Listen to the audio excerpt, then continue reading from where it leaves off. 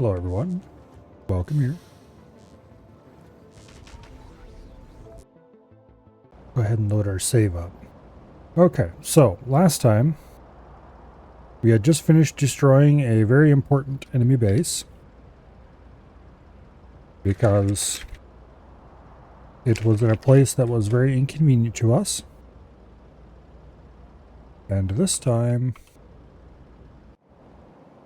we should probably go wipe this one out too.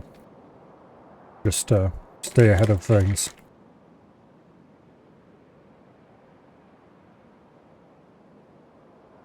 And then we have to go continue working on the science factory, which we're actually almost done with.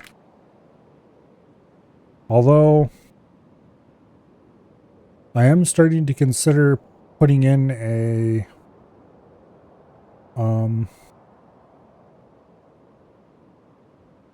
uranium mine somewhere. But to do that, I'm going to need to produce sulfuric acid and load sulfuric acid on trains. Oh, look what I don't have space for. More loading bays.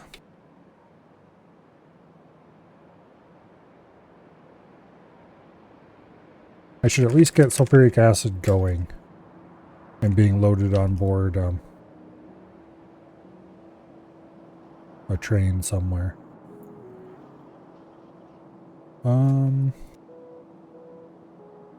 We do have sulfur over here. I could probably dump some kind of system somewhere. I'll have to think about it. Anyway.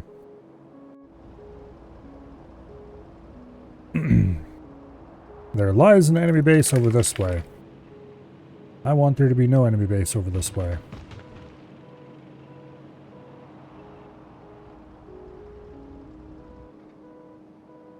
So.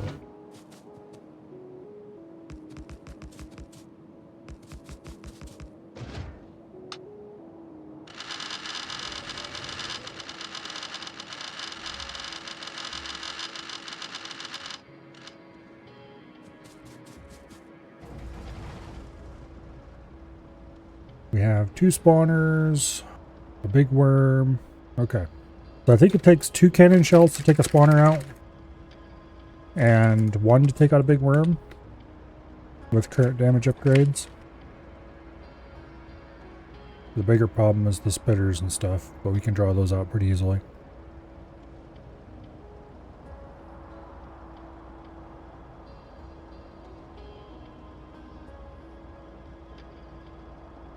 All right.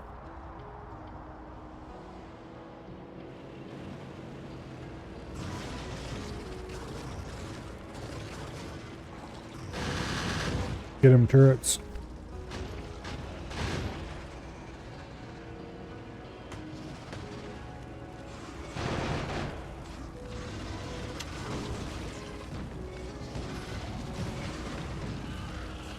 This thing has no reverse. Okay, well, we almost died.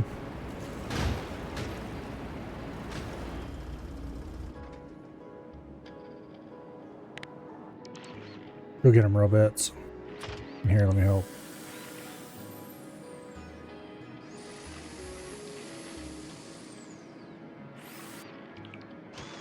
Seriously, this thing? No, it does have a reverse. Why weren't we able to back up then? That's weird. Well, anyway. It's dead now.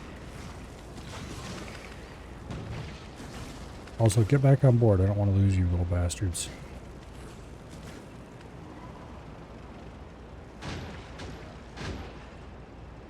Okay. Let's go take out the last couple of worms.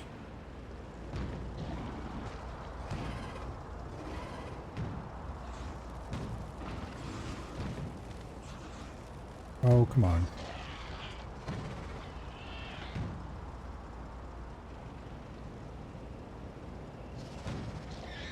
There we go.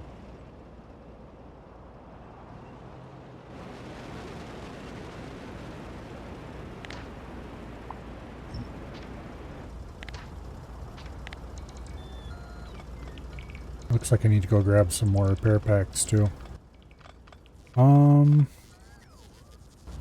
Yeah. I do have some materials I could use to make some, but...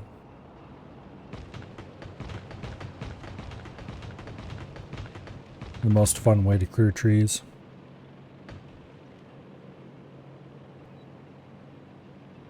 Although, very much the slowest.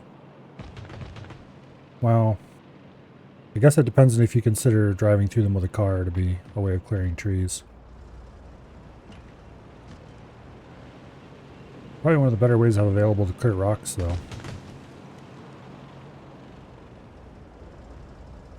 Alright. I'm just going to pick you up and carry you with me. Now, we have purple science. We have the assembly area for the yellow science. We just need to make the actual yellow science components, which are processing units, which we are making already. They're right over here. And they're coming out the top, so I should reverse those and bring them out the bottom and then bring them over here somehow. Unless... let's start theory crafting routes to get these over here. We could... no, that'd be inconvenient and make this area even more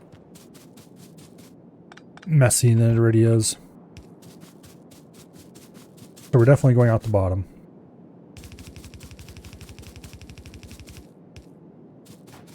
Now, turn, jump this, turn, jump that.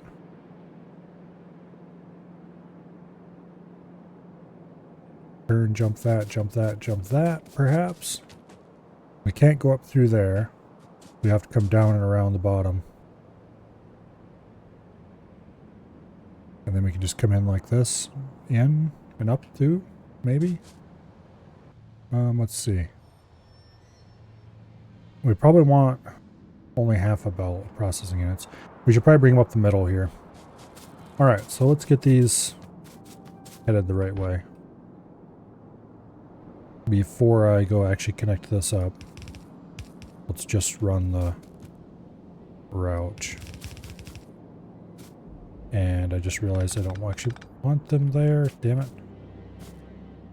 Stop moving me around, game.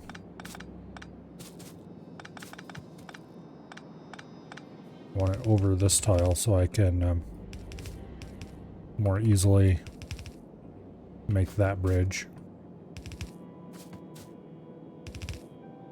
Okay.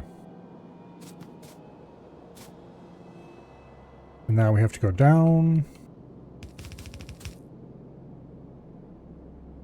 And then...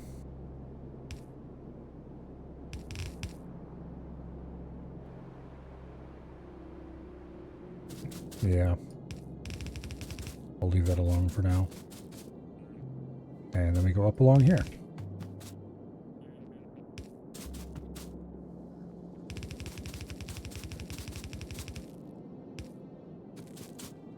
Okay, let's go connect this up. We don't need to actually connect it to those center belts yet.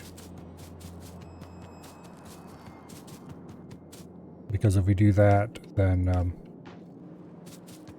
well, we'll be losing a tiny bit of useful flexibility that we'll probably want and or slash need later.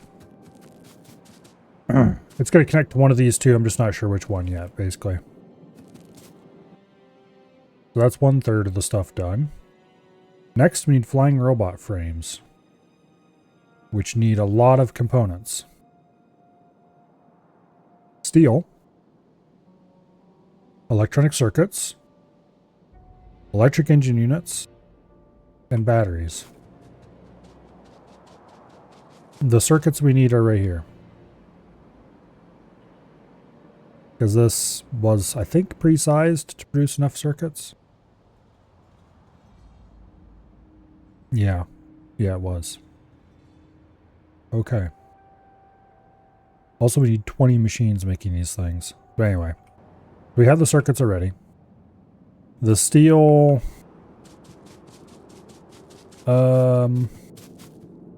sort of. We could Probably grab it off this belt.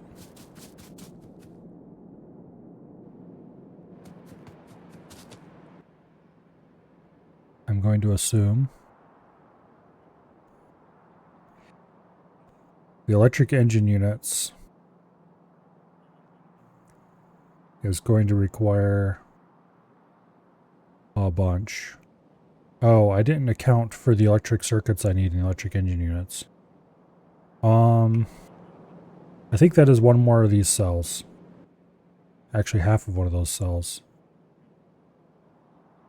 Yeah, because each of those cells produces 4 standard units. And we need 2 standard units.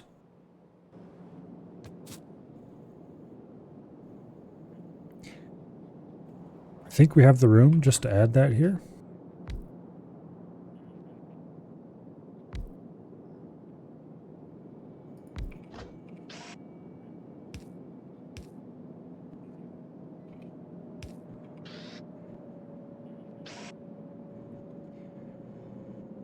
And I'm going to actually put them on their own separate belt.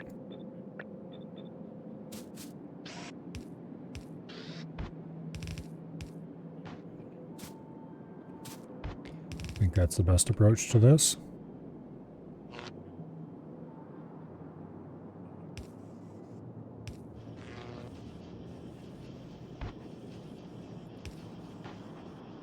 Okay. I guess that means we're going to build the electric engine units in this area for now.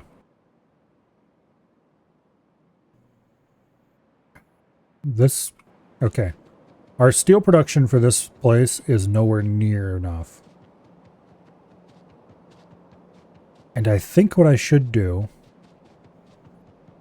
is just pare out my existing steel production and add a full-size smelter for steel.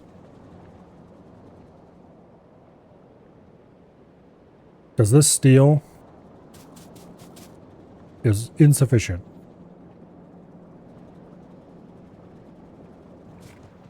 It's sufficient for a lot of things, but it's insufficient for everything. Like, how much steel is this actually going to pull?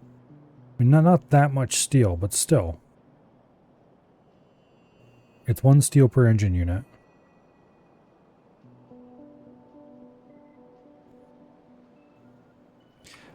Maybe we'll still be fine.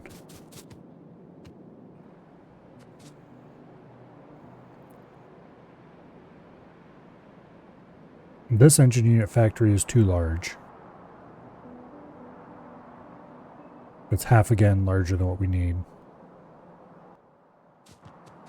So let's go design a new one. And we're going to have to design it to also include the electric engine unit section of it, which is going to need lubricant, which we don't currently have here. So we'll have to have that delivered somehow.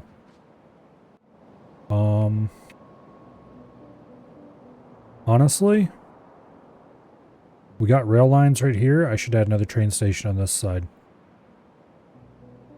And we can use that to deliver the steel and copper we're going to need for the low density structures. As well as whatever other low density structure remaining stuff we need. Okay, you know what? Let's build this wall. It's not a crashing emergency right now that we have this wall here, but we're going to need it eventually, and if we build this wall, then we can follow it up with a, what do I call it? With a train station in here.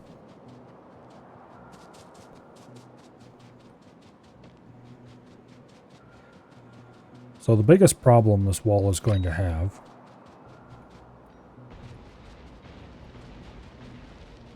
is these cliffs.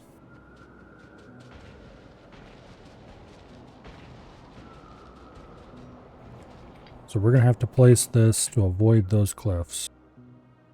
Where's my wall blueprints? And I think we can arrange that. without too much trouble. We might have to make some minor tweaks to the design to make it fit through here. And then we're just going to run into the second set of cliffs, but at that point we can turn down and meet the water here. And unfortunately, we can't really do anything about these cliffs because cliff explosives are locked behind access to another planet.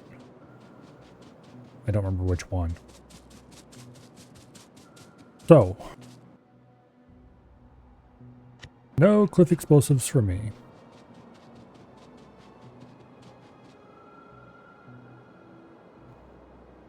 Alright. We can't... I'd rather fit that there and miss a little section of wall than I would...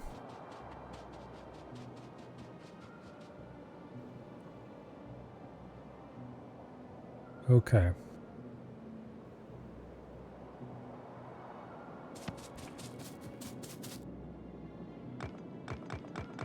I never did make an inner corner blueprint, so we'll just have to wing it. Not that that's particularly difficult.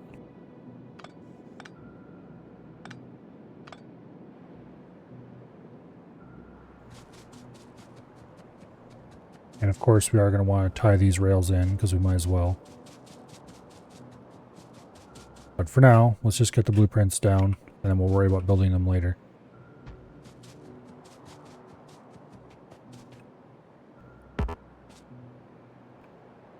Okay.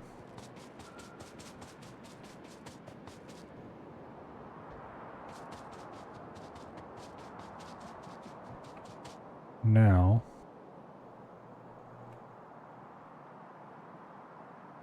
that's not going to work because the walls in them, or the, here I'll call it's in the way. So, we'll have to pull it back probably about to there or a little farther.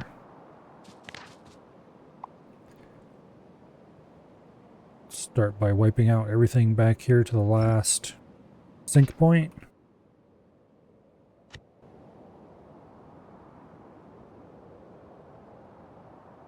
I never did fix these walls, did I? They still had the broken rails. Well, that's fine, because we're not sending the rails around this corner. Because that would be dumb.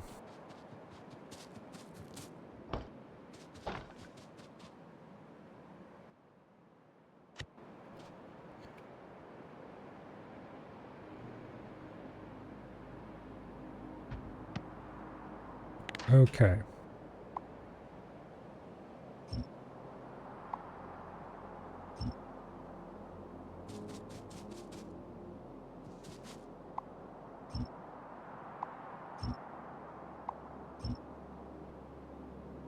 That will do quite nicely.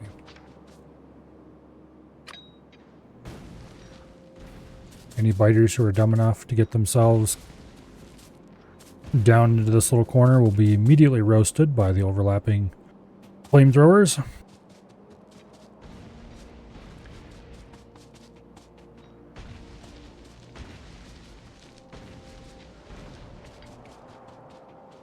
That nest is going to be a problem.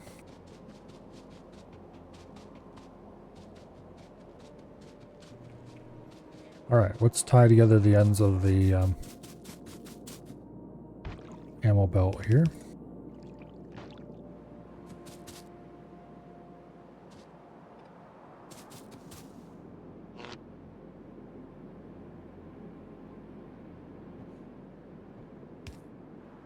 Make a few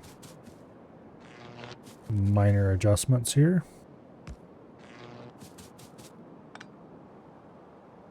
To account for okay. Now let's just trim these rails off.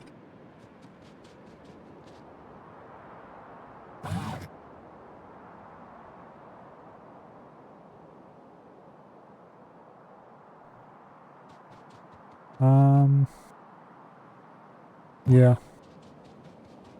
We'll leave the roll ports alone. I should go back and place roboports on the old wall sections. I don't have them.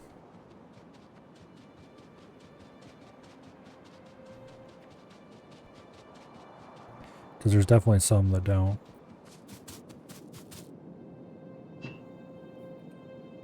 Okay, we don't need that right angle flamethrower.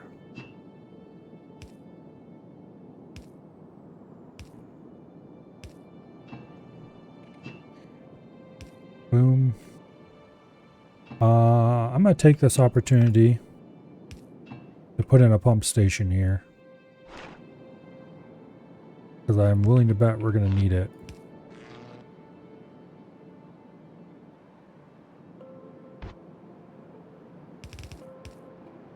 Okay.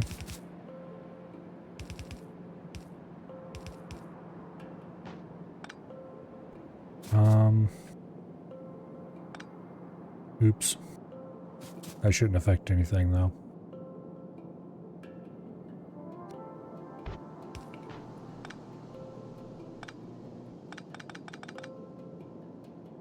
Okay, actually that won't affect anything, so we can just leave that, and then all we have to do to turn the new section on is turn that.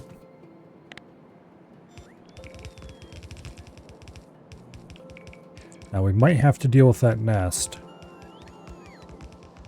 due to them getting riled up about nearby excitement before we have the wall in.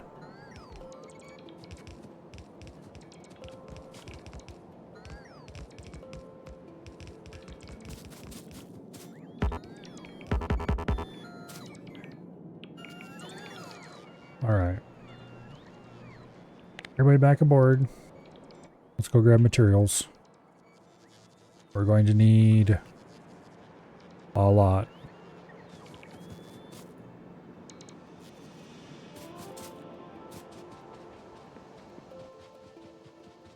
We probably have enough flamethrower turrets if I had to guess. We probably need more gun turrets. We definitely need more walls. We definitely need more roboports. I think I've automated roboports somewhere, but I haven't looked at that for a long time, so I'm not sure where they're at.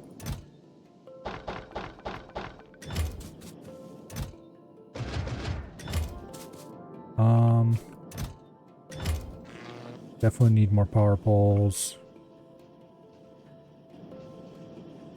I'm gonna grab one more stack of undergrounds. There's the roboports. Probably should order them to do 2 stacks of roboports in the future. And let's see. That should be enough of those for now. And we're definitely gonna need more rails as well, so let's go grab a few of those. Hello, Colo. Welcome here.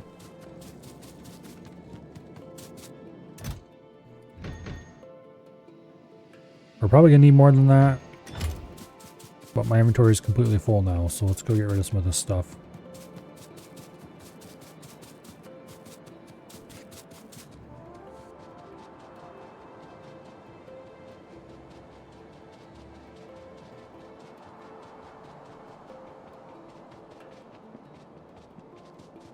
Okay, I definitely should get sulfuric acid going and get uranium mining started, just so I have a large amount of it on hand.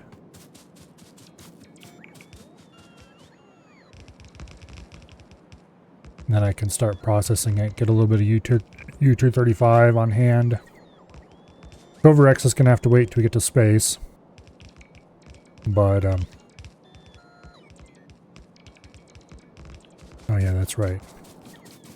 The thing that prompted me to go back was that we need a pole to go there. And also need a pole to go in there somewhere. I need to connect those 2 bits of rail together at some point, but that's not a priority.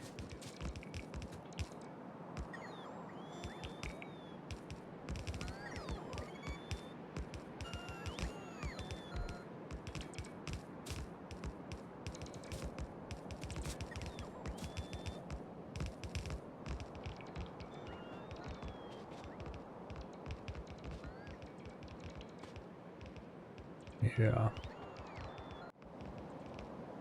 These guys are definitely going to start attacking us when we put turrets there. Well, maybe not, but...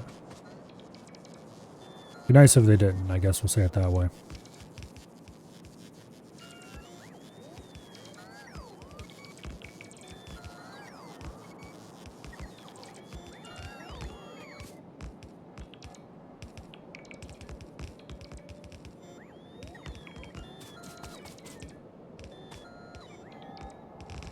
Okay.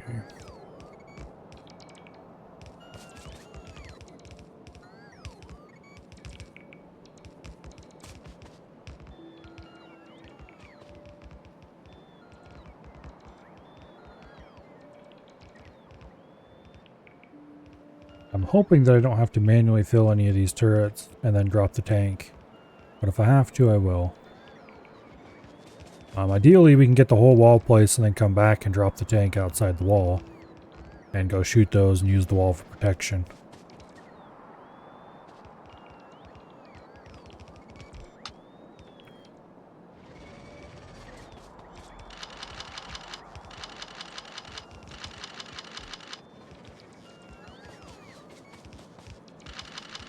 The flamethrowers are actually active. I forgot about that.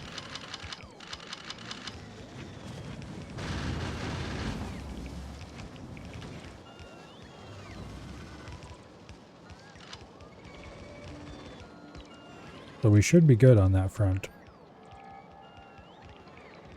I should probably go ahead and drop the tank and take care of it right now then.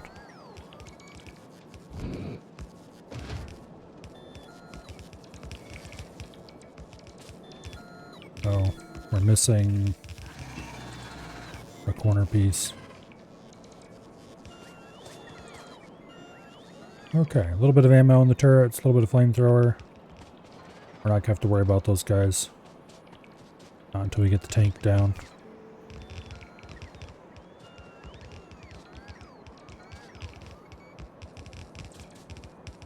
I might actually have enough stuff on me to actually build this thing.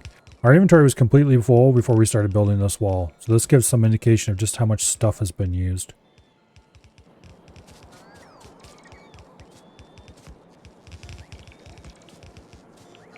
And it looks like we did indeed have enough to completely finish everything. Alright.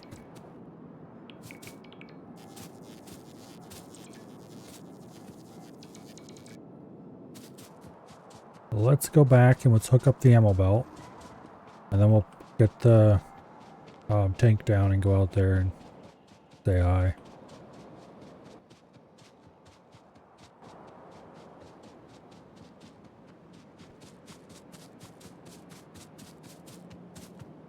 Okay, ammo belt.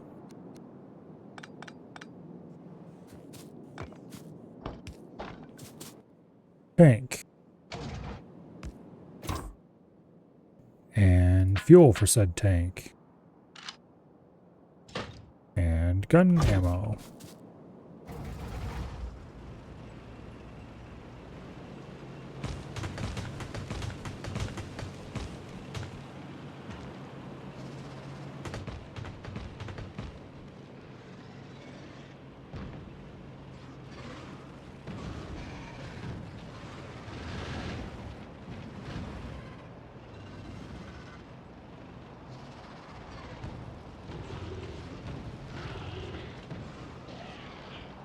I love what tank ammo does to worms. Okay. Solved that problem rather easily. Let's get back to base.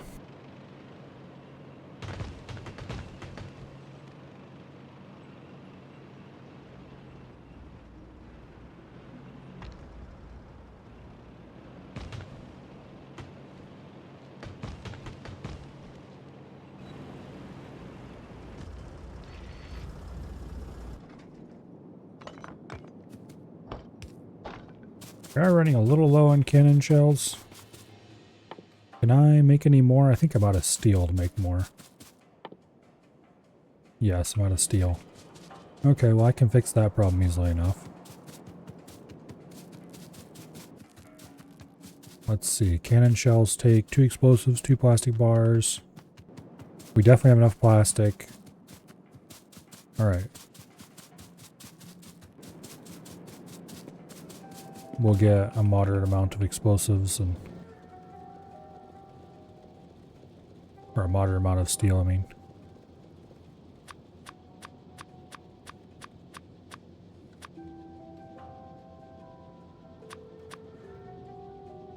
Actually, we were shorter on plastic bars than we were on explosives. Okay. Well, we could go grab a few more plastic bars, but I don't think it matters because we're not going to need that many cannon shells for a while. All right.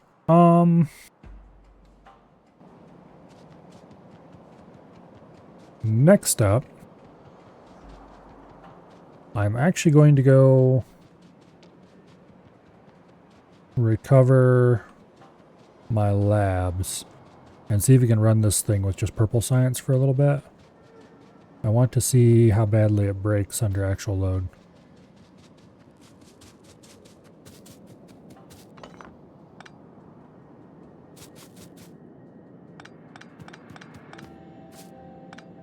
Let's go collect the labs.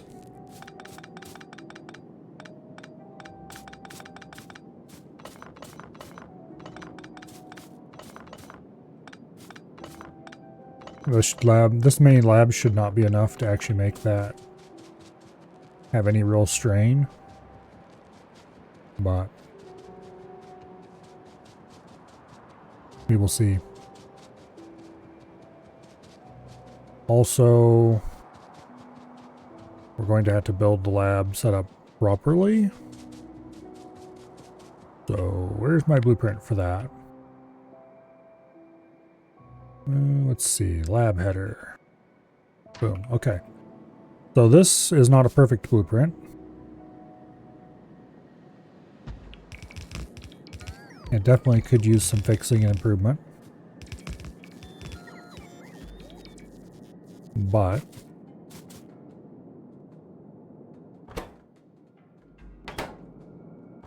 okay, military science and blue science. And this one is purple. And I never did get yellow apparently when I made this blueprint. Alright, so let's do some fish tricking.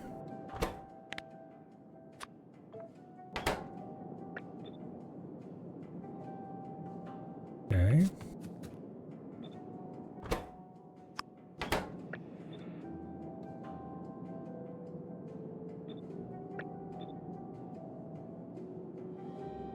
Keep it all from being a big old mess.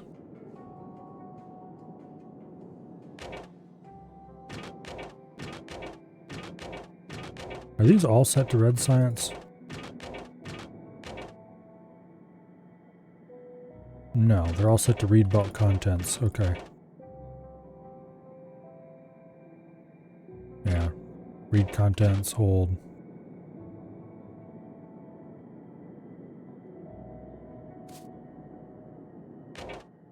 As are these. There we go. Clear that extra junk out.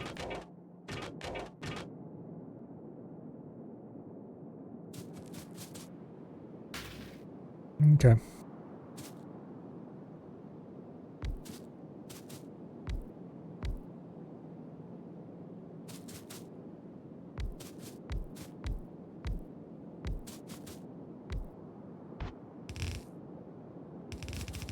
We can definitely make this bigger later.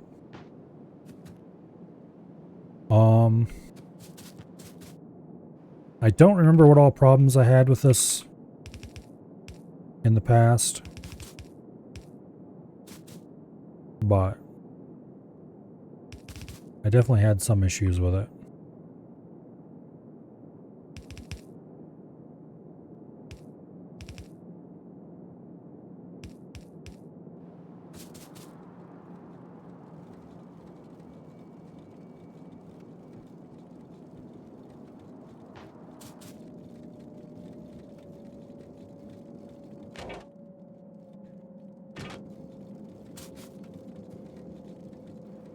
Alright, that fills up pretty quickly.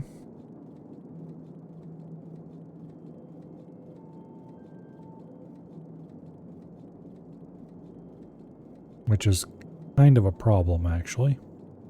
It fills up a little too quickly. But anyway, we'll worry about it later.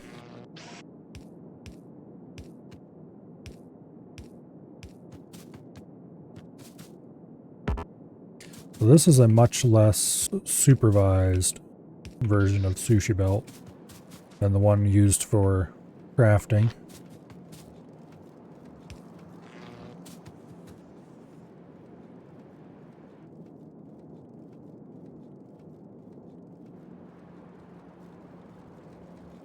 But it's still pretty effective. Okay, let's get some research going. So we have purple science. We can do inserter capacity bonus, which is useful, or we could do logistics 3. I know which one I want. I want both of them. And I particularly want logistics 3 because we're going to need blue belts to make certain parts of this factory run at a reasonable speed, as designed. Also, what does this do? Adds 10% more steel plate productivity. That might be pretty big. It's also pretty expensive, so we'll avoid it until we actually need it. Okay. Does this one affect only bulk inserters? Yes, it does. Okay. The ones that affect all inserters are the most useful. Unfortunately, I don't think we have any of those.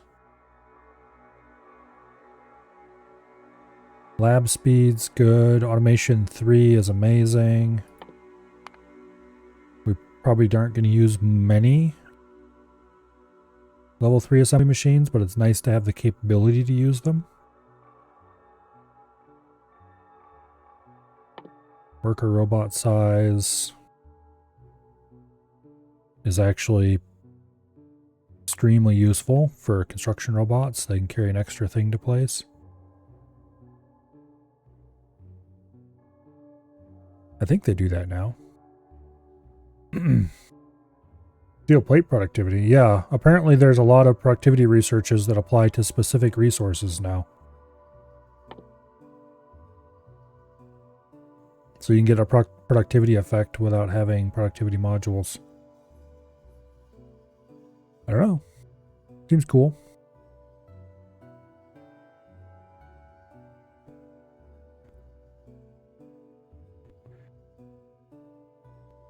Anyway. That is, however, beside the point. Effect transmissions. We could get beacons now. Elevated rail. Okay, let's get that next. These are going to take a lot of concrete, which means I need to build a concrete plant.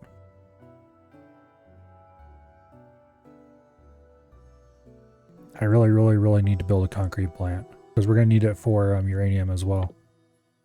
Make centrifuges.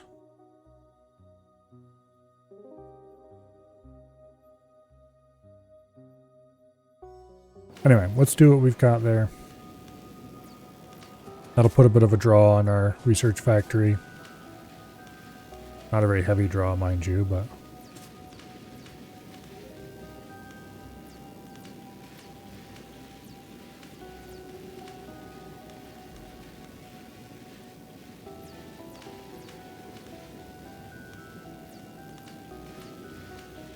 Alright. Research has begun, again. The number of labs we have is absolutely tiny compared to the size of our factory, but that's fine. You can always add more labs. It's much harder to add more factory. Now, I should also get rid of these science packs.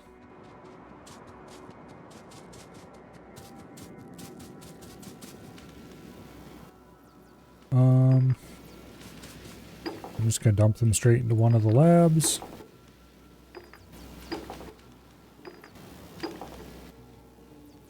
Congratulations, lab. You're set for life.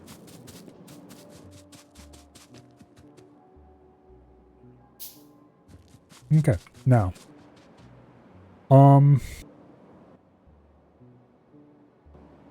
Let's get...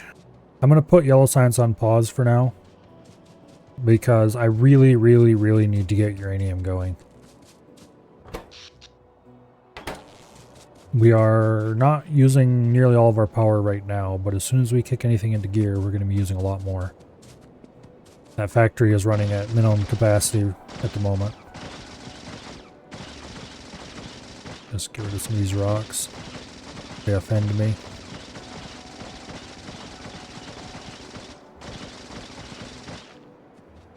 And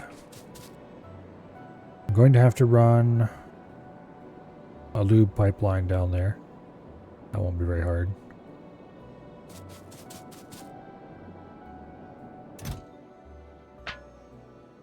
Let's grab a little more rocket fuel.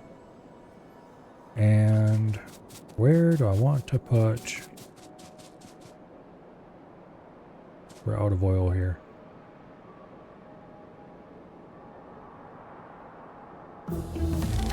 Okay, that's not good. You. How much oil do you have? You're almost full. Here. You're full enough. Go unload, because we need that oil badly. I need to set these up so they only call for a train when they're full. But anyway, I have changed my mind about what we're doing. Sulfuric acid can wait. We need to go get that second oil field online now. So, let's grab materials.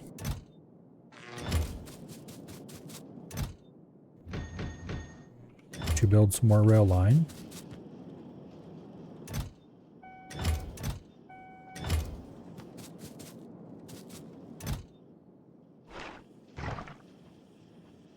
You know what? We don't need another train. Yeah, no. We just need one train. We just need to make the train so it goes to the right place. Namely, the place that actually has oil available. How am I doing on pump jacks? 28 of them?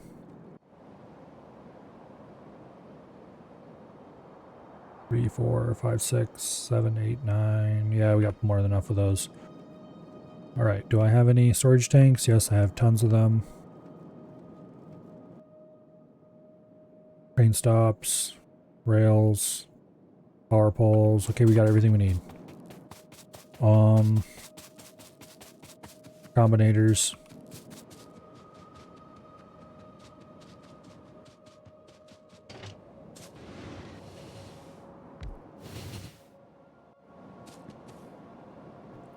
Okay.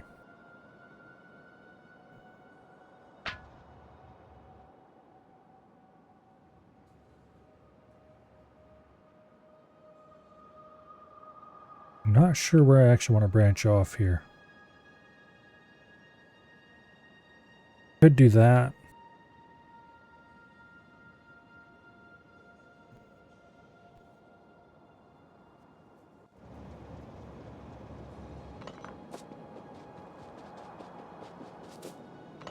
Okay.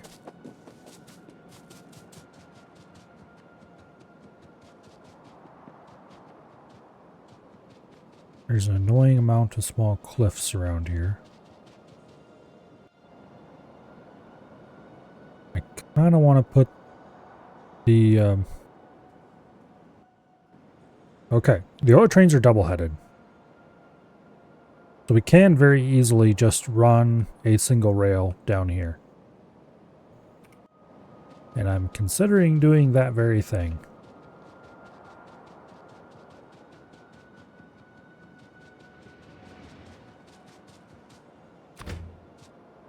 If I just...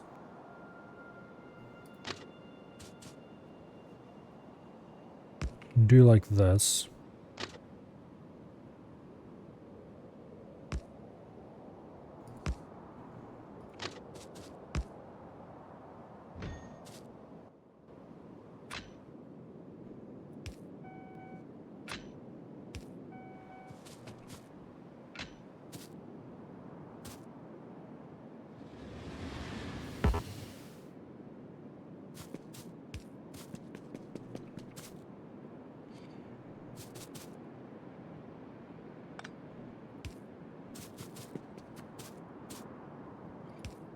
Okay. That's the wrong side.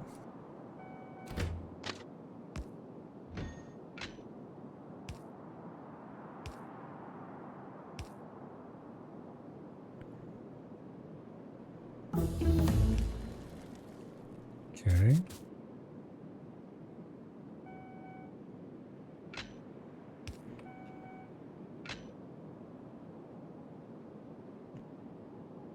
That should be fine. Trains can pass each other here without blocking each other. It's a very janky intersection, but it'll do.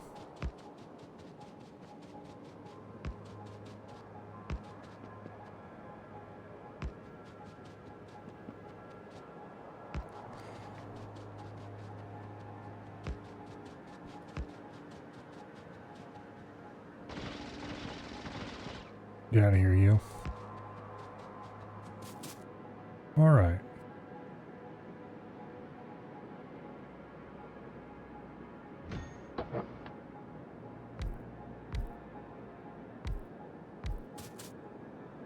Hopefully none of these are covered by a cliff or anything annoying like that.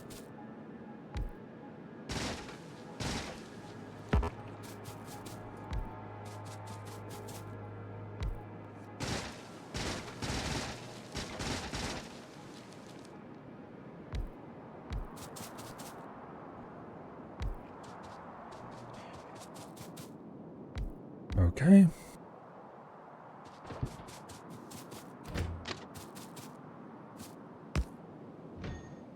Now, do I have a blueprint for this? I think I do.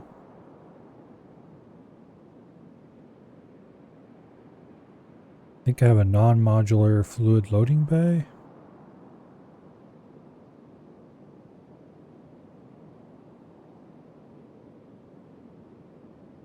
No, I don't. Really? Because I'm pretty sure this is exactly how I want to handle my oil here is how I handled it. Oh well, we'll just build a new one.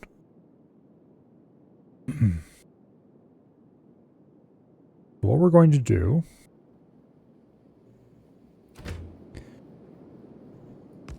going to set up a station. And I did not bring pumps. And I did not bring engine units. Because I'm smart and plan ahead. Oh well.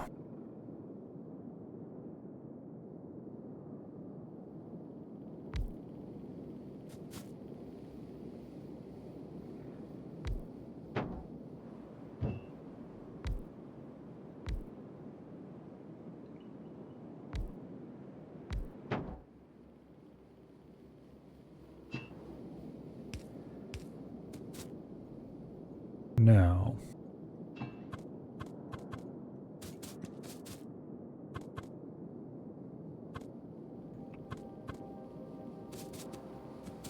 let's start wiring all this together.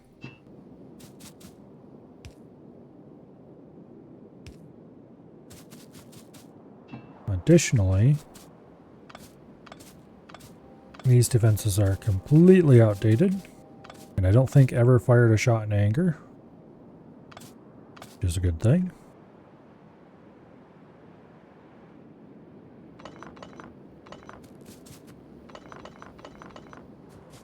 Okay, so this little setup here was to provide supplies for all the surrounding flamethrowers.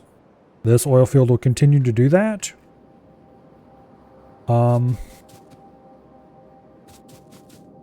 However, I will be doing some reworking to make it so that it also supplies a train station when we get around to that.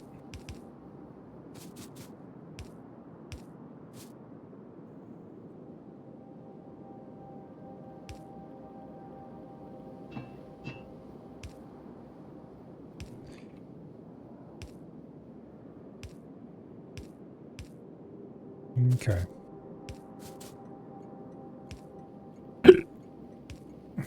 Damn it.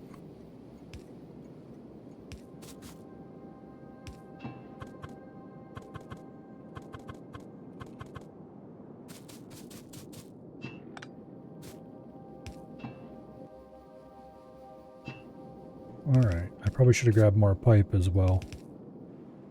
Oh well. Oh, you're hooked up already.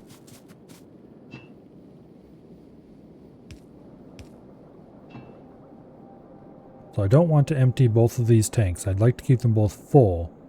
We're probably going to set up some kind of pumping station to make sure that remains that way. Or I just won't worry about it and hope it all works out anyway. We'll see.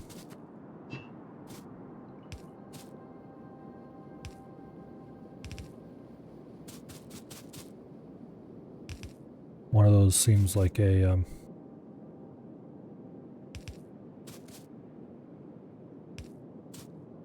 much more Milo course of action.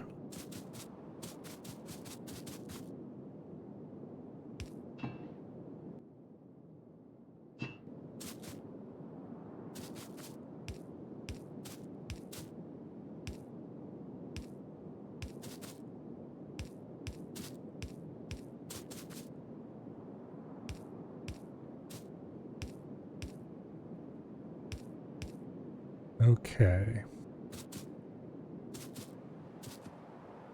Now we have two segments that are not connected to each other.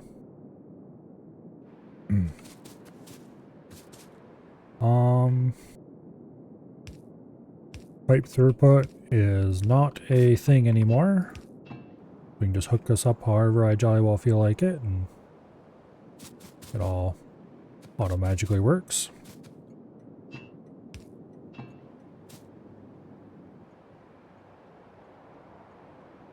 Okay, instantly all the tanks in the system went to the same level, which is pretty cool to see. So what we want to do at this point, I'm going to do this with green wire for no particular reason.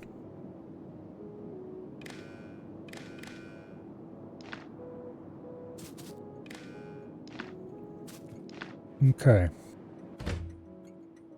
Enable, disable, if... Wait, why'd I wire them all? I don't care about all of them. I really only care about one.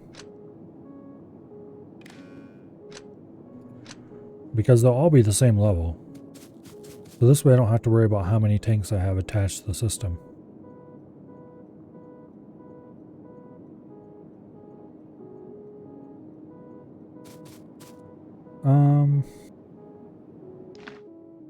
Here, how much does a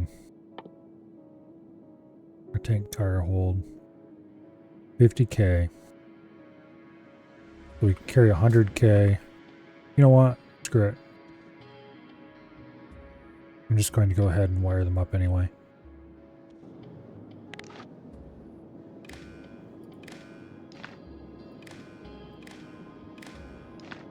And then we'll set this enable, disable if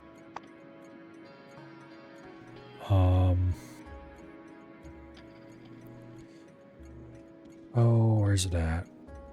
Under fluids, of course. If crude oil is greater than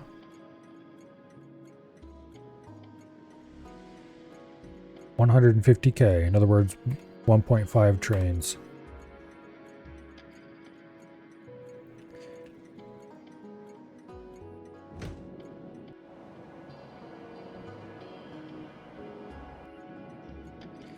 And this, I'm going to receive the name oil loading.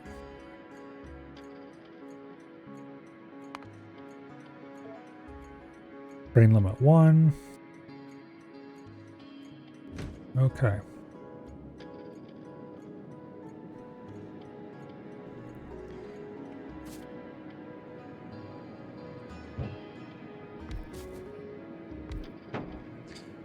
So I actually want to give this actually one train car is 2 of these whole tanks. Wow. Okay.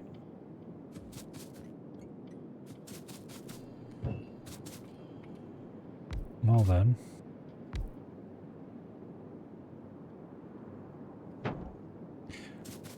We'll change this.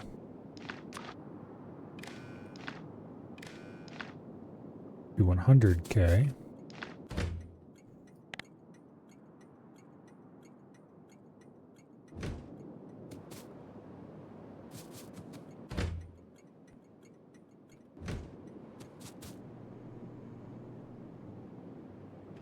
Yeah. That way we'll have a little extra. Alright, now. Power.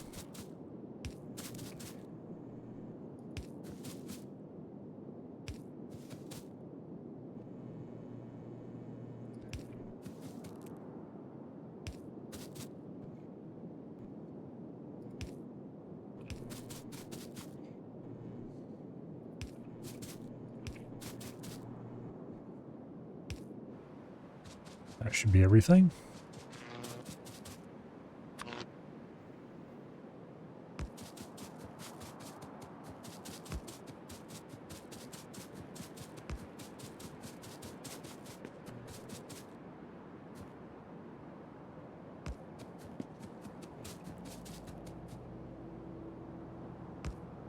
Okay.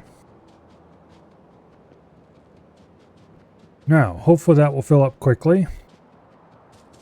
And then we just need to go and similarly wire up the old oil station so that it will call the train when it is full.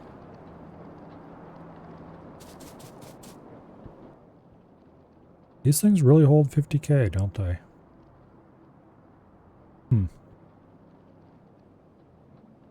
Yeah, that's double a standard tank, which I guess makes sense because they are about twice as long. Well, this isn't going to work anyway until we deliver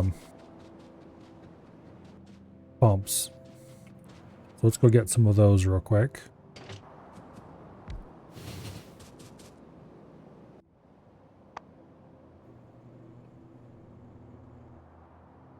Fuel down at the bottom. Okay, best place to get pumps is going to be right over there, actually. We can just grab a few engine units off the line.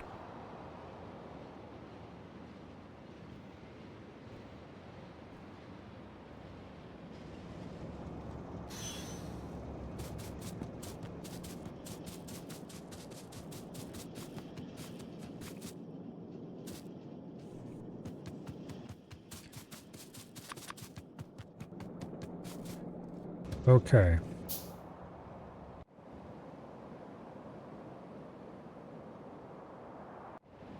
Back we go.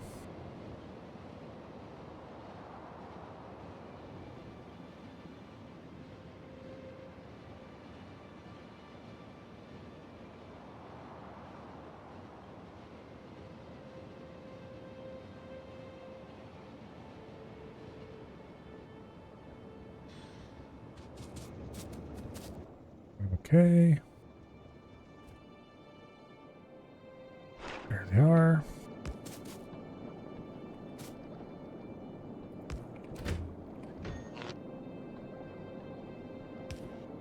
Boom. Okay.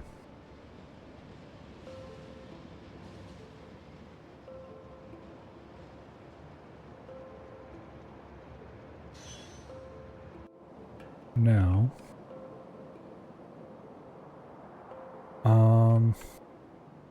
take this over to there and then we'll go set up this oil station. Similarly, we'll have to add a bunch more tanks to its little tank farm. But that's fine. More importantly, we're going to have to send this away. I should have dropped a radar. Damn it. Well, we can check the level. It is at 93K. So it's going to be 100K soon.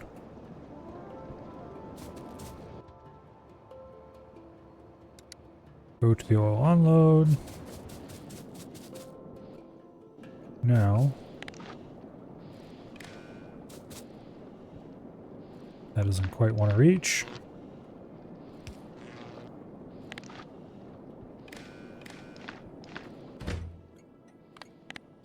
Enable disable.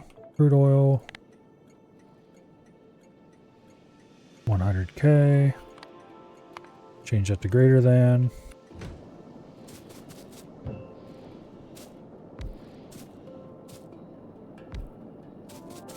Okay. That should be the 100K we need.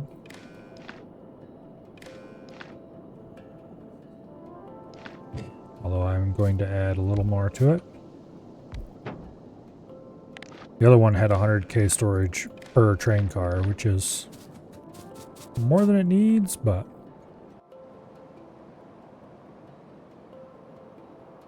Okay, this one's actually on now. And they have 110K sitting there waiting.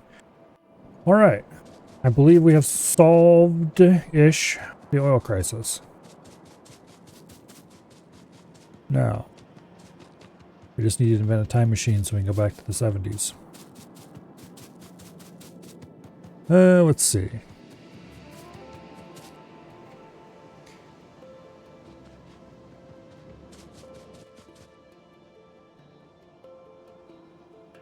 Express belts are pretty easy to make. They do suck down a lot of iron.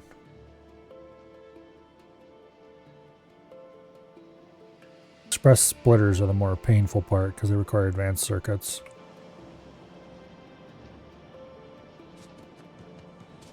I really need to make a belt machinery factory that does everything. That I could just, that's nicely laid together and I can just blueprint it and build it in stages. And just paste the next stage on it as soon as the tech comes out for it.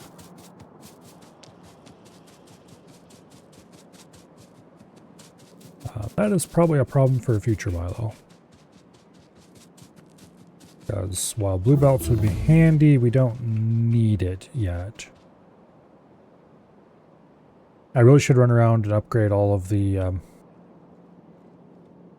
steel belts to blue though.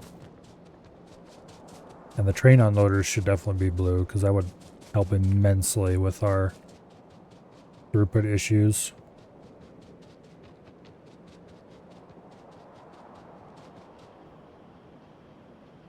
If I could get just the copper upgraded to blue, we would probably have enough copper input to solve our low density structure issue without having to add a whole nother set of stations. But we're going to add a whole nother set of stations anyway.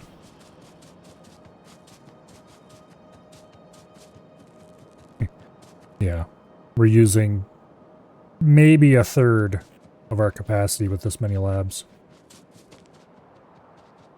I definitely should add way more labs. But at this point, I don't really care.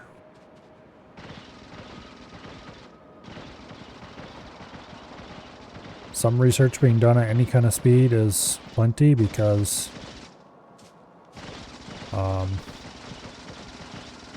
we're not exactly going to run out of time to waste for a good long while. I have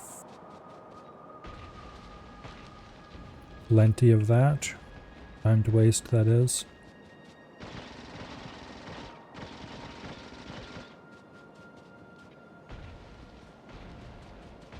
Because building everything I want to get built is going to take a while.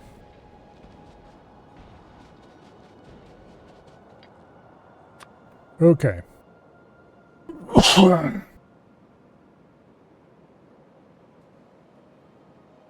We need a stacker lane.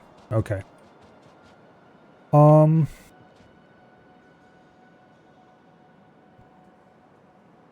Unfortunately, train parts can't be flipped. Because I'd really like to have these facing upwards.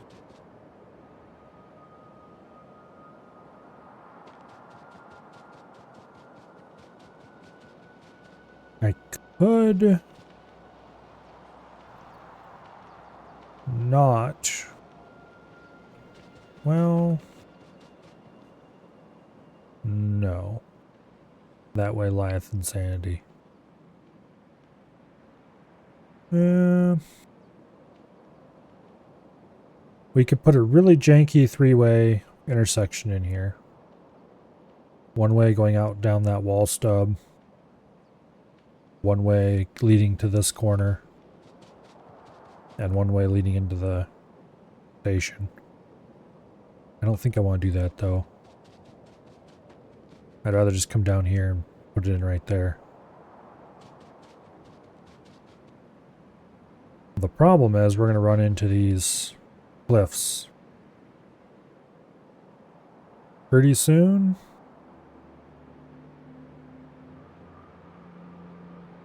Which would put a pretty severe limit on how long this can get. It'd be better if we could put the T here. However, there's a small issue with that. Namely, that's where all of the science comes out. So, insanity might be the better thing to do.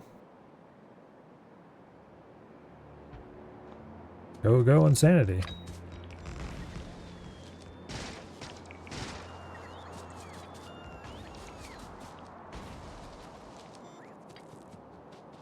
Okay.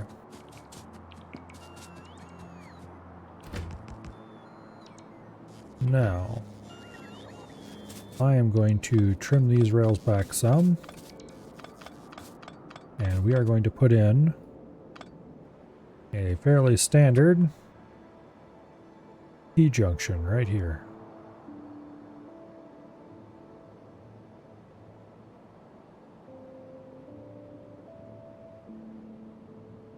Right like that. Additionally, we'll put in another T-junction. Right there. Right like that. After apparently eliminating a few of the parts of this one. Come on, get out of there.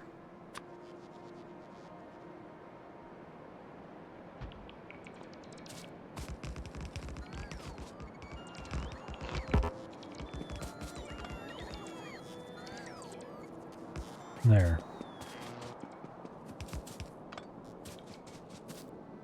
Now, additionally, this junction is going to be a bit trimmed.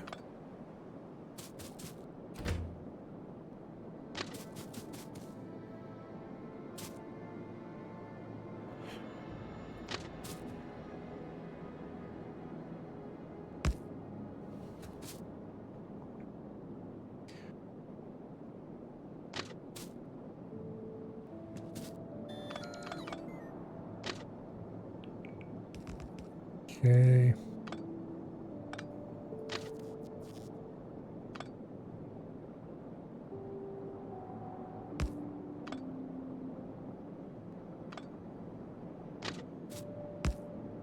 That's more like it.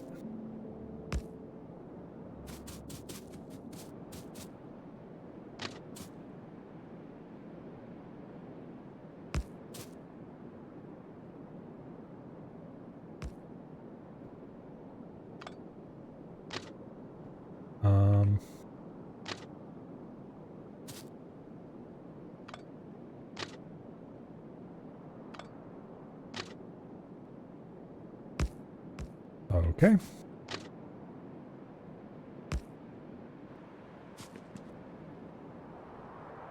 Bit janky, but it will do.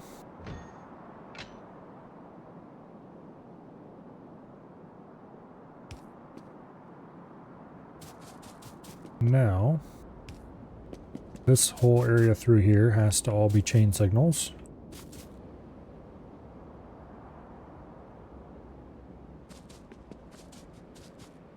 Unfortunately. Otherwise we will end up with trains getting stuck.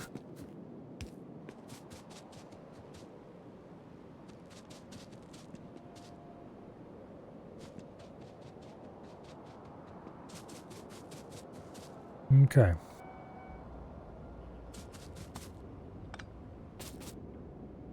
And those are a little too close as well. Might as well just remove them. Alright, lovely.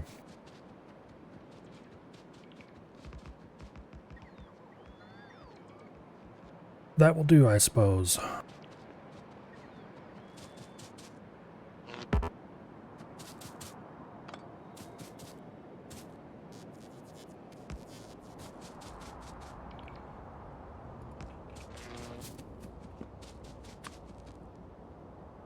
Now, if I can find the stacker again.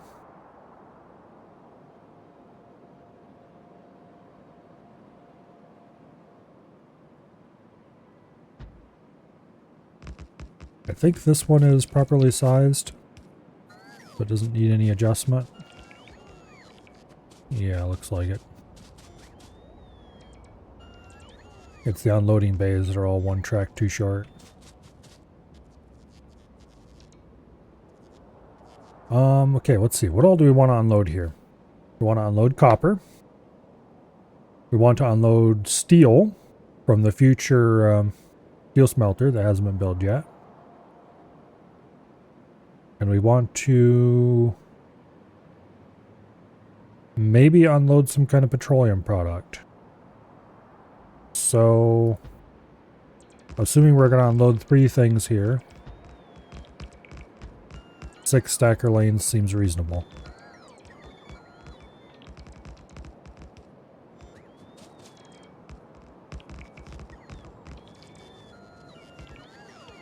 Okay. Now,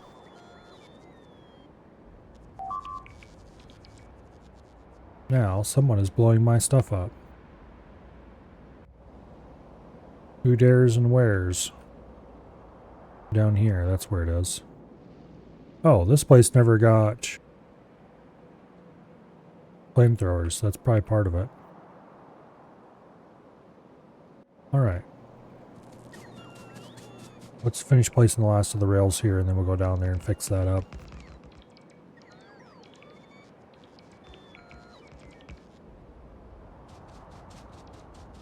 I think the ammo train can deliver oil nowadays. Yes, it can. Okay. So this should be just a brisk little jog down here.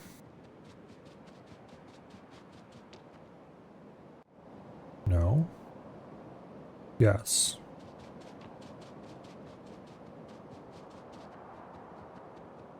Brisk jog in a slightly different direction than I thought.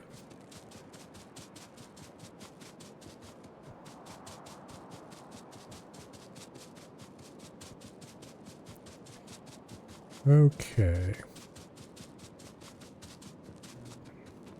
We're going to have to set up the ammo train so that I can request oil.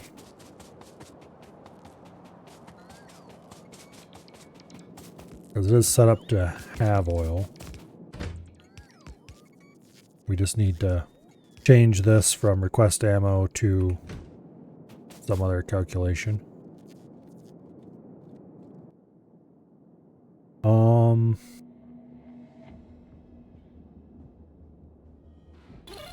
Let's see. Can we do a decider combinator?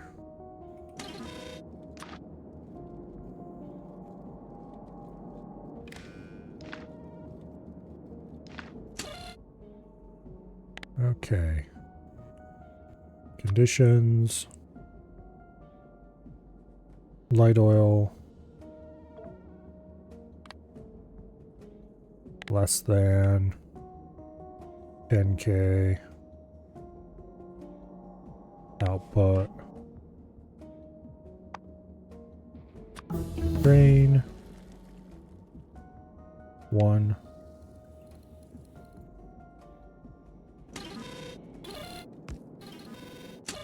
And then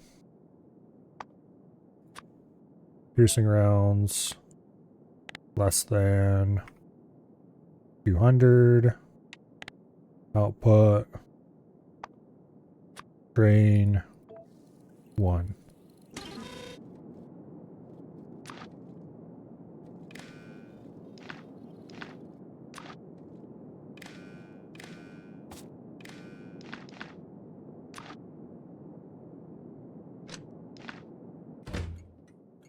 Okay, you enable if train is greater than 0.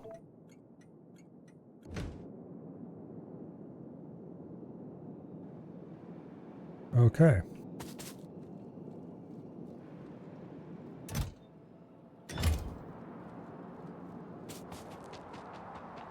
So we should have an ammo train on the way to deliver oil.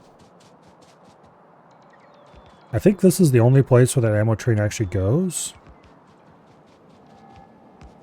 No, that's not true. There is one other section of wall, but that section of wall is got to get this flamethrower fuel locally. So we don't need to worry about setting it up for flamethrowers. There's my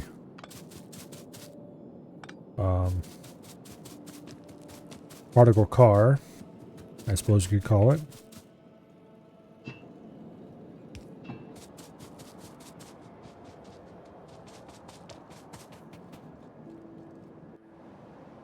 Alright, ammo train, have you left?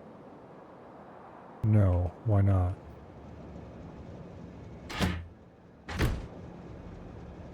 Because it's not producing...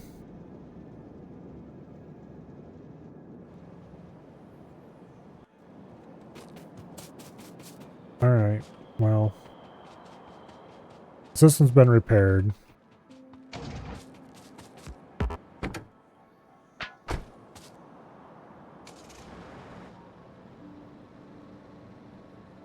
Let's go fix our red ammo production.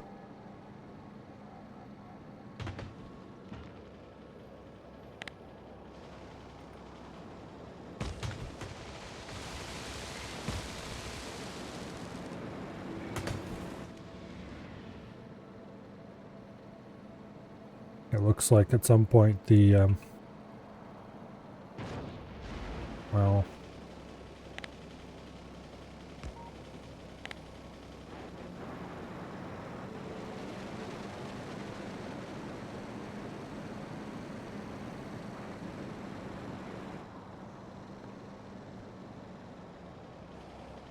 Okay. At some point, it looks like the iron got shut off.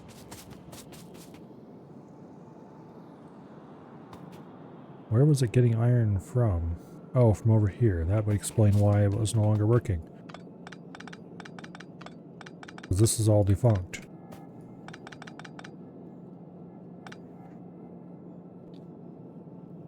Okay.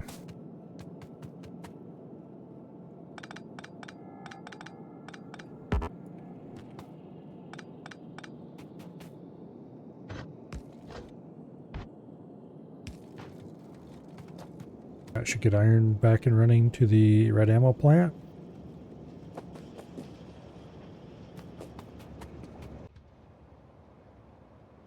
We don't need to deliver ammo to that wall anyway. I mean, it'll deliver some, but its principal job is to actually go deliver oil. We'll just tell it to go do the thing.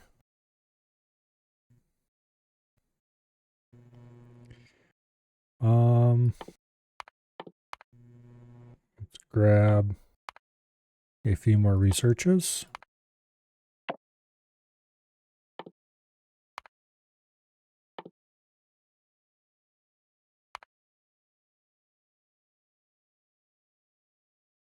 All right, lovely. I think that is most everything that could be researched. Well, affect transmission, but like who cares about beacons anyway? Beacons suck.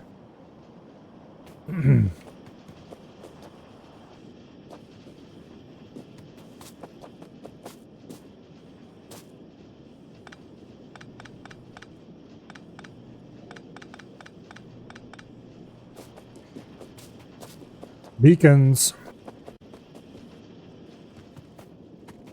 can make your factory run faster or produce more product, which is great. Except you have to build your whole stupid factory around the damn things. And I don't like doing that.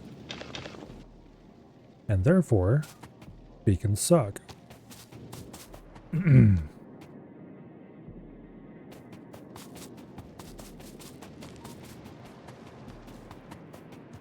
I would rather just build my factory larger most of the time.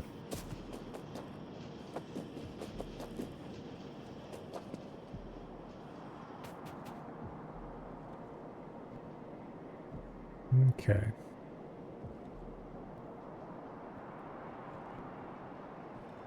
So we are getting some amount of ammo production going again. That's good.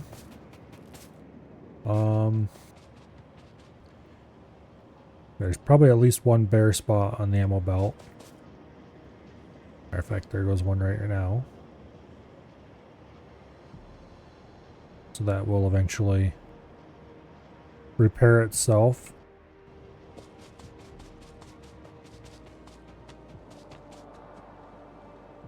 This is still unloading unevenly. Damn it, I thought I fixed that.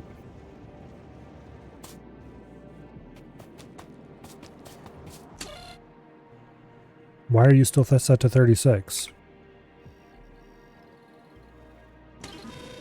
That might have something to do with it.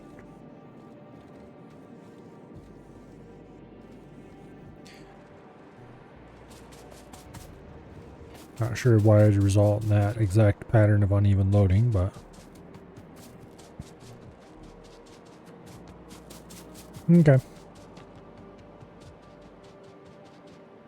I should tear this all out now, because it's never going to do anything ever again.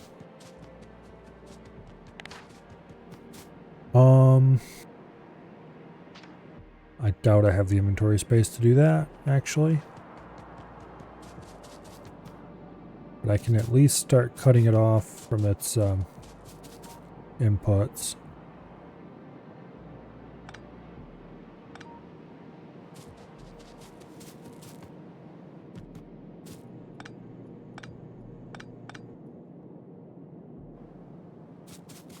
Okay.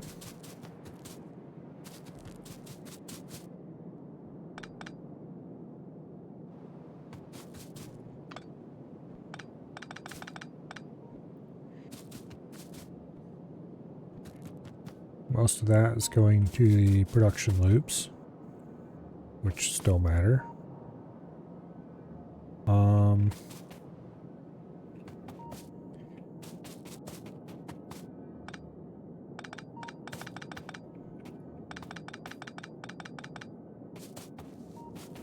Okay.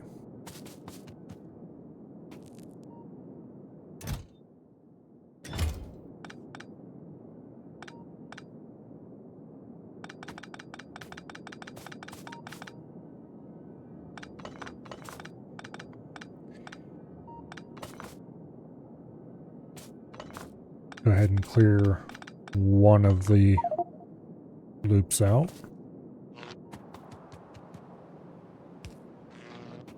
Apparently we don't have enough inventory space for that.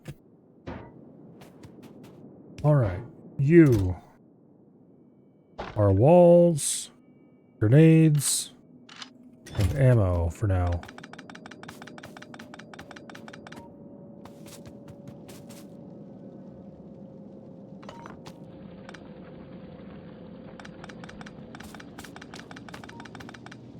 Trying to go cut this out completely.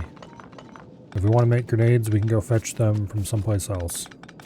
But I think we have a lifetime supply of grenades at this point. And if I ever want to make more, I will probably want to make an upgraded version, because I think they have a cluster grenade or something you can make later. There used to be anyway.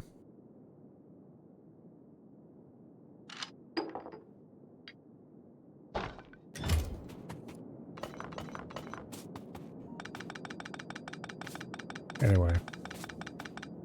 This is, of course, all advanced procrastination.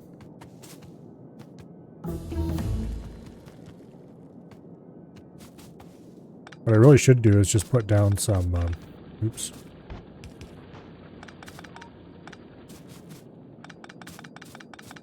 Put down some roboports. And get the local robots working on this. How far away are we from the...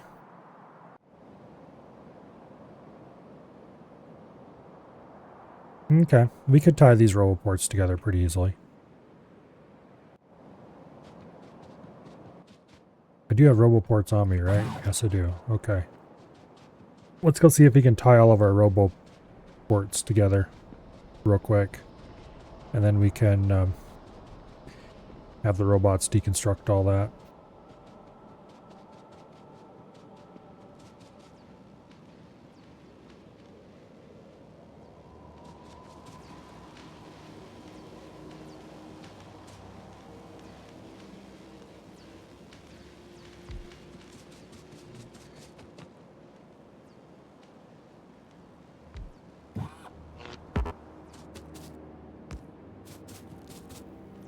All right.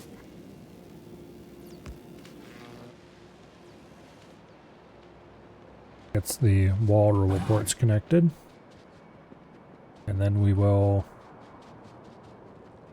probably base it off of this robo port.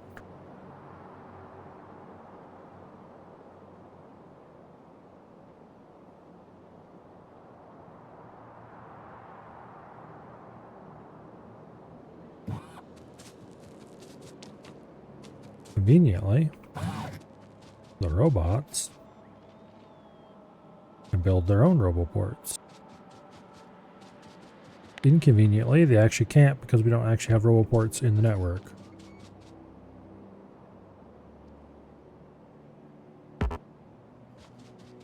Unfortunately, where the next one goes, there's a bunch of crap on the ground.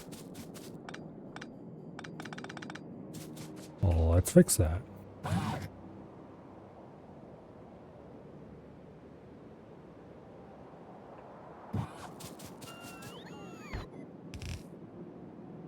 Damn it!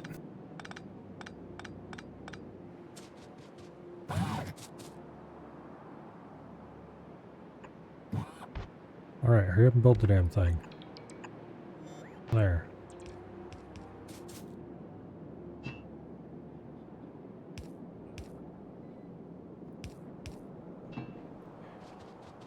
Now.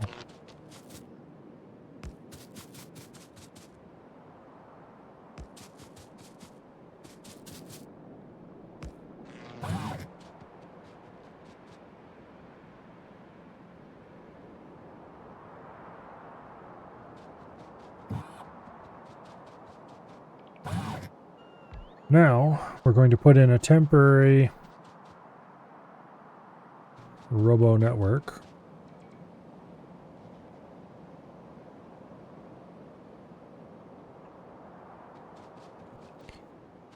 That neatly covers this area.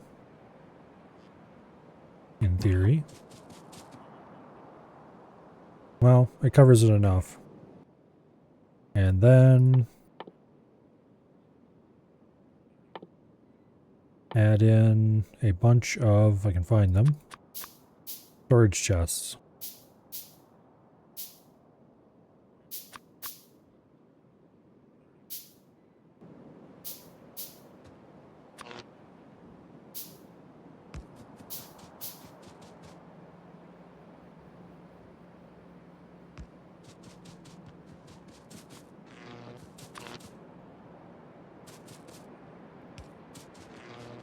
Okay.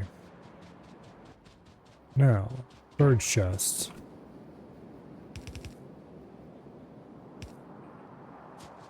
And then I can conveniently order the total destruction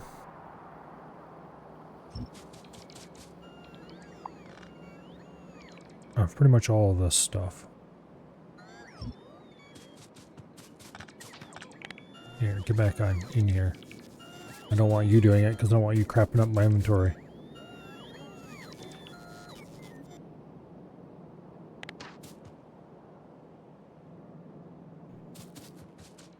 Okay. Speaking of crapping up my inventory.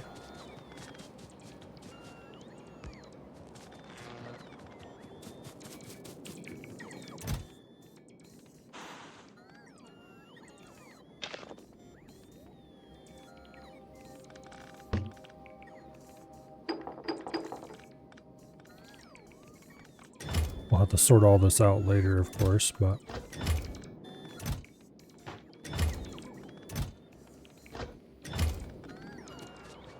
Anyway, we'll just let the robots do their thing and say goodbye to the old blue science factory.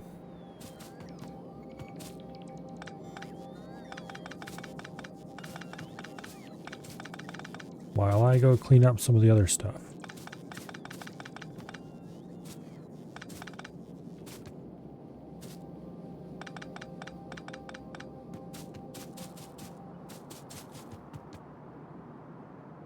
Okay. Similarly, I'm going to call for the extermination of the red and green science factory.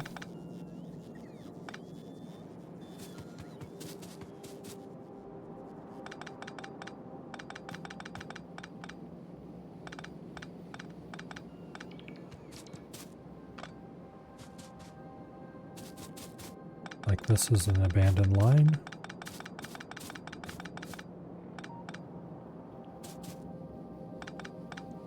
It did result in the removal of some stuff that our furnace line relies upon. So I'm going to go ahead and remove that too. And our old Roboport line. We'll have to automate them someplace else apparently eventually. And my inventory is full again.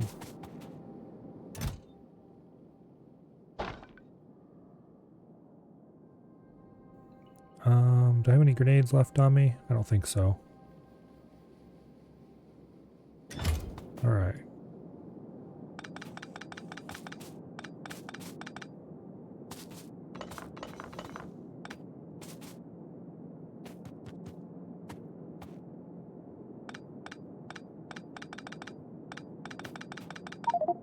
Oh, come on. Again.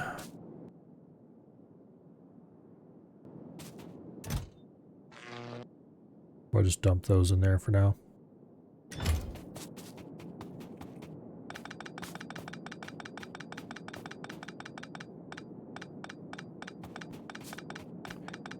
We have a rather large amount of crap to handle.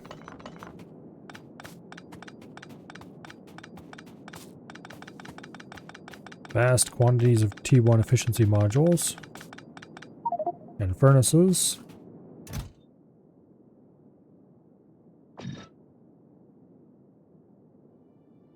And science packs.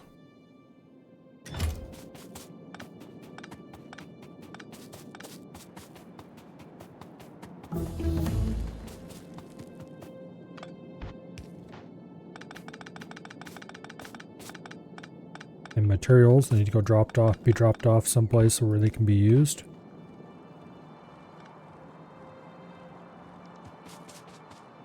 But the end result is a much cleaner, much more focused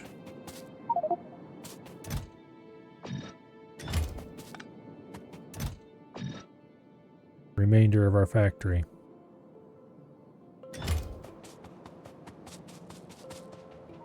And it's still not completely cleaned up. It'll take forever for the robots to clear all that out. Yes, everything that needs to be removed is covered by the construction area. So I guess we'll just let it sit for a while.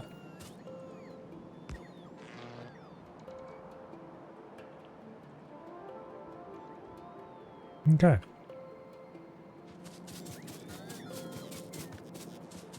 This plastic line is no longer used for now. I'm sure I'll think of a use for it eventually. That or remove it later. Alright, but all that was just advanced procrastination. Let's go get rid of some of these steel plates and other materials. I need to free up a rather large amount of inventory.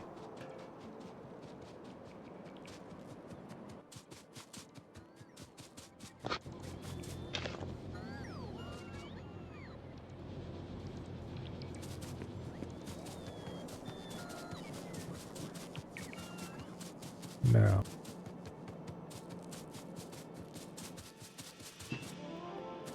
copper.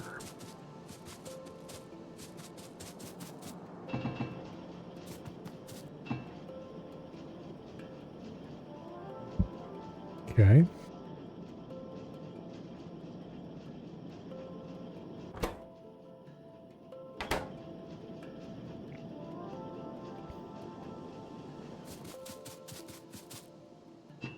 Steel.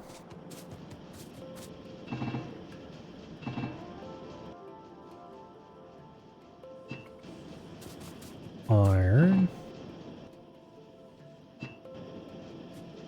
Gear wheels.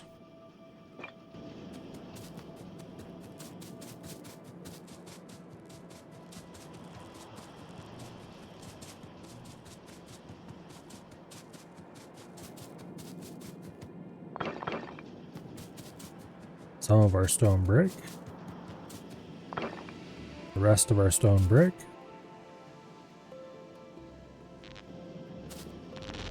Advanced circuits.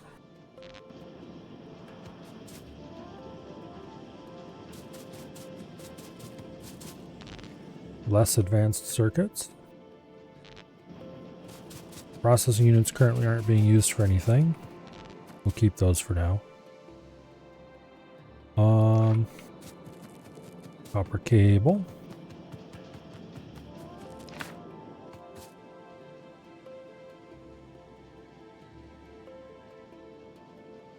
Kind of want those less advanced circuits back now.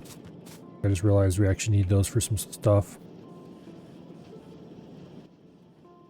Namely, I need to make some repair packs. So let's go find ourselves some gear wheels that we can get back as well.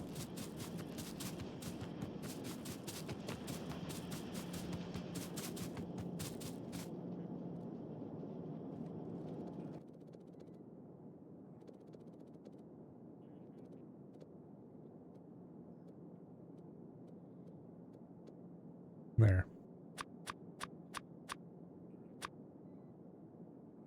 That takes care of almost all of that.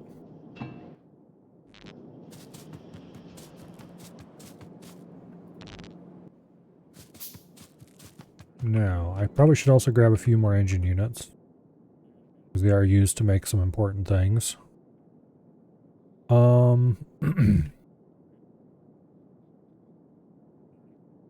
I need more pipes.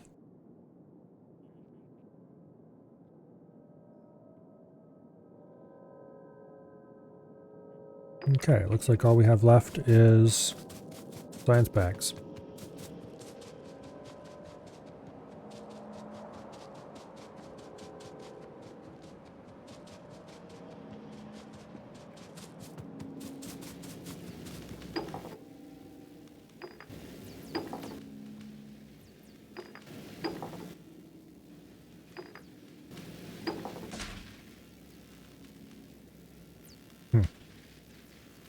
Most of those is stuff we just dumped in there. This is the one I dumped everything in before, so I figured it'd be way fuller than it is. Alright, let's go get rid of this solid fuel. We don't need that anymore, because we have rocket fuel for our personal needs.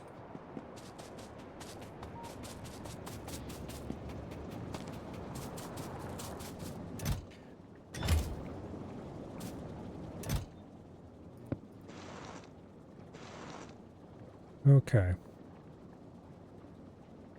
This is probably the cleanest our inventory has been in a long time, and it's not particularly clean.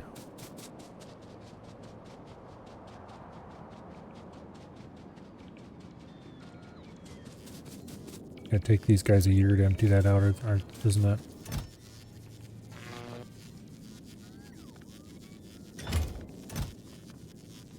Let's just browse through here and grab anything that looks appetizing.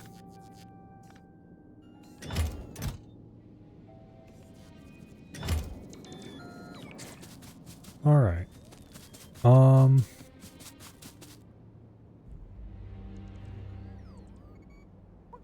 What pipes? Underground pipes.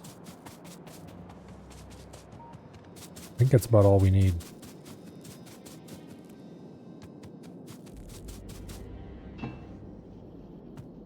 Okay. Rails, but we're not going to be doing any rail building for a while. We'll grab some anyway. Actually, because we are about to do a bunch of rail building. And we'll grab some stations too, because we're short on those as well. Rail signals look good. All right.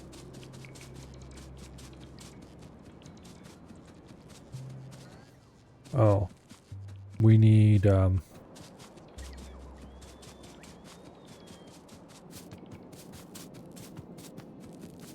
are our columns? These things. For which we need advanced circuits, and I know where we can get a whole bunch of those. There's an actual shit ton of them. Right over here in these containers. We'll grab all the advanced circuits we can get our hands on.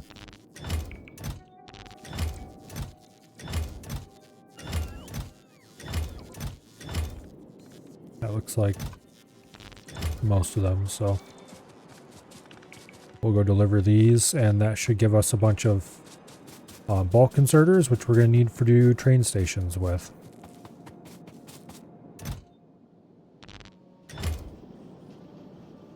Yeah, because the number we have available right now is nowhere close to enough to do a train station. Speaking of train stations, get some steel chests as well.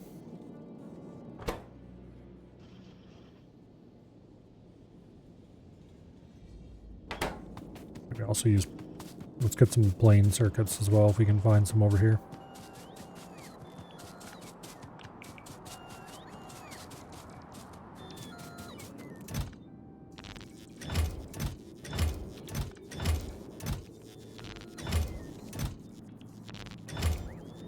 Okay. There's more of them on the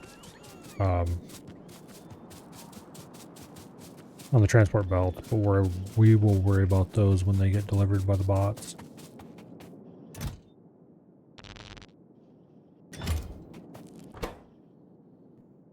Oh, fast inserters too.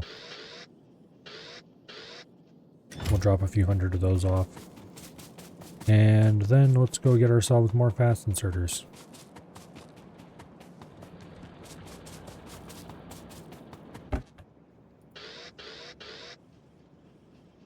Should be enough for now.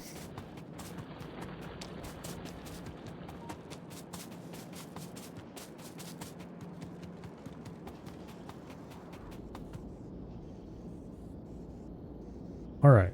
So how many of these do we actually use to build a train station? 48.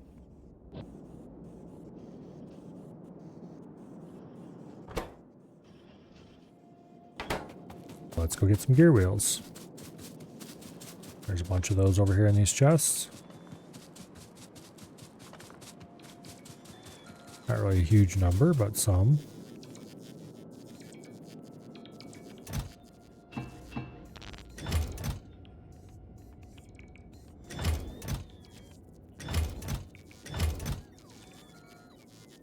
Alright. Need to remember to stop past there and grab as many science packs as I can before we head back down to the science factory.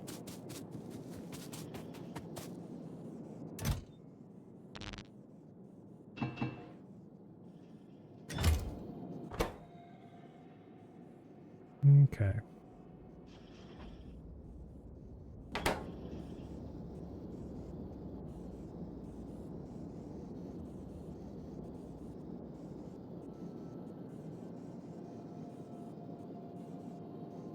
I'd really like to get 48 of these on hand.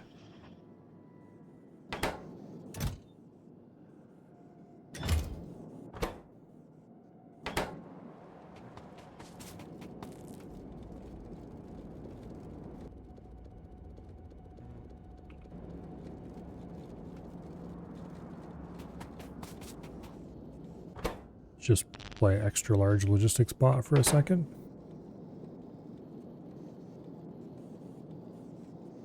Come on, 2 more and we'll have enough to build 1 train station. 47, 48, okay. Speaking of train stations, I should add more copper trains to the network. So,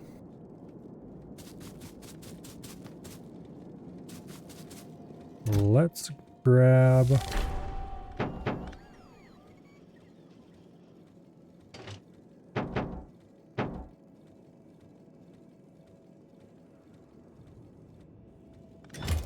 a few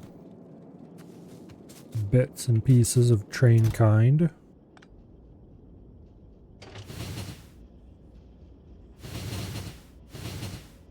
Okay. That should get us 2 more copper trains. Do I want more than that? If we're going to do steel trains, 2...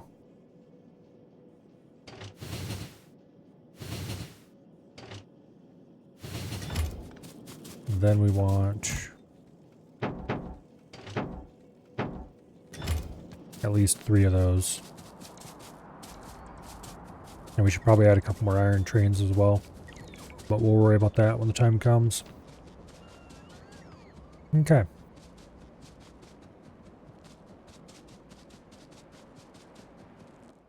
Oh yeah, so I was going to grab the science before we head back down.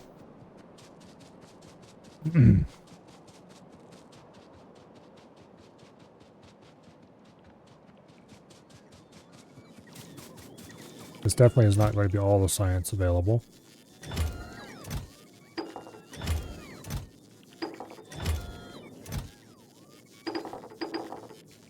But it will be some of it. And every bit we grab now is a bit I don't have to grab later.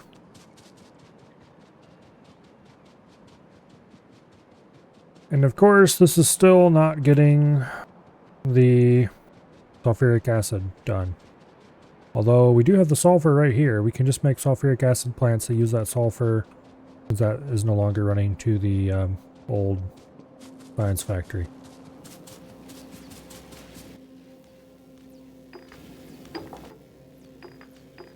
Definitely a future Milo plan there.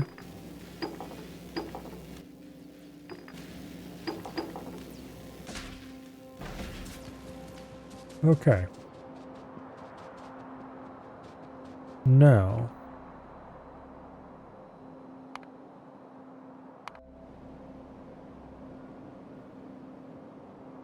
Okay.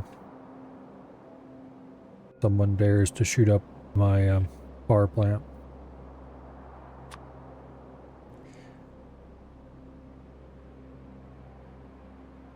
Let's go ahead and put the first unloading bay there.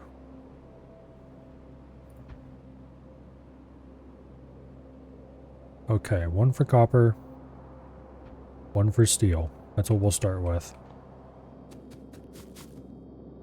Despite the fact that we don't have a steel furnace, that's probably what our next thing is going to be. Go install one of those.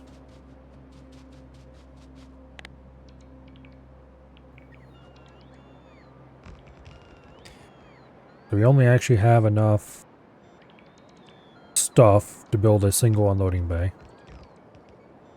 Reminds me, these need to be downgraded.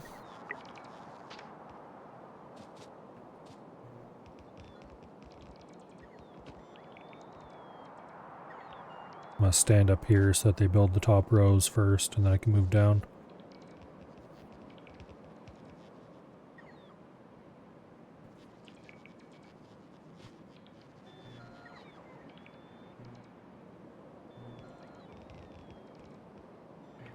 Okay.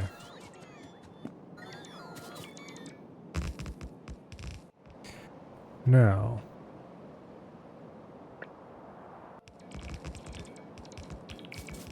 Copper plate unloading. Been turned on. And you get to be a nice, boring gray.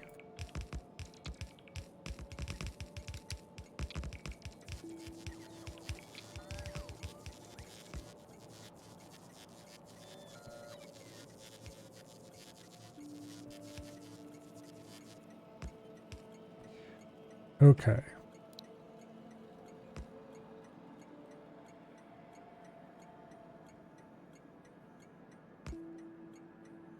Steel plate unloading. Someday.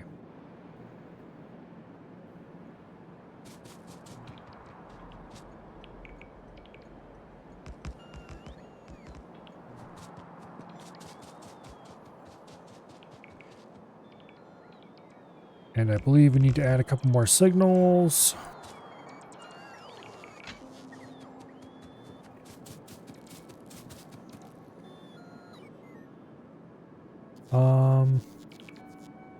This can be a standard signal. Come on, there we go. All right. That should be long enough we can fit a train in there so it won't cause any lockups or whatever. And next up, let's get some power in here.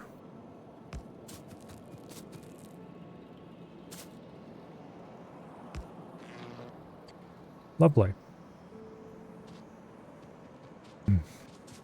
Hello, Sealith. You're a flat earther, huh?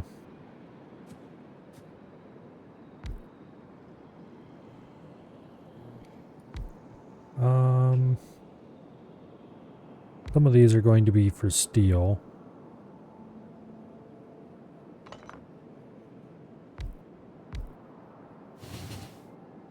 I think we'll add 2 more copper trains.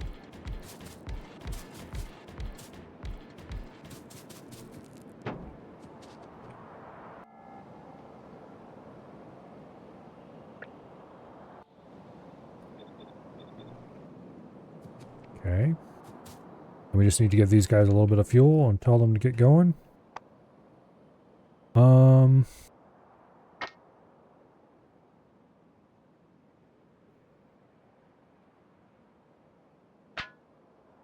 It'd be nice to have some solid fuel for this, actually. I probably should have kept a little bit this very purpose. So these guys are going to go get refueled with the solid fuel refueling place. Thankfully, it's not too far away to run up here and grab a stack of solid fuel for this very purpose.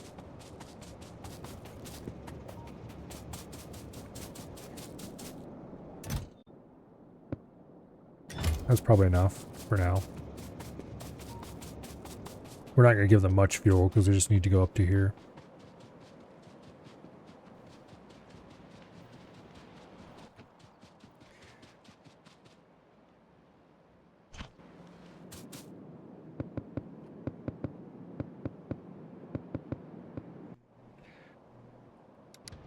You go load. And you also go load. Except you won't because you're going to go refuel first. Which is exactly what I want you to do. Alright. Now, we have more copper trains in the system.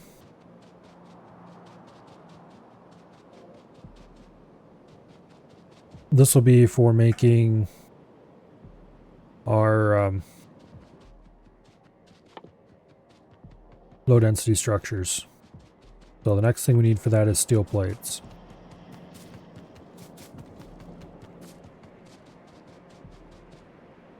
I think I'm going to hold off on that for now, though. And let's see, what is the next thing we need to go do?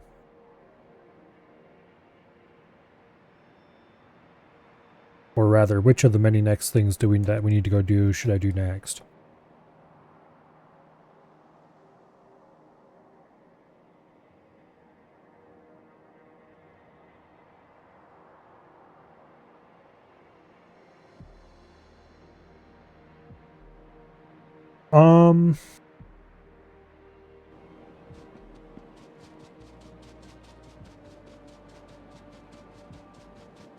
Somewhere in here,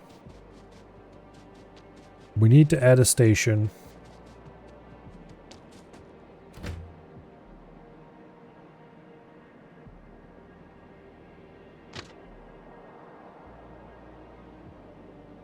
And it can be just a simple double head train station. To load sulfuric acid.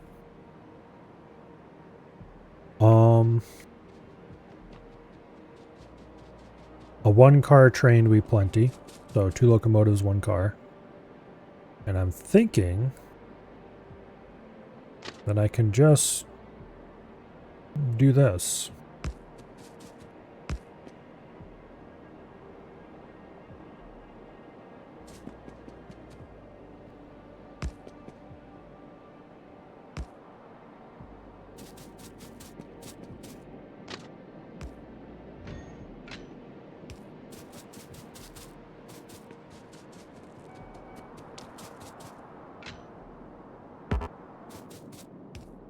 And we'll just turn one of the loading bay, or one of the waiting bays. The problem is, well, we'll just have to count on these not being clogged, I guess.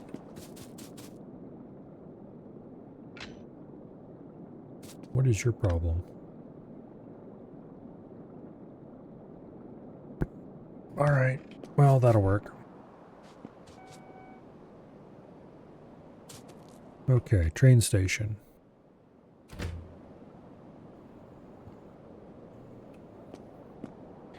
One car train. So we've got plenty of space here.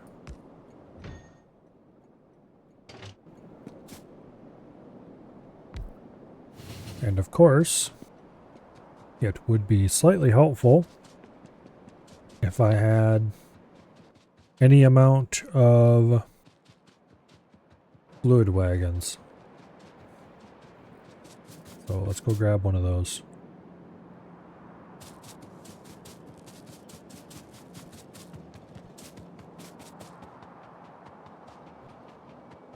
Of course, I run right past where the fluid wagons are.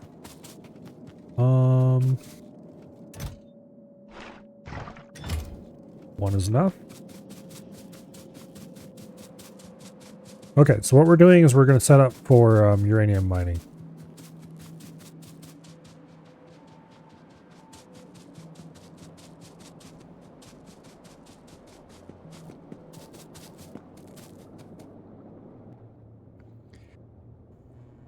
Let's see, where is that fluid wagon? There it is.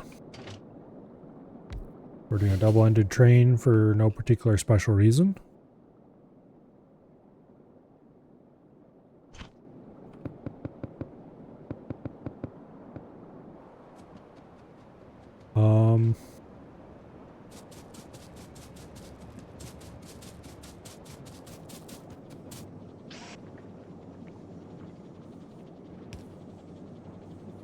There. I probably should put one back here as well, but actually, is there any way to set this so it only loads locomotives?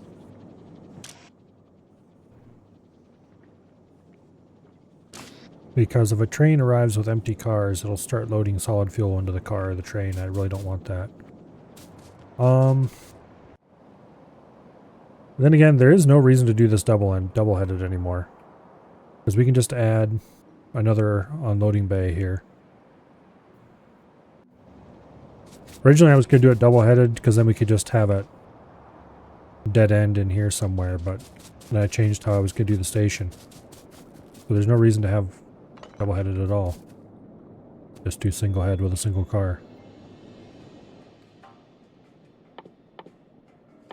And that will save my sanity a bit. Of course I didn't craft any pumps, and I got rid of all my steel plates. So, let's go grab some steel plates. There should be some right here in one of these chests, I think. Indeed there is.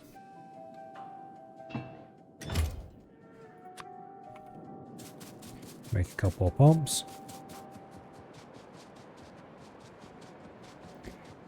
Sanity is overrated.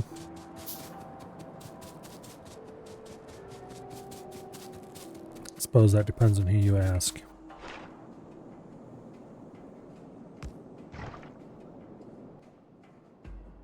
Alrighty. Now.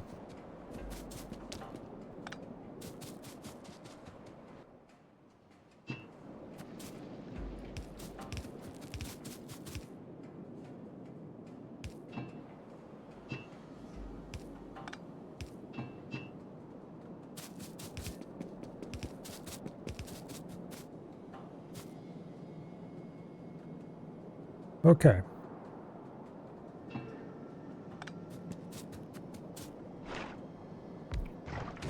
You are making Oh, we need iron plates for this. Of course we do. There is no iron for miles around.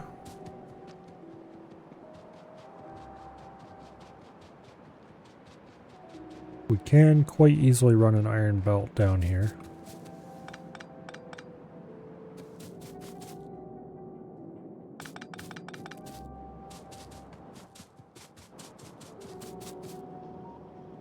Which I suppose we will have to do.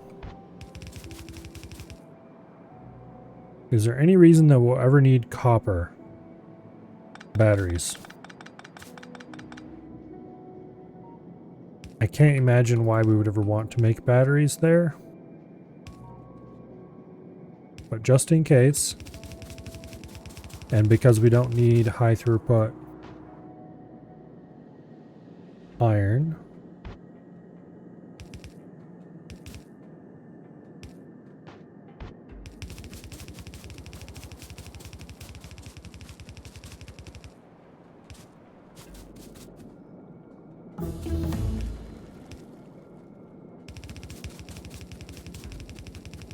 okay, mining productivity 3.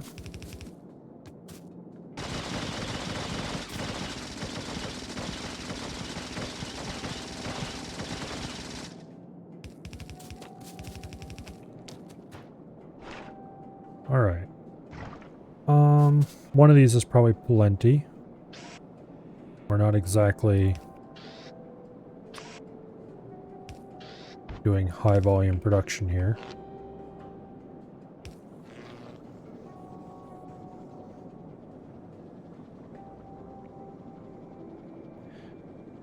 Then again, that design is not going to work.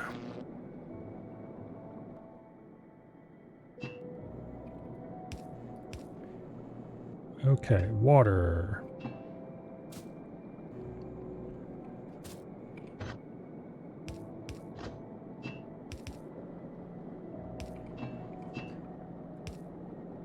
Conveniently right next door. Okay.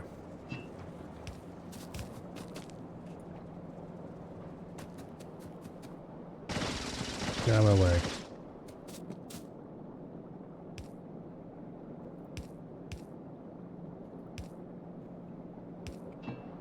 Okay.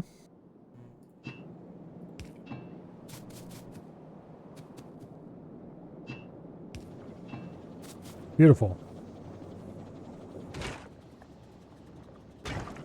Now, how much is this actually producing and how long is it going to take to fill a tanker?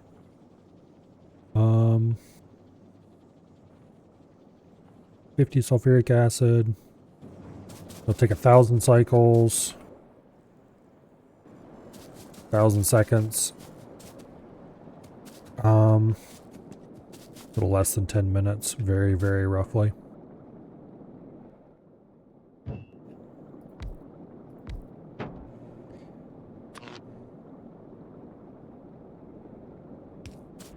I think 5 minutes is what? 600 seconds? Something like that.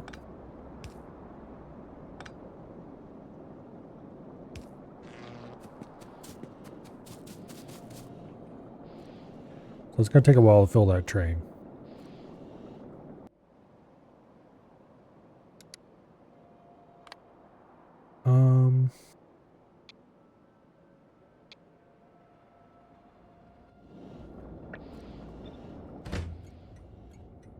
Okay, this is going to be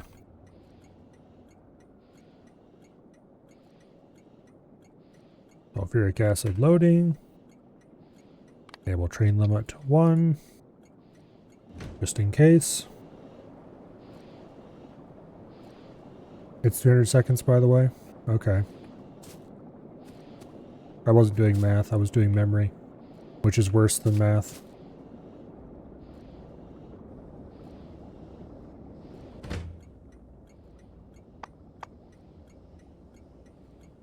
Alright, so now we need to set up a sulfuric acid unloading station. which is very easy to do because I already have the station ready to go in my blueprint. I might need to resize it a little bit, but it comes with logic and everything to call the train when it's required and all that fun stuff. And we can go ahead and add a refueling interrupt. And then sulfuric acid loading until full cargo. And we'll add the other station once we actually create it.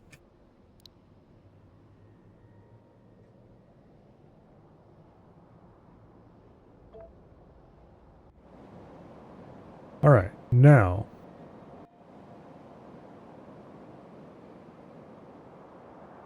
let's take a train. Who's complaining about what over here? Oh, the bastard's 80 gun turret. Well, that's an easy enough thing to fix. Well, let's just go add a couple gun turrets to one of these chests up here.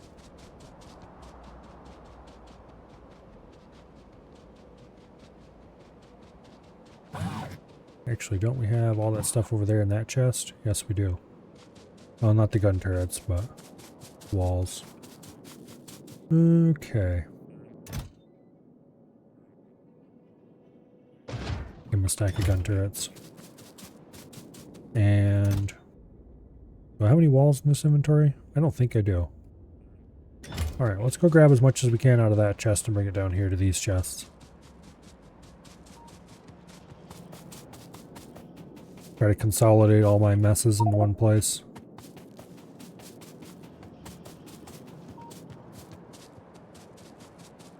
This needs to be cleaned up and distributed as well.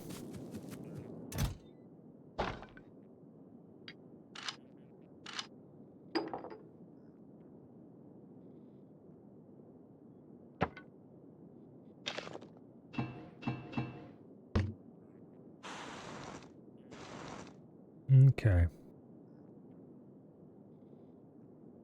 That's enough for now. We'll worry about the rest later. First though,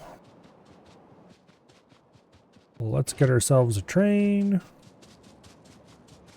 and get out to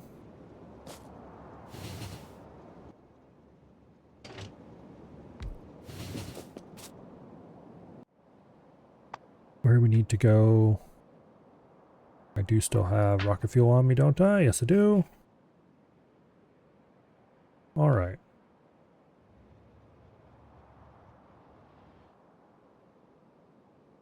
Lovely. So we just need to add another bay to the station, which should be easy enough to do.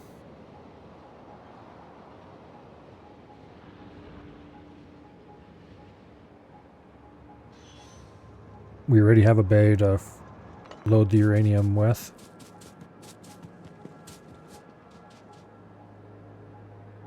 And I dropped off all of my grenades, because that was a smart idea. Oh well, we don't have to clean many trees, just a few.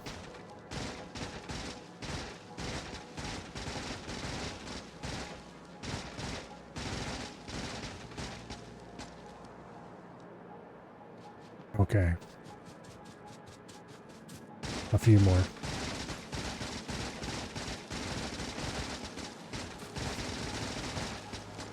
Once upon a time, in the distant Factorio past,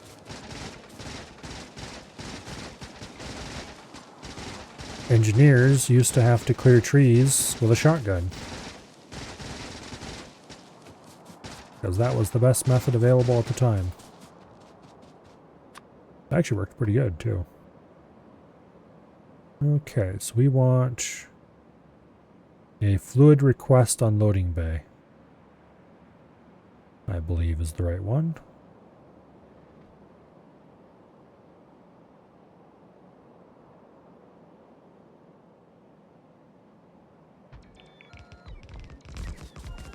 We're going to have to reduce the size of that considerably, because We're dealing with a one-car train, not a bazillion-car train. Wait, this is a loading bay. Alright, let's remove all the crap.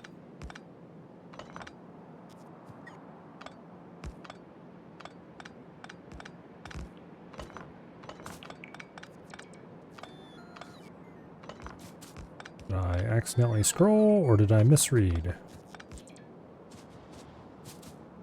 Oh, let's find out. Fluid request unloading bay. This is most definitely not an unloading bay. This is an unloading bay. This is not. This is a fluid loading bay as well. Okay, so why is the fluid request unloading bay weird?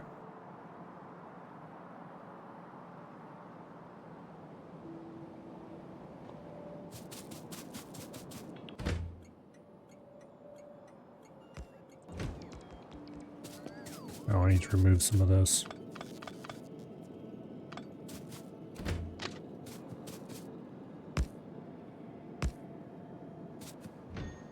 Okay. Well, let's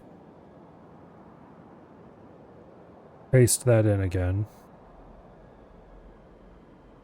Turn this off.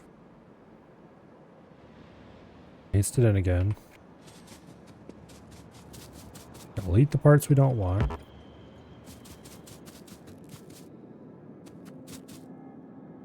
And then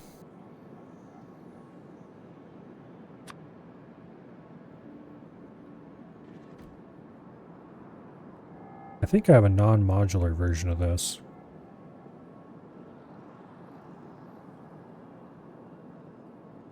No, I don't. Okay. And the fluid unloading bay is just the loading bay with the direction of the pump swapped, it looks like. Yep.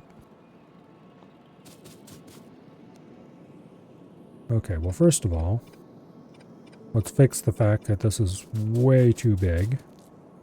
Actually, all this has to be deleted, I just remembered, because it doesn't even have two engines, and this is all predicated around that.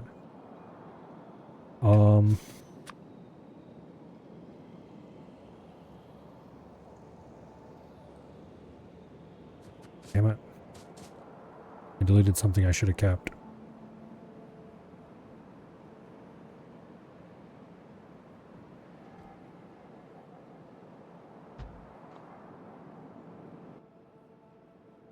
Okay, so this is just any greater than or equal to an amount, then train stop.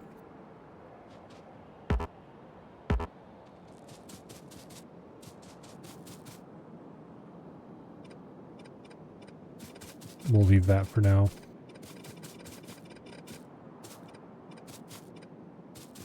And where are my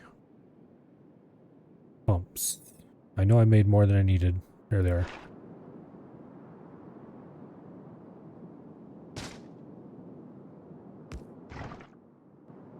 Why did I put that pump right there? The one place where it wouldn't receive power.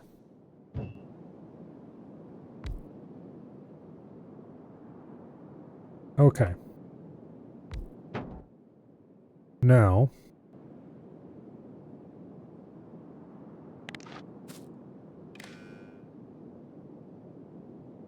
I don't want to run it like that.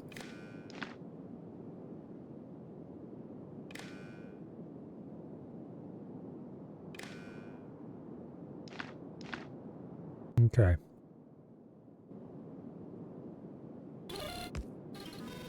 And then you will change that number from 100K to 10K.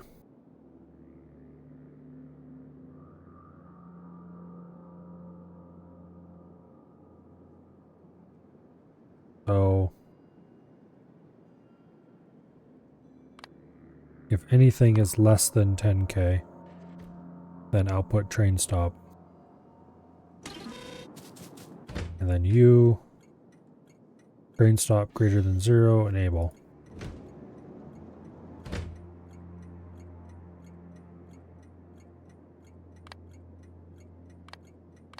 Enable train limit. We'll set it to 2. No, set it to 1. We don't want a whole bunch of trains waiting for this place. Even if we had a whole bunch of trains to do it, that'd be a bad idea.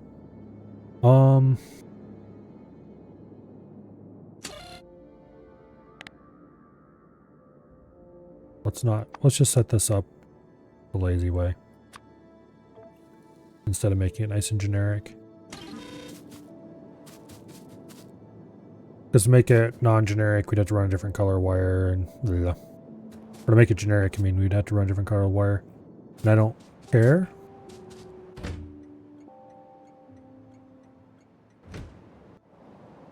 Alright.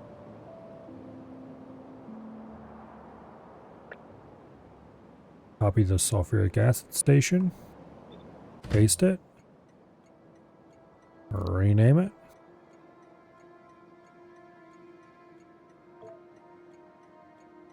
And there we go. Now, we just have to add that to the sulfuric acid trains.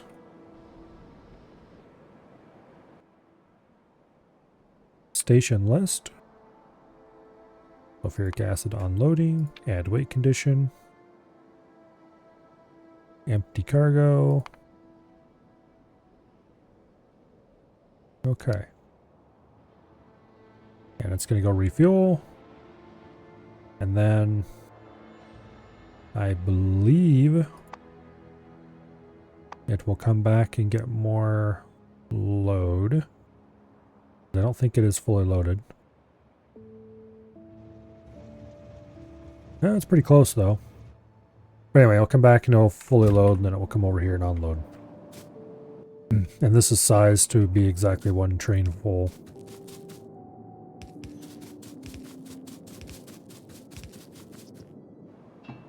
Alright, this is the part where I wish I would have brought grenades along, but not so hard that I am going to actually go get some.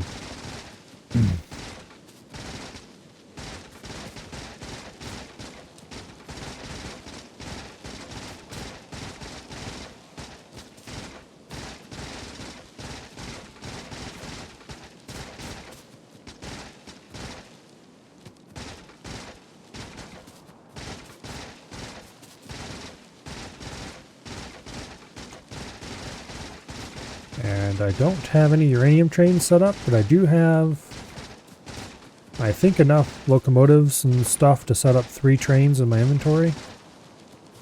So, uranium trains. They were going to be steel trains, but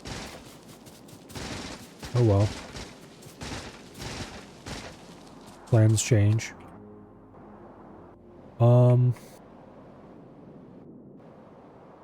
Do I have a place? There we go.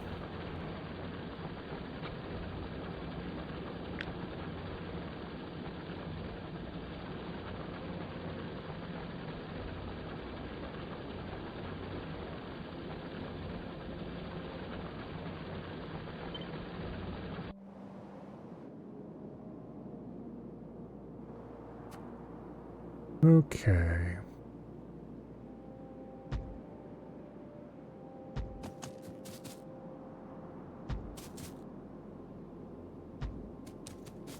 And then you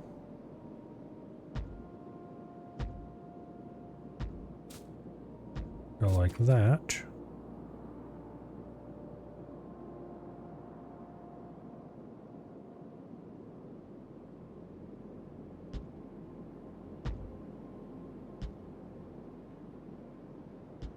That leaves a little tiny sliver over here that's not going to be mined. I think I'm okay with that.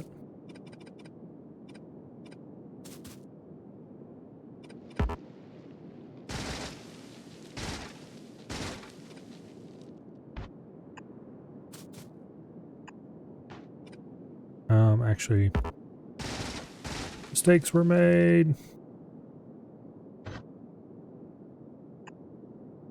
Minor ones.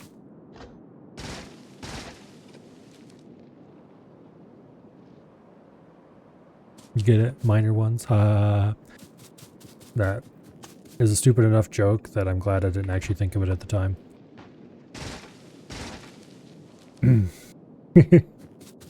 Okay, now.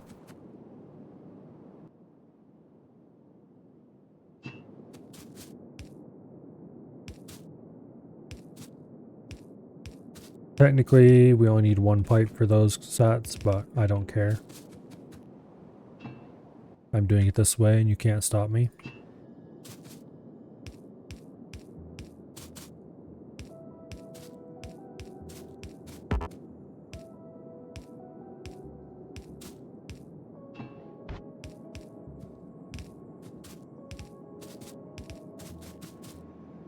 All right, now.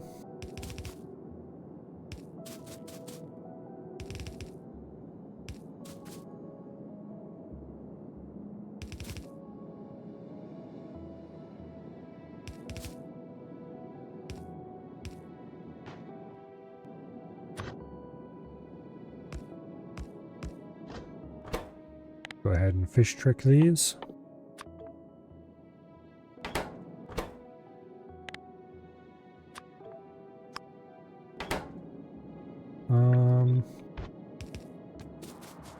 That should actually, let's not even bother fish tricking this one because I want to.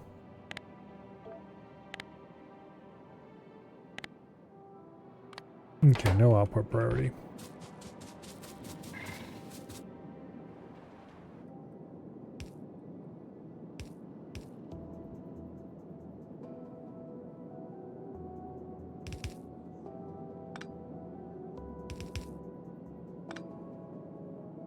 All right. This is slightly inconvenient.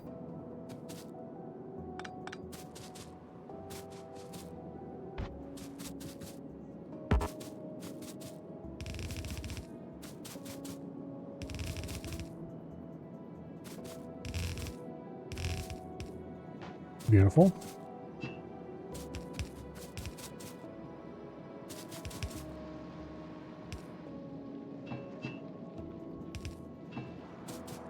All right. Go get him, robots.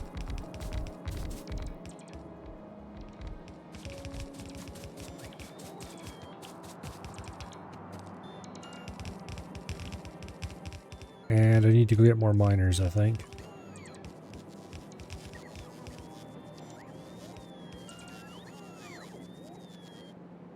About 50 some of them.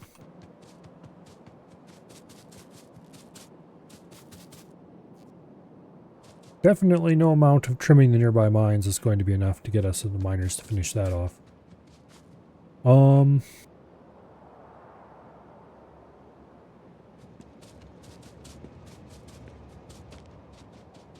We have multiple copper trains sitting here waiting to load. Well, that's not good.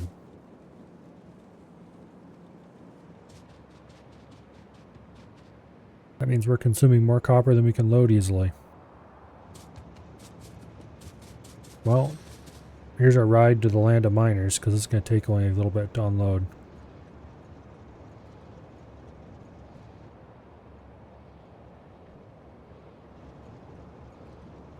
I'll have to hitch a ride on another train back.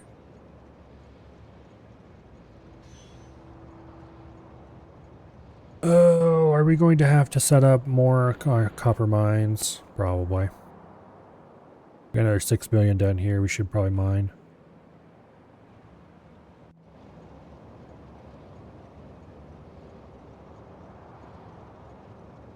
Okay, this thing's almost empty. And off we go.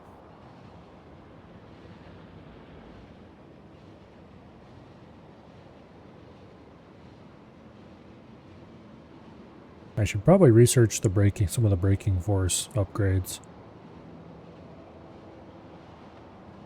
Because that helps a surprising amount with train efficiency. Have faster brakes. In the meantime,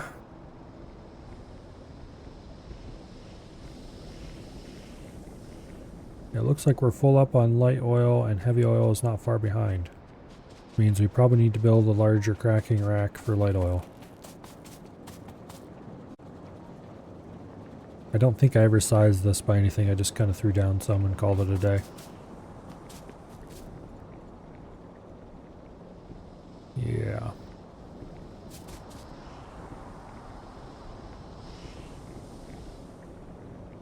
Well, let's grab those miners and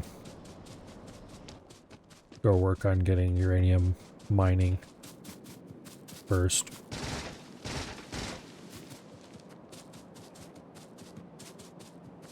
How are we doing on power? Fine TM, largely because most of the factory's not running.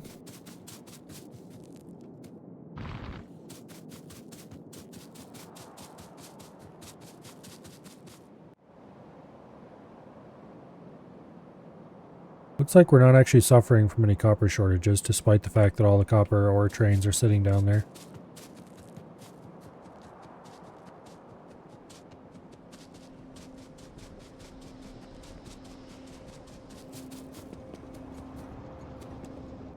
Okay, train.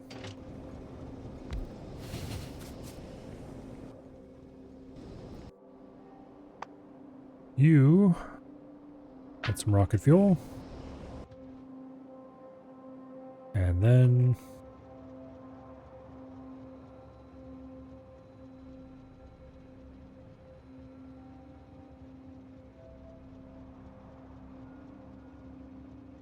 could you please? There we go.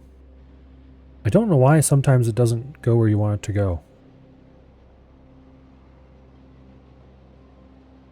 It's not...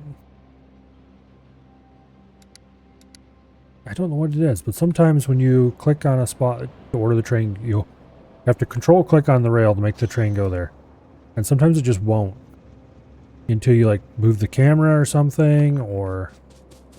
There's various things that seem to wake it up. Sometimes they work, and sometimes they don't. Anyway. Murder a few more trees, and then... Let's...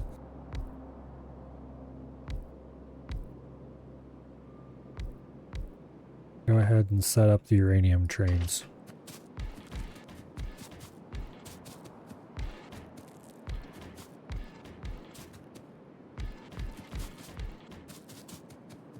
All right.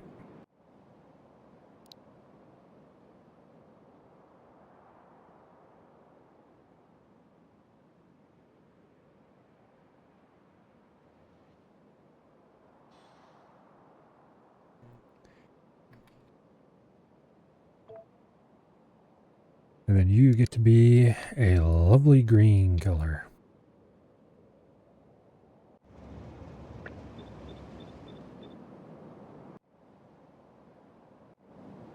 All right. You get the refuel interrupt along with everyone else. And then you get uranium ore loading. Full cargo. Okay. And then eventually, someday, a uranium ore unloading will exist. I hope.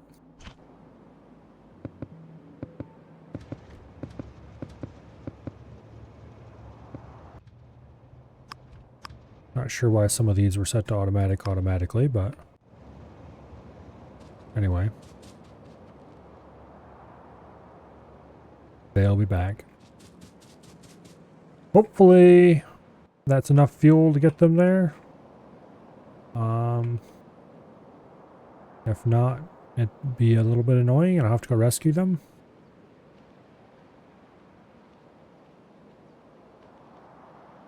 It looks like it is enough. Okay, good. How much fuel do you have left? Yeah, okay. That'll be fine. I haven't quite used half the fuel I gave them.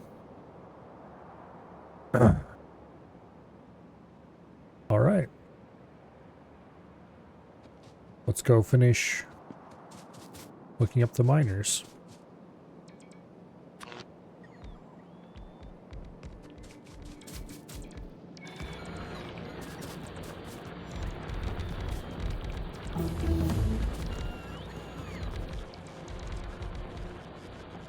And that got us the uranium processing technology.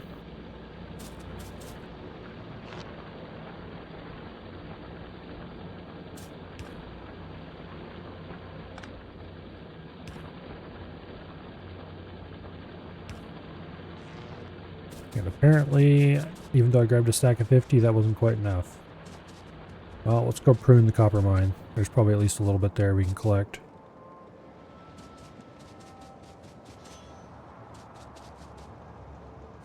It's gonna take a long time to fully load one of those large trains, but that's fine. It's going to be a long time before we actually, well, long time before we are going to be doing anything much with uranium.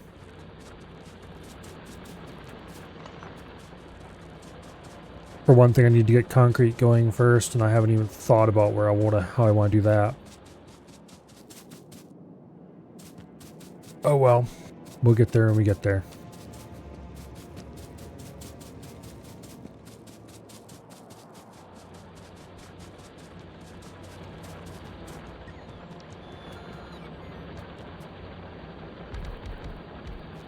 Alright, looks like we are still one miner short, but that's fine.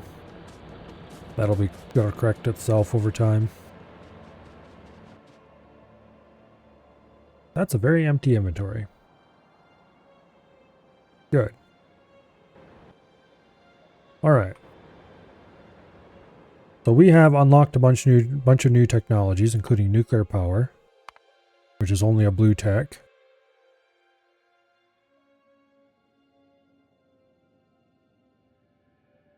Well, not really a bunch of new technologies, but some new technologies. Nuclear fuel reprocessing, portable fission reactor.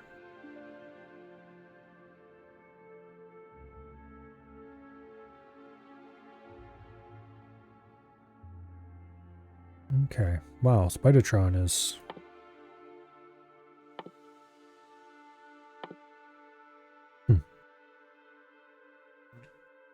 Locked behind everything, including space and agricultural.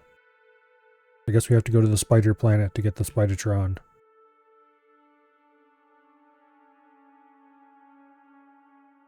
Two portable fission reactors, a raw fish, 4 exoskeletons, 2 radars, and a rocket turret. Oh yeah, rocket turrets are a thing now, aren't they?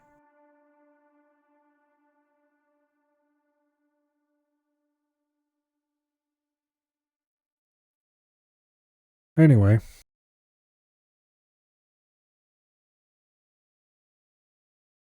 Process unit productivity, scrap recycling productivity, rocket fuel productivity, low density structure productivity.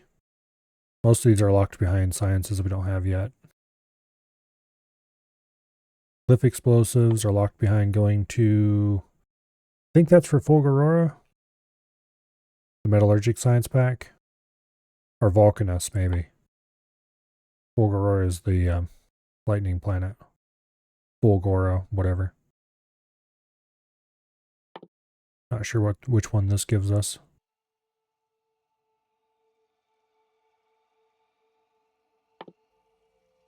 Space science looks to be easy to make. It's just the hard part is getting there. I'm going to assume those are common resources.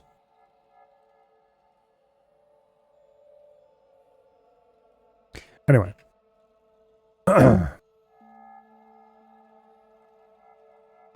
We need to get yellow science going. No, we don't. Well, we need to get going. Actually, this isn't going to take long to fill up at all. Okay, what we need to get going is...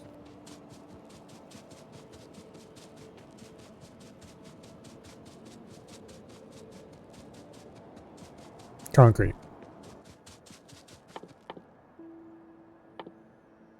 So, to make basic concrete, we need iron ore, stone brick, and water. Stone brick we can make on site. Just call in stone. Iron ore we can call in on a train. To make refined concrete, we need steel and iron stick. And water. So we just need someplace that is close to water. And actually, it would be convenient if it was water close to a small patch of iron that I'm never going to use for anything else. Oh, look. 1.2 million iron ore right down here. Yeah, it's small, it's inconvenient to reach because it's beside water.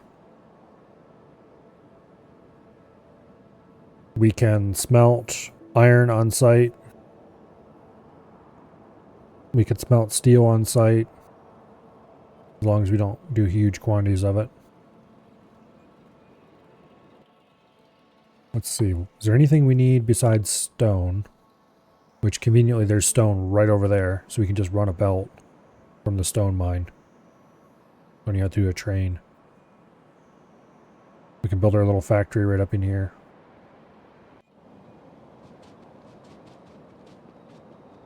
And somewhat conveniently, we're actually not that far of a run away from there.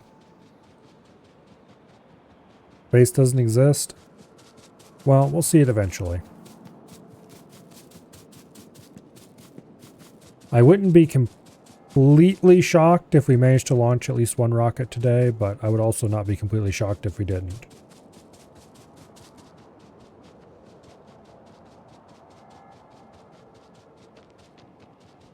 I would like to get at least a small reactor going, which will help a lot with local power. And then I run right past where I was going toward. And I don't know why I'm heading over here yet anyway, because we need to go get miners. And I think I don't have any furnaces either. I mean, I have furnaces, but not the right kind.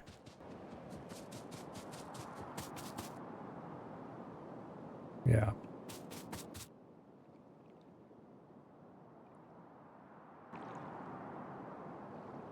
All right. Let's take the train back. Did I get rid of all of my locomotives? I did. Damn it. Okay, let's take the car back.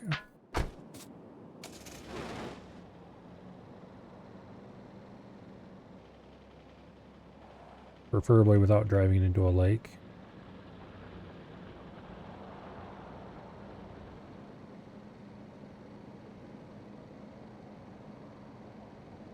And let's get ourselves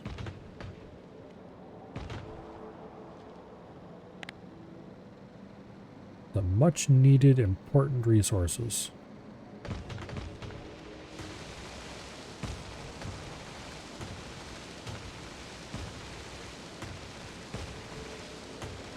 Die, trees. Okay.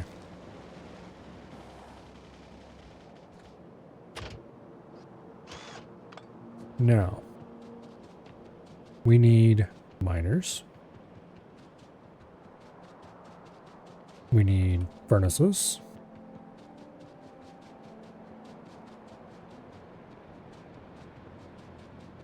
We need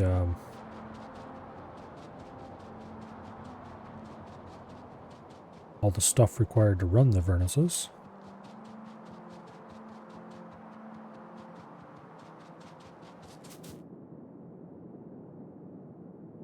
I think we're good on power poles.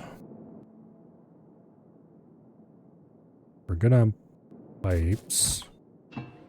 Grab an extra stack of normal pipes anyway.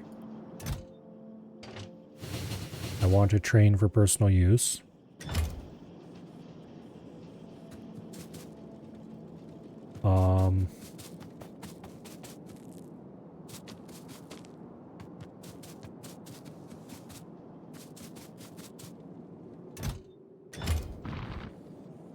Miners.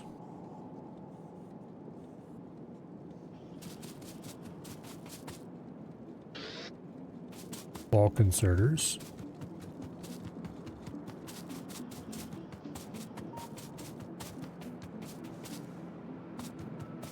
We need splitters.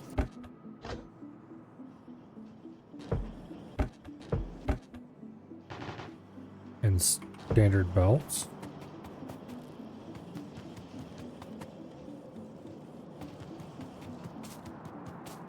Okay.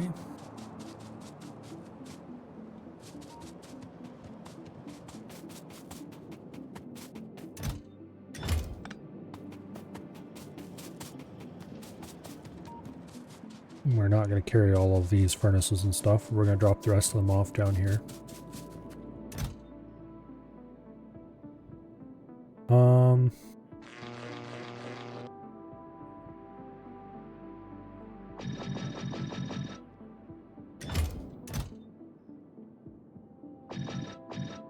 That should be good for those. We'll keep a few walls on us.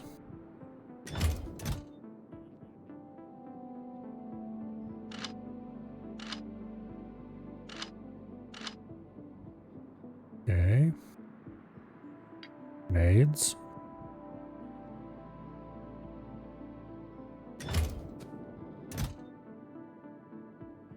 Alright, we have a large quantity of stuff we need to get rid of there eventually, but that is a future Milo problem. I'm going to go ahead and grab a little bit of solid fuel so that we have some train starter.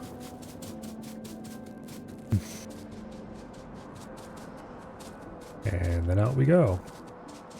Which I should probably do aboard a train. Because otherwise this is going to be a long, slow trip.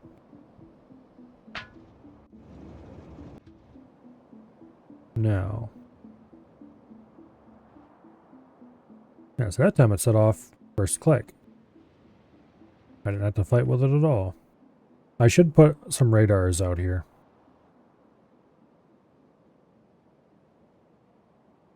Just to keep an eye on things. Oh, I need to give the robots repair packs too. Oh well. More future Milo problems. For now, let's get some concrete going. So we're not going to build a giant concrete plant. This is just going to be a simple one. A small one. Just enough to produce some concrete.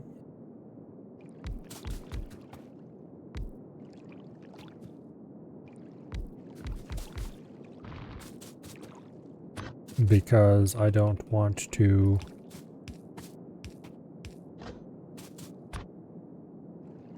I want it for crafting things and I don't want to wait around for it in the future when we actually need it. So we're going to make it now.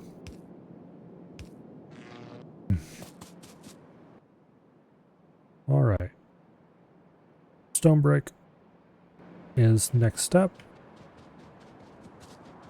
We'll go ahead and grab that right off here and then we'll just run a belt over.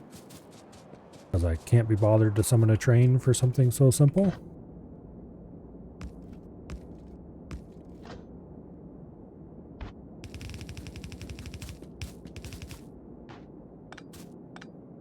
Oh, fun, fun.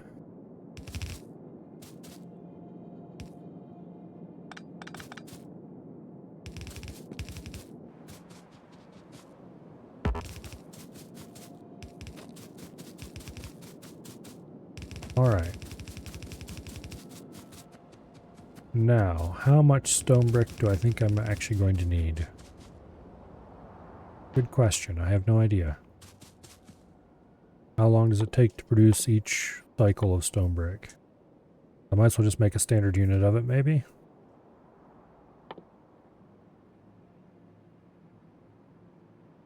Um, 3.2 seconds, which I think is the same as for steel.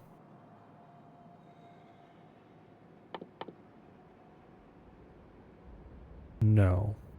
It's the same as for iron.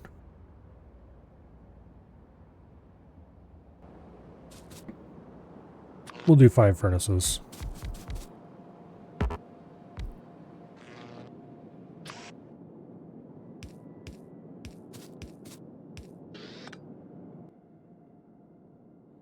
Okay. So for fancy concrete, we need 8 iron sticks. Okay, that's a lot of crap.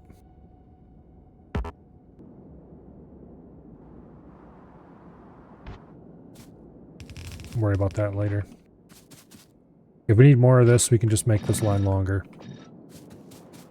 And then we'll do something similar for the iron and eventual steel that we're going to need here as well. Matter of fact, let's start setting that up right now. Okay. Wrong side. One on the other side. We'll do 5 of those furnaces. And we'll just have them be direct to steel. And then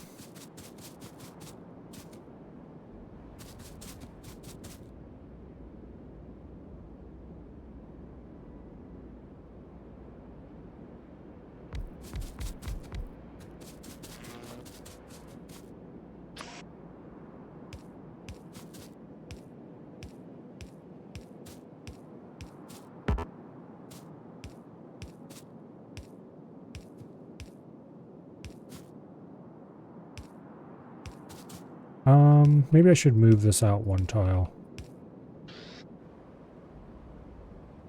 Have a separate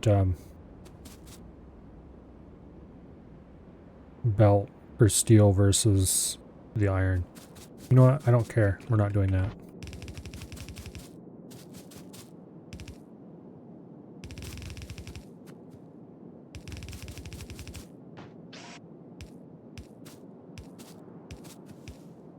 Okay.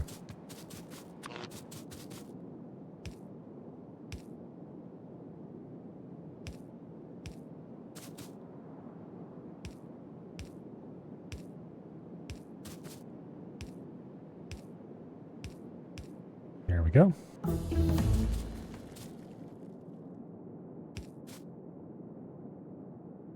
Well, that's annoying.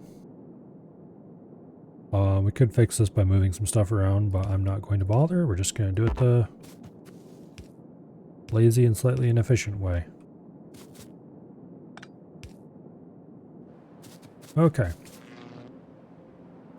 Now.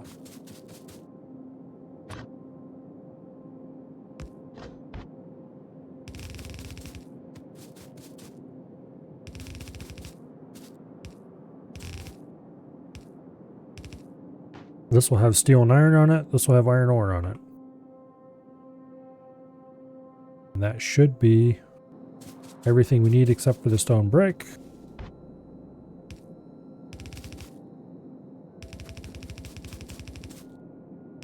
Which will be right there.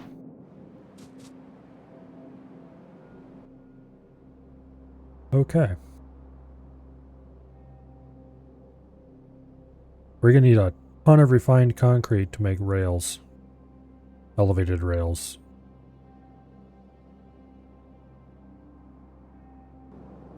But I definitely want elevated rails. Well, let's run some power down here so we can get this whole thing started.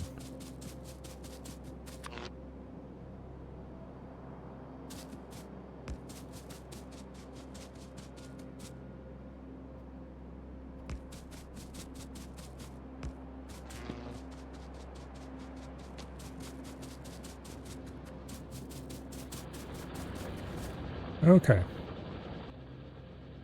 Now,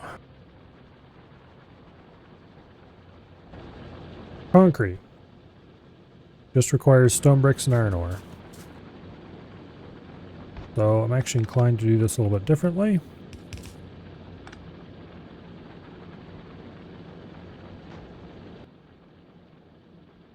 Because I don't think the refined concrete requires stone bricks. No, it does not. Okay, good. So this stuff goes on to make refined concrete. The concrete will get made right here.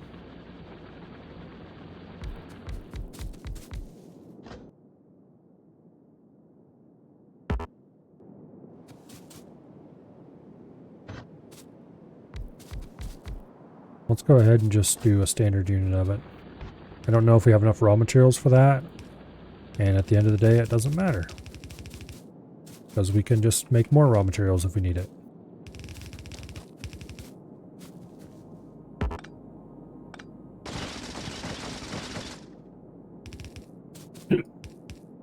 Okay. Now,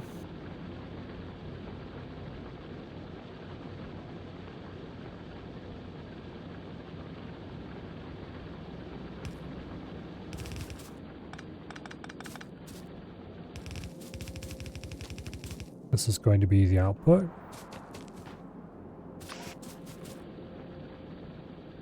How long does this take to run? 10 seconds?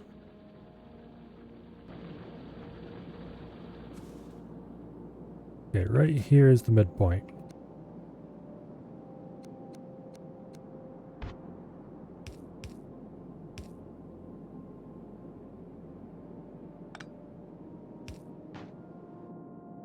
Go ahead and switch sides there so we get half it on one side and half on the other. Okay, and you guys all make concrete.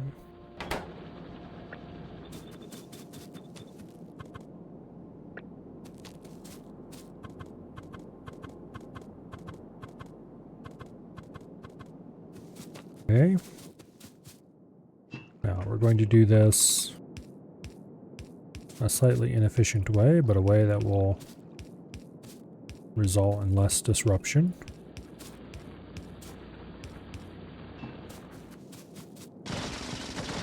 Conveniently, there's water right here.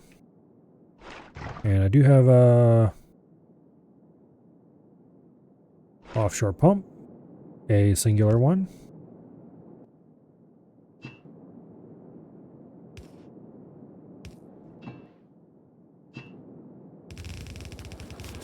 Boom. Okay. Now,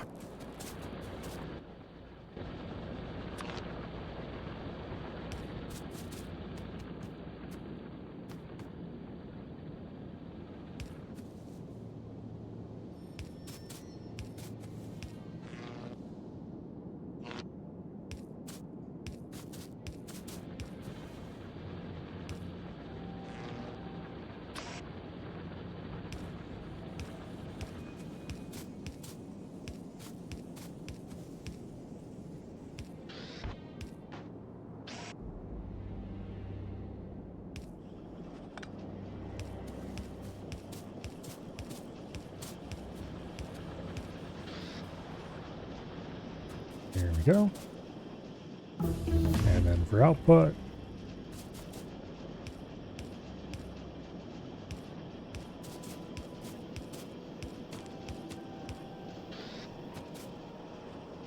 lovely. Now,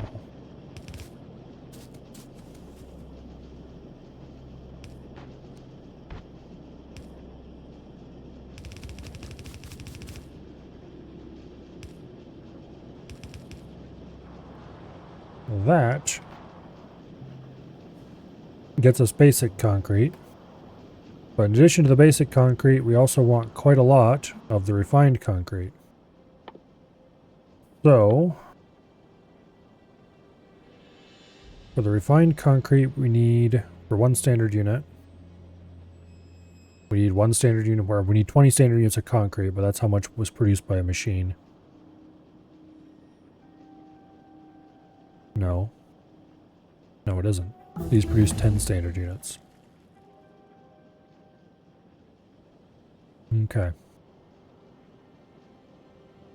Let's just assume that a standard unit is 10 concrete. So this requires 2 standard units of concrete. We made 1.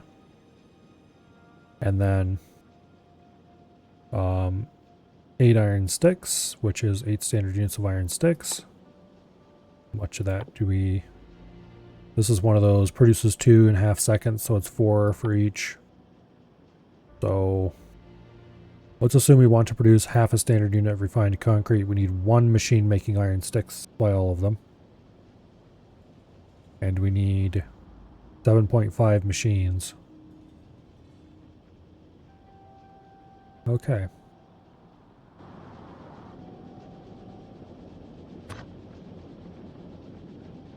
Let's do a little bit of trickery here.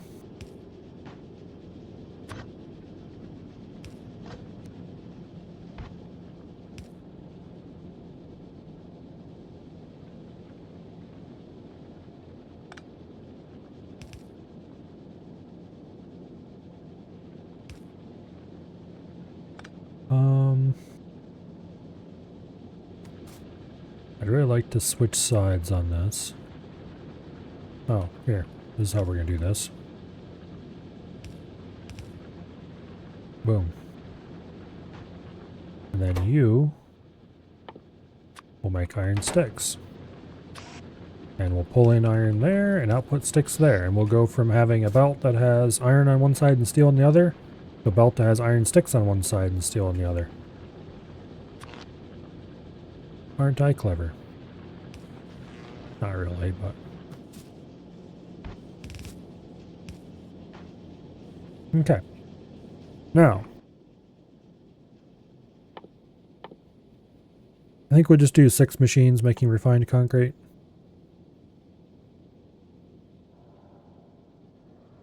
That should be plenty.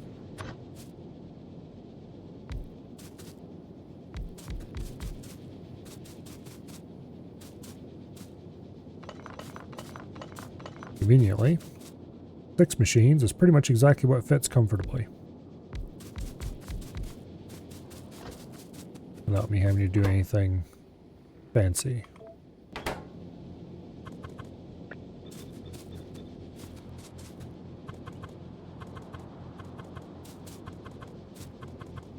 Okay.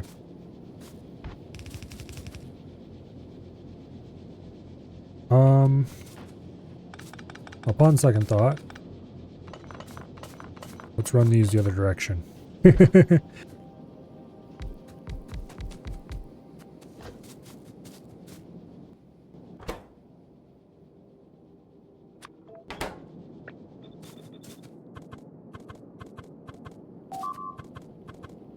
Alright, who dares?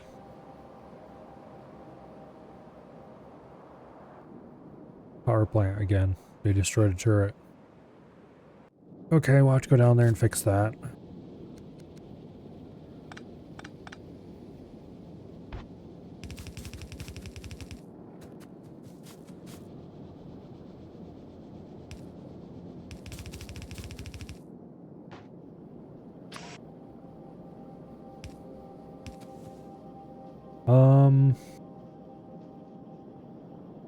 Yeah, we'll have space for this, I think.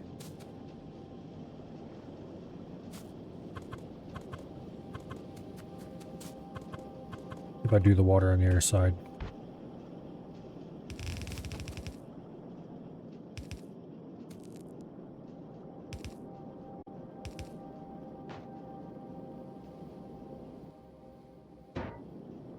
Okay.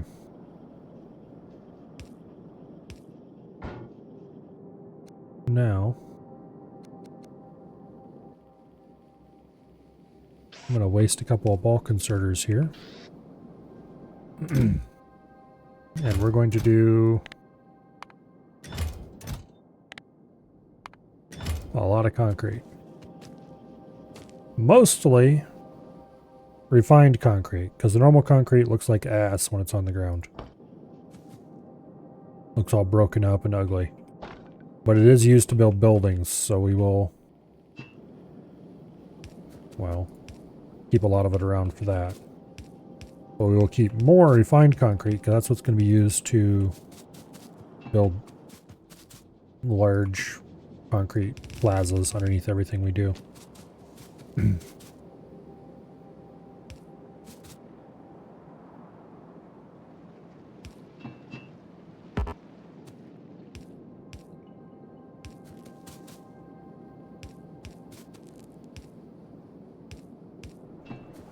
Okay. Now.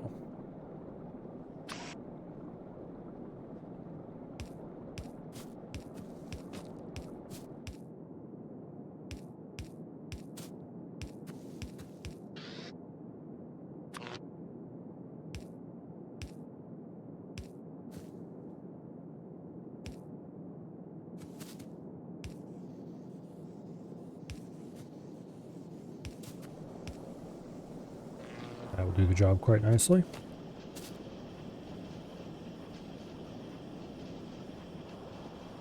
Okay, concrete.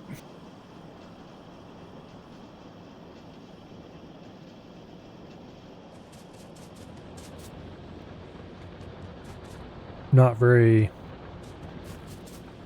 ratio considerate, but we just kind of slapped down hopefully enough TM raw material production and then built something that sort of resembled a decent concrete plant on the end of it.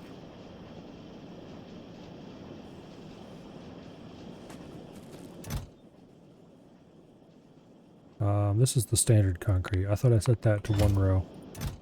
No, I did them backwards. Okay. Anyway, we've got concrete now. So, how much am I going to need to build centrifuges? 100 per centrifuge. Okay. That's enough for 5 centrifuges right there.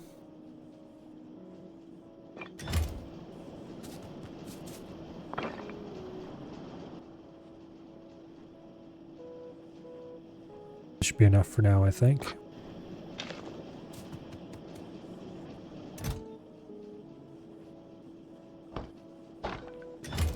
Anyway, let's grab a stack of refined concrete too. The refined stuff is much neater looking. There's refined concrete. There's standard concrete.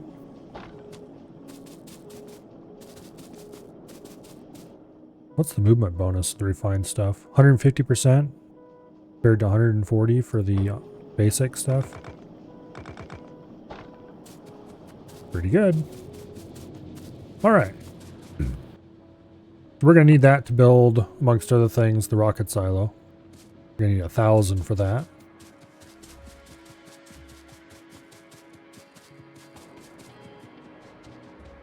I'm not going to bother putting in a train station for this or anything. Save the planet? Well, eventually. We're going to need a bigger concrete plant for that, though. But the idea behind this one is we can just let it sit here and run. And when I come back, actually I'm going to double up my concrete amounts so that I can be sure I always have plenty. I'm just going to do a full chest of refined stuff. This requires no inputs except electricity and stone that it doesn't provide locally. So I'm just going to let it run, and it'll probably run for a couple of hours, and then when I come back,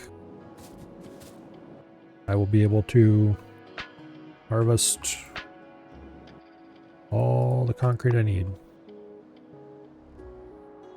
I hope. Alright.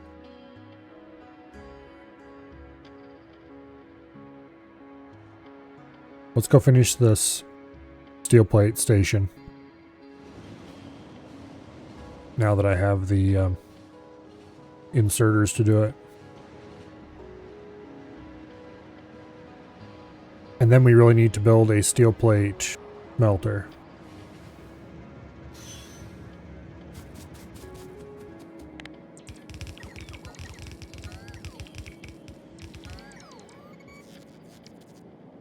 Okay. Now, what is next? We still don't have yellow science done.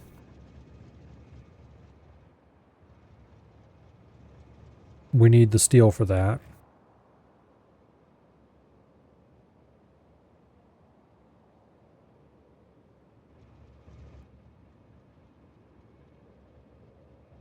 Let's see, you are both copper ore, you are both iron ore. Okay, there's no plate trains waiting because all the plate trains are waiting over here to unload. Except the ones that are waiting over here to unload.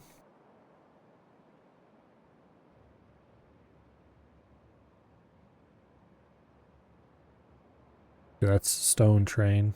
That's iron plate. That's copper plate. That's copper plate. Where's the other copper plate train? I thought I added 2 new copper plates trains.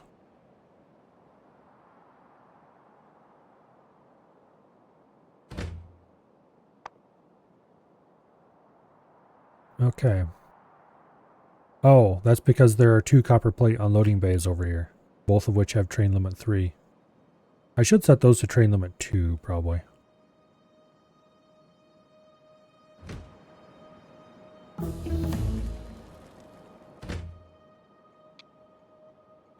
I really should have all of these at train limit 2.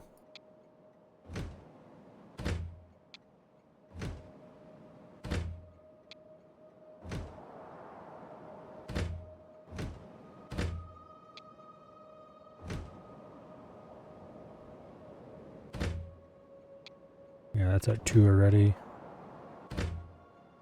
That one's at 2. Alright. So I kind of don't know if it'll fit. But if I can, I want to add another smelter over here to turn iron plates into steel.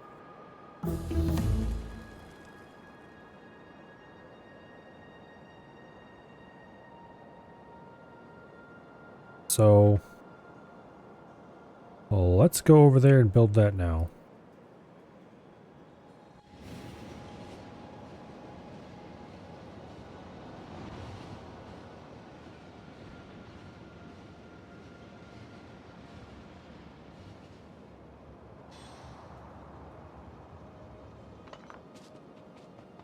Okay. Really, why should I assemble this from pieces when I can just grab the whole thing as one big unit?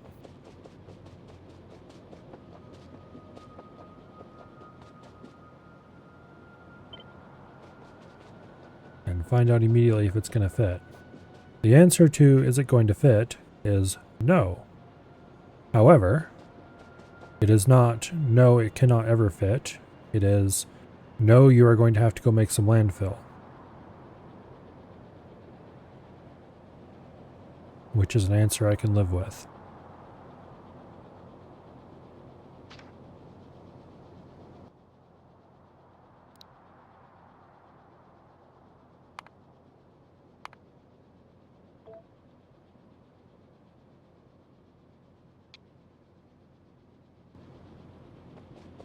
Let's set up the train stations before I build any of this.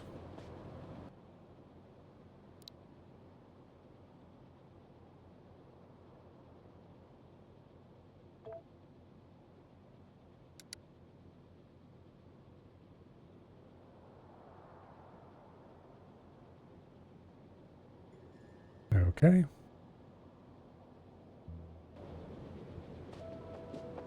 Oh, crap. Okay, the answer is no, we can't do it for sure. Because there is a cliff in the way. Yay! Yay!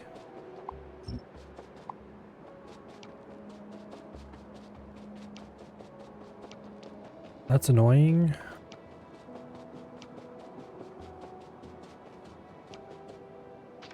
Oh, there's a poor lonely gun turret over there.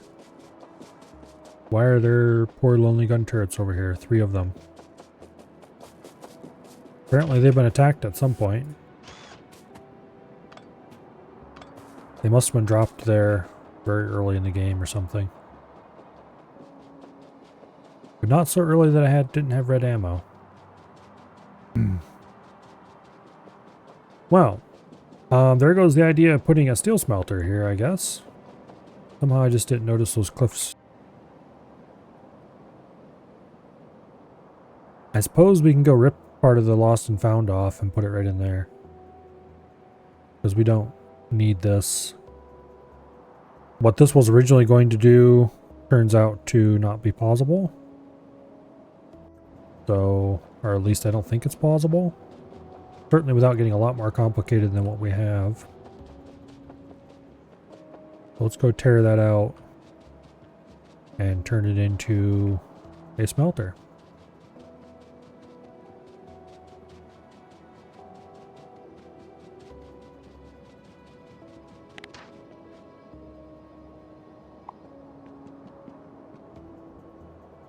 Let's see, we want 4 waiting bays? Yeah, 4 waiting bays.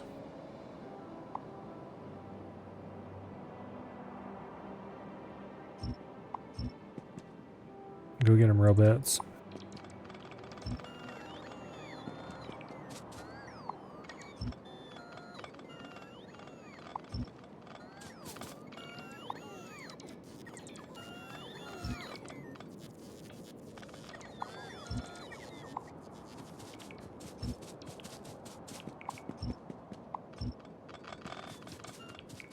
Okay.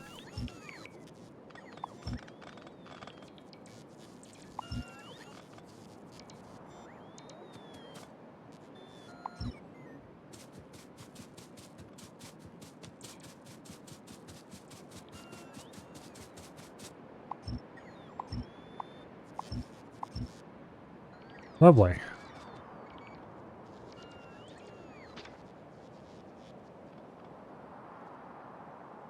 Now.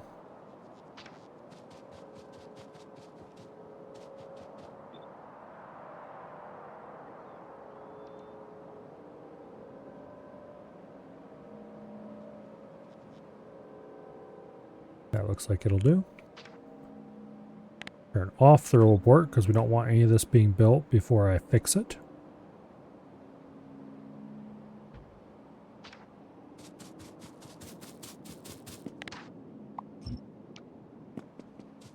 Okay. Now, get wrecked, Mr. Rock.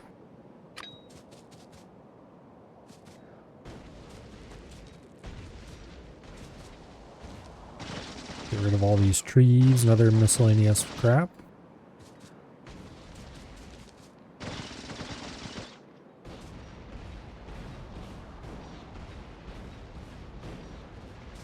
The portable fission reactor requires yellow science, doesn't it?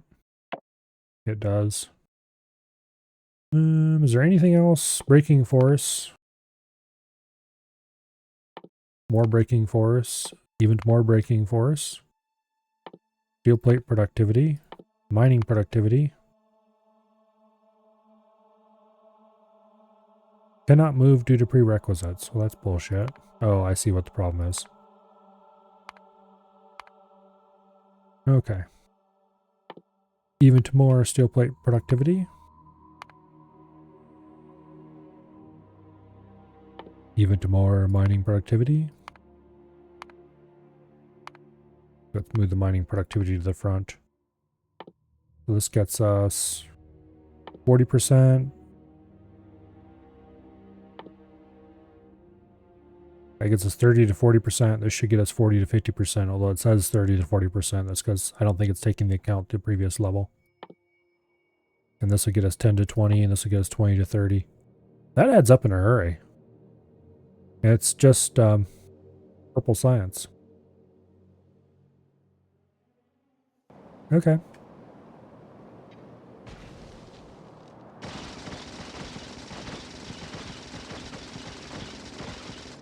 I assume they're pretty expensive purple science techs, as far as like lots of packs. But that is something that I can deal with. Particularly since I need things to fill time while I build infrastructure that I need.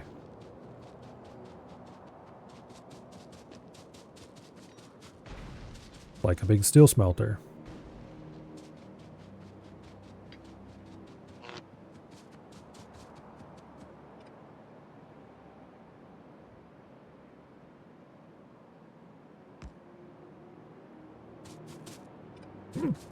Okay. Now you, why are you flashing? Because you belong to a rail that doesn't exist anymore.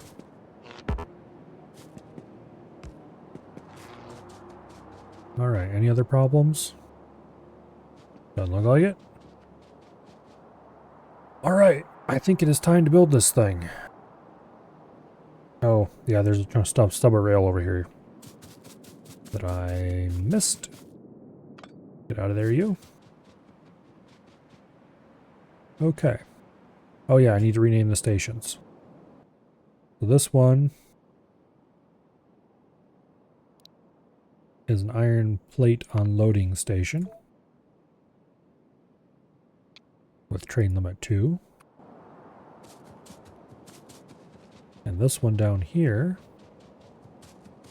we need to add more iron plate trains, by the way, is a steel plate loading station with train limit 3 and a mid-level gray color.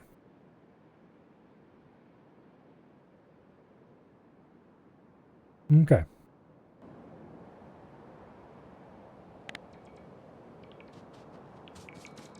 Fly, my robot warriors. I think we're going to have to go get a lot more materials before this is done, but that's fine. I would like to concrete underneath this, however, that would take more concrete than I have, and I don't want to waste it all. I only have a little bit of this stuff. The normal concrete I want to use to make important things like nuclear reactors.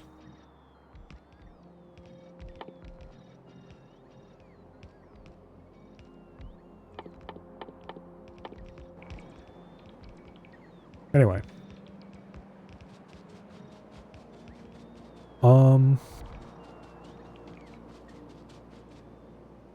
Let's pull the robots in. Let's go get some more materials so I can come back and just stand here for a while.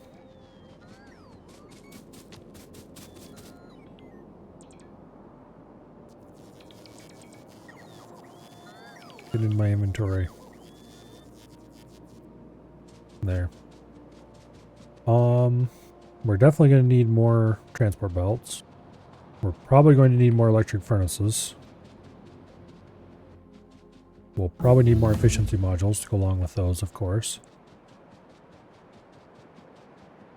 We're probably going to need more inserters of both types, because it takes like 300, 400 inserters to finish those off.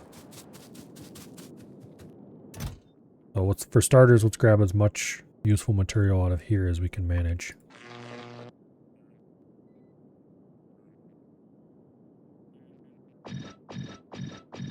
We'll grab 2 stacks of furnaces for now. We'll grab yellow belts because we're going to be visiting the belt factory. And so we might as well dump what we have when we get there.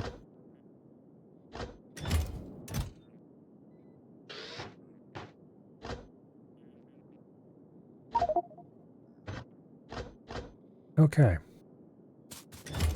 Our inventory is very full. Let's go empty it of things that we shouldn't be carrying around with us. For once, the train's actually unloading evenly. Hallelujah. Who knew it was possible?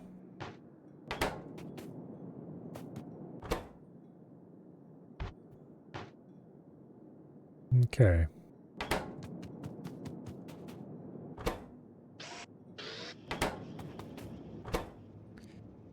Get rid of all these yellow inserters.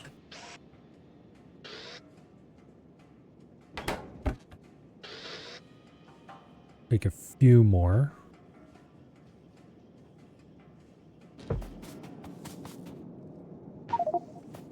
All right.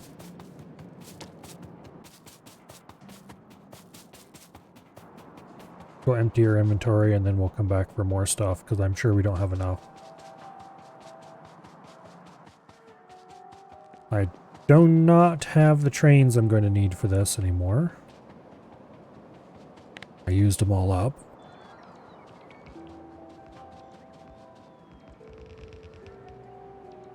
But we're going to need to do at least 3 steel trains.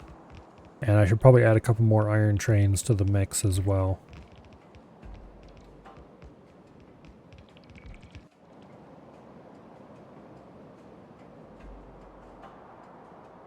Yeah.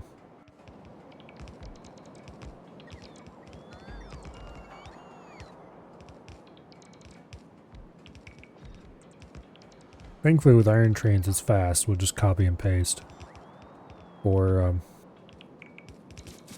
steel trains, a little bit more annoying. I should make blueprints of each type of train. Iron, steel, copper, the various ores, all that stuff. And then I can just slam out blueprints of trains with pre-configured with all their stops and everything.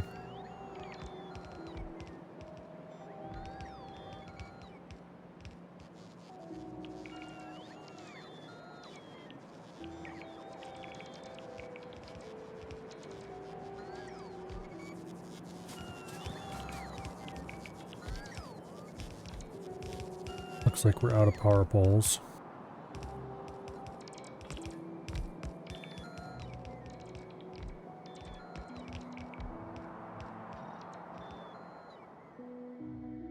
Okay, robot speed is yellow science. We need to get that next.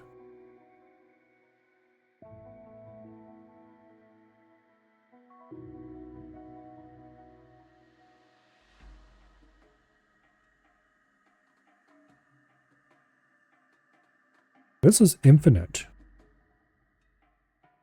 Mining productivity apparently goes infinite without requiring anything past purple science. That's nuts. Okay. I mean, that's a lot of science. But okay.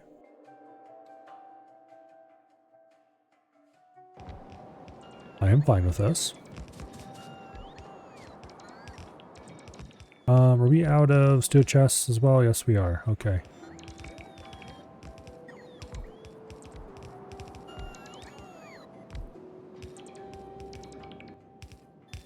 You get set to iron plate. This is, after all, a steel smelter. Or it will be when it's done.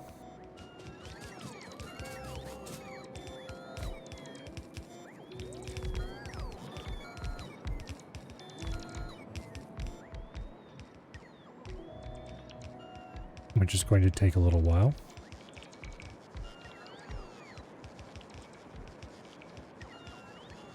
I think this is probably the biggest smelter, like the biggest train smelter I've ever set up. But I think the ones for my old factory were smaller than this.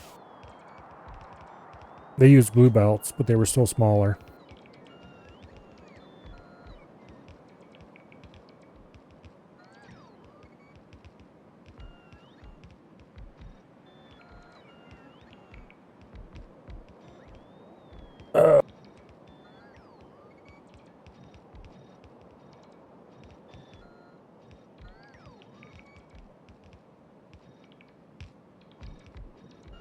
Let's see, how are we doing on rails? I think we probably have enough rails to finish this.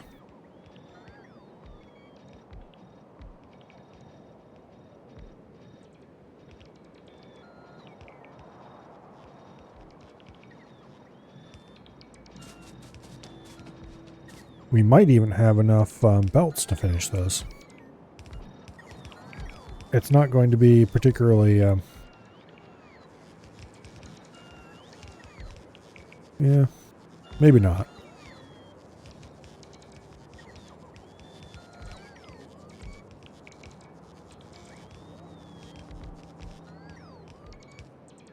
But anyway. So, we need power poles. Apparently we're short a few furnaces. And we're short an actual ton of inserters. Alright. And a few belts. Yeah, not very many, just a few. Alright, awesome. Let's place the rails. We have everything we can possibly place placed. And then we'll come back with the last few bits and pieces we need.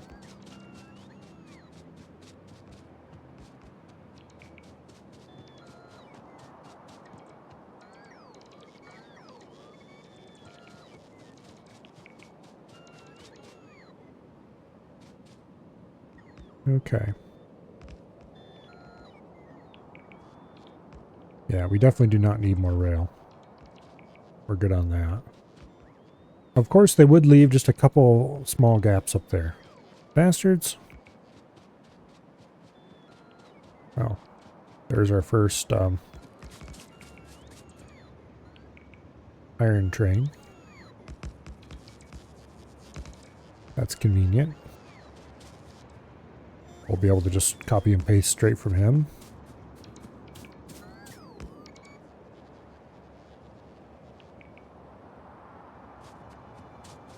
Alright, let's head north. And get those last couple pieces of rail in.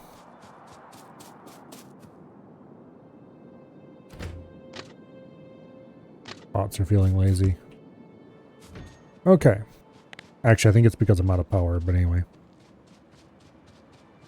Let's go grab ourselves trains.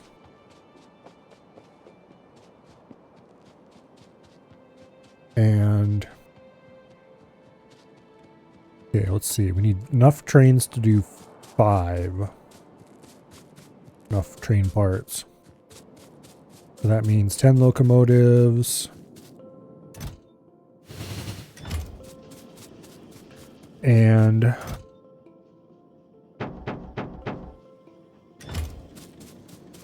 whole bunch of cars. Need steel chests.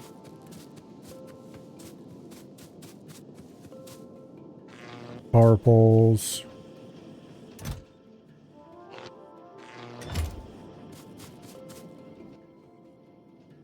And do I have solid fuel on me? Yes, I do. Okay.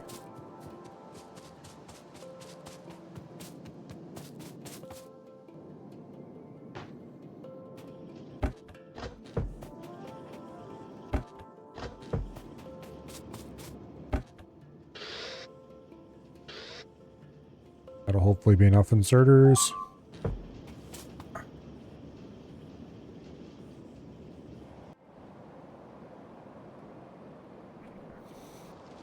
Could you not? Anyway. Oh, that reminds me there was some damage to the power plant too.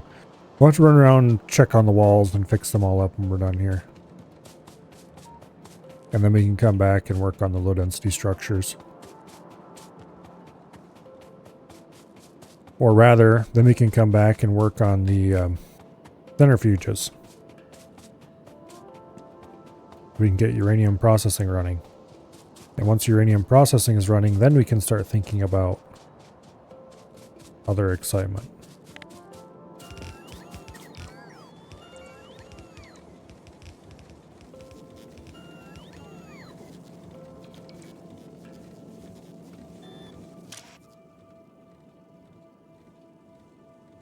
That filters.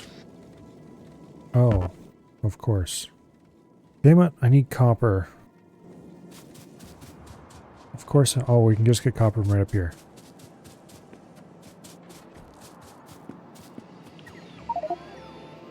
My inventory is full.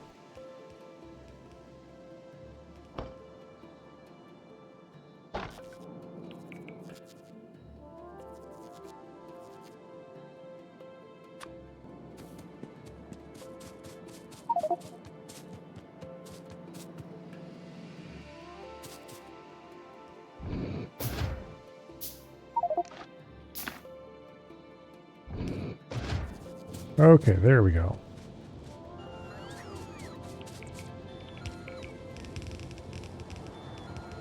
I need to make a constant combinator because I didn't have one.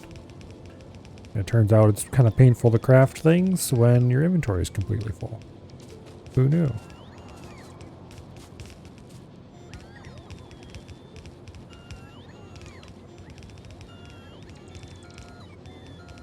But anyway.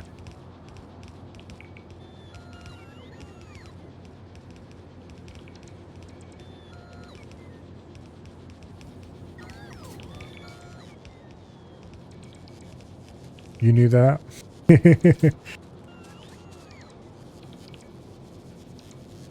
I forgot to grab furnaces. So, this thing is completely done except 14 furnaces, I think it is. This says 12 furnaces. Anyway. That is beside the point. The point being that we need to go get furnaces. And along the way I need to drop off some of this crap because my inventory is just a bit too full. I probably shouldn't have grabbed that many transport belts.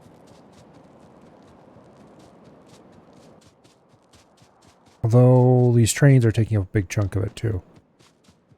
I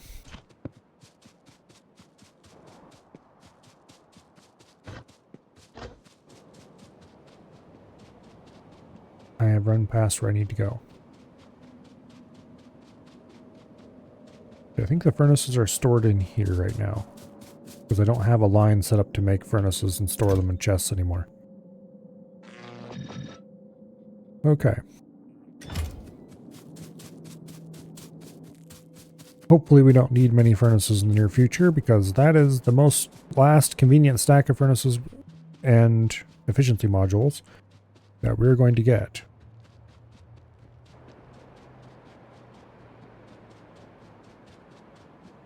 Also, I forgot to put efficiency modules in the furnaces back at the concrete plant, so we should probably head back there and do that. Because that would be a good idea.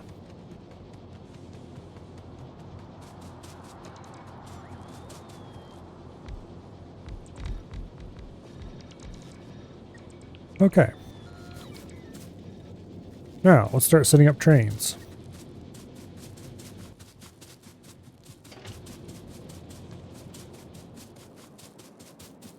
First things first, we're adding 2 new iron trains.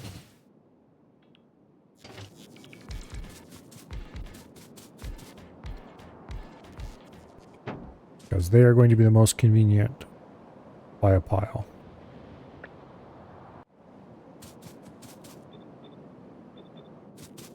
Okay. They're part of the iron plate group.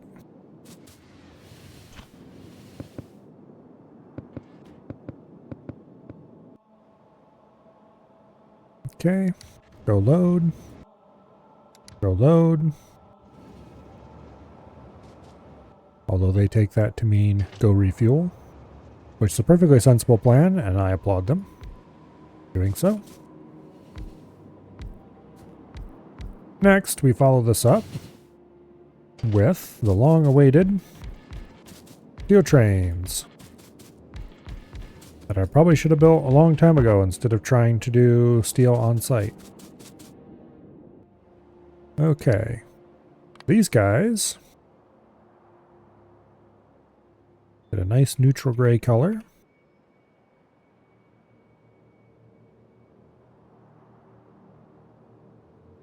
And they get the refuel interrupt. And they get to go to steel plate loading for full cargo. And then they get to go to steel plate unloading for empty cargo. Lovely. And group is assigned steel plate.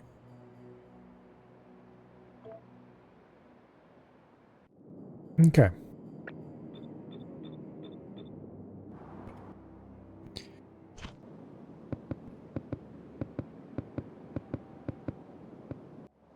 And then we just set them all to automatic.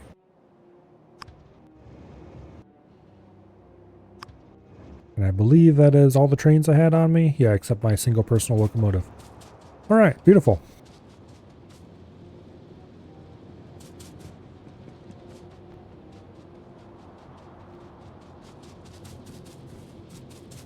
The last furnaces in the row aren't running.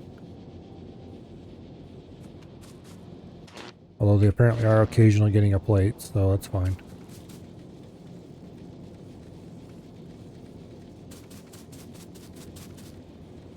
All right.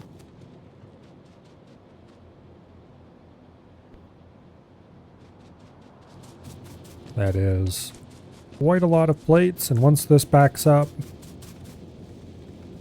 and actually gets some buffering going on, more than just the bit going into the chests.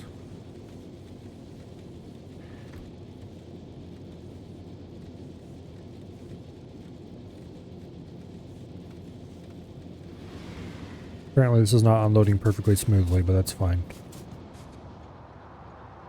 We'll live with it. Alright,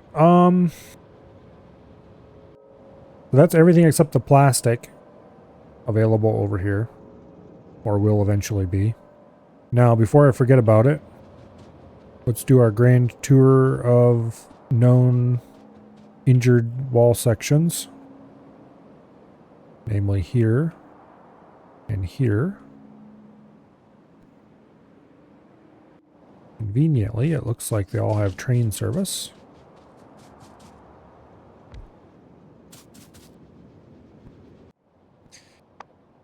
Okay.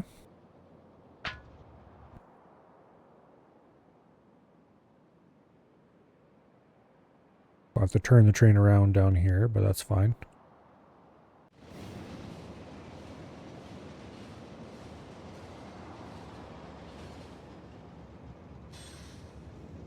No, stop it. You fool.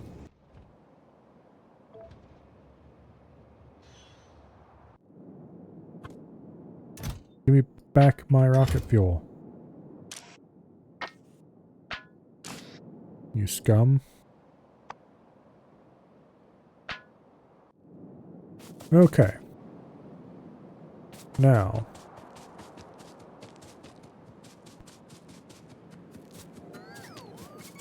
I really should set up a robo network down here.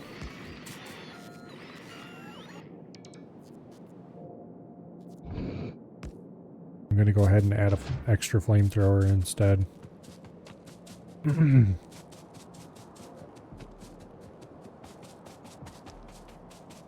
Okay, next stop.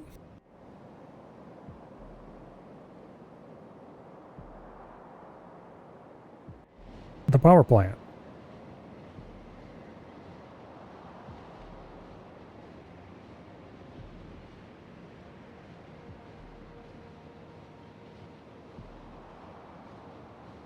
That place I would dearly love to get rid of and replace completely with a gigantic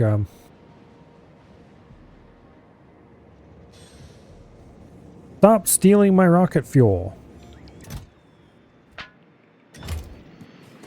Honestly.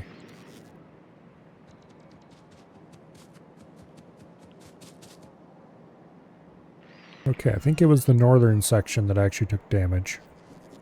This is running completely full. What in the world?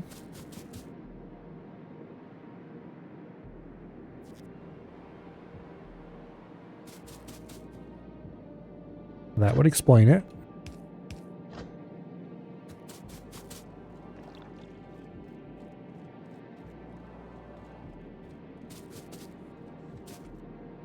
Alright, well, it's going to be a long time before the ammo train revisits this place.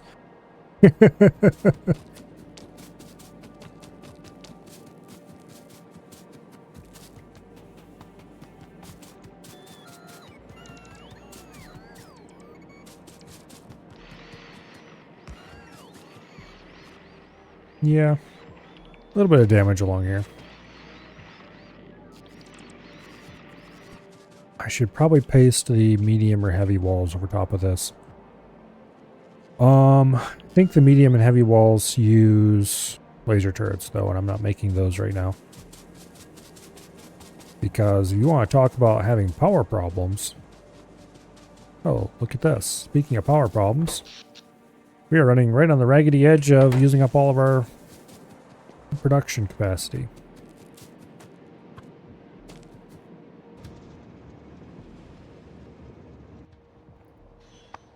Okay. Now, let's go to the iron ore. Not iron ore.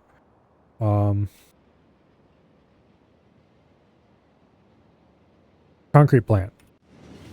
So I can get a little more concrete to make more centrifuges with. Because I have enough for 5 centrifuges. I would really kind of rather have more than that.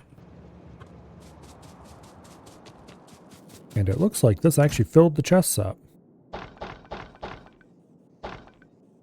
Okay.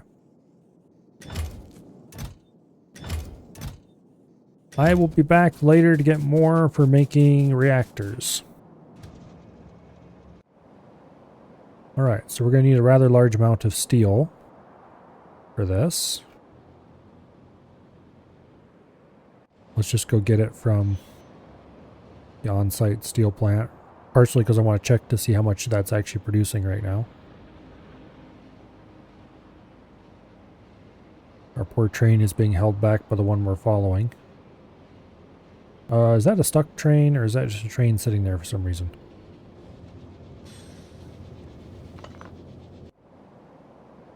That was a train sitting there waiting for me to clear the way, probably. Okay.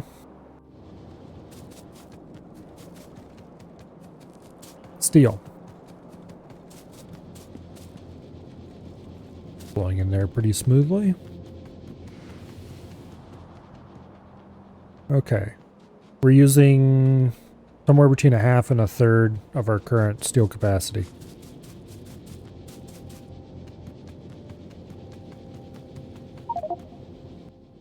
Inventory is full.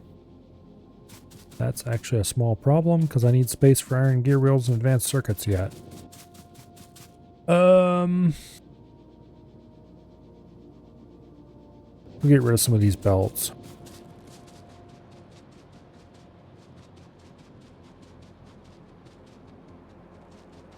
I'll be back for more of them before long, but for now we can drop off a couple hundred belts and be perfectly happy. And then we're going to need a ton of gear wheels.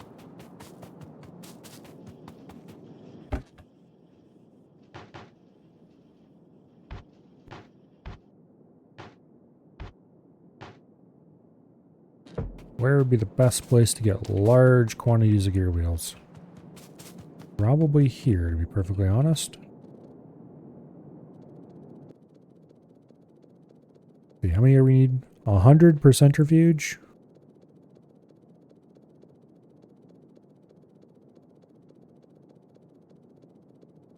Well, we'll grab as many as we can.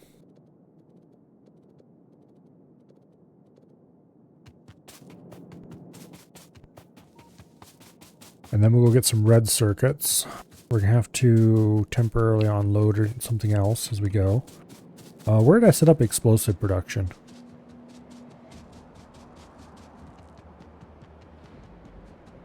I think that was in the top corner here of the science base. Where, beside where we were producing the sulfuric acid and that kind of stuff.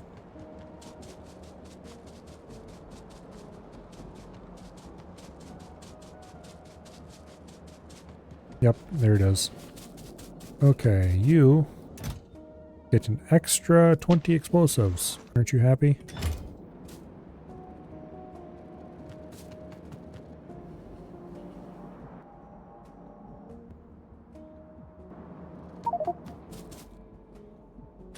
Okay, that's 2 centrifuges.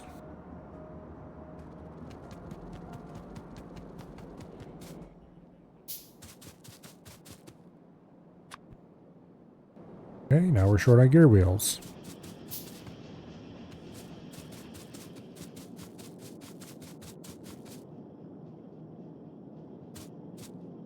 I don't want tons of pipes. We gotta be careful how close we get to this.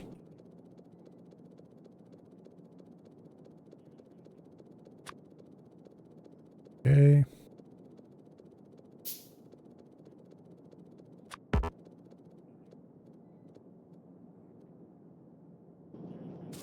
And now the other side.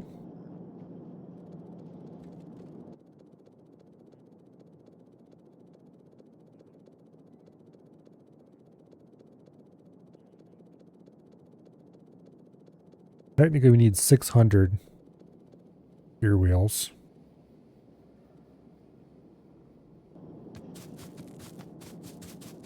We're not going to get that many from there.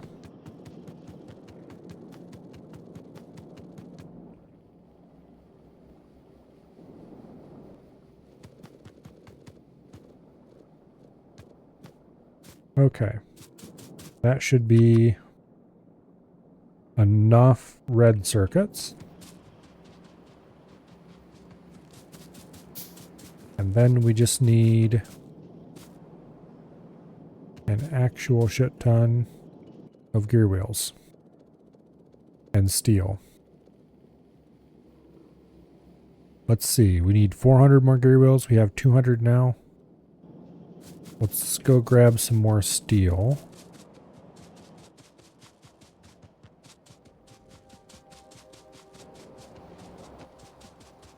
This all told is going to get us 10 centrifuges, which darn well better be enough. I mean, it's going to be more than enough, let's face it.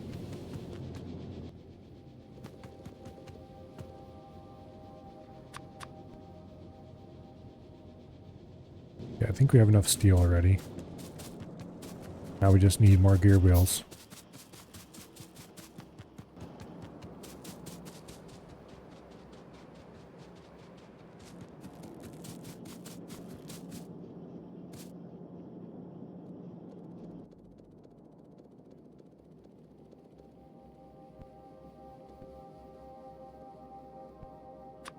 Okay. One last centrifuge.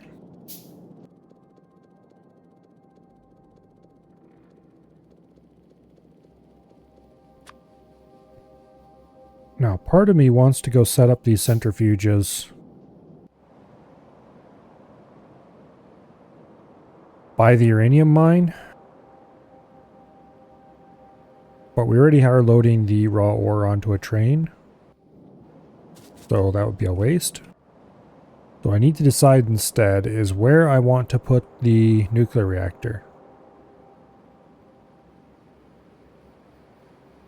And I can't remember if if all these little spots are rocks or if there's some spotty, what are you gonna call them up here? Cliffs. So I think we're going to take the train and we're going to scout this area. Because it's flat, it's far enough away from everything else. Well, let me think.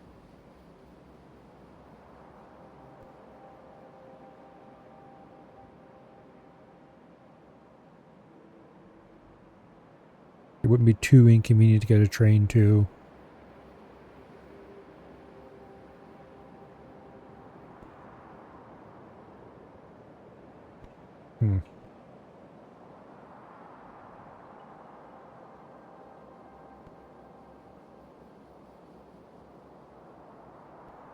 Yeah, I don't know.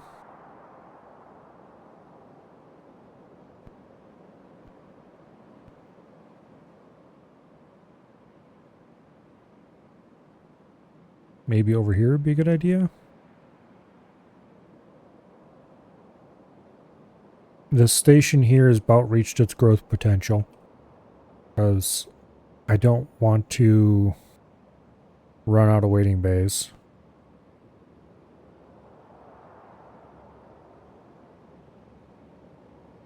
There's 10 waiting bays and 6 unloading bays, looks like. 2, 3, 4, 5, 6, 7, 8, 9. No, 1, 2, 3, 4, 5, 6, 7, 8, 9, 10, yeah. Which is not exactly a ratio I enjoy. We kind of need more unloading, more waiting bays there. But don't want to just keep adding on to this station, because while we could do that, it would rapidly get out of hand.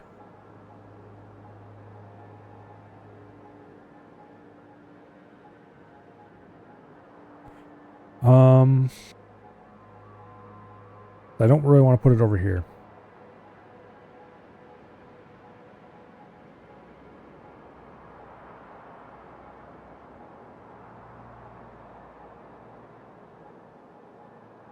While this would be a convenient place to put the reactor now,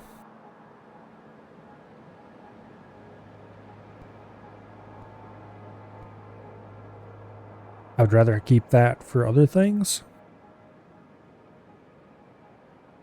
The reactor, let's see, first of all,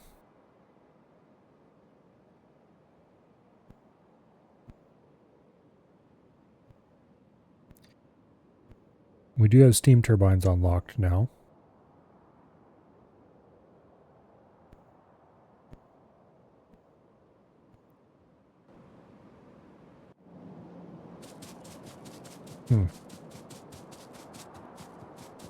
Need to think about this.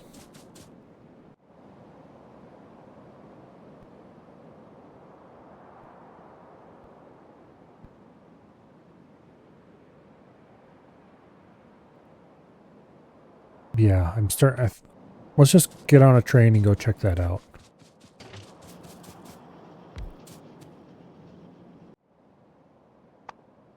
Okay. I need to remember that I need to do this from this screen.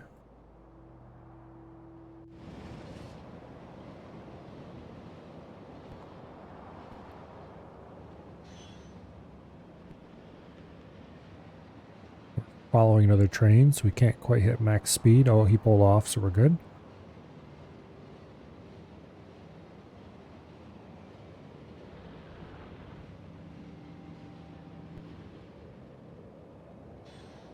Part of me wishes I would have done a rail world preset. Usually I like to do rail world with fighter expansion turned on. And sometimes I'll even tweak the resources to make them even more extremely spaced out and even more extremely large. Yeah, I'm not seeing any small cliff sections. There's a lot of trees.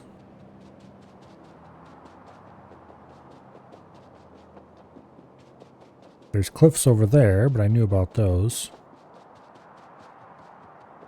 I think it's all just rocks. Okay, so this might be Reactor Central up here, probably in this corner.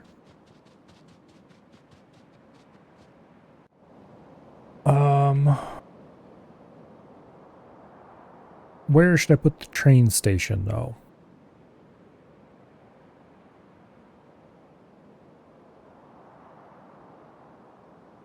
I think I'm going to put a T right here in this section. And we'll just run a straight line up to here somewhere. And then we'll decide where to put the station around that. And then where the reactor goes around that as well. So, let's drop the car. And back south we go.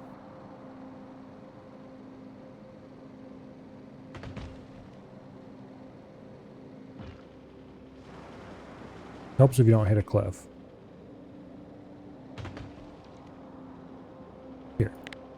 Get in here and stay in here. I don't need you chasing after me all the time.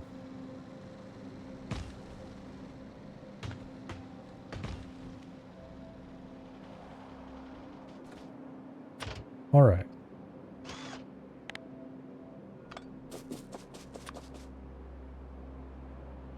Find the T.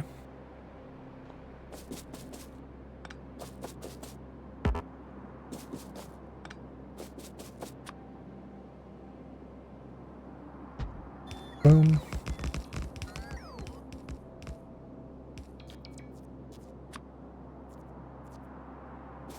And then we just go ahead and deploy a straight track north of here. And I'm going to want to do a bit of grenadiering as we go. Looks like we're not going to have to for a little ways yet.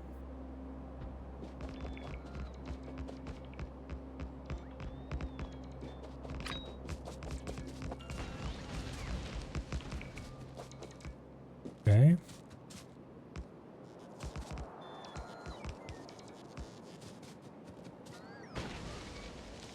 Here, get back aboard so I don't have to worry about this.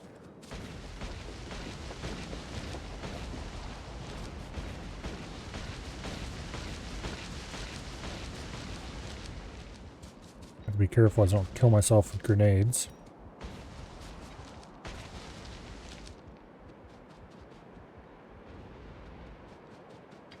Okay.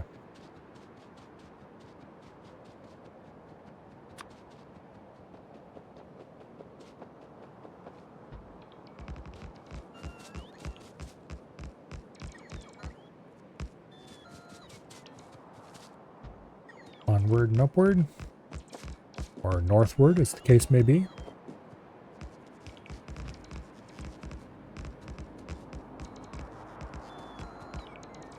Come on, place that stupid power pole.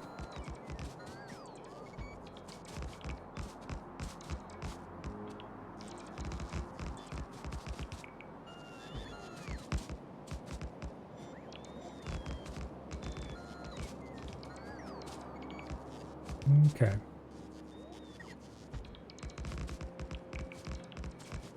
I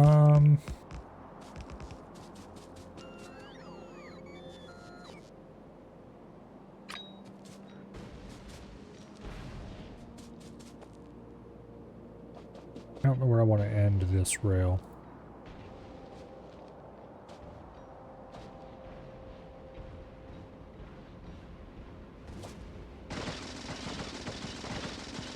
I have to think about it for a bit.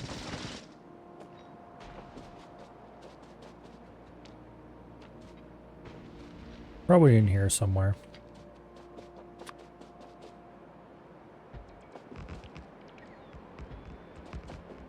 Yeah, that's probably good. And we can put a curve on it and go that way or something. Now,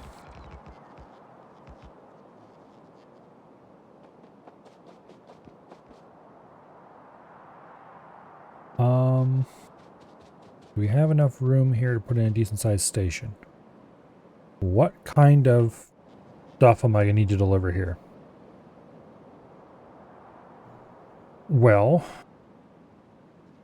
we're going to need to deliver uranium.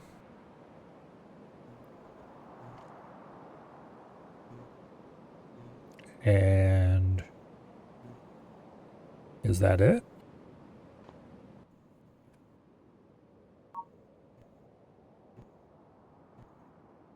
Because I'm pretty sure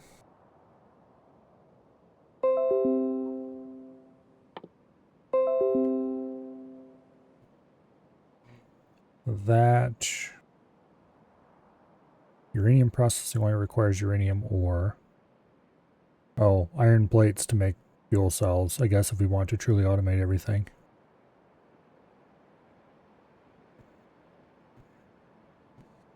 Angry Windows noises? Yeah.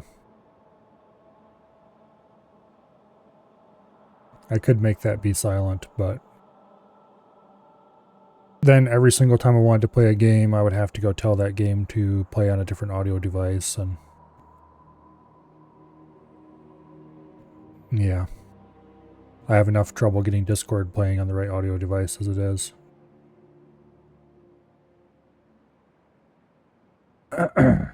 Which it probably isn't doing, by the way. If I had to guess, it's probably reverted its settings and is using the default one again. Because it likes to do that. So I probably should bring in an iron train just for the principle of the thing. Although, there is no way we'd ever use a whole iron train making fuel cells. But like it would be the first iron train would show up and unload, and that would be that. Let's get this out of the trash slot so don't forget it.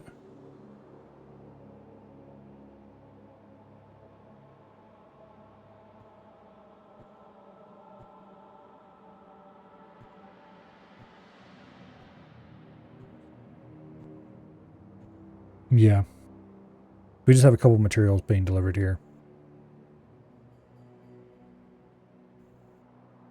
Everything else be supplied locally. Technically, we don't even need a full-size iron train. We can just get a small iron train from somewhere. But we'll leave space at the station so that if I want to add an iron train, I can.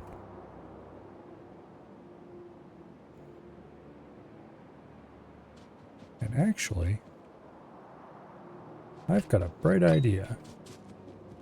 There's no way, if you look at the map, there's no way we're ever going to send a train that way at this height. So let's just dead end the station right on the top of this thing.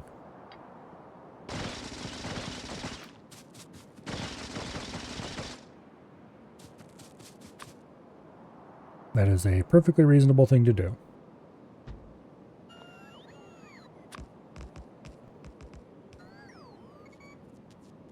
And then we just take the stacker lanes and we similarly dead end or similarly install those. Get back here, I want to go grenade this stuff. Okay.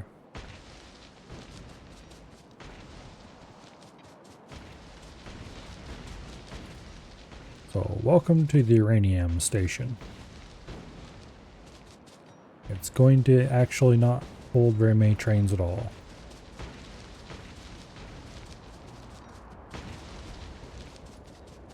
So I will still give it 4 waiting bays.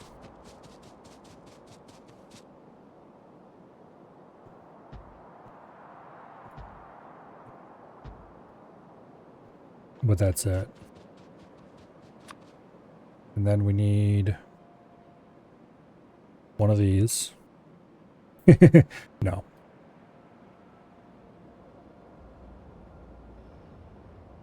We need one of these.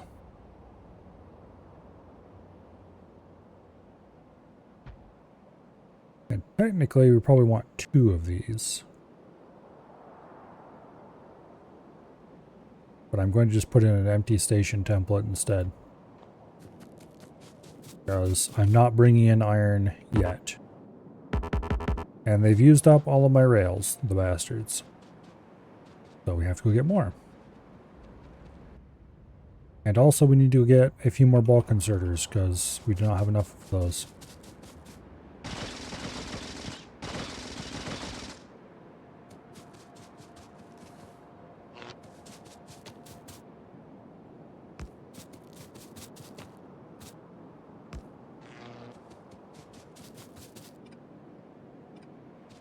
Okay. So you are going to be a uranium unloading, and I don't think I have one of those defined yet. Oh, we'll just do it this way. And you get to be a nice, beautiful green color. And I'm going to give you a 2 train limit as well.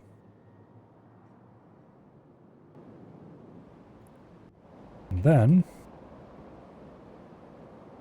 you add station, uranium ore unloading, which is somewhere in this list, I'm sure. Or maybe it isn't because it hasn't been built yet. Alright, we'll worry about that later then.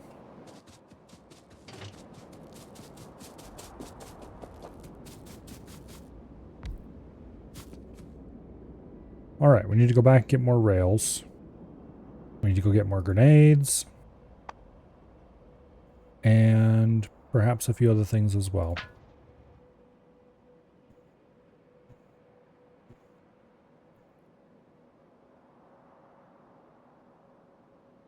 Let me think. Power poles. Chain signals. I need to get rid of these Mark 1 assembly machines.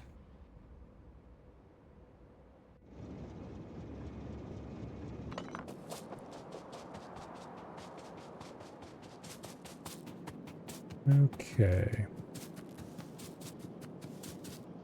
Power poles. Chain signals. Rails.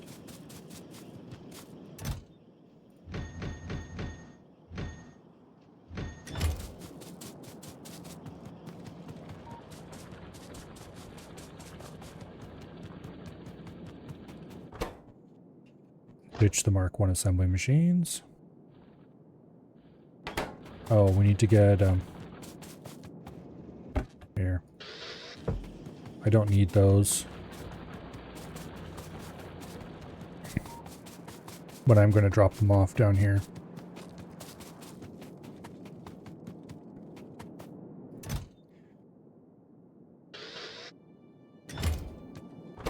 Okay, what all are you short on? They might put them in the wrong chest.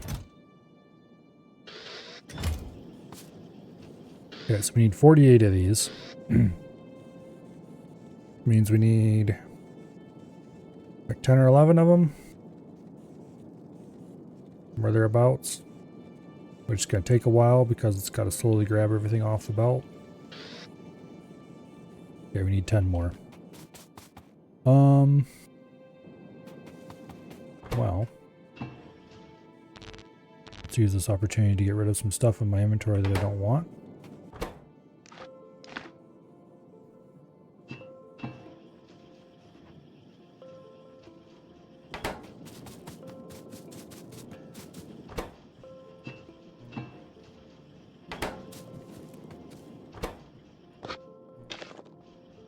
Okay.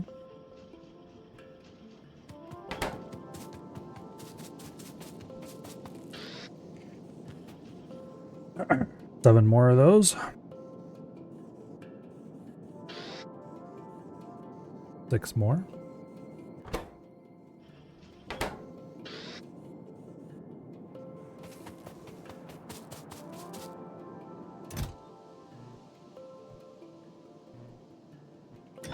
We really don't need this little temporary blue assembler anymore.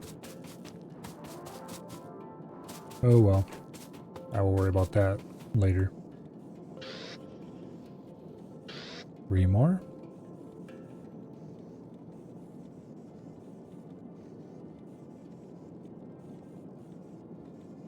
Okay. 2 more.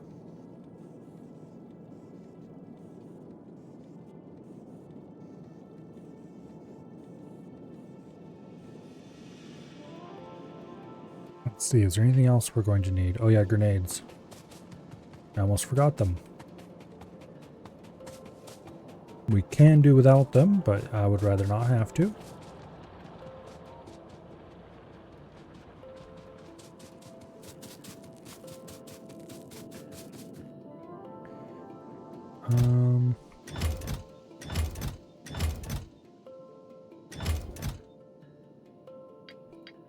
We're actually starting to run low on grenades.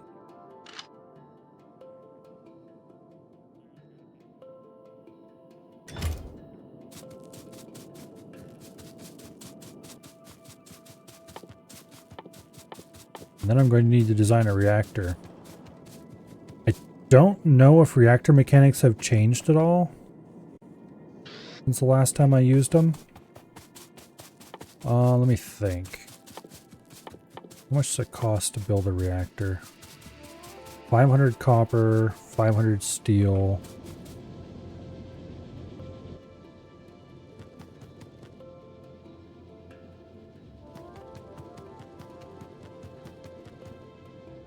$500 advanced circuits, 500 okay. Let's go find some copper.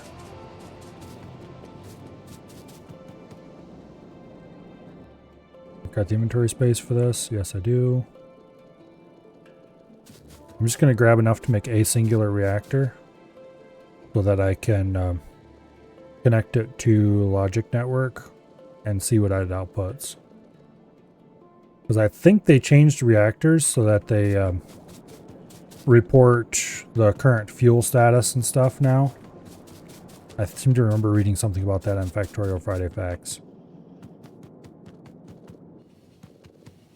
Which means we don't need the old-fashioned reactor control circuitry that I have, and I need to make new reactor control circuitry instead.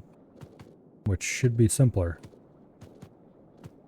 Actually, I don't remember if they changed it so that it outputs more information to the network, or if they just made it so it doesn't consume fuel except when it actually needs it. I should look that up. Also, this is a remnant of something old. We no longer need that. Alright. Train. Get me back to where I need to go.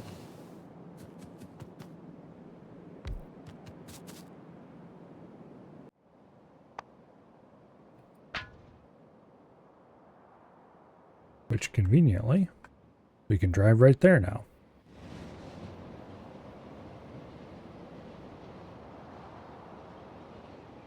I really need to look up reactors or experiment with a reactor. Actually, upon second thought,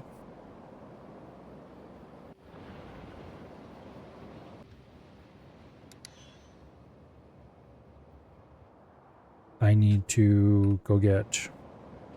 Yeah, we'll just run there instead of having to turn the train around. I need to go get some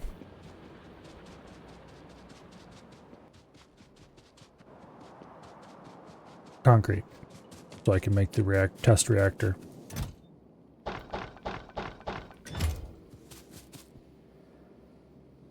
Okay, nuclear reactor. That took a large chunk of my inventory.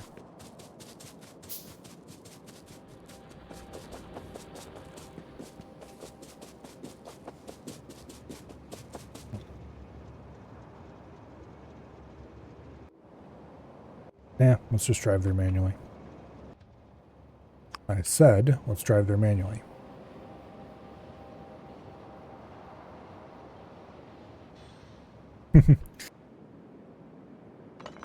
Braking distance? What's that?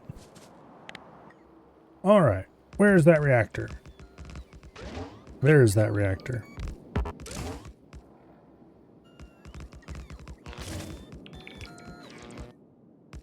Now let's go ahead and hook it up. The wire. Read fuel, read temperature. Okay.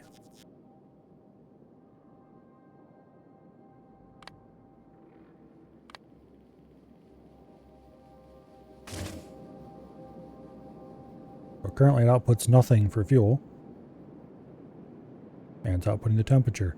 So technically we could make a pretty simple circuit to say if temperature is under a certain amount and fuel is under a certain amount, insert fuel.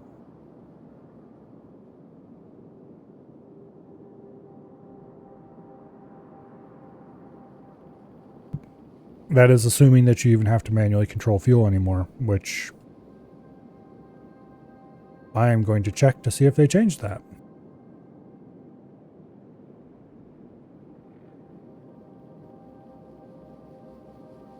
Okay, let's see. Has somebody updated the wiki?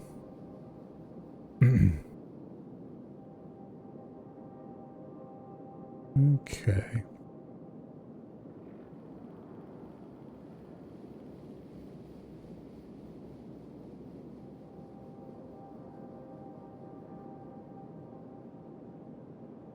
It doesn't look like that wiki has been updated.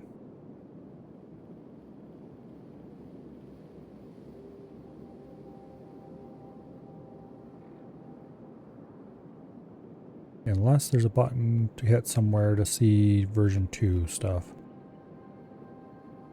Because it doesn't mention it. Okay.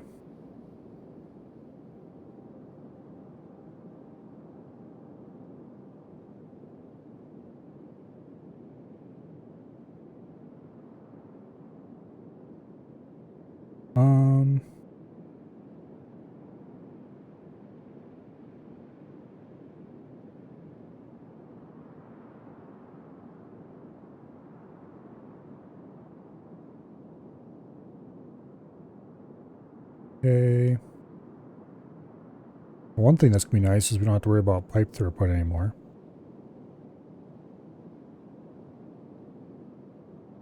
It looks like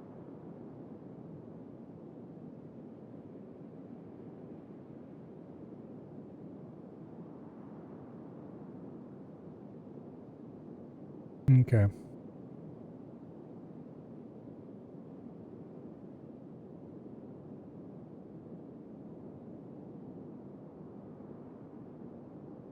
It looks like over-consuming fuel is still a problem. So circuit connection, useful. So I'm going to have to redesign my reactor controller circuit, which I'm not exactly annoyed about, because the old reactor control circuit was an abomination.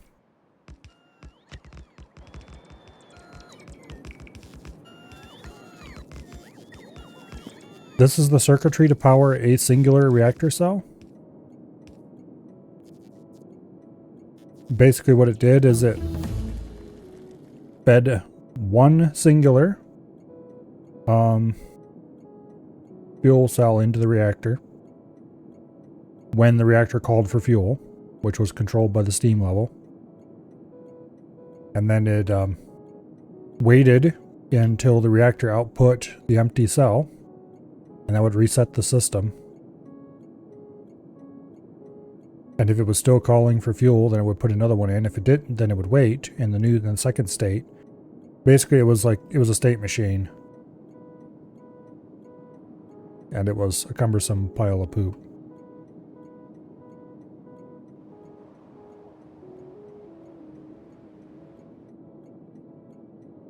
And then there was this controller that hooked up to the steam and determined whether or not the reactor should run. It isn't really that complicated, it was just kind of a pain in the butt, is what it really boiled down to.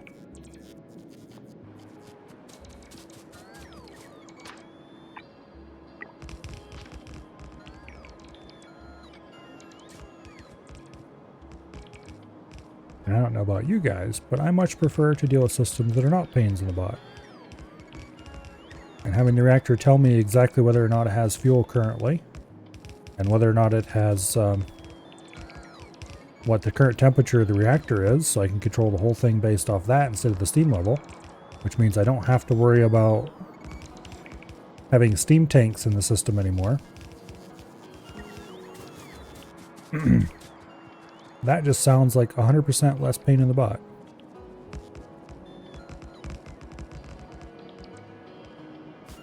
So I, for one, am greatly looking forward to designing a new reactor. Although I am going to have to build... I probably just could do a 2x2 reactor to start with. I could do a little single cell reactor, but... I don't know. Maybe I'll build one of those. Just build a little single cell research reactor. To experiment with. Okay. First, though, we need to start processing our uranium.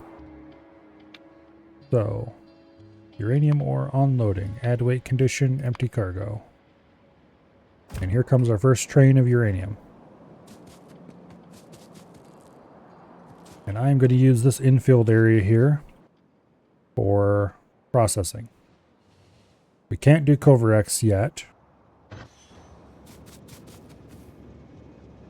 because that requires space science.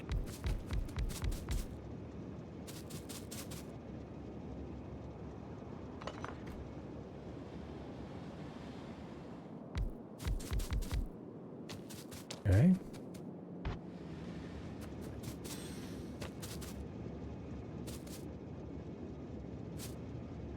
There's our second train. Really? We had 2 trains load that fast? Okay.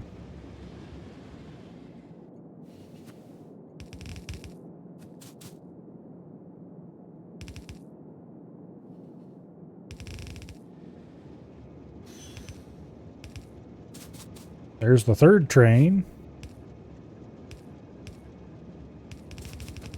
Okay.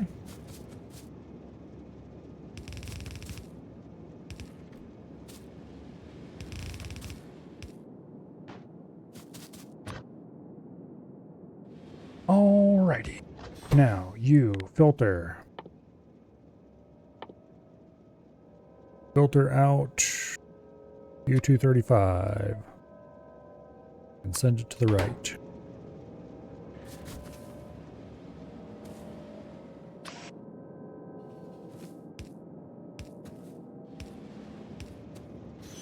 Don't know about you guys, but I am very happy for the existence of filters, because otherwise you'd have to use filter inserters, and that's how we used to do it back in the day, and it sucked. Particularly when you had doing a large Covarex system. You'd have to use some fairly annoying setups.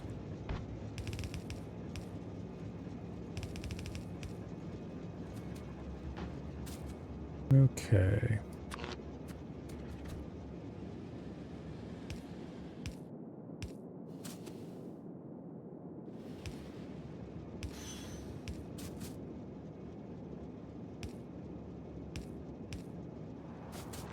Now we set the recipe. And this is probably not going to be enough storage.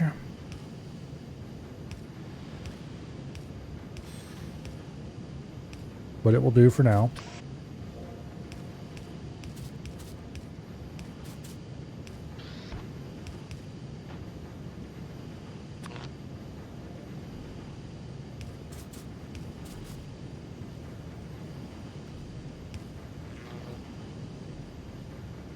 All right. We have our first U-235. And where is that alarm horn? Here we go.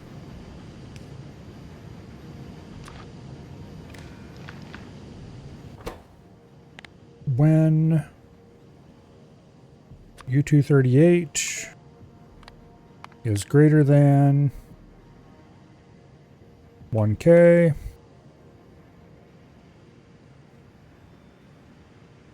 show alert, 238.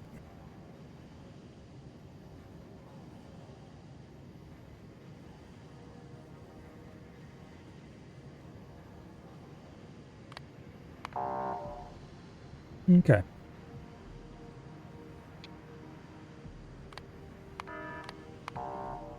That's better. Might as well keep it quiet. Global playback. And if these fill up before we get access to Cover X, well, let's just hope they don't.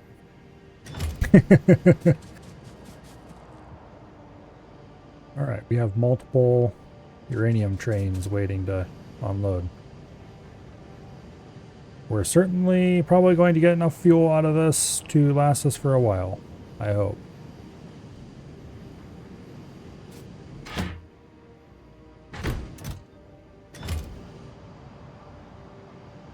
How many train loads do we pump through here? Okay. I guess they basically completely emptied the mine, because the mine probably was completely full. Been a while since we set that up.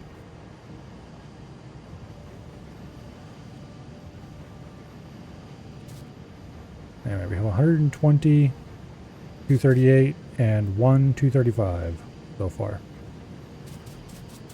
So it's going to be a while before we can set up any kind of reactor.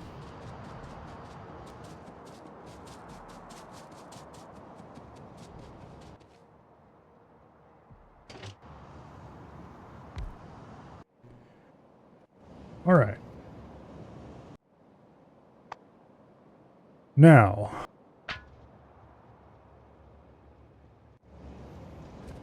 I want to look at the power consumption. Okay, we're not hard up against our power consumption right now. So that's good news.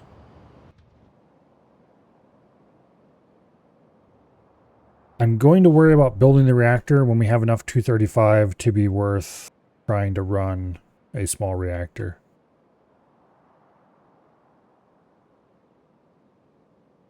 So we should, at this point, get back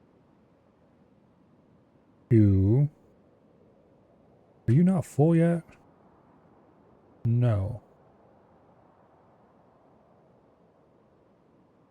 What is going on with iron ore?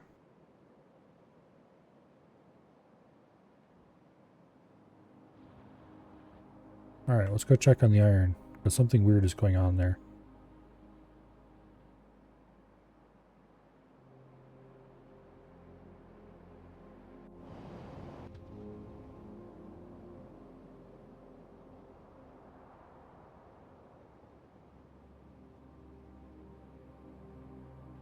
I think we're just not mining iron fast enough to keep up with the demand, now that we've added steel. Okay, these are pretty full of steel. We just don't have a steel train waiting there.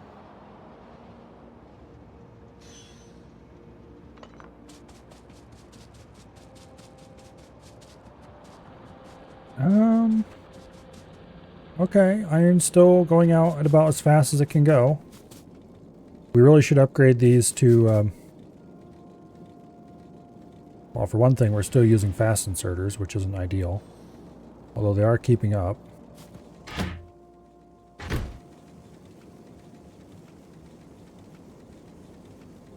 Largely because the fast inserters are picking up only 2 at a time? Okay.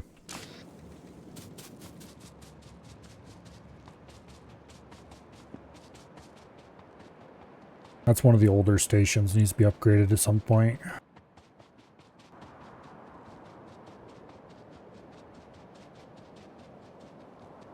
Okay, first of all, purple science has been built. We don't need this here anymore.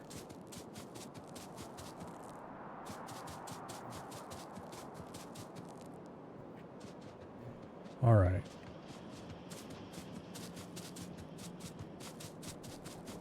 Now,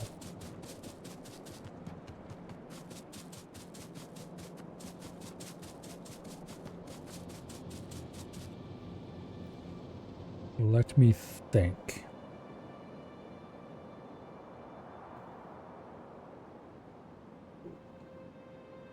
I should put a radar over here so I can look at these. I really need to put radars on a lot more places because I don't have very many of them, which is a bit unfortunate, but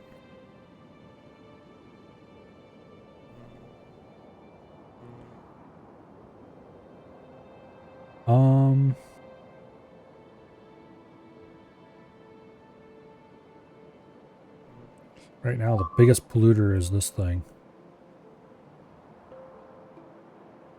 We've lost another turret there. Which isn't too surprising considering look how big the pollution cloud around it is.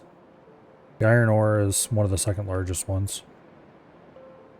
The furnace is hardly polluted at all, it seems like, which is good. Factory is polluting a little. The iron mine is the big one by far. This is why we need to get onto nuclear power, because that's going to cut our pollution immensely if we turn this off.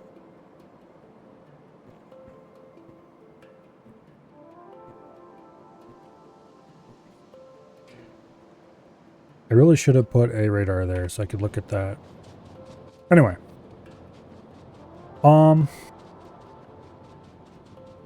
We still have to do yellow science. I do have infinite researches that I can do that use only up to purple science. Mining productivity only uses purple science. So, also steel plate productivity, which is another useful one.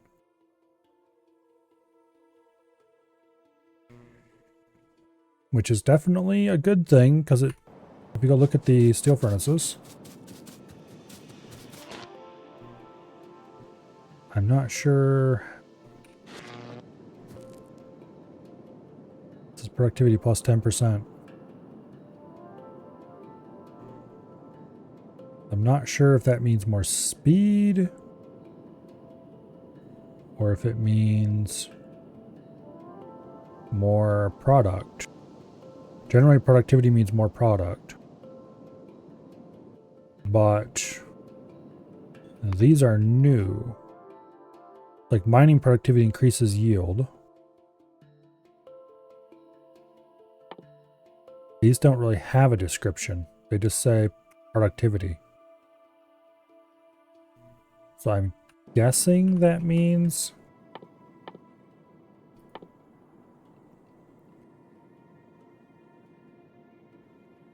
I don't know. See, these things crafting speed is 2.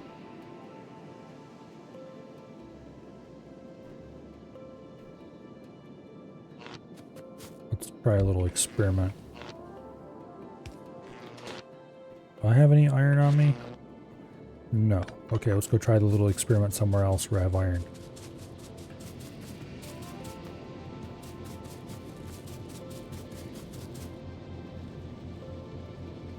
Seems like the iron isn't making it all the way, whereas it used to make it all the way.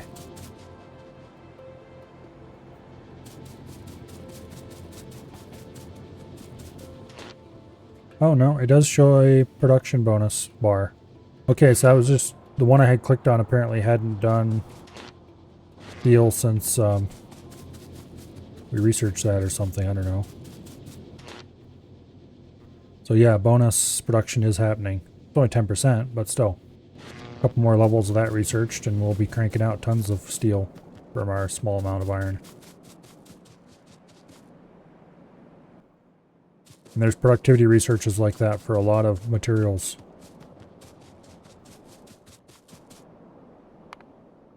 Steel is one of the first ones we have access to. There's some for various circuits, I think.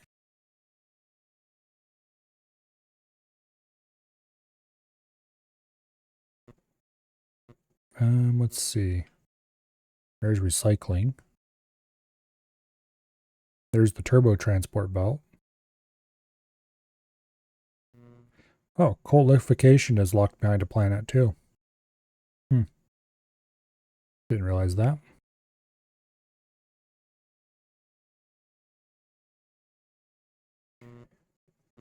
Carbon fiber. That's not what I'm looking for, though. I'm looking for productivity. Processing unit productivity. Plastic bar productivity. Rocket fuel productivity. Some of these seem a little strange. Rocket part productivity. Research productivity. Increases the amount of research progress per consumed science pack. That requires all science packs, it looks like. Needless to say, that is a very end-game research. Asteroid productivity. Increased yield from asteroid crushing.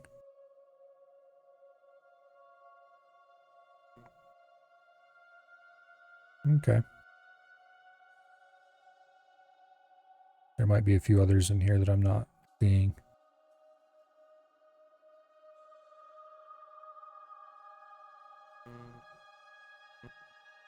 There's Cover X, which we're definitely going to want.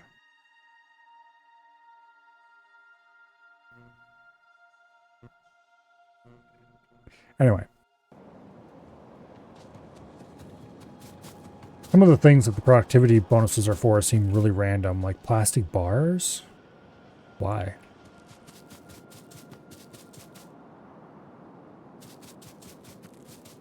But okay, whatever.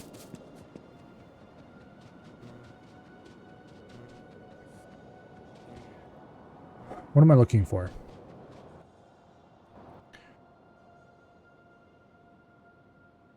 Low density structures. I should probably start making them right now. Because we do have, well, we need to get the plastic over there. The plastic is just coal and pet gas. Oh yeah, that's another problem. Do we have enough pet gas right now? It's been a while since I last checked this. No, we do not have enough pet gas. Okay. We are consuming it just as fast as we're making it. On the other hand, we have too much light oil. So we need to add more light oil cracking.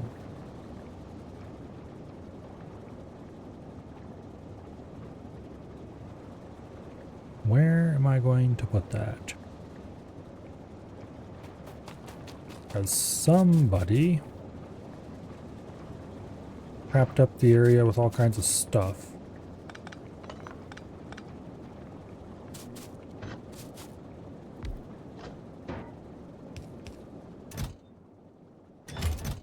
Let's go ahead and move the light oil barreling operation.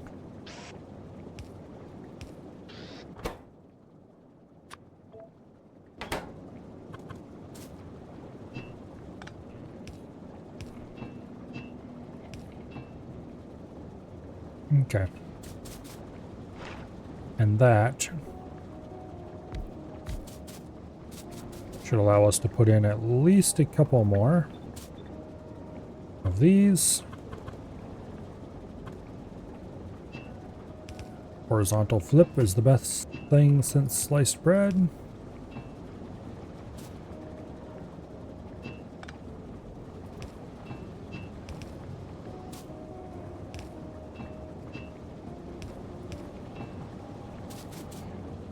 Okay.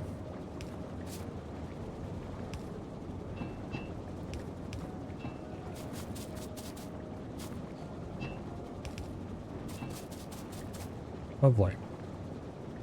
That's at least 2 more of those. Hooked to the system.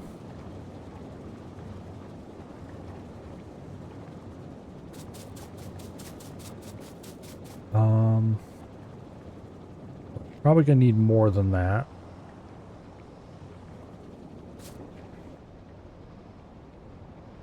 This refinery sucks, and instead of doing this, I should be building a new refinery.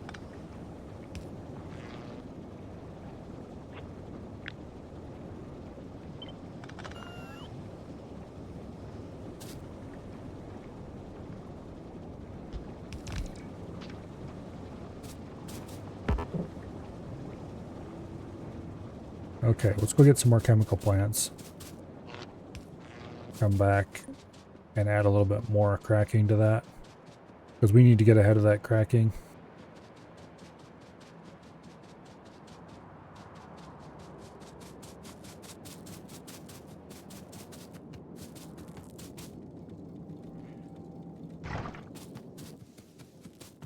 Why did I have that making 3 stacks of chemical plants?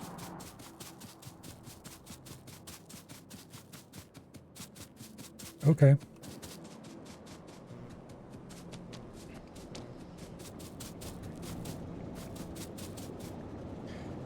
Now,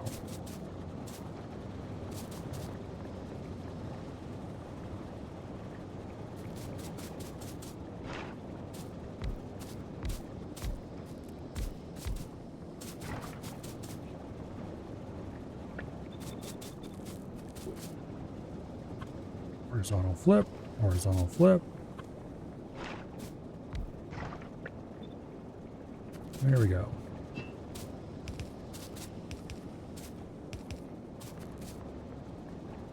Now,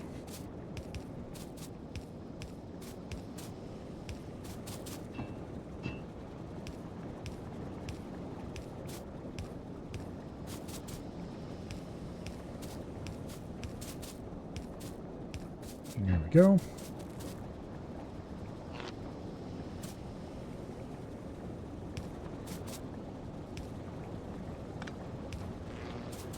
And then we just go ahead and run a pipe across the front.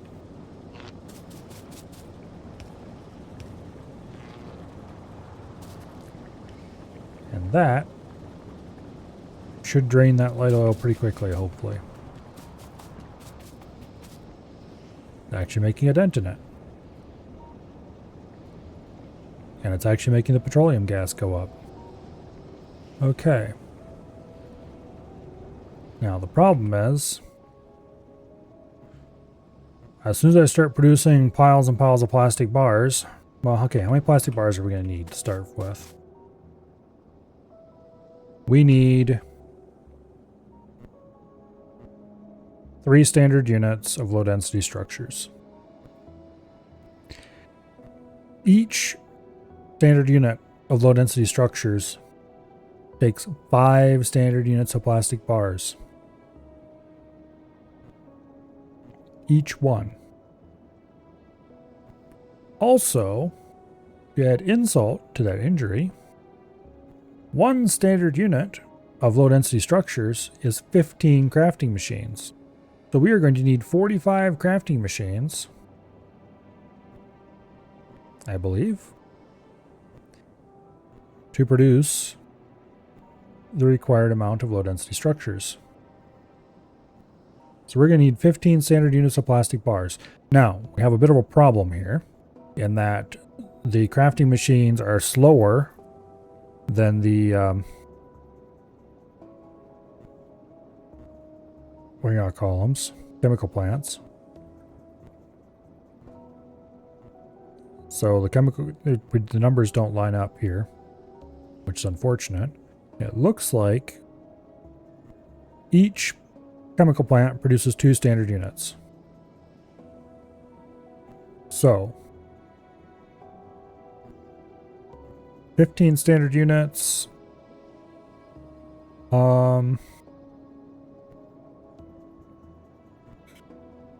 Yeah. If I put down 10 chemical plants, we'll probably have more than enough.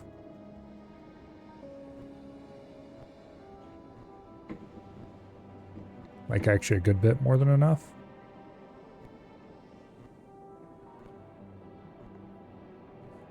And I can just do 2 rows of 5. 8 might even be plenty.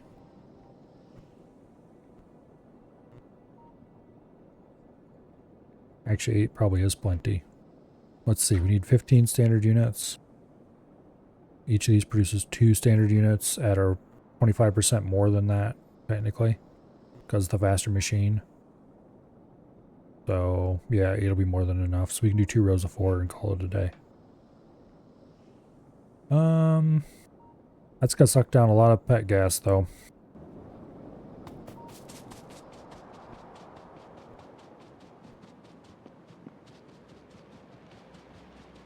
But 45 assembly machines making... That is nuts. And each one is 20 copper. So we're going to want to run a lot of copper. Our current station provides 2 belts of copper.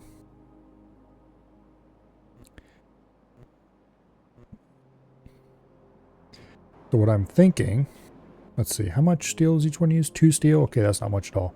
So I'm thinking what we'll do, we'll have 3 belts like that.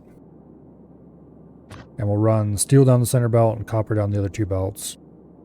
And then we'll do like this. And we'll have output belts going up the outside.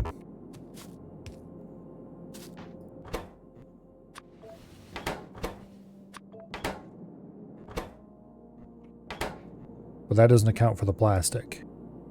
How much plastic do these things take? 5 plastic. So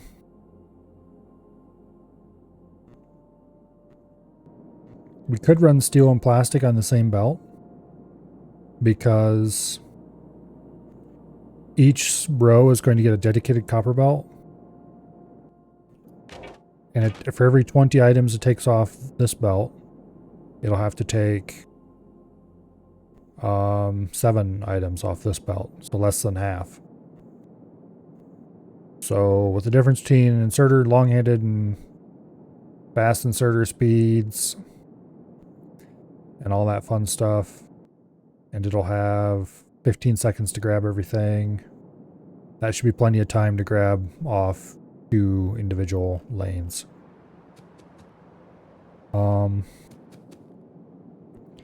The annoying part is the 45 machines, though.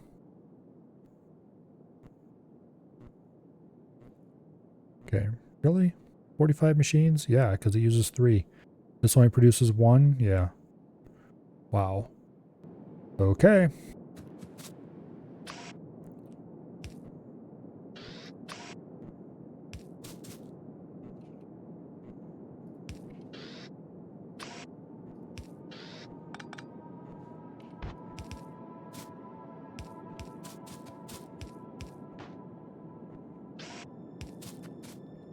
So we're going to need...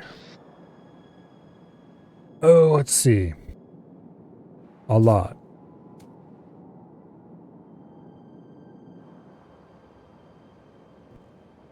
A lot of these.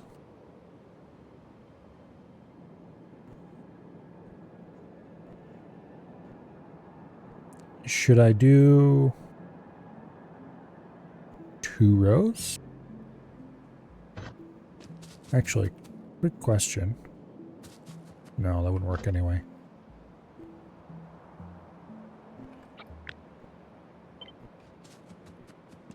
Okay, robots off.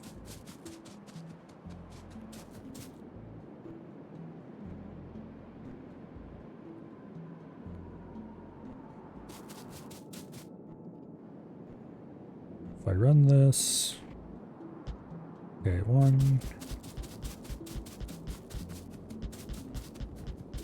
Well, that's distressing. How many can we fit along that row? 17. Plus a few more because the stupid thing got in the way.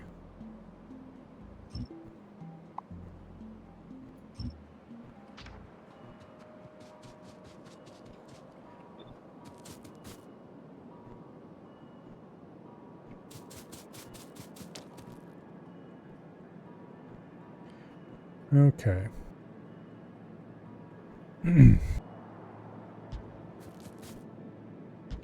3, 4.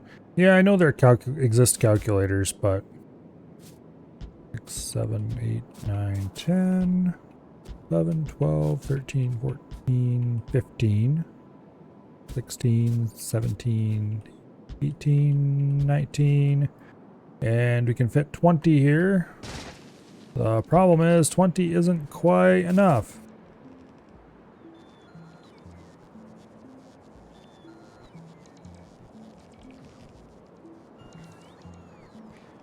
We are 5 machines short.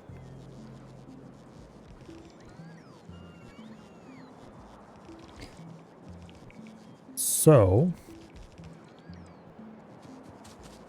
also this is a somewhat inconvenient place to have to feed those resources in. These are all running the wrong direction, but that's easy to fix.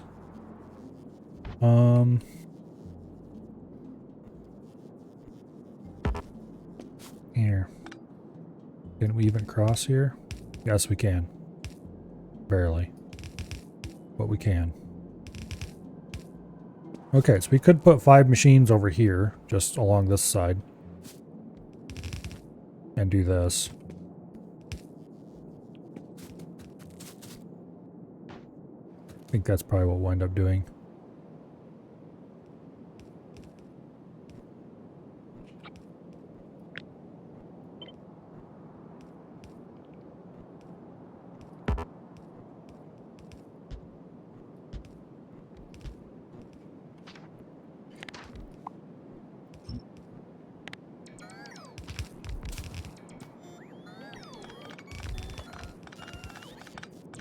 Okay.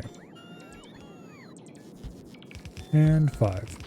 We'll just have to reverse some of these belts and it'll be fine. So that should be 45 machines. Which is a very crazy number to have of these.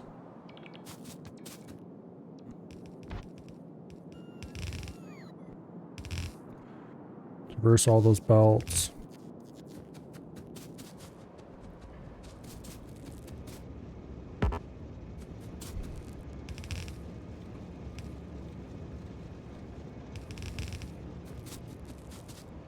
Okay.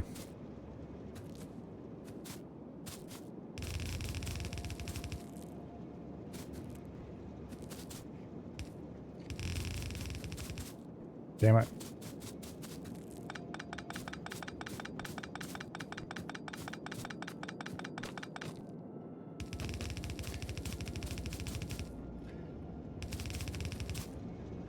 Do not actually connect the copper up. Okay. So this belt gets to be plastic and steel. Loaded basically 50-50. And I think we'll put the plastic production in here. The pet gas we'll have to run down.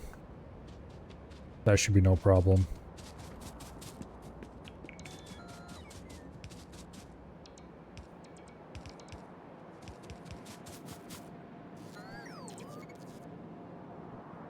Okay.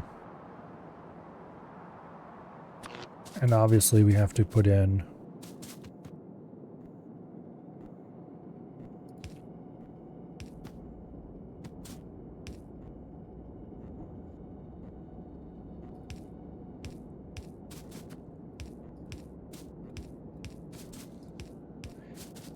a few power poles.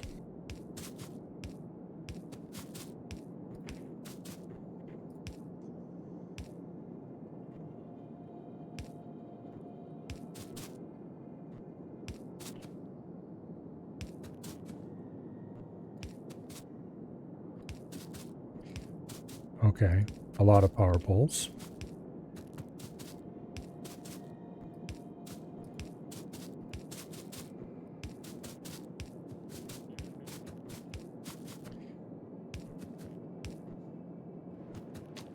Lovely.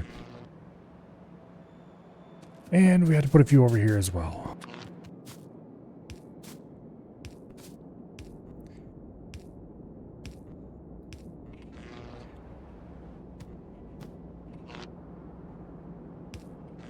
There we go. Now,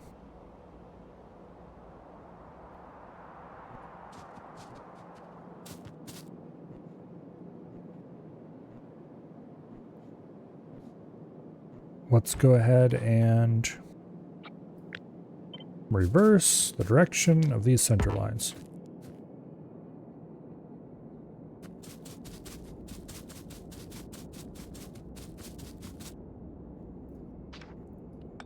And then we trim them. And there we go.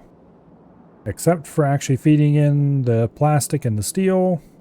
The steel's already available, we're just not feeding it in yet. But except for actually feeding those materials in, we are ready to produce our low density structures. Hopefully,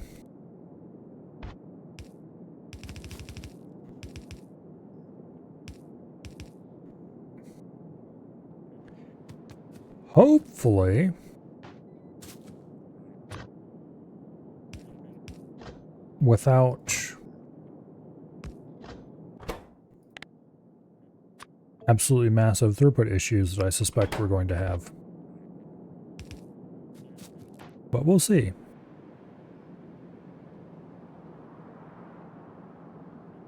And then all we'll need is flying robot frames and we'll be done. In theory.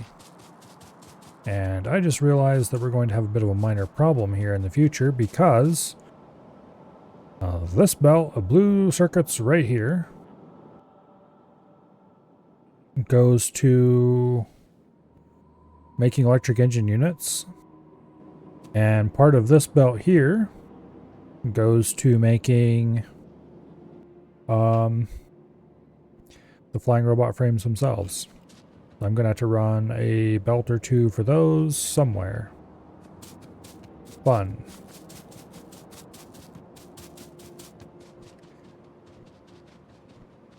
I think that is a future Milo problem.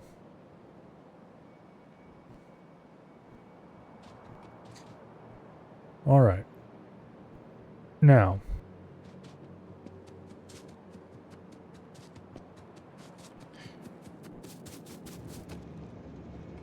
we only need one belt of this stuff.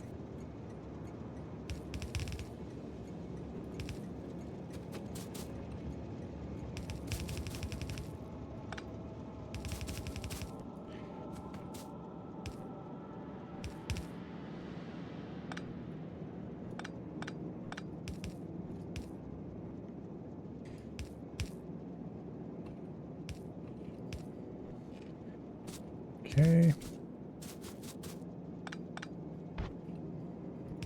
Boom. And then we're going to need to side load the plastic onto that as well.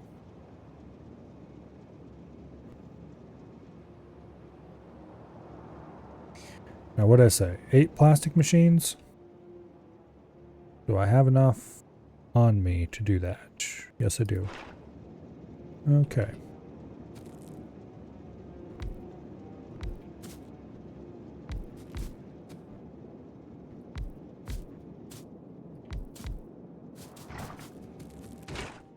That'll fit in there quite nicely. All right. And I don't have enough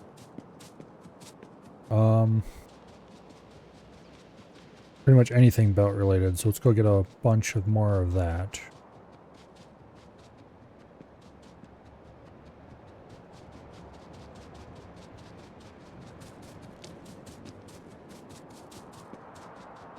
We need belts, underground belts, splitters, inserters.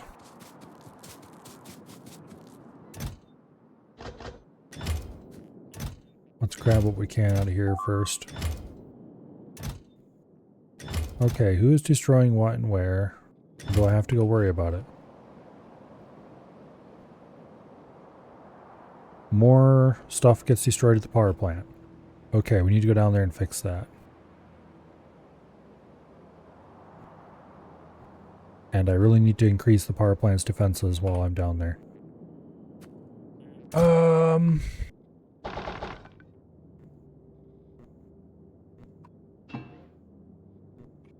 I have any green circuits in here? No, I think I grabbed them all already.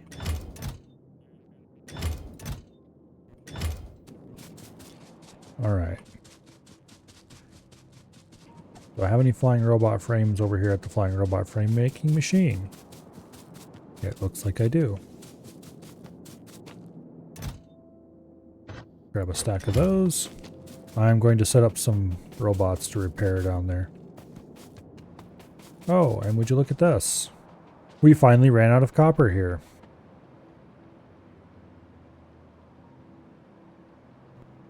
I don't want to set this up to bring in a copper train. I really, really, really don't want to set this up to bring in a copper train. However, if I don't do that, then the production loops are dead, and we're going to have to build new ones.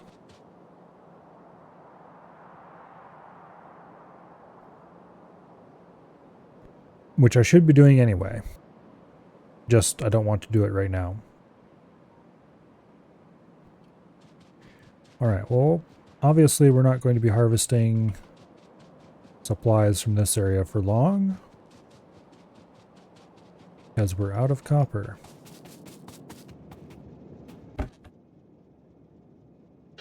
Note to self.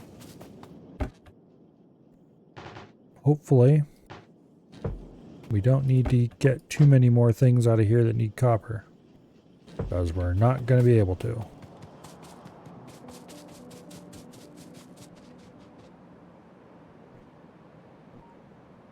I do have some bulk inserters, but I don't have enough to do a train station. Even if I wanted to, I would not be able to do that right now. Well, I should probably do new production loops anyway. I just don't know where I want to put them. Probably there, but with proper train stations to feed them, instead of the half-assed ones we're using currently.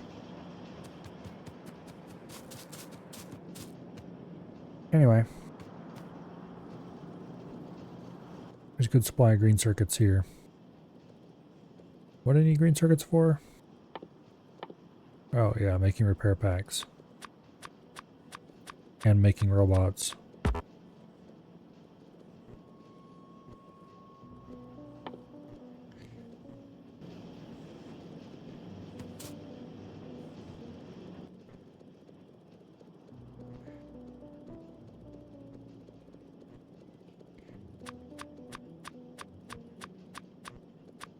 Okay.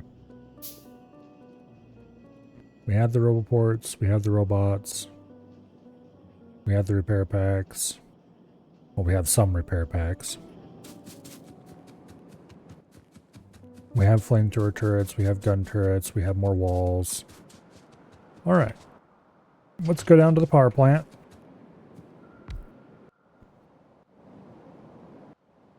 And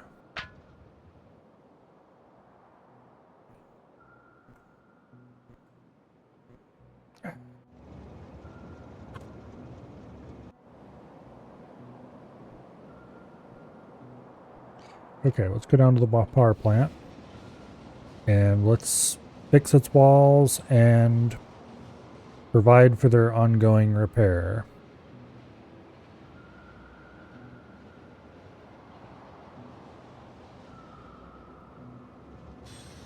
Stop.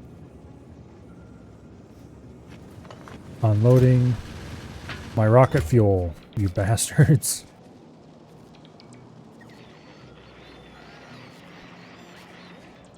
Okay, so the thing to do here is clearly going to be... Where's my wall blueprint?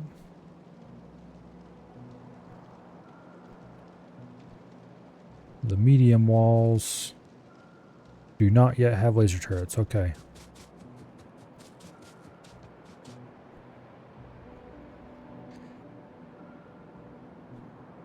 Now...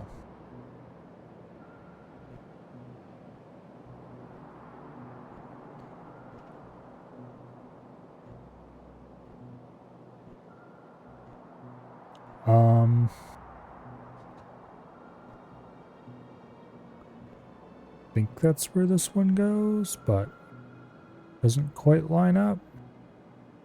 There it lines up. Okay.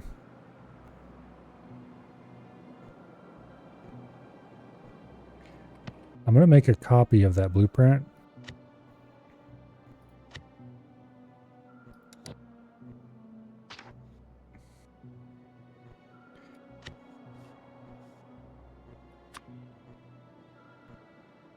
And we're going to remove the rails from it.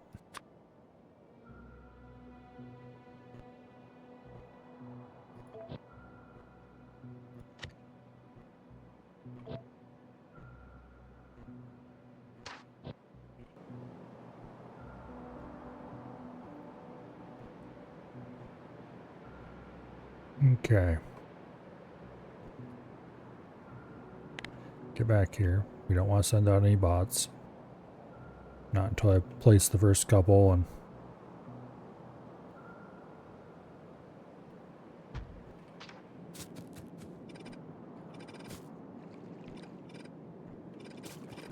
removed the inevitable mess that it's going to make.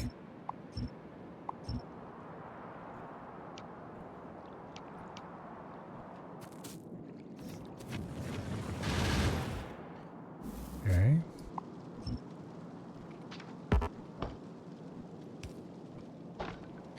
Lovely. Now,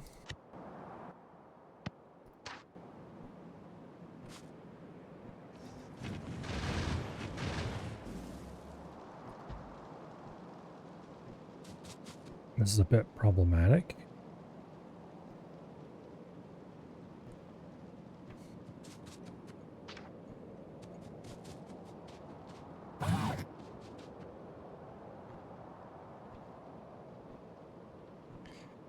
Because we're going to have to place this somewhere different from where it's supposed to go.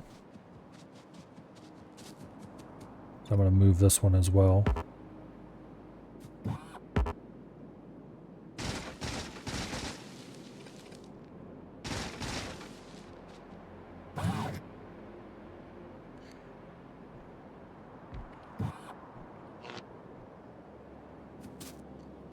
Okay.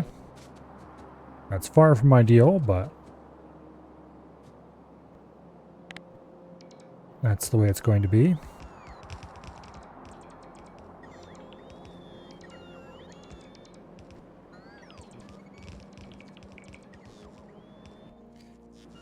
Now, you get 50 construction bots and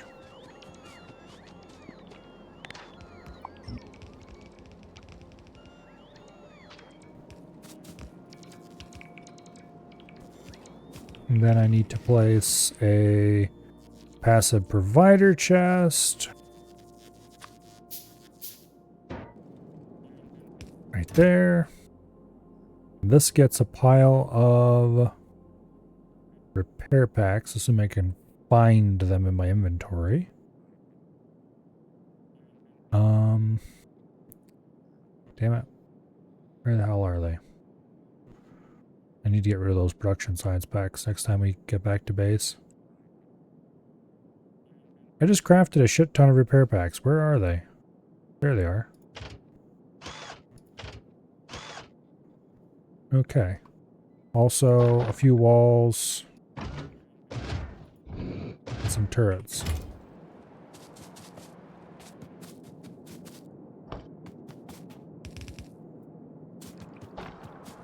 Okay. Now, off we go to the north section of walls. Or we're going to do the same thing.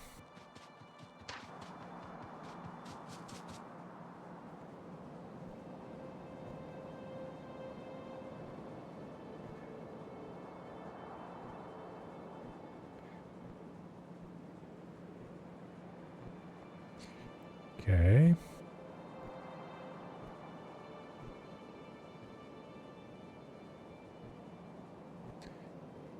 Oh, nice.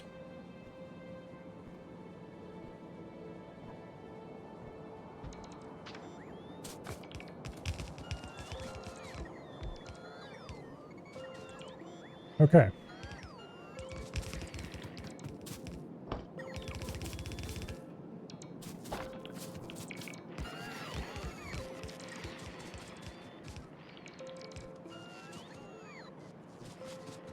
Now we just have to hook this roboport to the other roboports, so all the robots can live in happy harmony. Or some such hippie bullshit. And it looks like we can do that by putting one right there.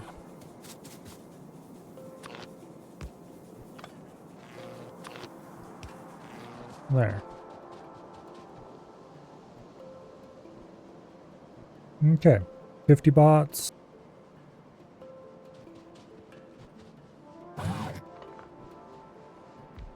Wasted one tile off. Okay, there we go.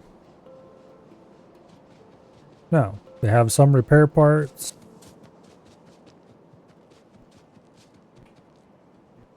They should stop incessantly whining at us.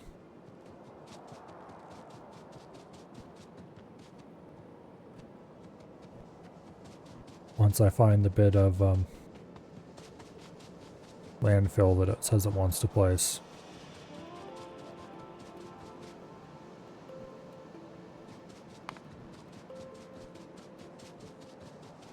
Where the hell is that? Oh, way down here. Okay, I see. Being able to hover over these and actually see a picture of where it is, pretty useful.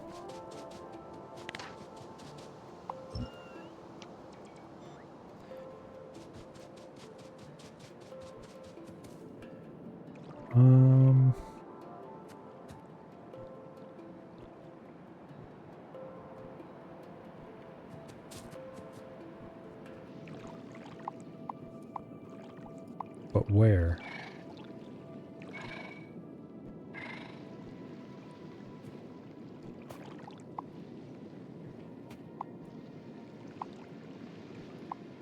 It claims it's right here. Unless that went away. Okay, that went away. It just didn't clear it up from... Yeah, I didn't refresh the view properly. Okay.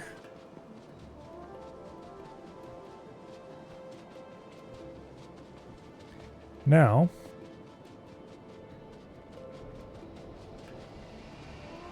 Can't wait till this thing shuts down, stops creating biter aggro.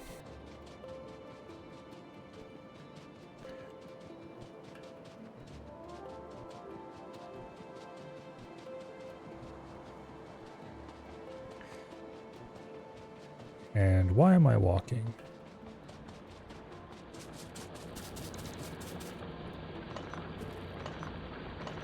Go ahead and prune this field real quick.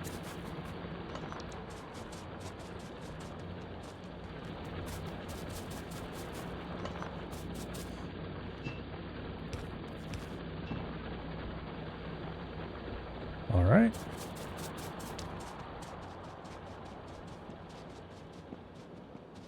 Now, we should swing past the nuclear processing center and see just how much U-235 we have and decide whether or not it's time to start worrying about building a testing reactor.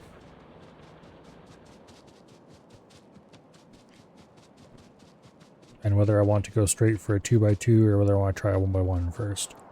Probably go straight for a 2x2 because... yeah. 1x1 is pretty useless. 2x2 produces a good amount of power. Although I'll need to produce a lot of parts for it.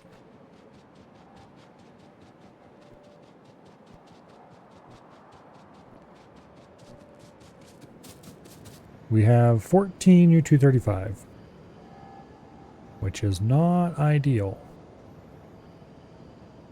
Okay, it is not time to start doing a reactor yet, because I want to have enough to do Covarex on hand and stored in a separate chest somewhere, so I don't have to wait for it, and then after we have that much, then we can start turning the rest into fuel cells. Which... remember correctly, fuel cells are pretty cheap. Yeah, you get 10 of them per 235. So, you don't need much 235 coming in to actually create a lot of fuel cells. And why am I running back manually when I can just drive a train?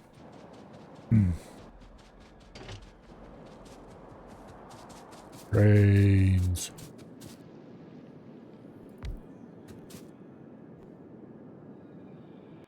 Okay, fuel. Go ahead and give him some rocket fuel. And...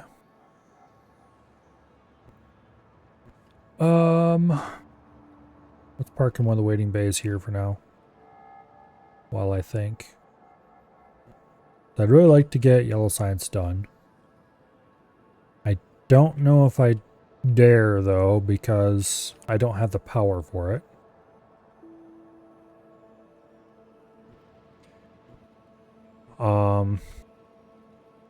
Here, actually, let's go up there.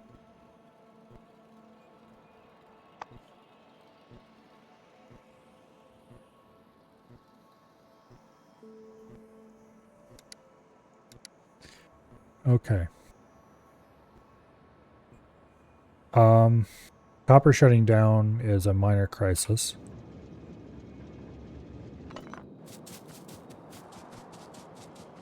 That I really need to resolve.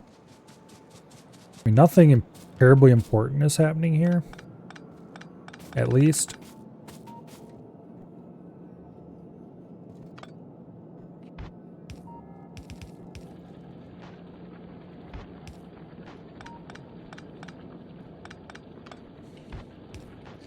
So it's not like I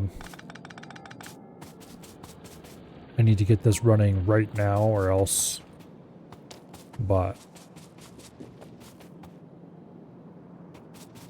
it is a bit of an issue that we don't have copper running in here anyway.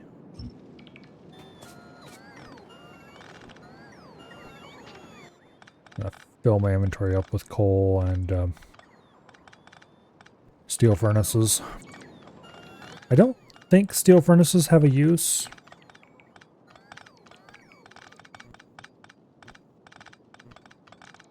Like, I don't think there's any recipe that uses steel furnaces. I should probably dump them into the junk chest.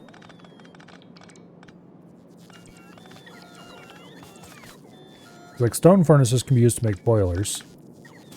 Which, at this point, we should be thoroughly done making boilers.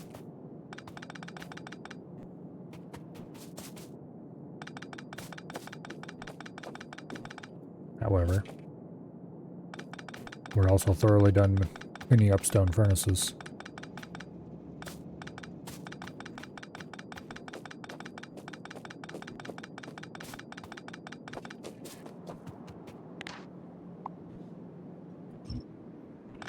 Okay.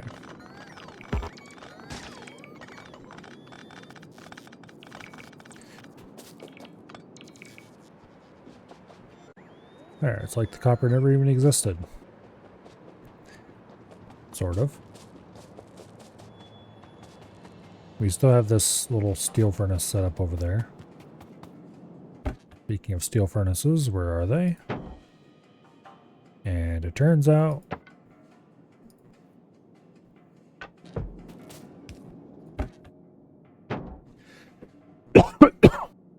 I was about to say we don't have the inventory space to put them in here, but that's not true. We can make the inventory space by placing another one of these. Do we have any other crap that needs to go in here that we'll never use again? I don't think so.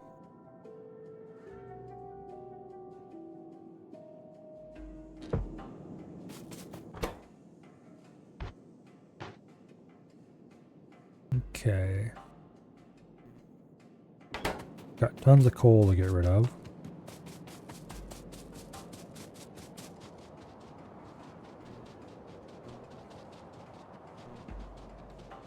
Oh, yeah, that's right. Where am I going to get coal for the plastic production?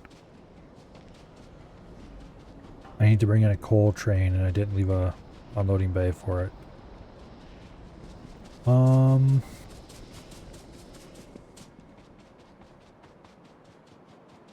I can just add a unloading bay.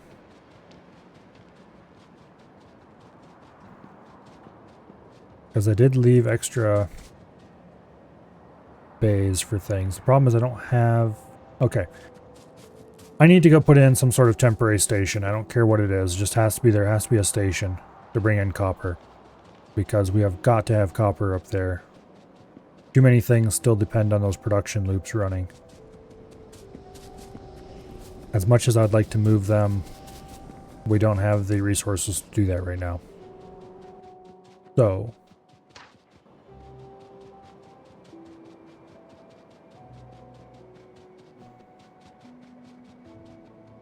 let's just go right ahead and paste in one of these basic stations.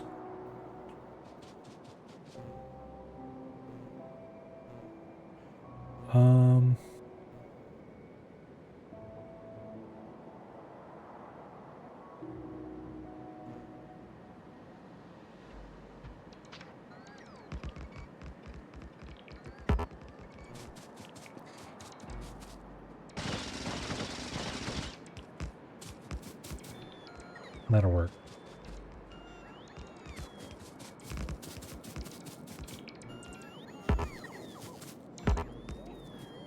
Yeah, that's fine.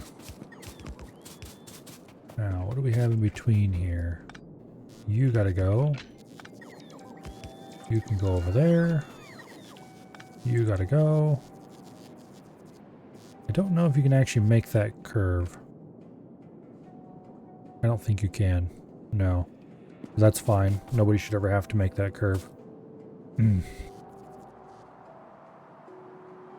Alright.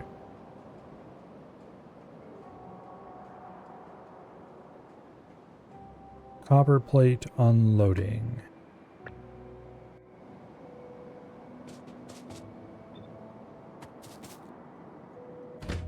And we'll set the train limit to 2.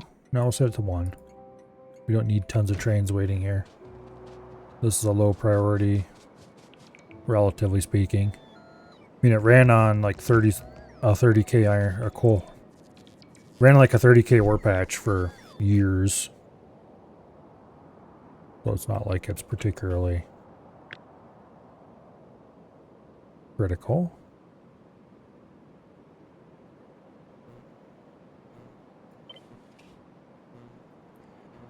Okay.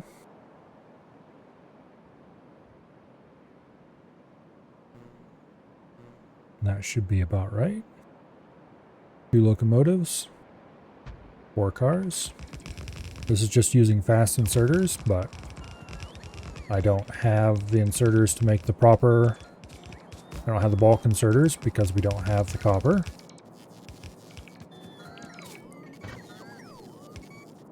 Which is what this is supposed to resolve.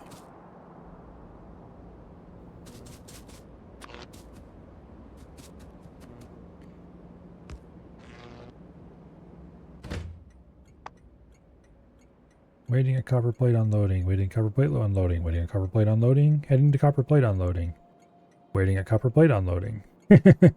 Okay, we need more copper trains. I do not have trains on me, but I can go get some.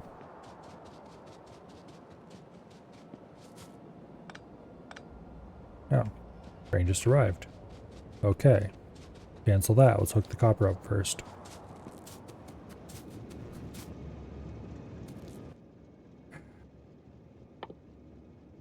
Let's go get steel chests first. Okay, where am I going to get rid of this coal? I need to get rid of it somewhere.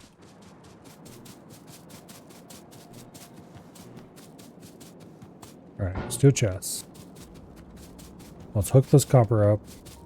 Let's get this thing running. That stone's going to run out eventually, and then we're going to have to add a stone station too.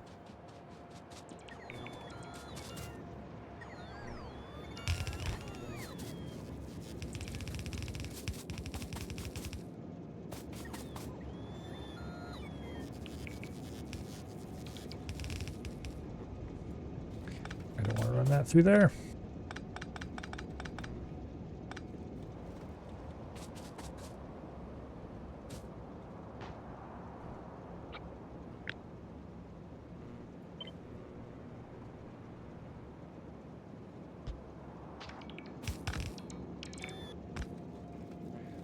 Okay. Now, you...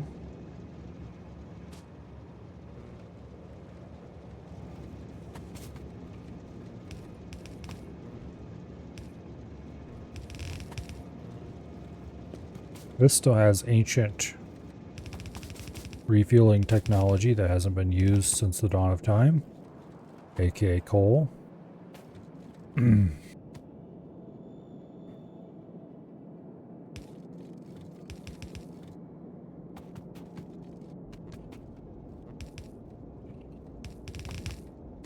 Bit inconvenient to run the copper way out here, but needs must.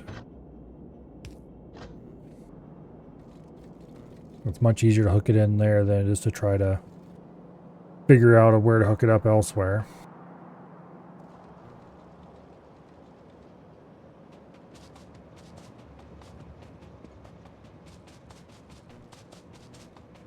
Okay, this is set up right. Correct. Yes, it is.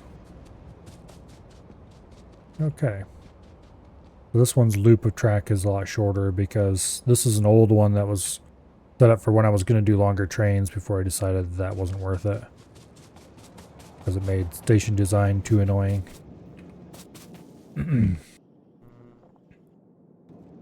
Okay. You know what? I'm just going to go ahead and dump this coal right in there. Much of it as I can. We're not really using those stone bricks anymore. Matter of fact, I don't know if we use them there at all, but it saves me from having to worry about coal for at least a little while. Now, the loop, it has restarted. Hallelujah. Let's go get ourselves some inserters.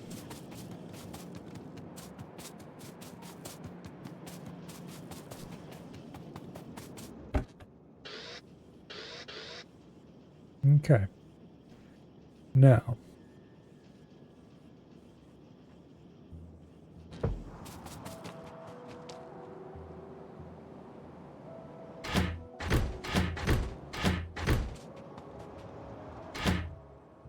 Destination stop full. I see.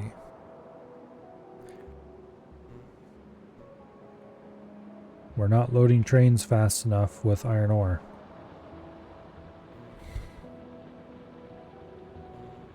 Okay. And how can I fix this? Probably by opening up another iron ore mine. Do I even have more iron ore around here? There's this 7 million patch that I could go cover. But then I might as well just run the belts over to this station again. Problem is the station's too small and not really expandable. Oh, speaking of small and not really expandable stations, I guess I could drop another loading bay onto this station. It doesn't really have enough waiting bays, but I could probably make it work.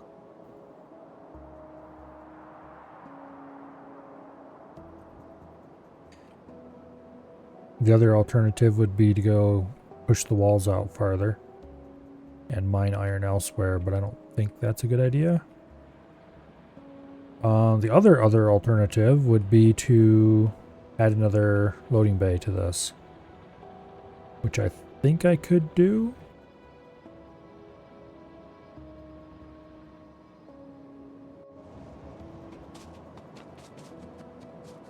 Yeah. We need to go enhance our we need to go enhance our iron mining.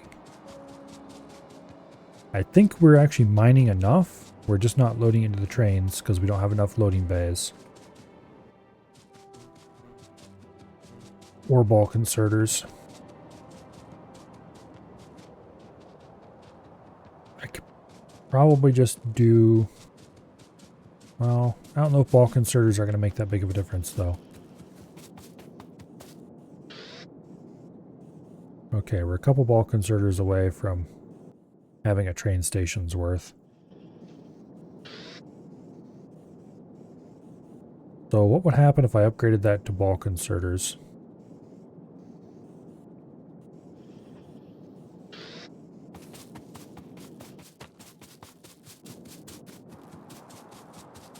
And then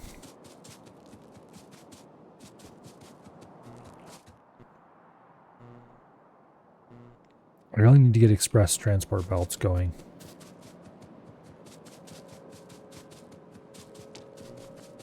Well, we started out so well today.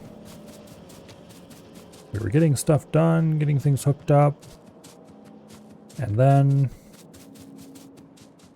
time started getting frittered away, running around in circles, dealing with little problems.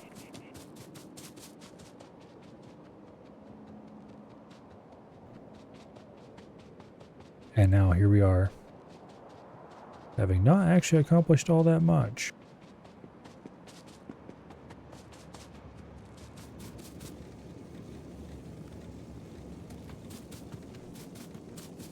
We're loading it as fast as it's coming in. But I bet if we upgraded all this to bulk inserters, we could have it come in faster.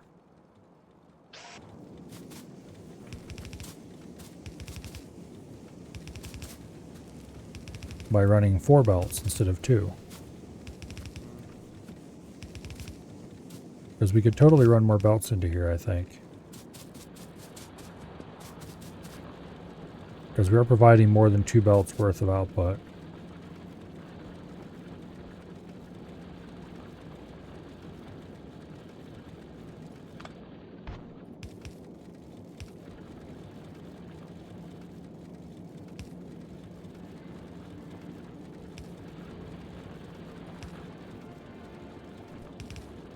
This is not how this balancer works. But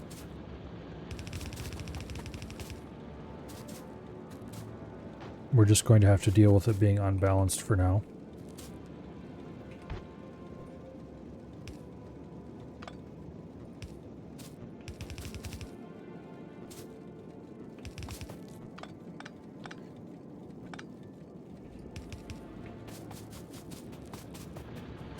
Because I need the extra throughput.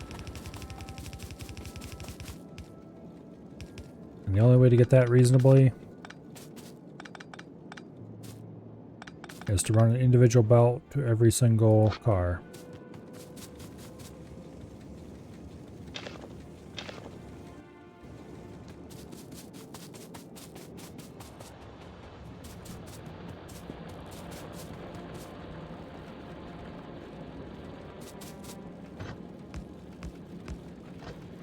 There. That is absolutely not how to do that, but oh well. The more cross-belt mixing we do, the better, I guess.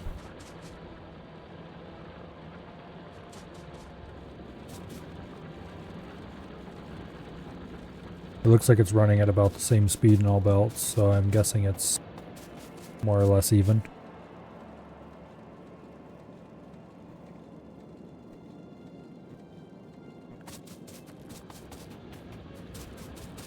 It's running a bit over half full.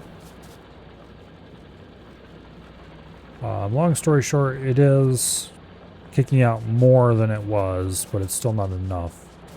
So, about that.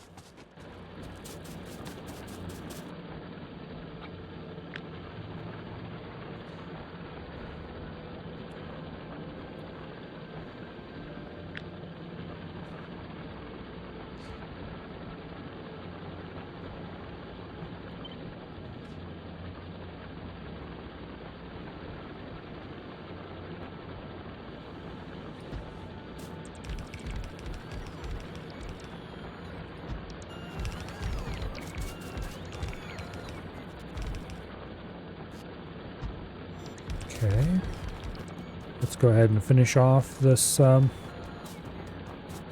minor line, why don't we?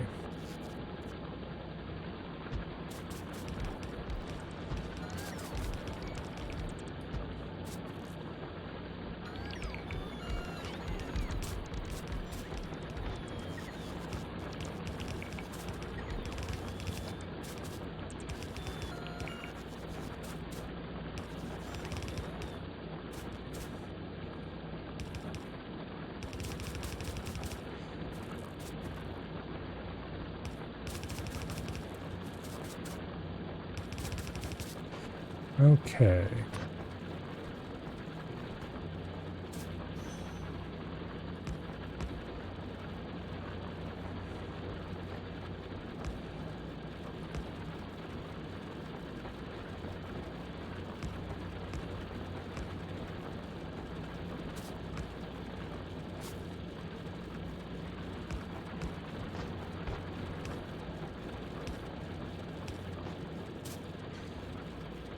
That should help jam that a little fuller.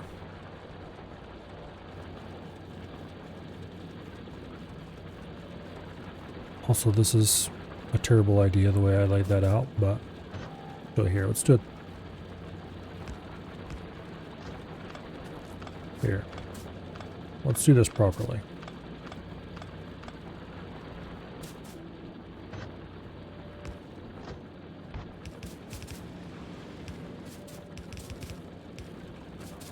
Now, output priority, right. Output priority, right. Output priority, right.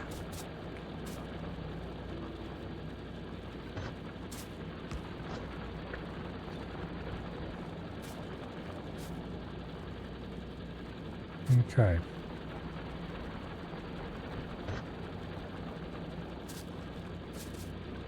And then we just make more stacks.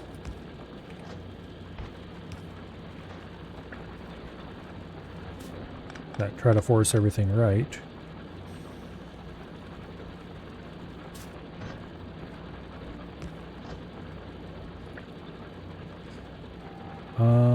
That is not useful.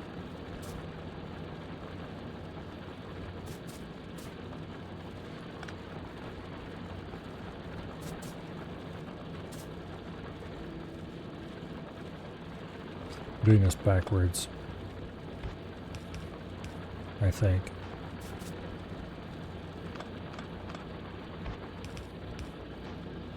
Okay. So what we should do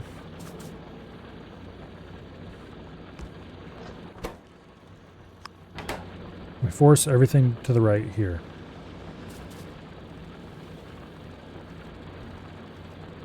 This one is in absolutely the wrong spot.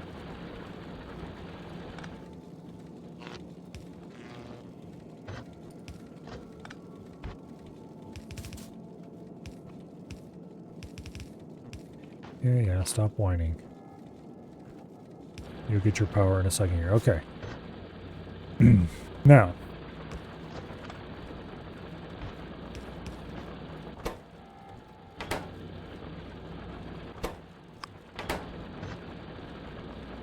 we grab everything we can from this row and send it right, which should get us this running more or less full. Then we do the same thing here, grab everything from that row and send it right.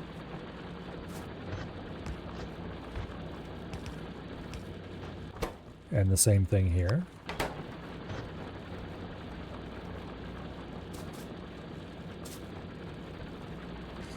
All right.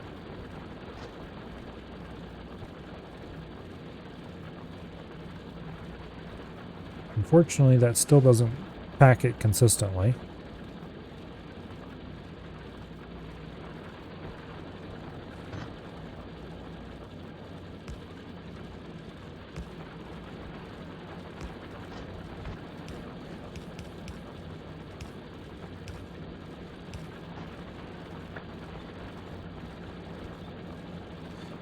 So let's do it again.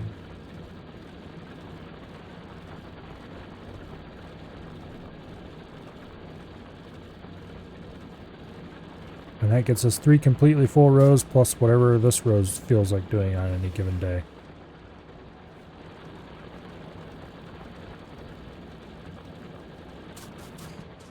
Which should increase train loading throughput to the maximum we can get off of a single one of these with red belts.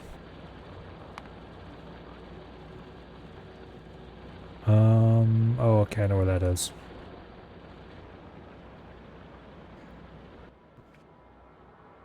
Alright, well.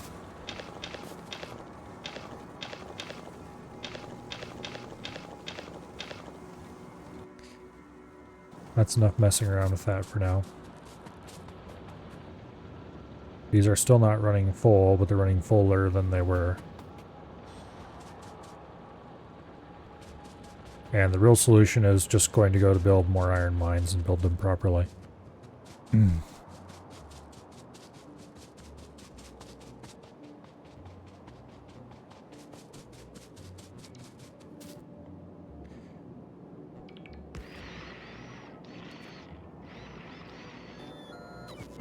Okay.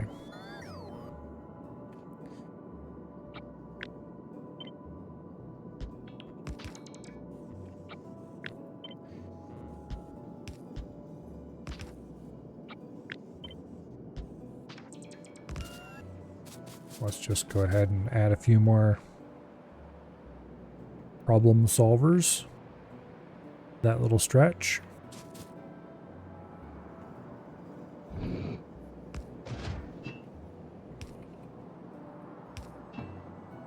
another flamethrower for extra spice.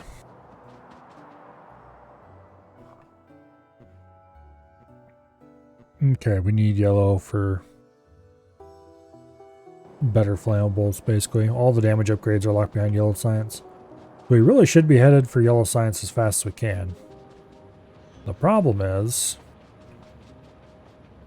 we're having iron loading troubles. Alright, so let's go build a new iron station. Because we're going to have to do it eventually. We might as well do it now.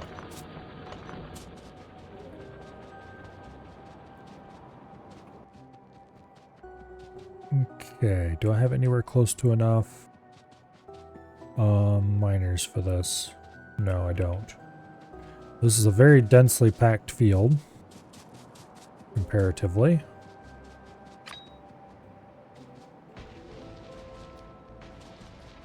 Which means it'll last a long time, but it won't produce much throughput. Which is unfortunate, because throughput is what I could really use. Also, I don't think we're going to fit a nice modular station in here. So we're going to have to use this craptastic station design. And even that isn't going to fit in here very well. So we can put it over here. And modify it a little bit to make it work.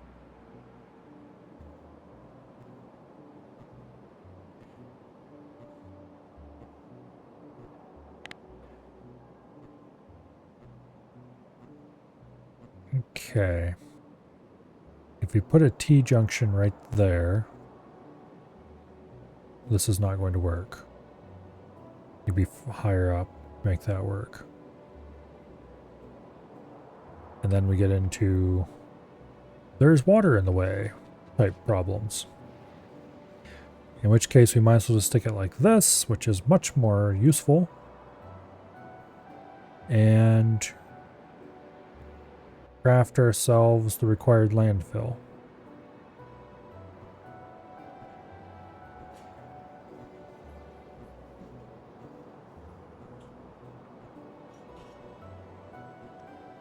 Yeah.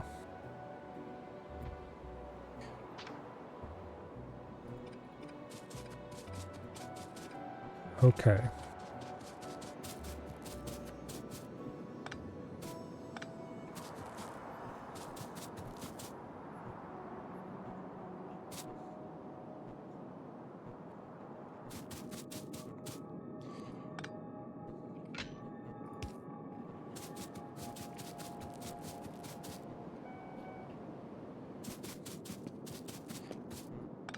Go ahead and remove those.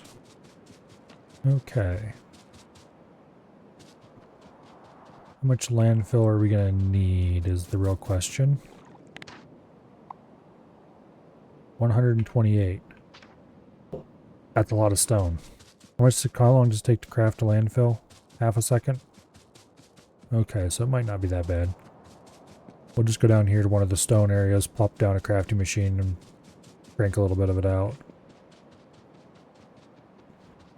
Let's see. Stone is over this way.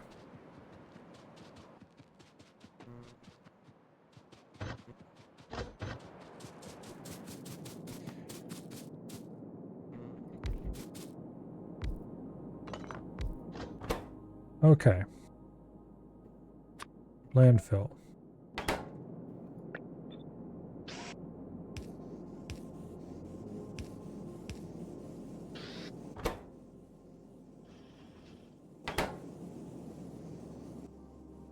Do I have any stack inserters? No, but I can craft some.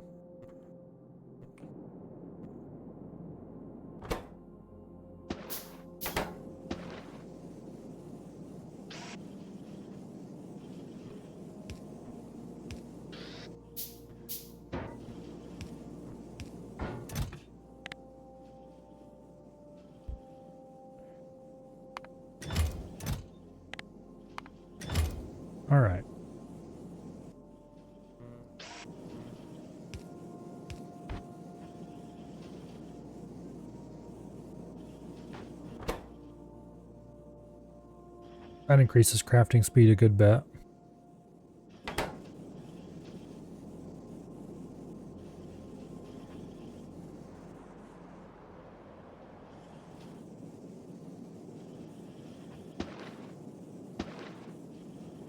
We've got 30 of it already.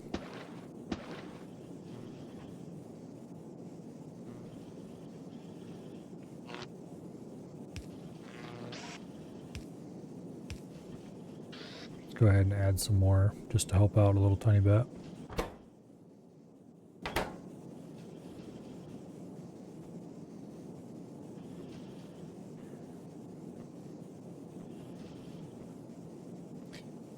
Well, we are completely consuming that belt, that's for sure.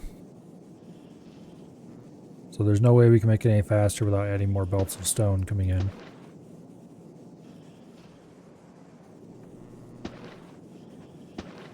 Let's see, stack size on landfill is 50? No. Stack size is 100, okay. Let's set each of these to produce one stack, and then we'll have 200 landfill waiting for us when we need it. Then we just have to wait around. We have the 120 some we need. And all will be well. Okay. What is mining productivity at by this point? 50% mining productivity. Okay, that's probably good.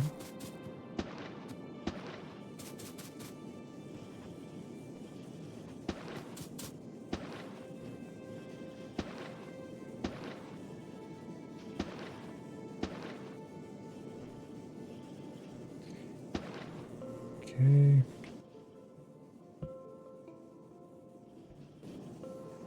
Yeah, 50% mining productivity. I think it's kind of nuts that infinite mining productivity is a thing before even yellow science nowadays. You no longer need space science for infinite researches. But I will happily research more. I'm going to grab steel plate productivity 2, but not 3 for now. That is an infinite research as well, so I don't want to waste tons of time on it. I'd rather waste my time on getting more mining productivity.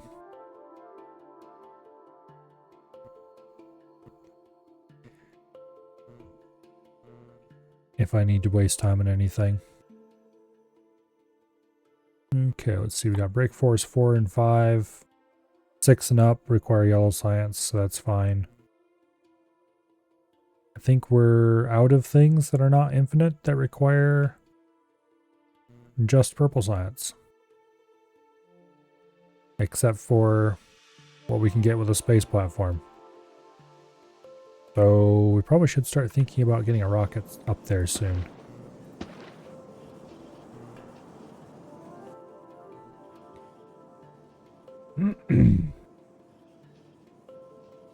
Also, while I'm here, let's grab a bunch of refined concrete so we can make rail ramps.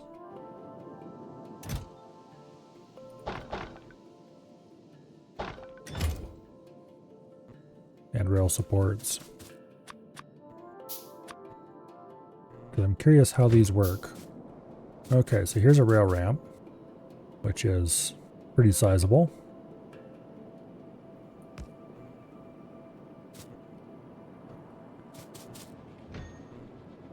And then,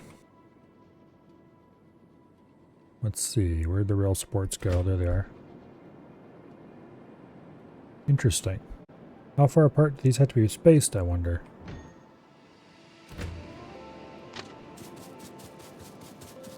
They're actually pretty far apart. Okay, cool. Okay.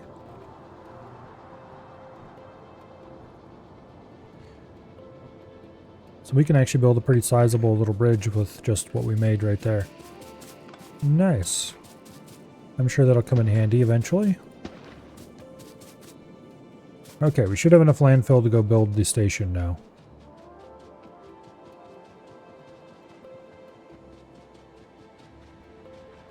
currently don't have any need for elevated rail, but should I decide I need to do it somewhere, I have the capability. Yeah, probably wouldn't hurt to put in some elevated rail highways, so to speak. But I'm not sure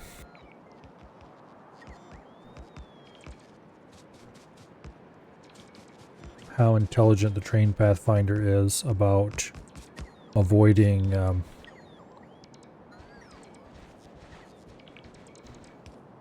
what do I call it? How intelligent it is about picking good paths.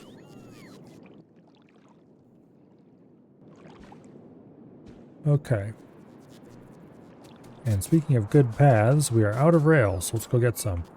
Also, hopefully,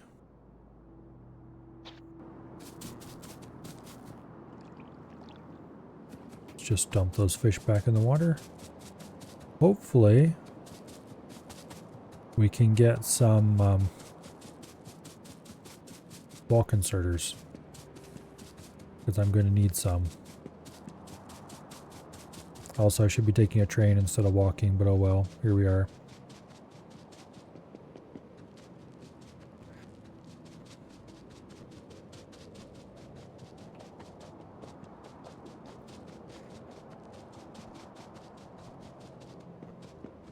I really need to make a good cross junction instead of just using T's everywhere. Because having two T's next to each other is not very efficient. Okay, what are we looking for? We're looking for rails, for a starter. And I think we're mostly okay on signals. We need to get more miners. And if there's any amount of bulk inserters, we need to get those.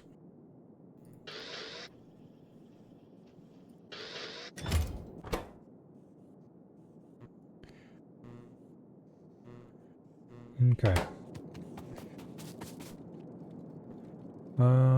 Miners. There we go. And rails. Okay. And then we need to go get regular inserters because we just dumped a whole bunch of them into the bulk inserter machine. And it probably wouldn't hurt to get a few more standard belts.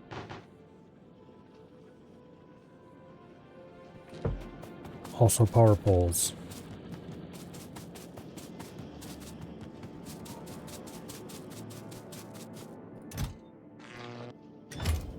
Okay. Let's take the train.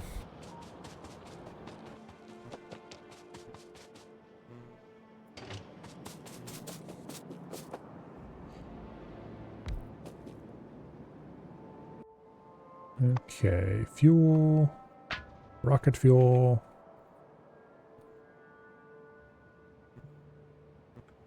There we go.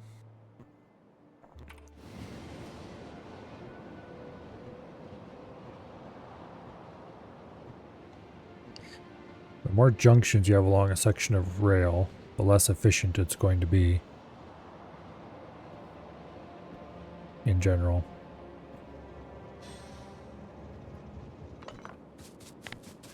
Obviously, there's a lot of wiggle room to that rule. Okay, non-modular loading bay.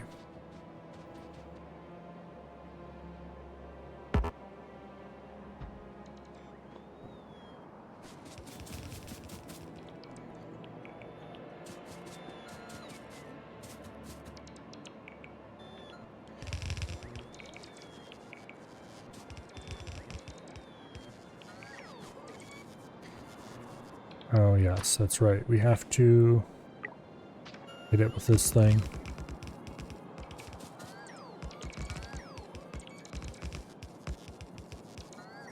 Okay. Now,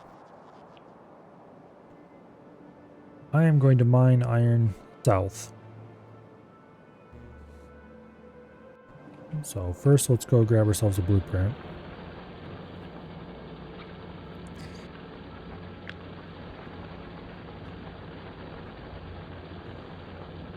Like that.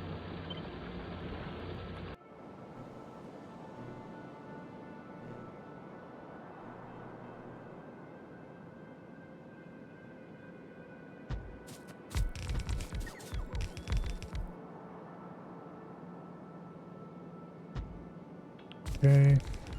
We'll place some landfill there just so we can fit extra and more efficient miners.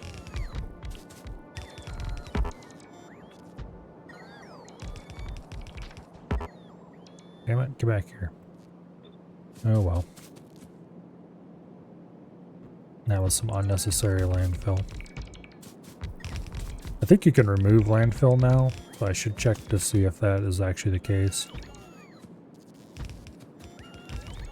See if it removes the same way as the old landfill use, or the old, any old tile.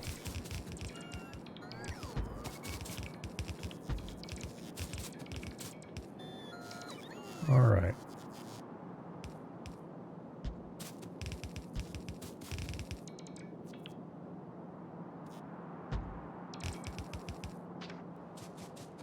Now.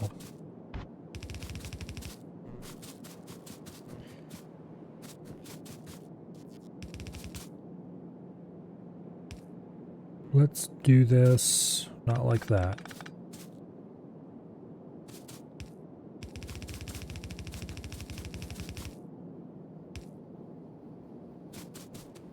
Okay.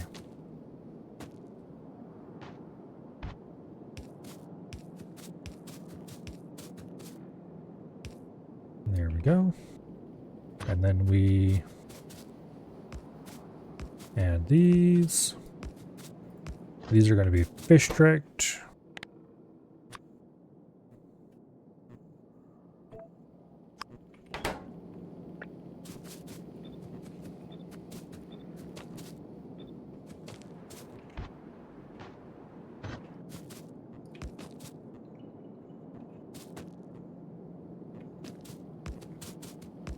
Then we add the next row.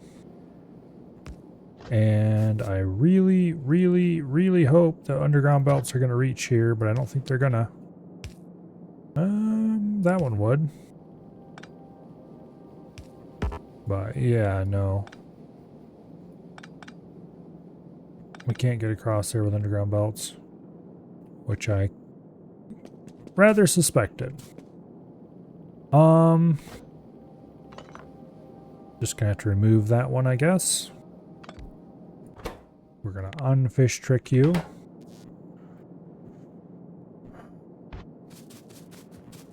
And then we will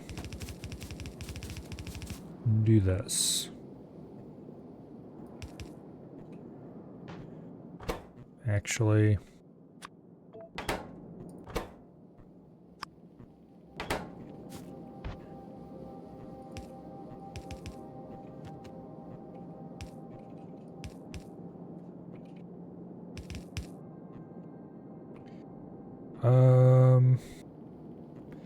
yeah, problems. Okay, we're going to have to remove that as well.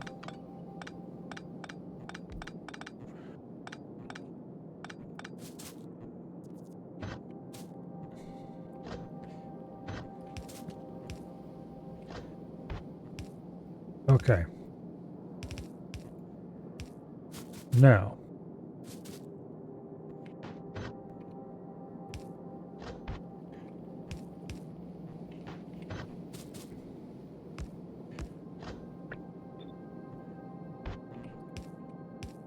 That'll do.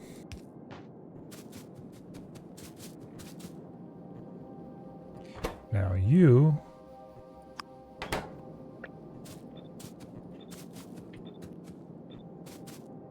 just do that. Just shift them, and then you just do a simple shuffle. And that should be greatly improved. Okay, now.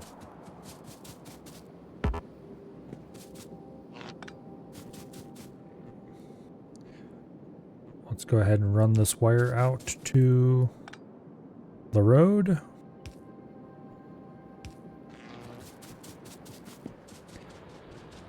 And that should get this place going.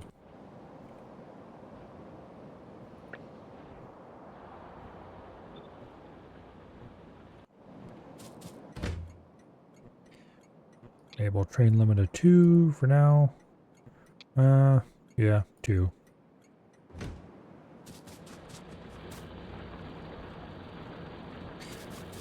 All right. Now we just need to go get ourselves some more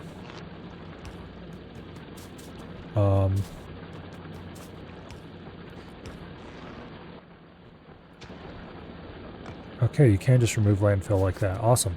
Now we need to go get ourselves some more miners. Did I finish power upgrades? No, I did not. Which means we're probably going to overdraw very soon now.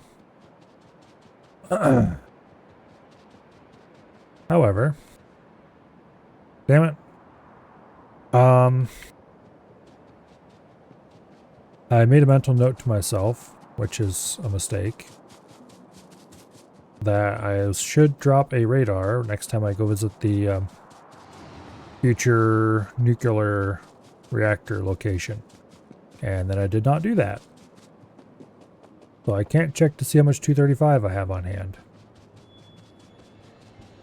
That is unfortunate. Because I'd like to check to see how much 235 I have so I can decide if it's a good idea to start building a reactor. It probably is a good idea to start building a reactor.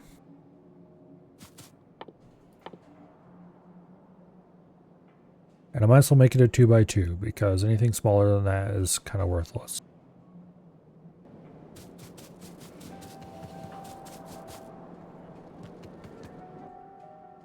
So we need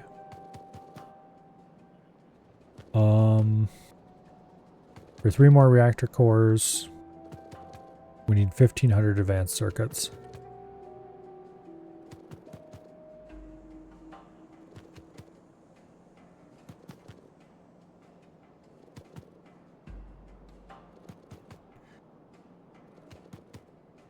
Which is a lot, in case you wondered.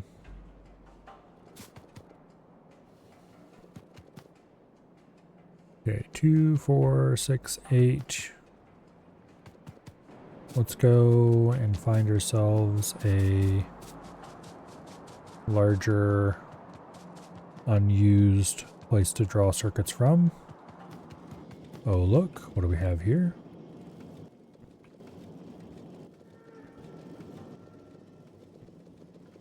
Okay, 2, 4, 6, 8,000. 1,200.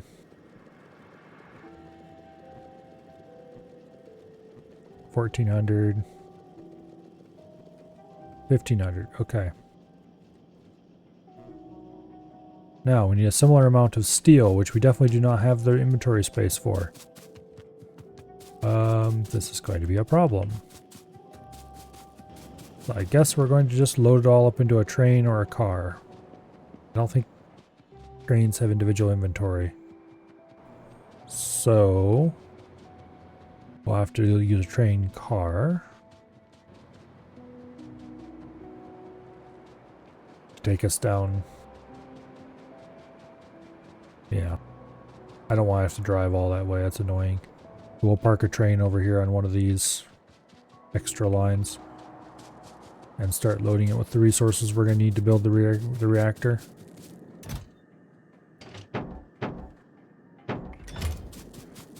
Okay.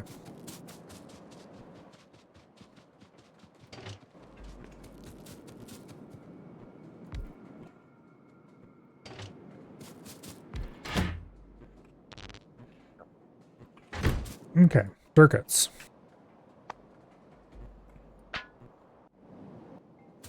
The next thing we need steel. Thousands of it. Specifically, we need another 1,500 steel. We also need 1,500 copper. And then we're going to need 1,500... we're going to call it. So we need a row and a half of steel.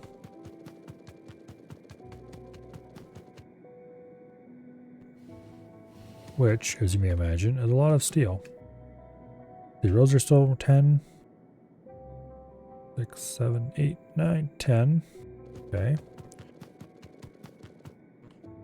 And there's 500. Now, 1,500 copper. Which I think we should be able to fit into a train car, no problem.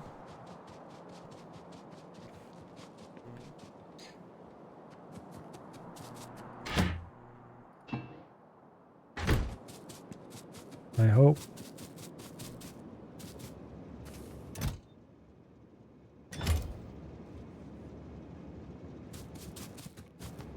We'll just grab it off the belt because I can't be bothered. Could try to unload it semi-evenly out of chests.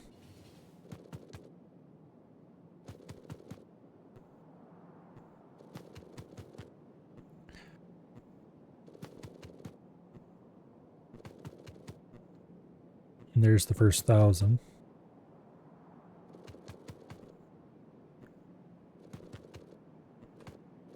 $1,200.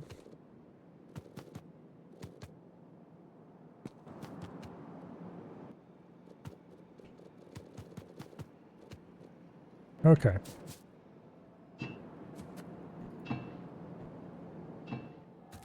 That should be it.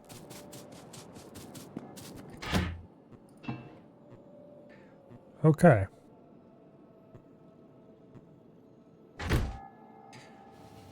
Now we just need the concrete. Additionally, we need copper and steel to make heat pipes. We need copper, steel, and pipes to make heat exchangers. And we need pipes, gear wheels, and copper to make steam turbines. And I should probably just automate those things right down here. Okay, let's see. Pipes, okay. Congratulations, you are making pipe. You are making turbines. And you making heat exchangers. And you are making heat pipe.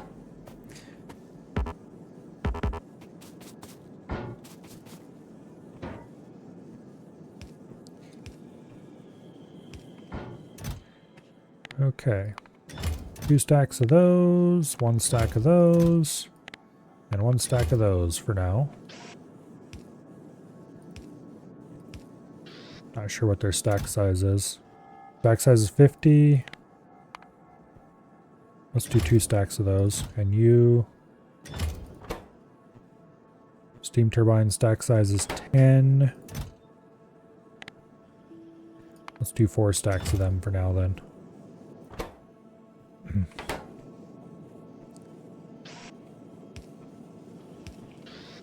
Okay, this is going to take a long time to make much stuff. But it's largely going to be faster than me running around collecting everything.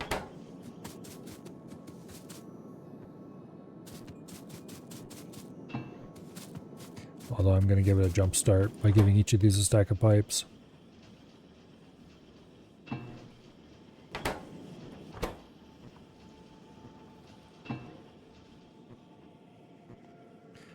Alright.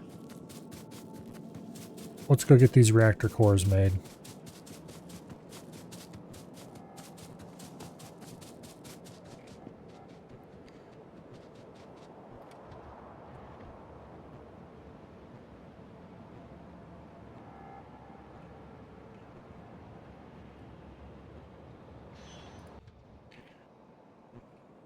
Okay.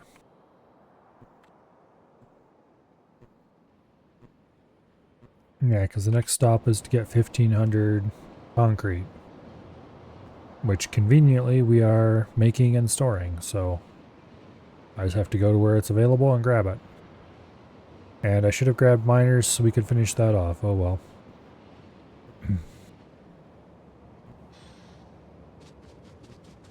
You know, a box to drop the crap?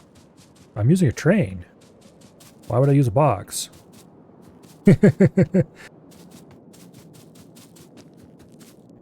Okay.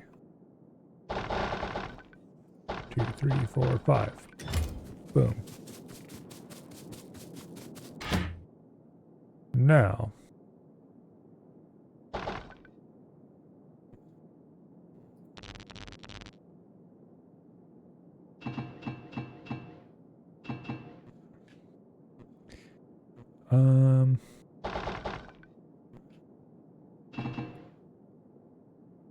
Okay, that should be the first one.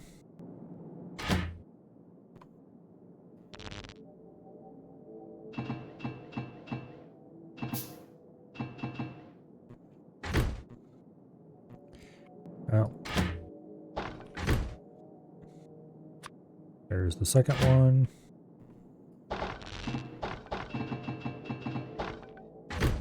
And there's the last one. All right.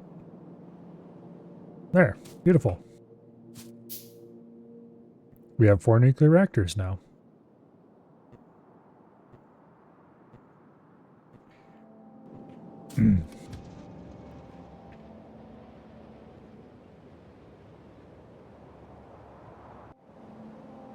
Let's go up here to the future nuclear power plant and check see how that's going. Also, I want to drop a radar up there while I'm there.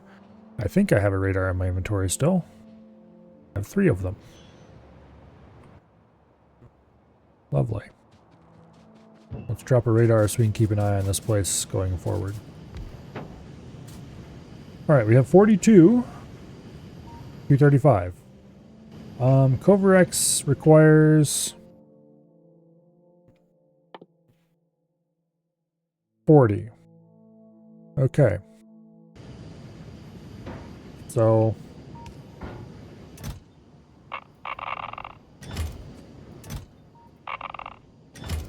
let's keep our Covarex Jumpstart slug here. And then whenever we get to space and can unlock Covarex enrichment, we'll be able to start that without having to wait for another slug to build up. And meanwhile, anything that builds in this chest can be wastefully spent on fuel. Okay.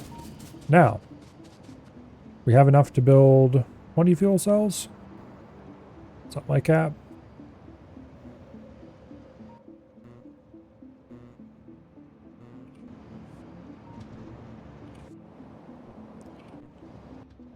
So, next up, we need to come back over here and start grabbing more reactor components, because I think we can actually start building a reactor real soon now. If nothing else, we can run around and feed the reactor component production machinery with stacks of resources to keep them running faster until we have enough. I'm not sure how I will define enough, but I guess when it feels right, we will stop.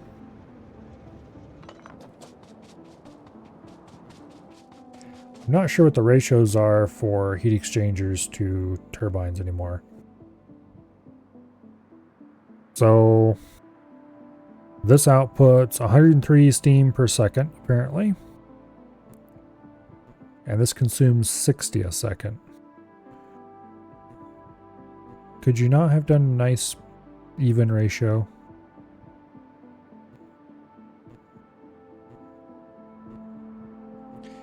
So it's still 2 to 1, but it's not a very nice 2 to 1.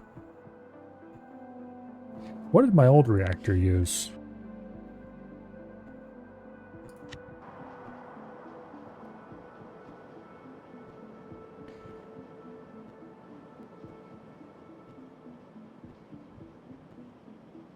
It looks like we've got 8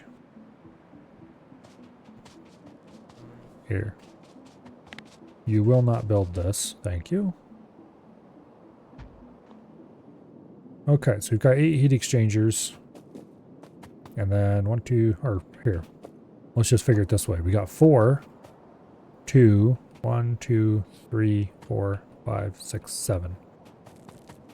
Okay, that makes a certain amount of sense.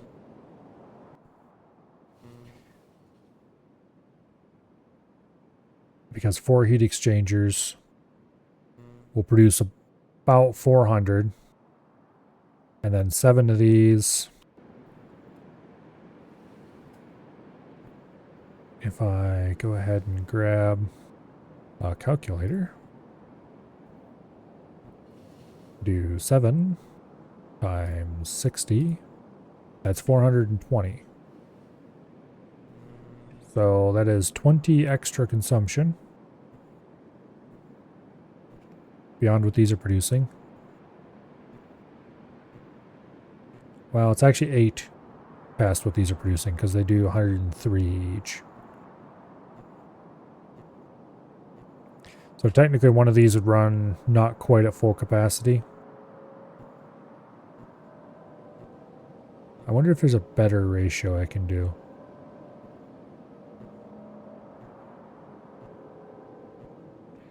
Without wanting to completely tear my hair out.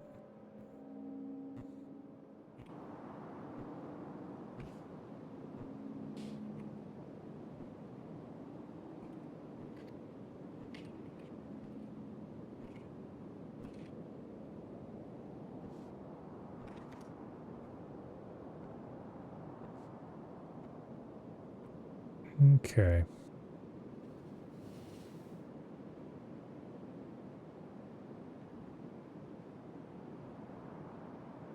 Apparently 147 is considered one of the better ratios.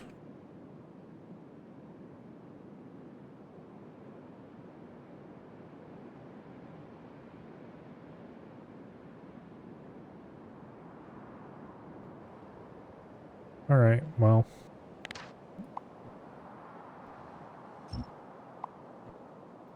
I guess we'll just use the 4-to-7 ratio for now.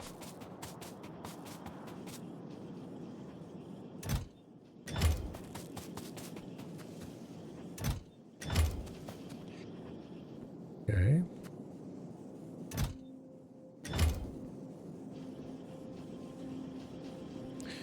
We've got a decent number of exchangers.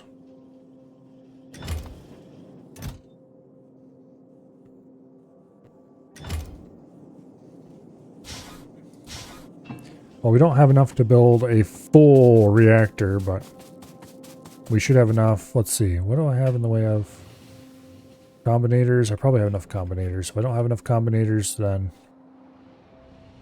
oh well. All right. Fuel.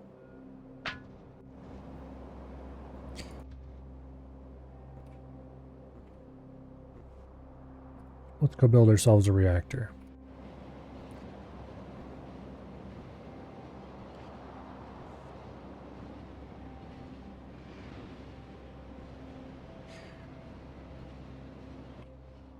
So technically, we don't have to actually consume all of the heat the reactor produces to still remain efficient. We just have to not let it overproduce heat. So we can make a more efficient reactor core. Because the more reactor pieces you have together, the more efficient the core is. We can make a more efficient reactor core that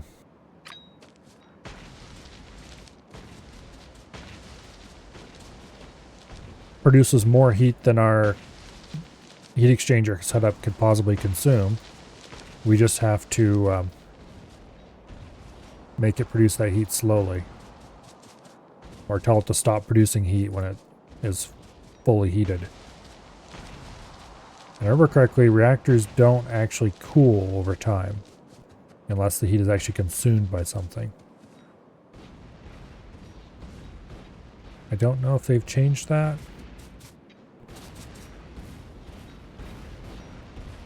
But I guess we'll find out.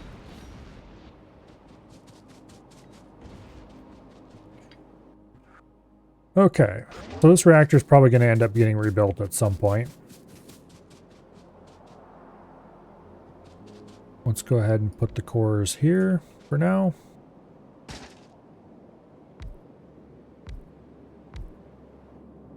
There we go.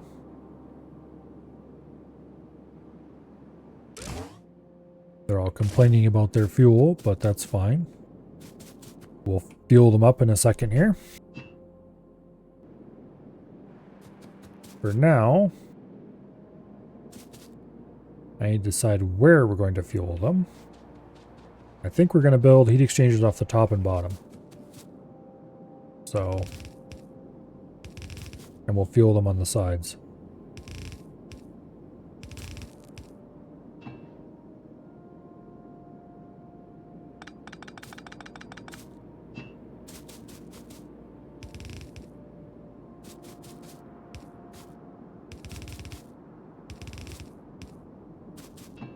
Now,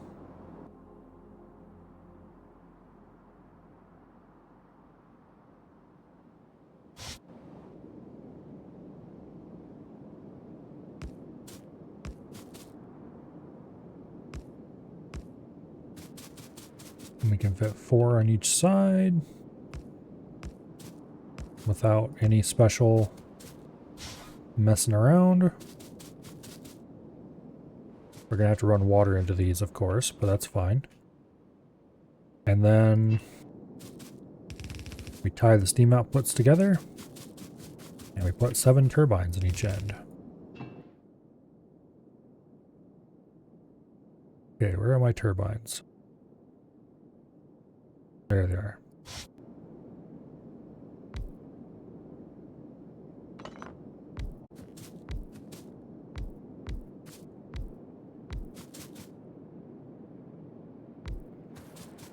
Okay, 7 turbines.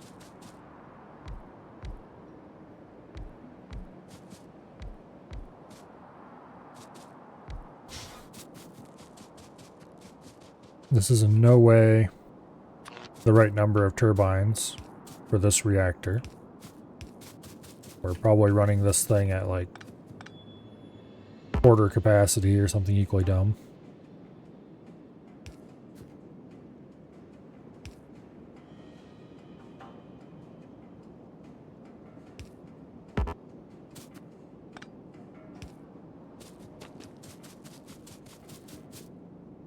But anyway.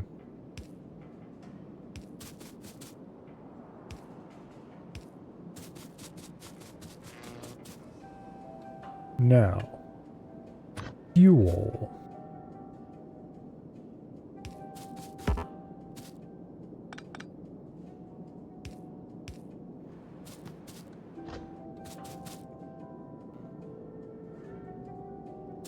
I suppose that'll work.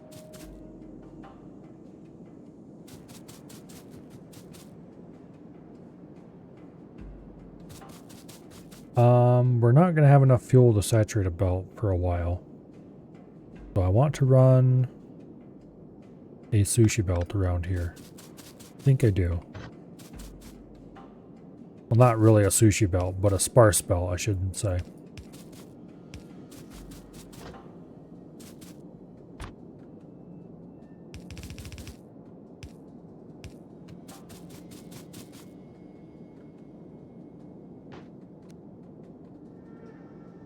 Okay.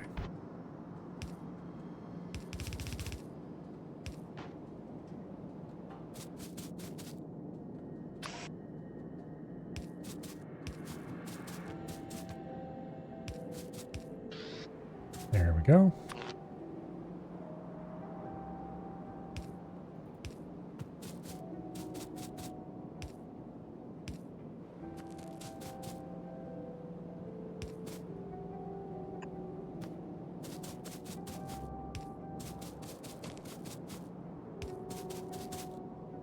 All right.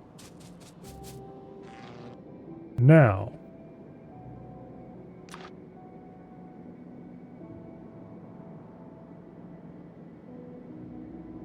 I need to design a circuit to decide whether or not to fuel the reactor. So,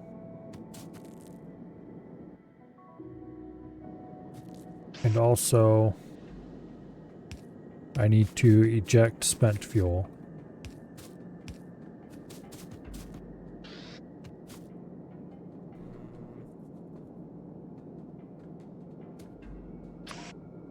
And then we need to pull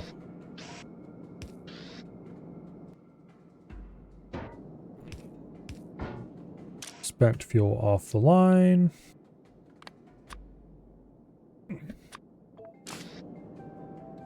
Okay.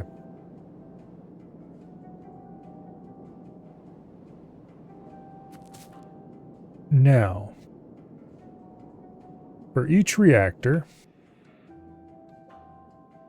and we should probably do the reactor cells separately. Well, okay, here. This is overly complicated. I'm not going to depend on this being able to feed cells around the circle consistently for a while yet. Not until we have enough cells to do that. So for now, let's just give each one a chest. Or pair of chests. And then we'll just split the fuel in 4 groups and put them in chests. Okay. And then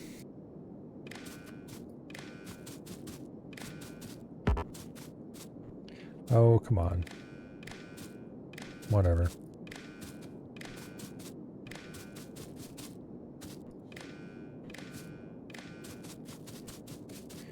Okay, there we go. How the hell did I get in there? Let me out.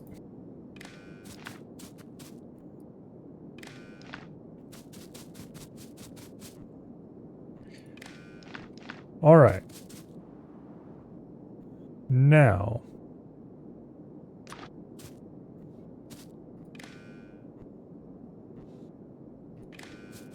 let's run a red wire around. Red wire is going to be reactor status.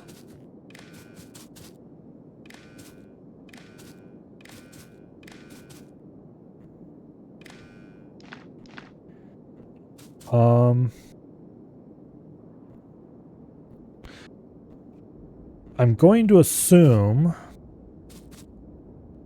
that if I fuel them all at exactly the same time and all that stuff, that they'll all be the same. But that's actually not a safe assumption. So I probably shouldn't have done any of this.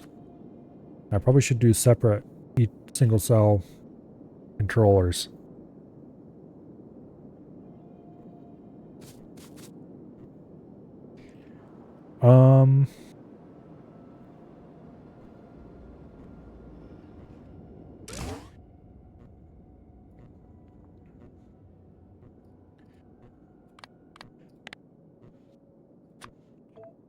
So I can number the cores, that's fine.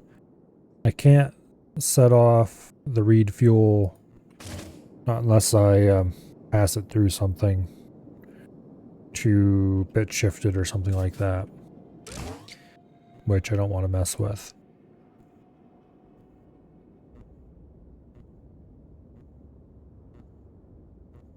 But what I want to do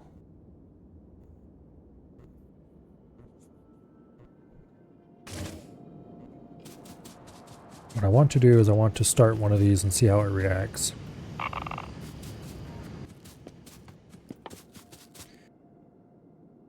Oh, we need some 238 as well. Of course we do.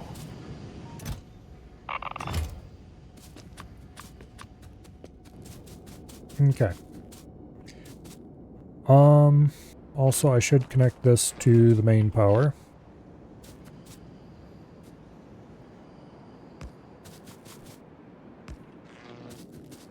All right.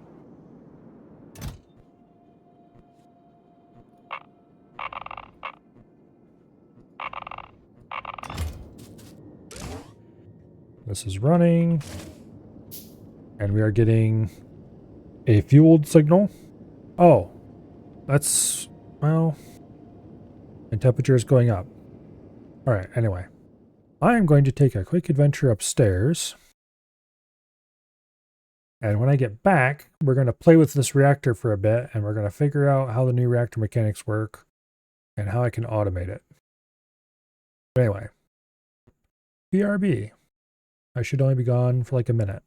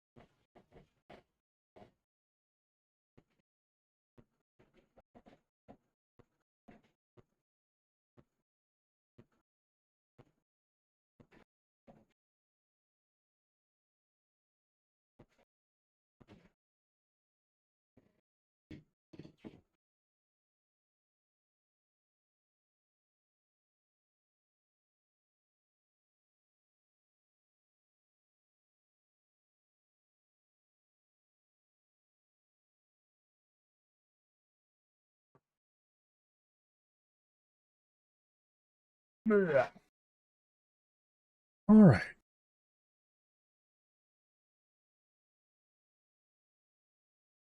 That should be the right button.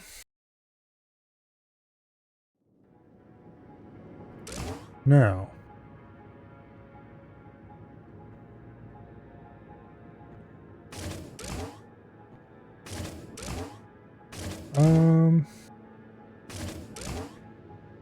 Okay, they're not all reading the same temperature. So it does take a bit for temperature to propagate around. That was more than a minute? Well... Oh.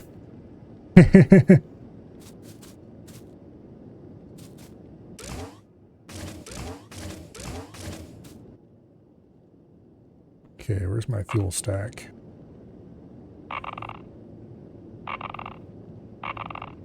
Let's fuel them all.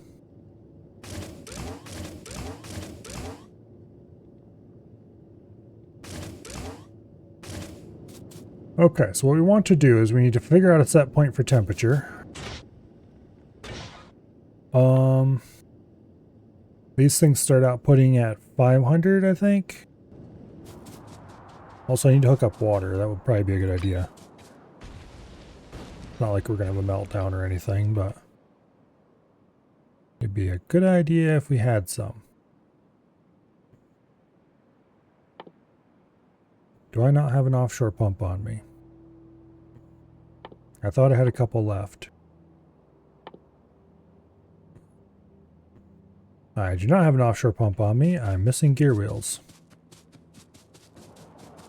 Fun. Okay. We need to run south real quick and grab some iron from the, where I call it? The concrete plant.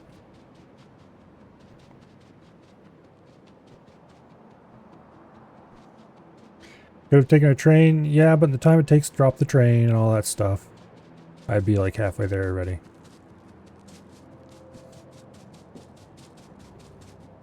The concrete plant is not very far away.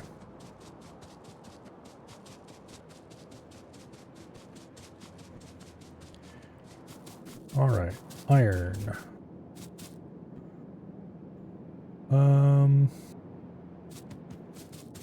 Best place to get that is just gonna grab a stack right out of a furnace. I'm gonna do 2 offshore pumps because I might as well. So let's go ahead and make 5 of them. Extras.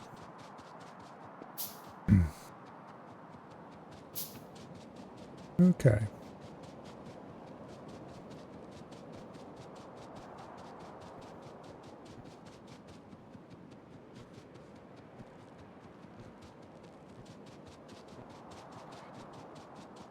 Now, I think we'll place the offshore pumps right here on this little shore, and then just run a couple of lines down. Okay, so these are all like 700 and some degrees already, which if I had water available would be enough to get power out of this thing. Offshore pumps. There we go.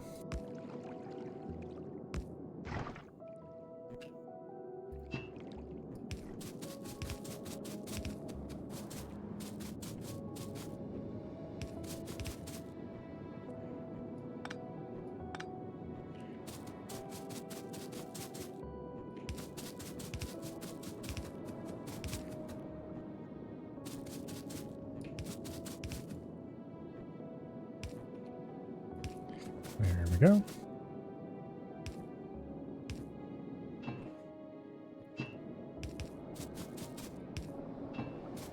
And indeed, they fire it on up.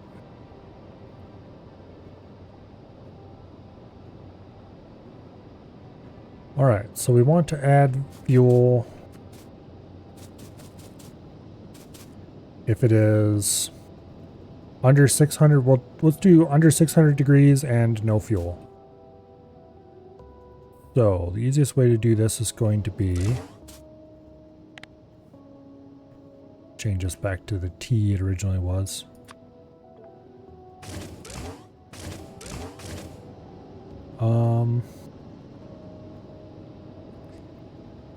Also,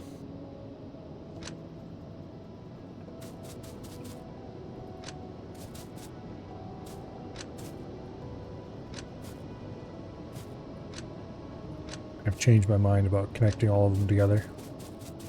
That makes no sense.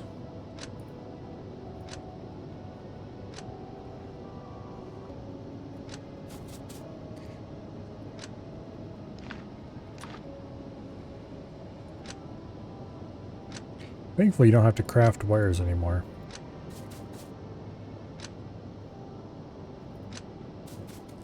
It was never that big of a deal to have to craft wires. It was just kind of... It was 2 more stacks in your inventory that had to be taken up with something else.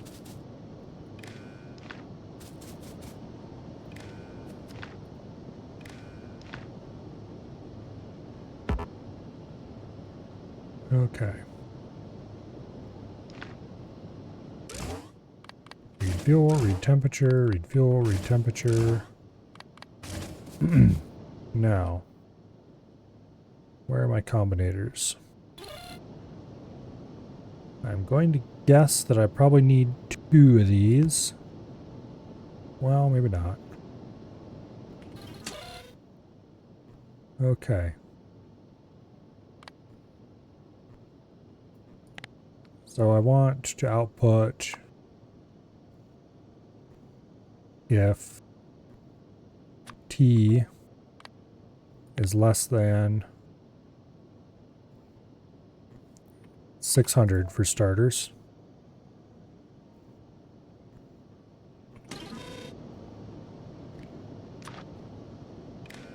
We connect red to that input. And then we want to output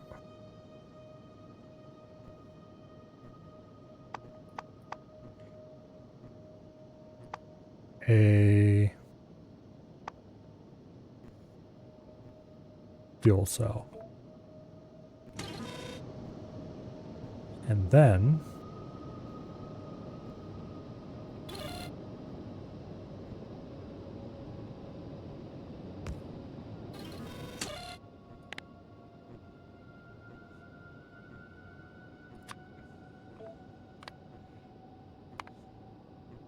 If fuel cell equals 0, we want to output another fuel cell.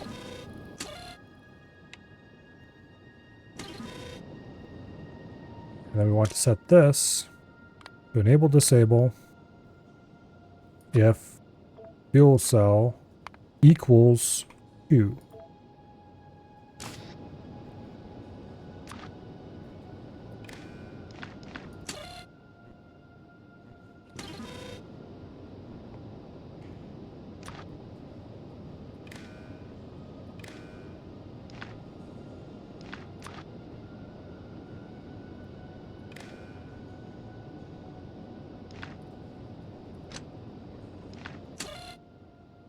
Okay.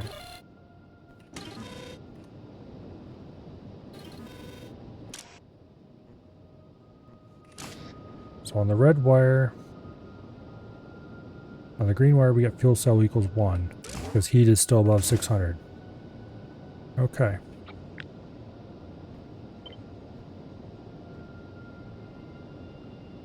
Now, we do a vertical flip.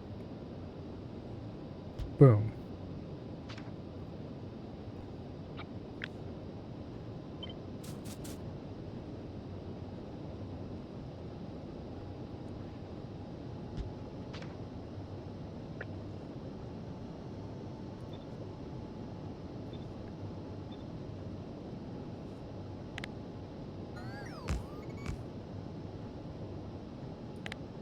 Okay, now.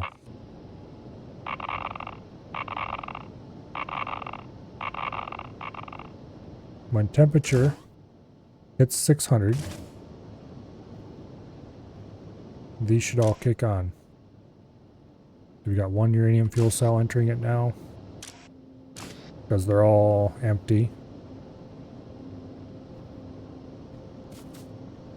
And when both conditions for fueling agree, then it will get 2 go-ahead signals and fuel.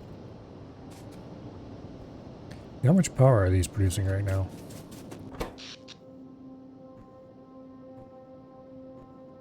44 megawatts just from this little tiny bit of a setup. 64 is coming from the steam engines. We're consuming 100. So we need to more than double this to take our current power consumption much less. More than that. However,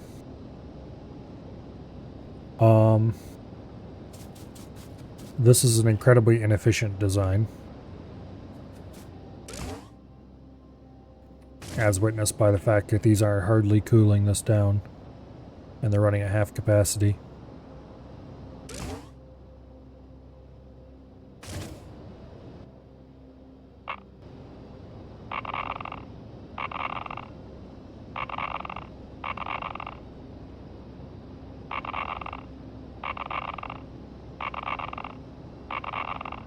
Okay, this will be able to run for quite some time on its current fuel.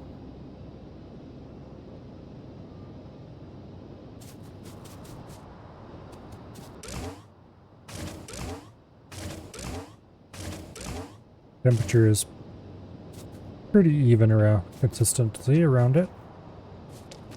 I really need to go back and get more heat exchangers and more turbines so I can rip these off and rebuild them more efficiently. We can at least double or more how many turbines we have on each side.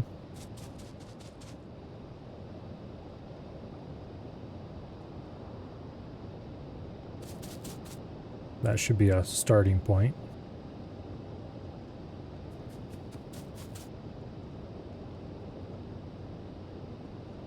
But anyway, we'll just wait around for a minute until this thing refuels because I want to make sure it's going to work. I think this is actually, well, I think we're saving one combinator from the old way I used to do it. We could probably simplify it further. This isn't necessarily the simplest possible way to do it, but it is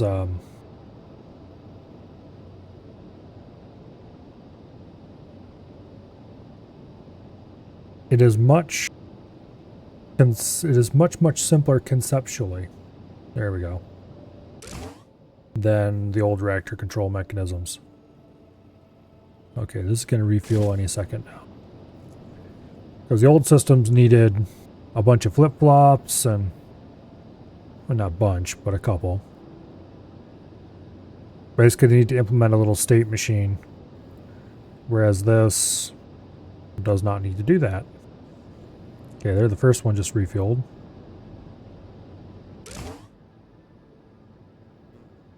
And the rest of them are now climbing in temperature. Dang it. Well, I guess as long as one core can keep it heated, I suppose. I'd really rather they all went at the same time though. So I should probably re-implement this system so that it averages the temperatures. And when the temperature average is under a certain amount.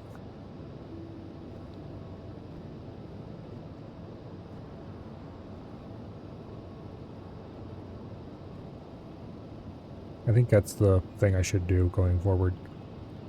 Average the temperatures and then... Wait, why did it insert 2? No. Okay, give me the fuel back. You can't be trusted.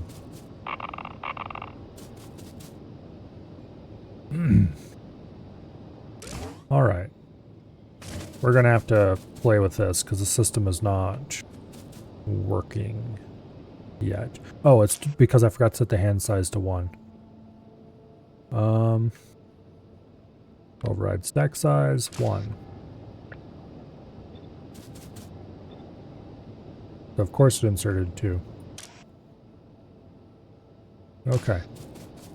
However, I still don't like this system. I'd rather it refueled altogether. That way it generates heat more evenly. So, I'm going to rip out this control circuitry and we're going to try again. Specifically, I need an arithmetic combinator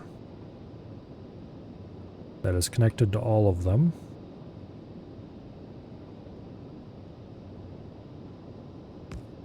And we need a decider combinator that's connected to all of them. Matter of fact, I think we need 2 decider combinators that are connected to all of them. And what this one's going to do is it's going to take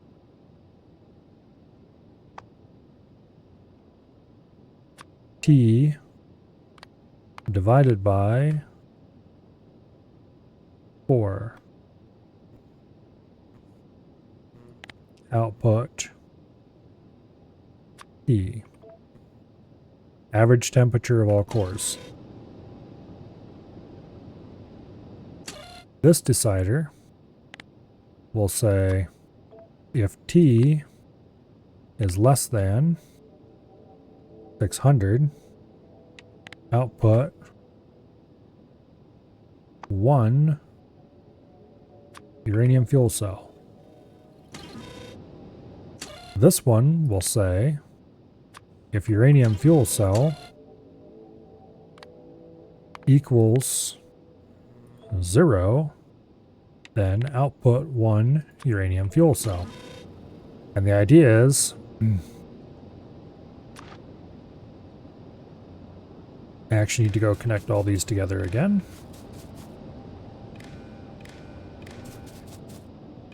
But I changed my mind about how this is going to work.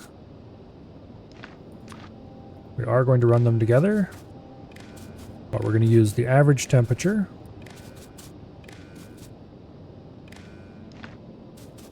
Okay. These 2 outputs connect to that. And then all of the inputs connect to that. No.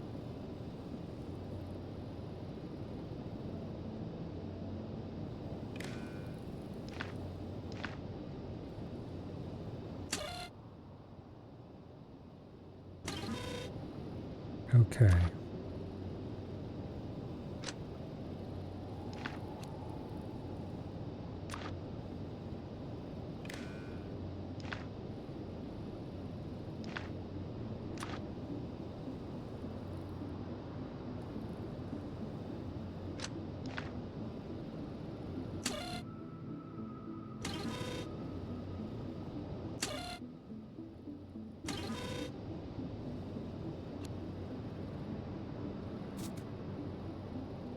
I hate that you can hardly see the wires sometimes. Okay.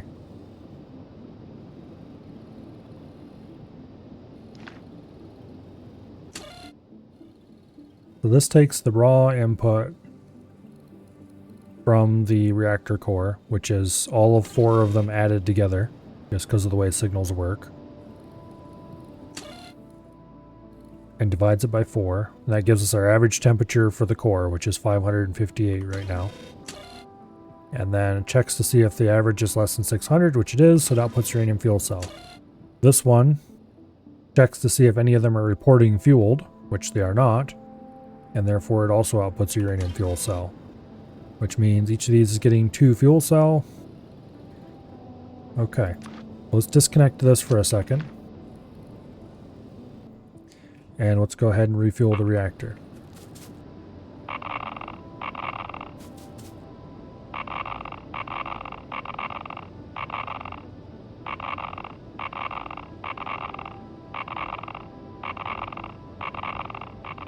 Okay.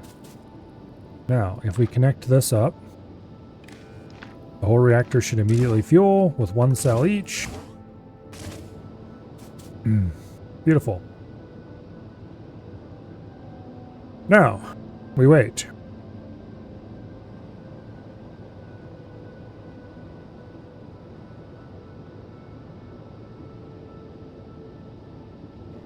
I think this is going to be the best way to control these going forward.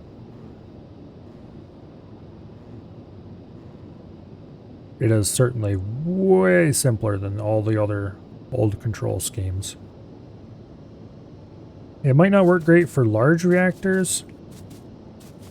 There's probably something better for giant ones, but for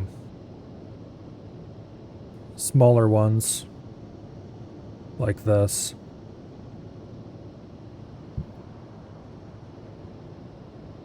or even maybe a little larger. Also, I need to go get more parts so we can do these heat exchangers properly.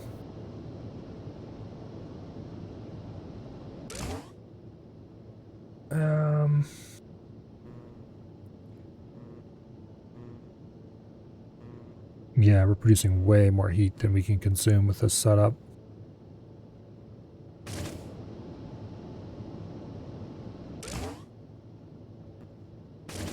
What is the max heat for a reactor? Does it say anywhere? I think if we hit max heat with this, it'll start wasting heat, but I don't remember what the actual max heat is. I guess we'll sit here and watch it for a bit. Thankfully, you don't have to worry about meltdowns in Factorio World.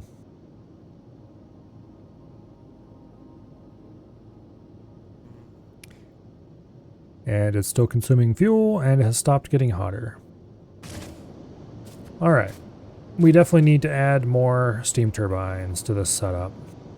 And also, I'm going to reduce the set point from 600 to 500. Although I don't think that's going to make much difference because we simply do not have the thermal mass in this system to run a 4-core reactor. We don't have the load. But anyway, let's go back to base and let's get materials to make this thing larger.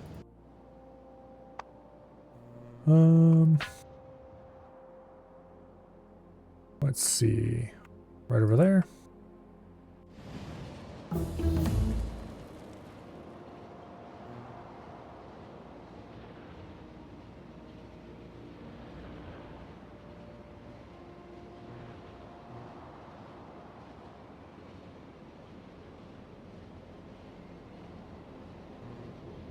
Okay.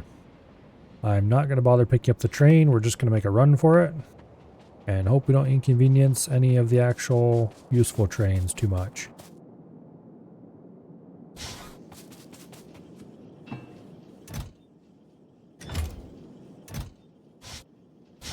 Well, that's not a very well thought out ratio of stuff, but it's definitely going to achieve our objective of making it larger.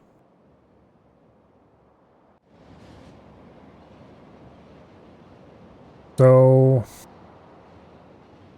I'm not sure how many heat exchangers I want to add to that, except as many as I can without getting too sprawling.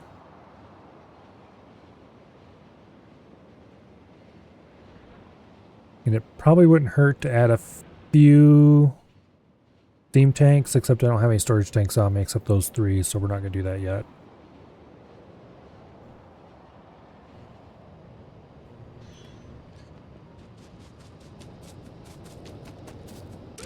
Okay.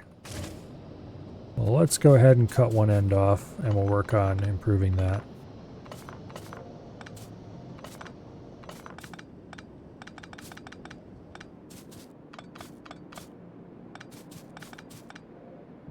Been a long while since building nuclear. I believe last control scheme is based on stored steam level. Yes. In 2.0, reactors output their current core temperature and their fuel state. So you don't have to do stuff like that anymore if you don't want to. I do have an old reactor controller around here somewhere that I used to use.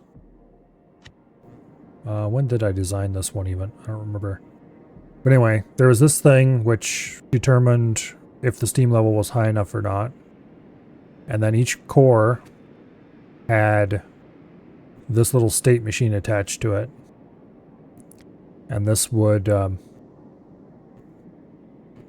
check to see if a spent fuel cell had come out after a fuel went in, and would flop between states depending on whether or not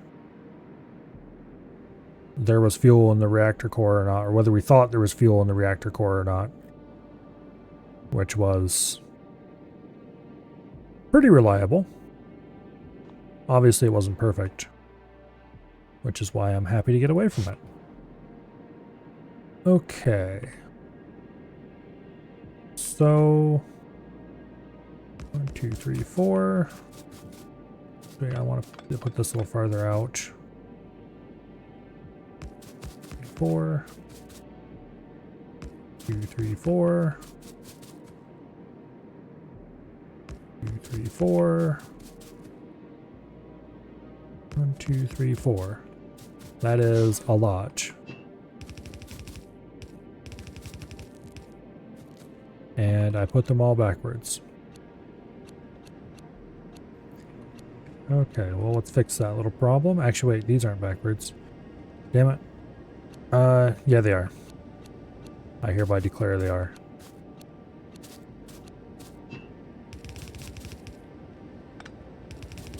Okay, that shouldn't be too far for heat to propagate evenly. And then we just need to run steam piping. And of course I run out of pipe. Because of course I do. Should have grabbed pipe when we were back in town. Well, on the bright side, I didn't bother to pick up the train, so we can just go right back and pick up pipe.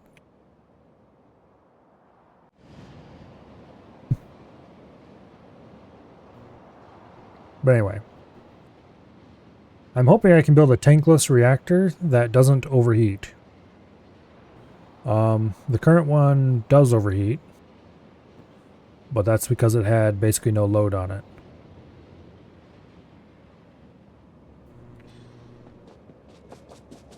So I'm hoping to build enough thermal mass into the reactor so that it doesn't do that anymore. Let's take a little bit more of that stuff. And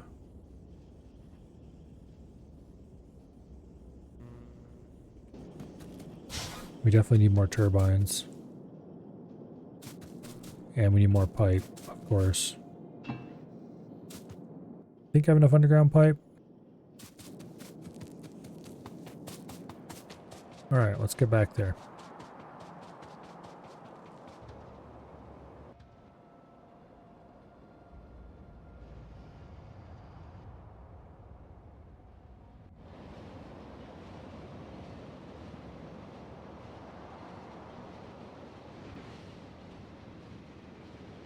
If we have to, I'll end up adding some tanks to the reactor.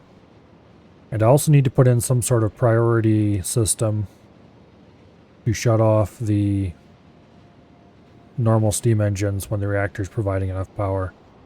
So I need to build a brownout detector and hook it into the system with some accumulators probably.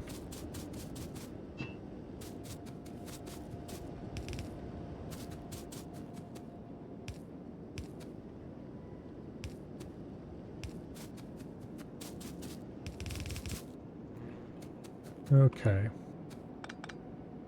Now,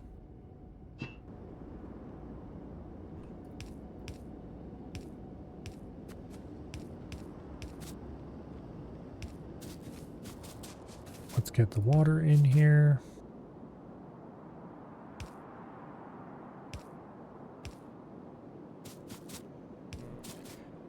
Remember how I said, oh yeah, I got enough underground pipes? Yeah, about that.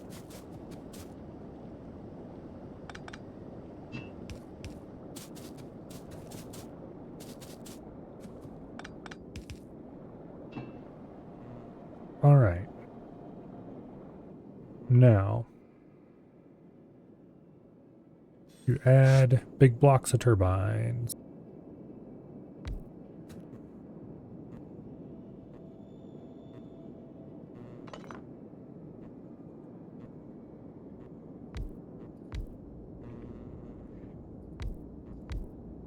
I think we'll do this, and then make each a row of 7. 4, 5, 6, 7. I don't think the turbine ratio has changed, but I'm just going to assume it hasn't.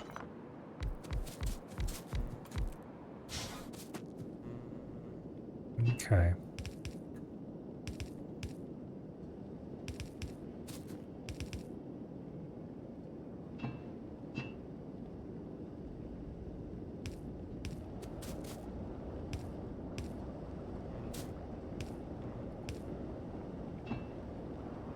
Now,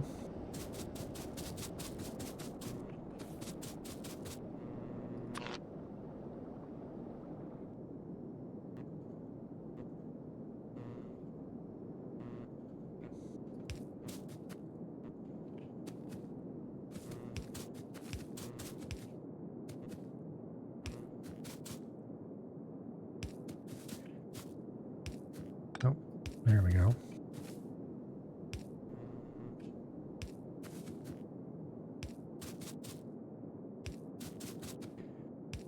Okay. And then we hook this into the grid. And these should fire up.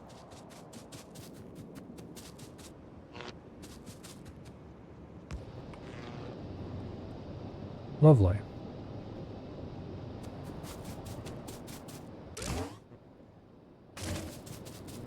Now, let's cut off the other side. And do a similar bit of surgery to that.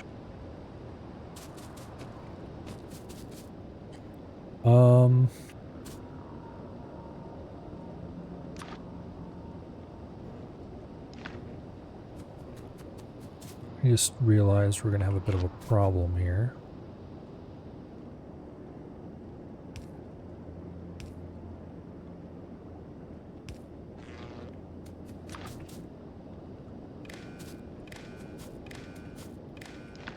We got to run the control cables around somehow.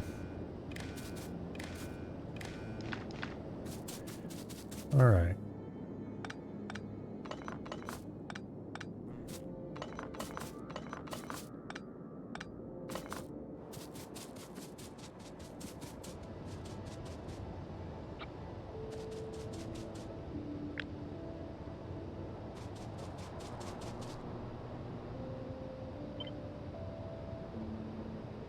Okay, 1, 2, 3, 4, 6, 7. Looks like the right number to me. Boom.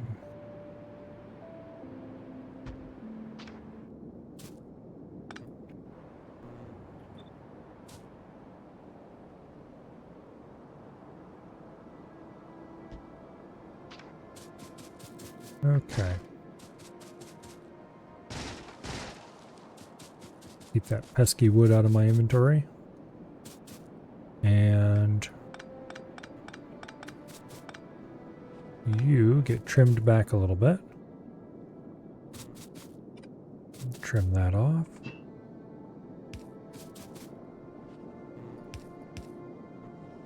Oh, beautiful. Oh, wait. Wrong one. Still.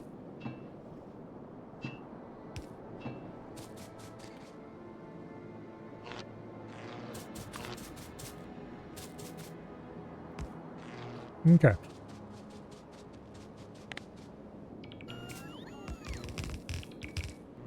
Hopefully we have all the components required to build this.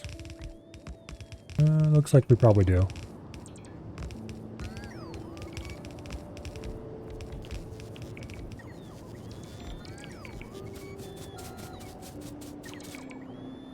Yeah, okay. Yeah, we do. Awesome. Now, why are you not running? Because your temperature is too low.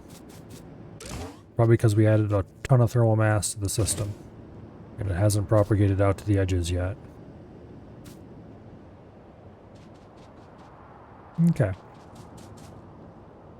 This is a significantly larger reactor than we had just a bit ago. Been freshly fueled. And we have reached the end of the research we can do without having to build the yellow science. So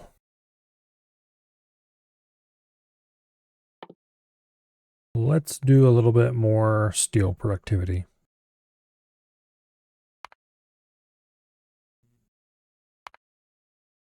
Specifically, let's do 2 more of them, which should get us to at least 40% productivity.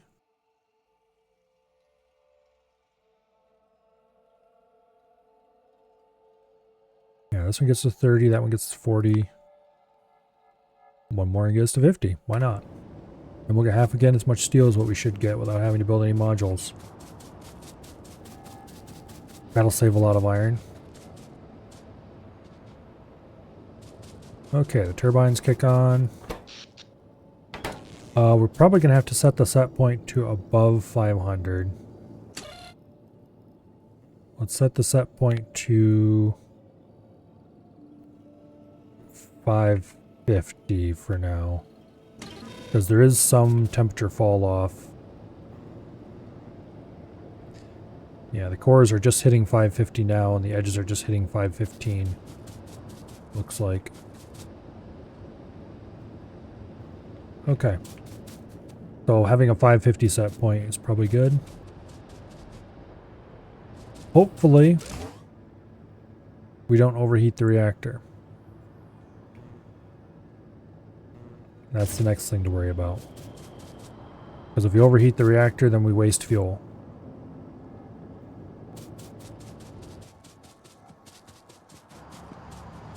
And how are we doing on 235? We have 12 235 in stock. Alright, awesome. So we just need to go get ourselves a bit of iron. And we'll be able to make piles more fuel cells to keep this thing running for a good long while.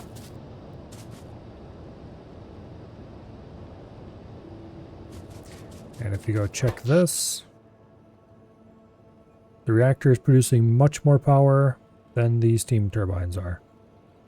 And at this point, we should probably go shut off the old power plant.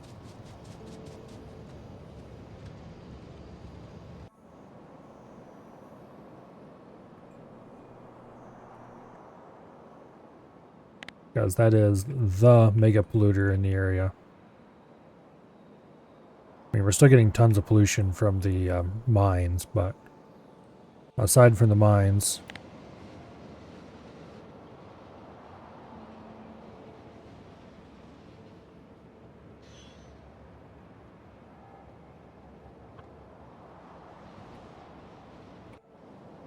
Hey. And where do you think you're going? No.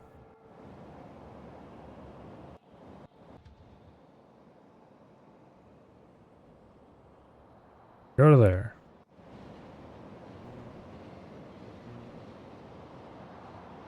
Is this really the fastest place you could find to turn around?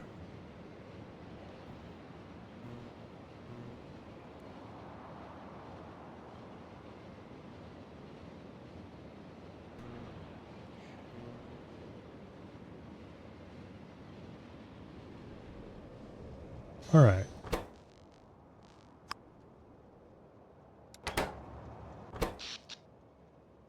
Suddenly, the power draw dropped off to almost nothing. Who could have possibly seen that happen?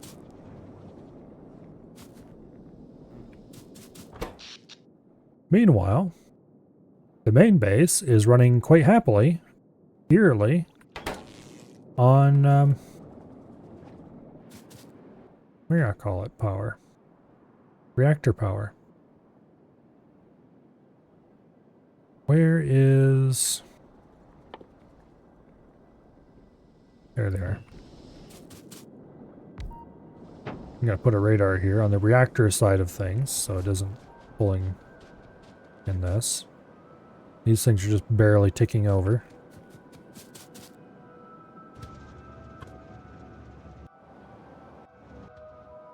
Okay. Now let's head back over to the reactor area.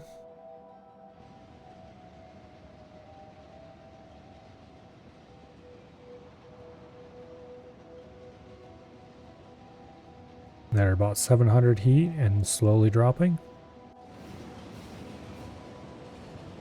And I forgot the other reason I left. I was going to go get some iron.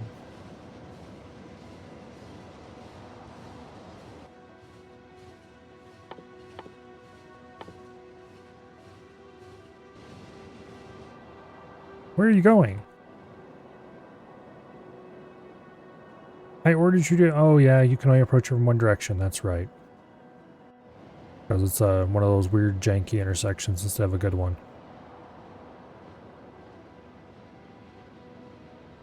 Alright, whatever.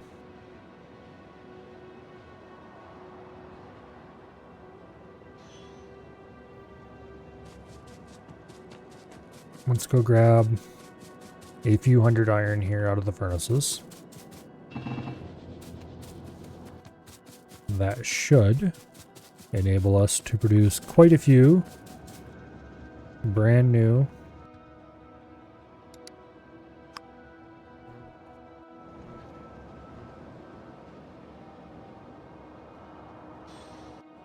okay. Brand new power cells with which to fill the reactor's chests up.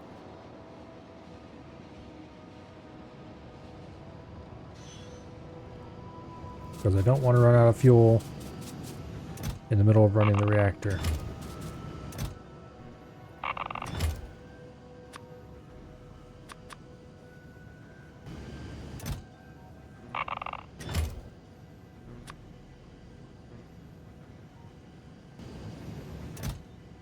Okay.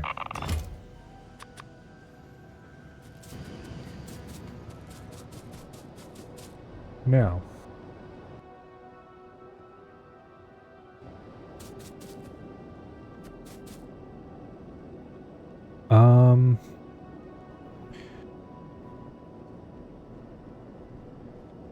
go ahead and cut a hole in the lattice here. And then we'll run belts through.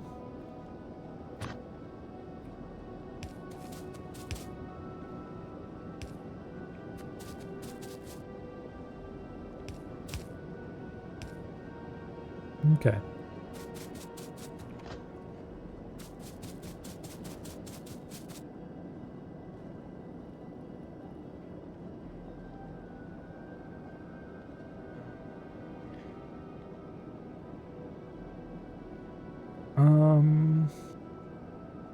It's not really, well, Until I'm no longer handcrafting them, it's not really time to fully commit to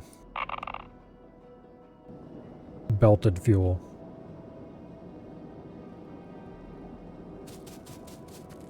Because until we have a machine sitting here auto-crafting from a Coverex probably system, it's really kind of not worth it.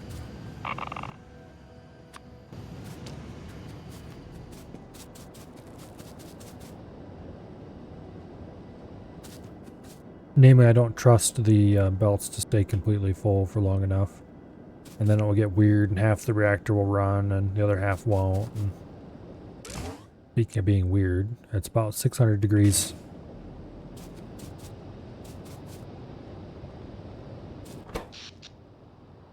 So the whole base currently doing research, although nowhere close to full capacity, is running off this reactor right now. This giant monstrosity of a steam power plant has been completely replaced.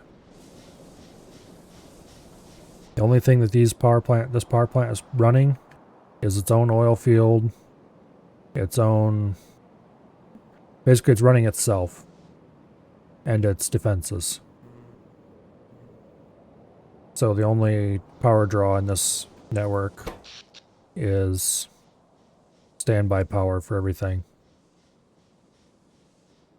The biggest draw by far is the 4 roboports.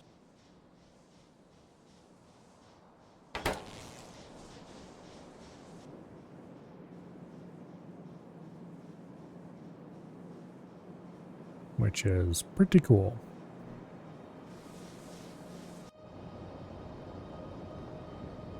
Okay, 570.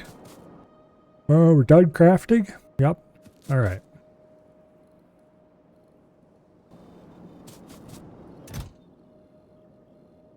It looks like we're going to put in, for starters, 25 in each one.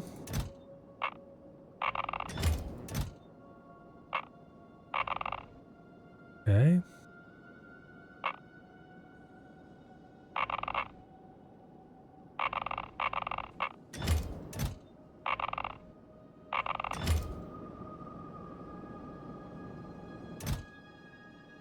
Damn it.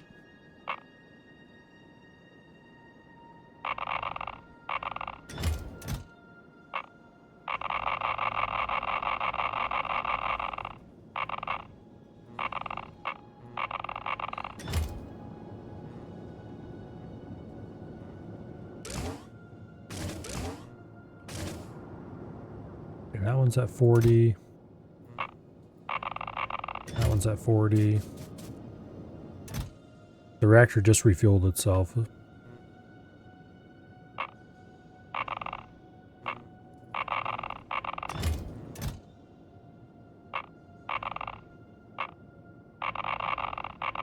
Okay. They all have 40 fuel cells now. Just casually handling highly radioactive material? Yeah. Factorio engineer is a pretty cool guy.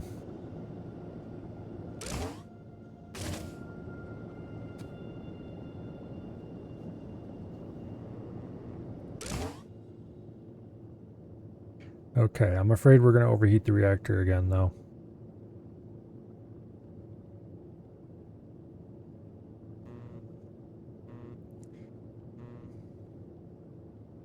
Which means we still don't have enough of a draw on it.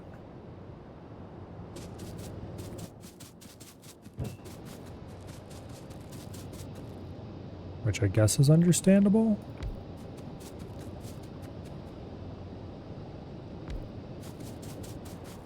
Let's add some tankage.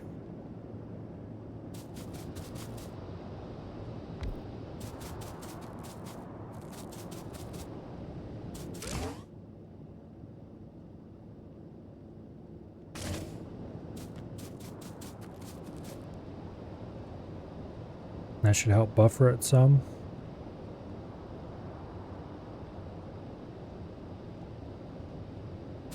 The problem is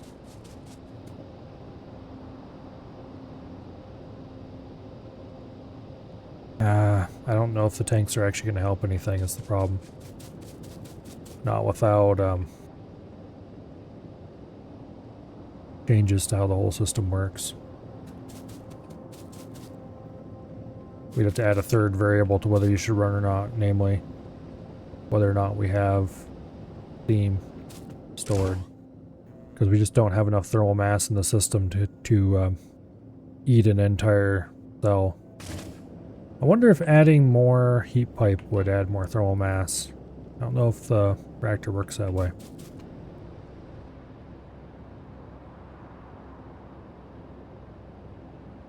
Problem is we don't have enough load. If we had more load, it'd be more reliable. This reactor is literally too large for how much power we're drawing out of it. And so it's not being very efficient. Although it didn't overheat this time. Close, but it didn't.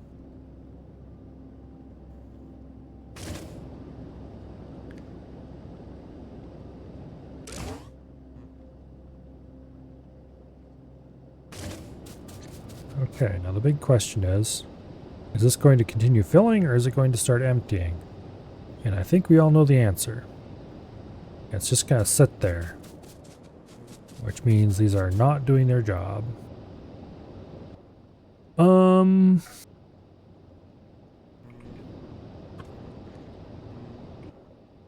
Where is a pump? Pump, pump, pump, pump, pump, pump, pump, pump. There they are.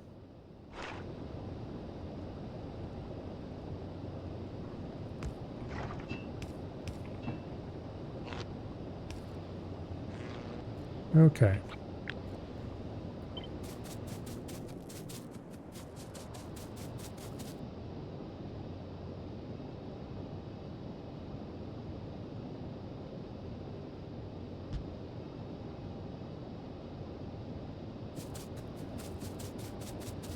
Go ahead and slap a couple of these on. Oops.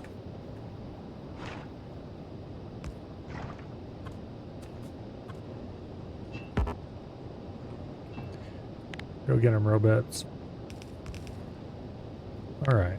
At least we can pump these tanks empty. Eventually.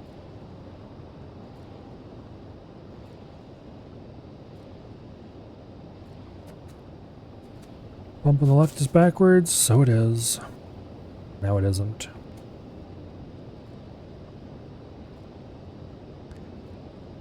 Although, what I probably should have done instead of hooking pumps up is just do that.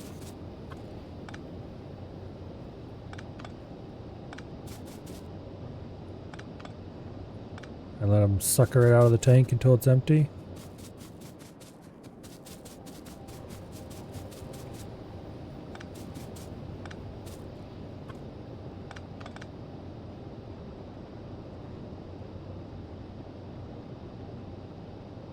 We just stop running this one. Stop running those for that matter. Stop sucking heat out of the system. Until the tanks are empty. I'm not going to disconnect the ones that had pumps though. Or not pumps, tanks.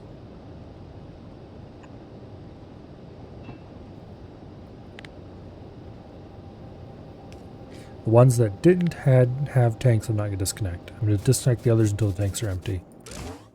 That should reduce the temperature loss rate because we're not consuming it until the tanks are empty, and then we can turn them back on.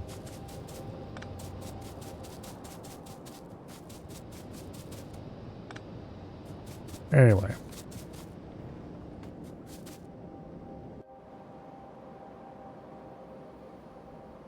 It's kind of crazy how much the pollution cloud has disappeared around here in just the few minutes since we shut this old power plant down.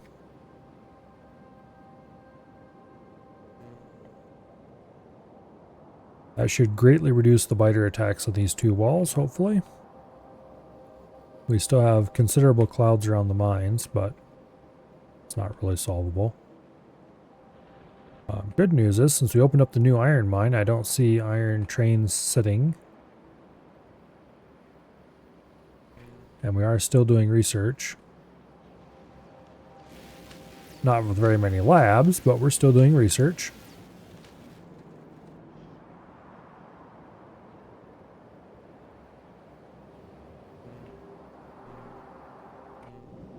I should build more labs now that we have the power to feed it.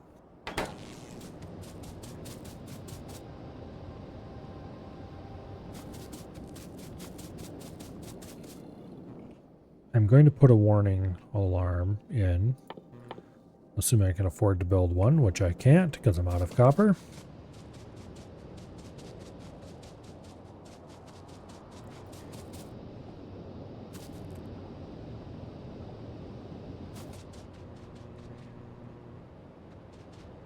These are running on a single tank for a long time.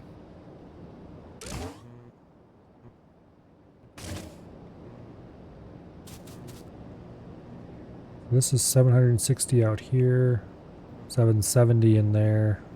So you can probably reduce the temperature set point some. To 510, 767, 753, 766, 52, 64. Can I connect a... No, okay. Didn't think I could.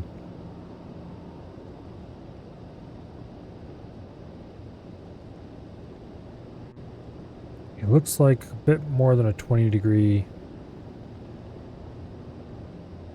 Well, a bit less than a 20 degree difference across it.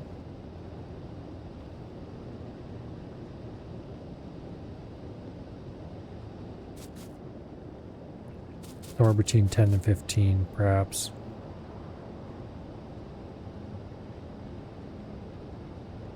That's 56. This is 42.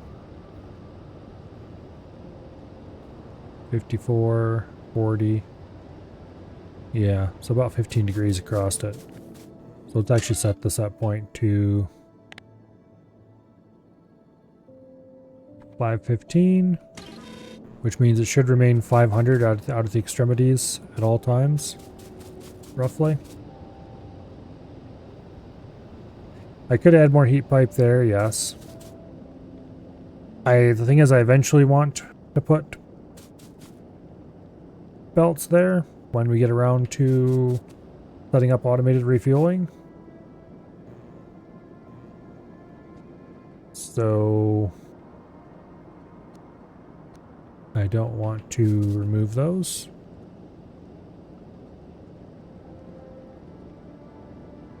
Also, I don't think those heat pipes are doing anything useful. I mean, they might add a little bit more thermal mass, but if 2 heat pipes worth of thermal mass were all the difference, then I can just go ahead and add more heat pipes out here or something, or elsewhere around it to boost up the thermal mass.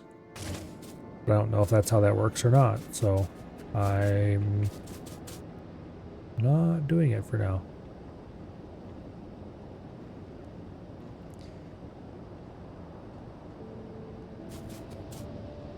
Okay, tanks are empty. That one is anyway.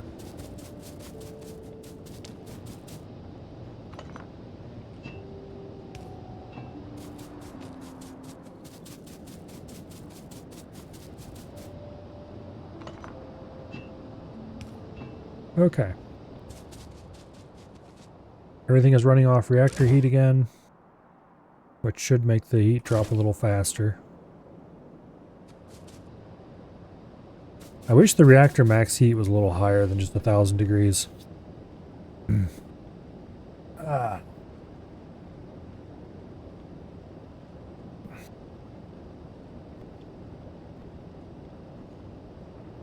With our low load, look at that load. It's just, yeah. We're running at a tiny fraction of the reactor's capacity. But with our low load, it's not pulling the heat out of the reactor fast enough. Which means that when it does start heating up again, it heats up too fast. And then we end up with either almost hitting the top or overheating and wasting some heat potential.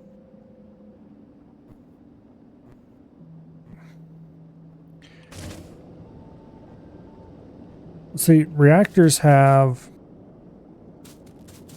Like, technically, I don't think these in the middle here are really doing much at all, or these for that matter. Reactors have 3 connection points on each side.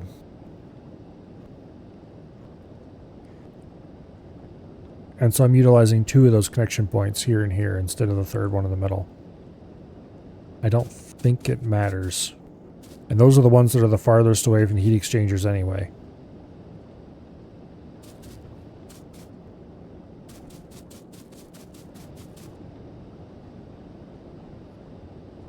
So it shouldn't make a difference.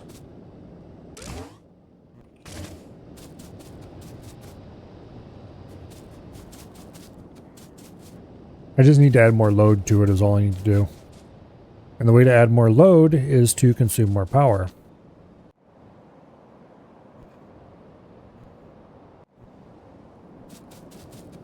That, or I need to add another variable to the system that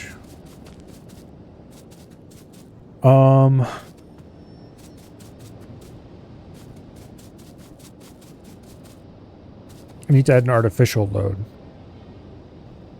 Namely, a set of tanks that I can pump into or out of when required.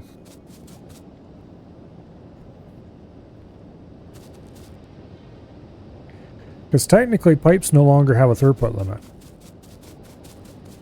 So there's no need to actually build a reactor like this. I could take and put my turbines in a big pile over here. And the only thing that matters is that the heat exchangers are close to the reactor because of the heat pipes.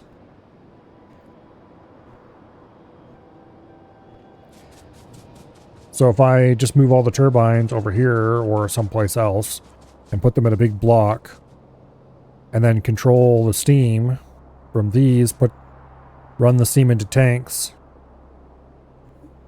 when needed to keep the heat under control. Basically, I would have to measure the heat when the average heat temperature is over a certain amount, then start storing steam type thing. And then when there's no fuel currently in the reactor, unload the steam. Then we could have a system that would work better without a load. Even working with no load, because it would have an artificial load, namely those battery of tanks.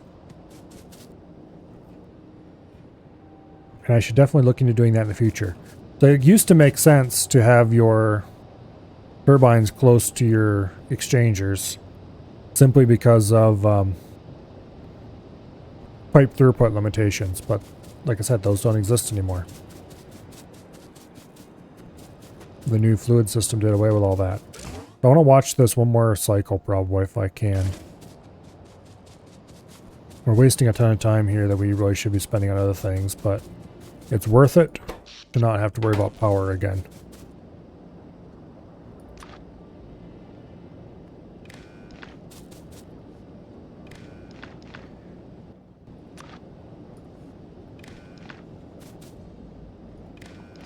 And even if it is a little wasteful, as long as it's not a lot wasteful, I'll be okay with that. Let's go make some more fuel before we leave if I can.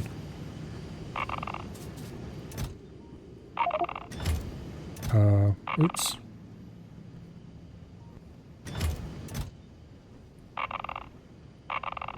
Okay.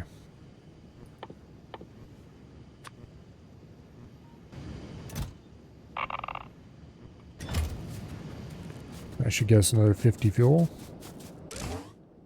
Okay. So the set point is 515 right now.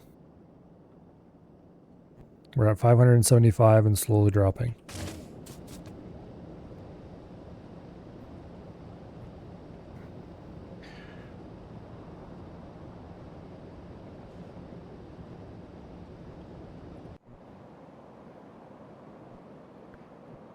I need to finish putting miners on this iron patch. Although it looks like we are having much better luck with iron plates than we were.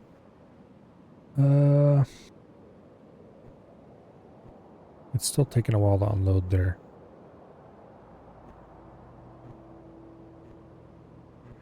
We have max trains waiting. So we're actually having a throughput issue on the iron smelter. Yeah, it's at 540. I never thought I'd see the day when the iron smelter actually capped out. It's feeding 4 red belts worth of iron ore in. And about that many plates back out. Well, exactly that many plates. Okay, 532.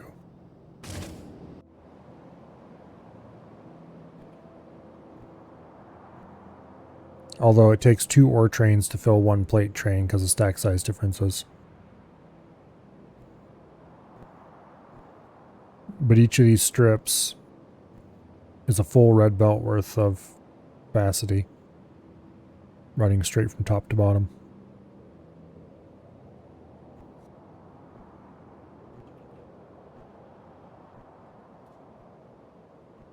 Oh. Wait.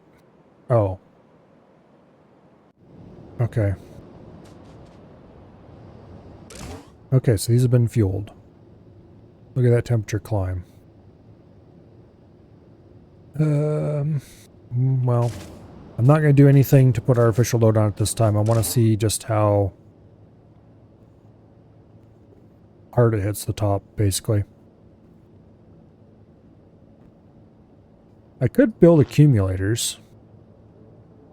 But then the problem is it's going to charge the accumulators and then they won't. They'll just sit there full until we have a brownout, which is never, ever, ever going to happen. Until we build a whole heck of a lot more than what we built now, or until we run out of fuel. So once again, I have to somehow circuit control the accumulators to put an artificial load on the reactor. Actually, that's probably better than doing steam BS. We just straight up shut the reactor off when the accumulators are full and it's hot.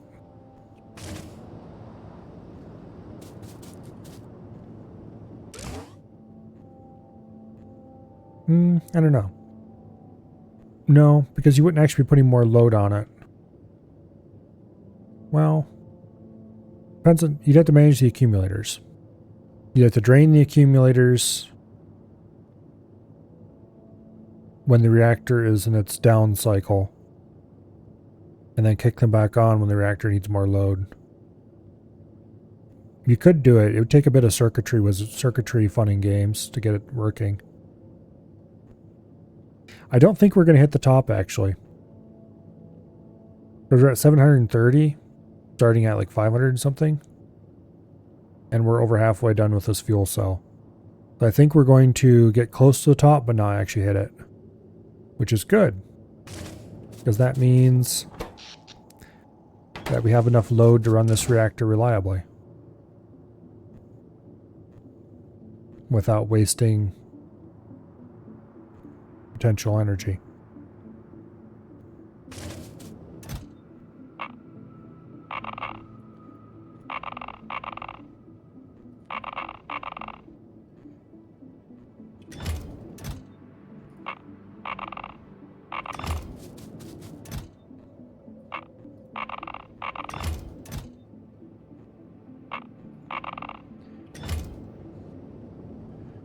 Okay.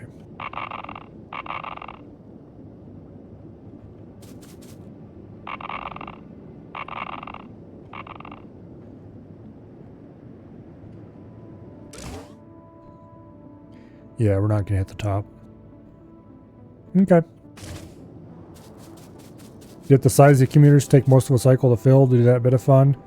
Yeah, if you wanted the reactors to be able to run with no load whatsoever, you'd have to size it to take an entire cycle.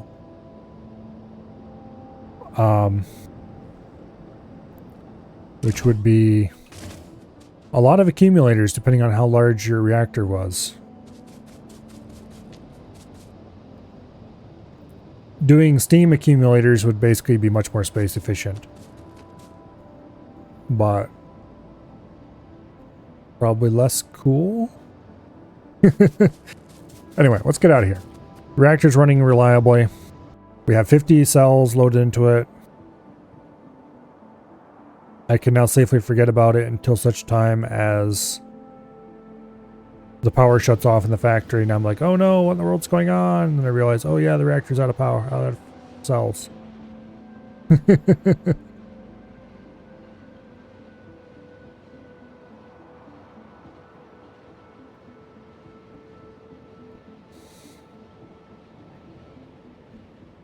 But that won't happen for a while. That means we can pretend it'll never happen. Alright, now. This place is running at a tiny fraction of its current capacity.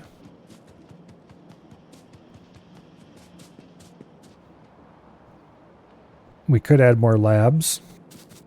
Or we could add the next type of science. And I think I know which one I really should be doing. So, we were working on low density structures. Hopefully this isn't going to have throughput problems because of the belts. But we'll see.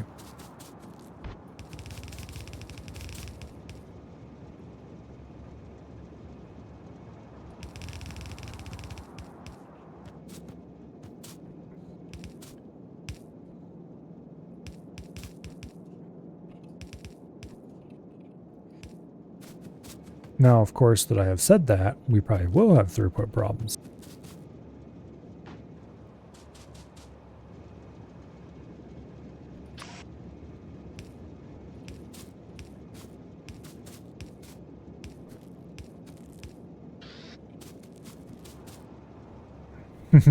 Figuring out how you're going to mitigate your, oh hey, the stone's all gone problem right now.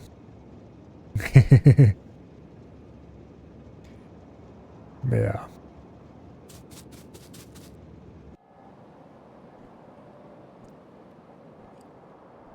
Thankfully, I think I'm going to avoid that one. There is still 18k in my starting stone mine, but I've already branched out to a new, much larger one somewhere around here. There we go. There's 1.5 million in it.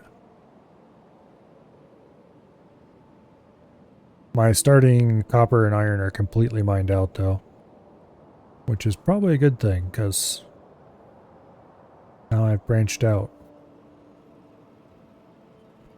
This copper is starting to look a little ragged around the edges and is a bit thinner on the ground than it used to be.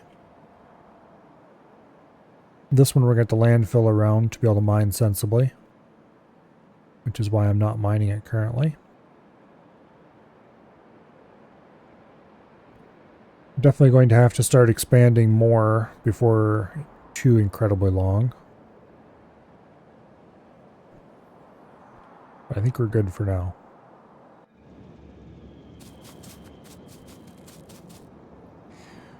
Coal might actually be one I'm going to have to worry about before too long. I guess this still does have 2 million in it. Wait, is that where I'm getting my coal? I think it is. Oh, that's right. I need to build an unloading station for coal here. And I've got one over here that I'm not actually using, because I don't have coal trains except this little tiny 2-car one.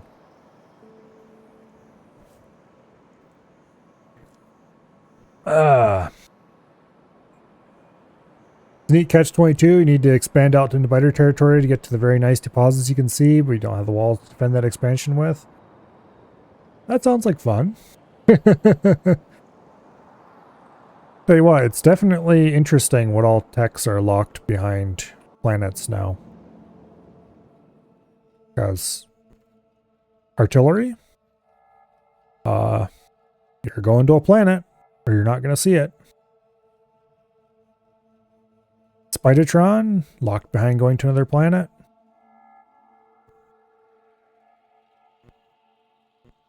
Energy Shield Mark II. Off you go to another planet. Roboport Mark II, same thing. Cliff Explosives. That's a huge one right there.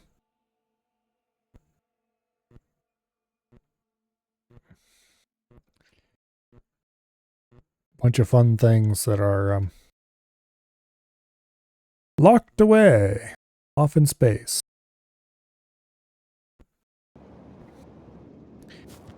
Okay, coal.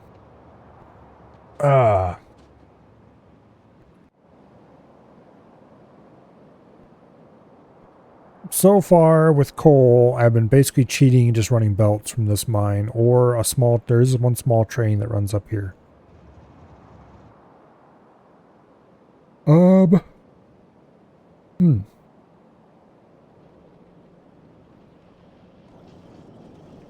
Okay, so that coal belt dead ends there.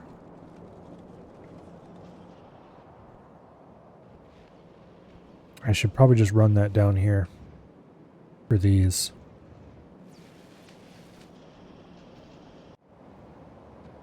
Instead of delivering coal to this station, which currently we don't have a coal train set up anyway.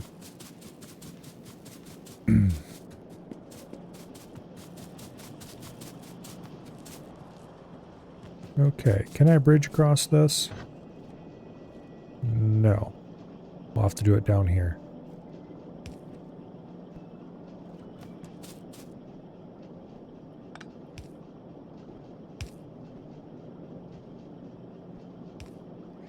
That'll do.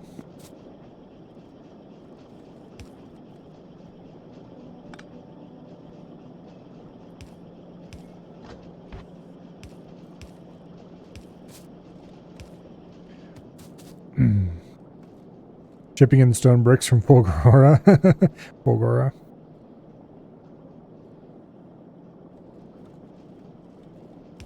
That's one way to do it, I suppose.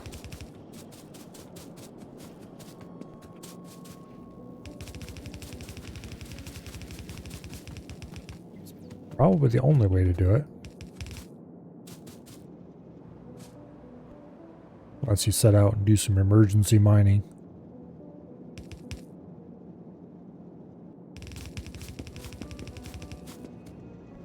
Okay.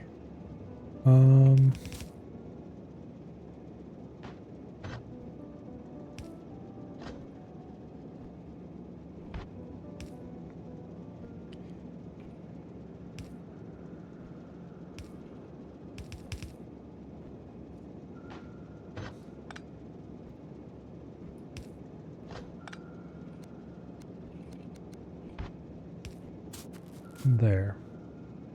Definitely not spaghetti.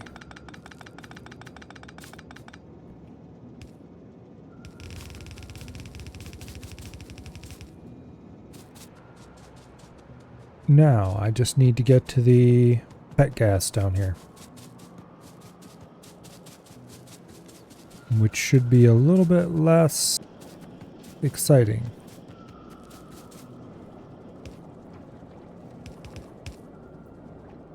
Actually, we'll run that there because, no, a better place to tap the pet gas off will be over here. But anyway, doesn't matter. Okay, pet gas.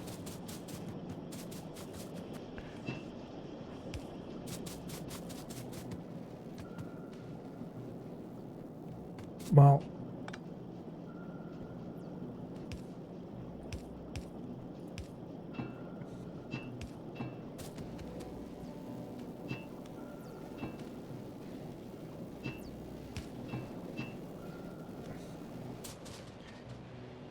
okay, actually, I don't want to run this out here. We'll run it in there.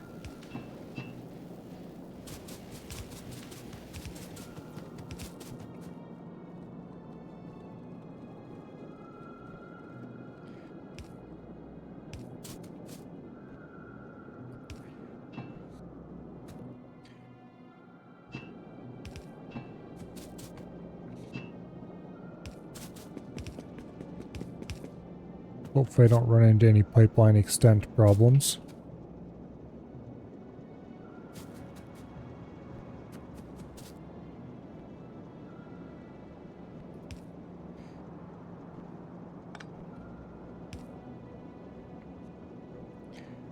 Of course.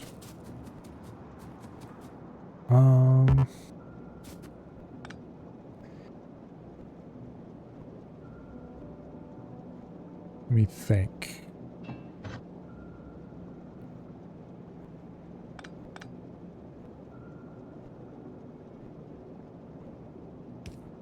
No. I guess we can just do a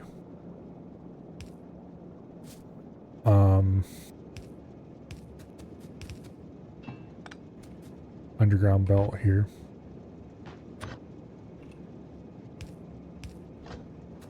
That'll work. Okay. And then you...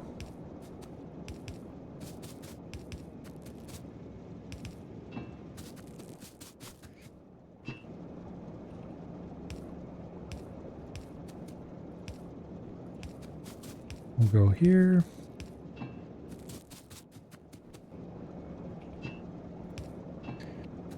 Lovely.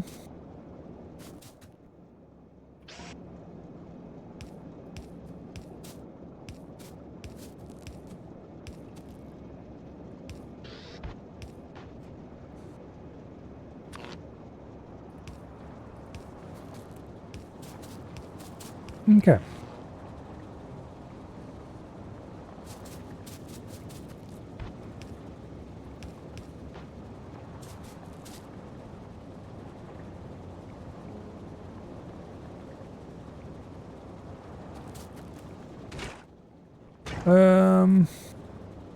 I didn't calculate the plastic ratio perfectly, so I'm going to just hope that this little bit of a issue here is not actually a throughput issue and is just me producing more than I need.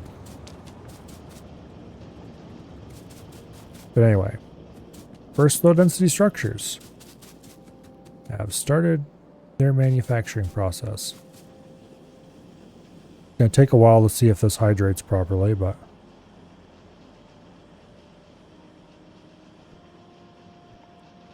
it's getting pretty far. Yeah, well, maybe.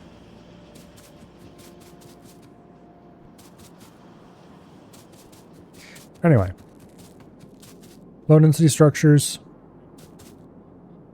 blue circuits. All we need yet are flying robot frames, which are a royal pain in the ass. If you had to ship it by rocket, would it actually be more efficient to ship the walls? Rocket capacity is only 100.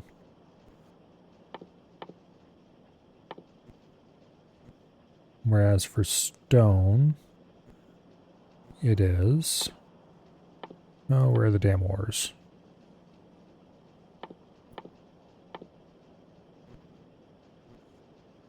Of course, they're not in the crafting page. I'd have to find them. So I look at the actual item.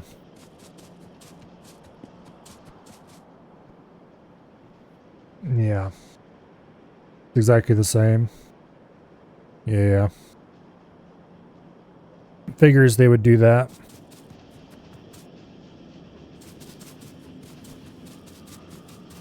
Okay. So it looks like we are producing enough raw materials to run this at full speed. Or, you know, we do have enough belt throughput, which is what I was actually worried about. Very good. Now it's going to proceed to back up and... yeah. So to make the flying robot frames, I need steel, I need batteries, I need electronic circuits, and I need electric engine units. The electronic circuits are already built. They're available, they're on a belt. I just need to grab them and move them to where I need them. The electric engine units are going to need lubricant electronic circuits, which are also already built, and engine units. The engine units need just steel and gears and pipe. That's easy enough to do. Bulky and large, but easy enough to do.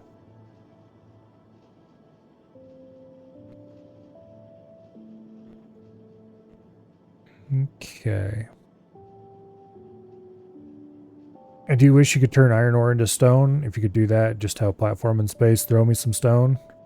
Already have backup steel coming down. Asteroids don't provide stone?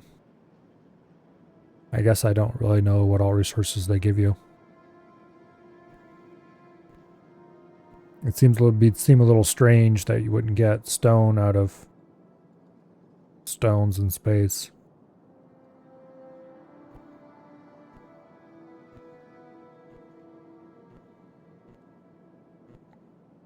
But then most of the time you'd probably just have tons of stone you'd want to get rid of and have to dump somewhere.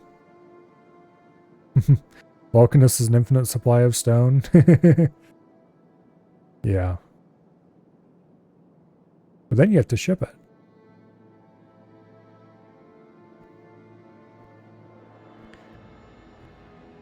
I just really don't want to build these stupid robot frames. In any real quantity. Small numbers of them, that's fine, but quantities are annoying. I should probably get started on one of the pieces. We have steel being shipped in, so we have all the steel we could ever need. We just need to take it to wherever we actually need it for final assembly. So I guess the next thing on the list is batteries. Okay. So we need one standard unit of flying robot frames. Which means we need 2 standard units of batteries. Which means we need 8 battery plants. Except not really, because chemical plants run at 1.0 speed, whereas blue assemblers run at 0.75 speed. That's 25% more than we actually need. So technically 6 battery plants would probably be enough, I think.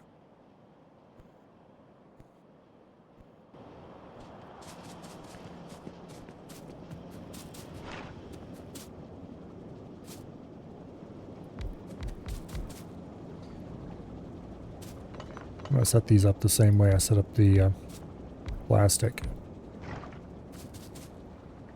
I guess if I'm wrong, but we'll just assume it's 6. Well, 6 will do for now. Okay. Each of these requires sulfuric acid, iron, and copper. The iron and copper...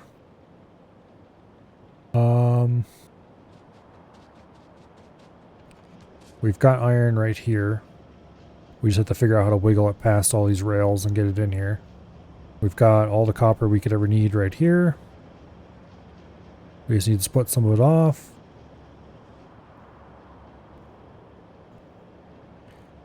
Okay. Getting that iron down here would indeed be a bit inconvenient. But not like we have a whole lot of choices. Other than, you know, moving the battery plant somewhere else. Which I guess we could do.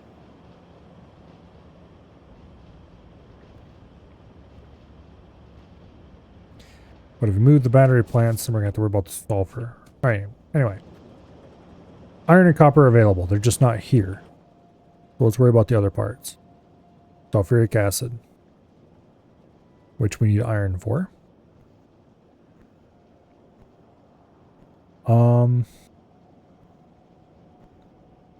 One sulfuric acid plant is probably enough.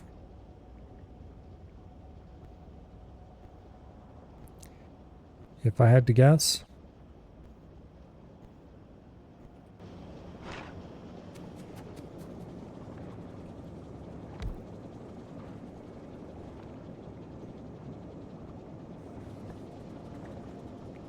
Let me think.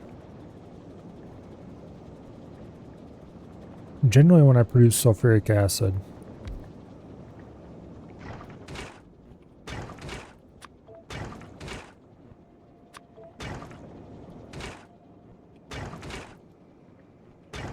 technically for the sulfur we should have more than one machine producing it.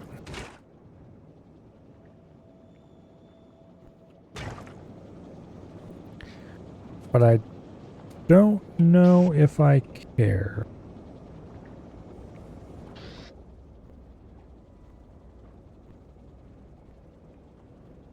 Let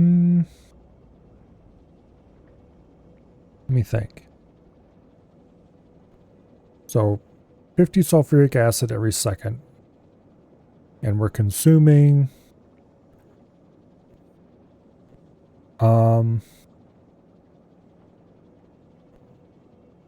20, 30 every second, I think it actually comes out to. Maybe. Something like that.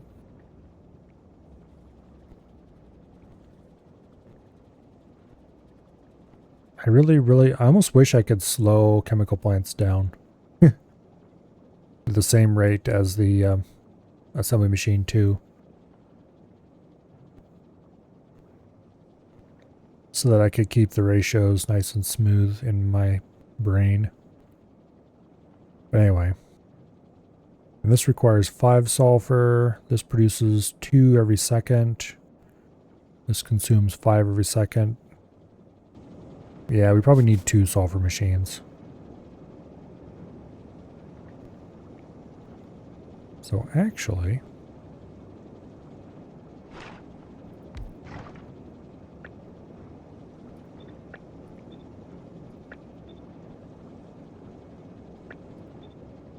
there we go.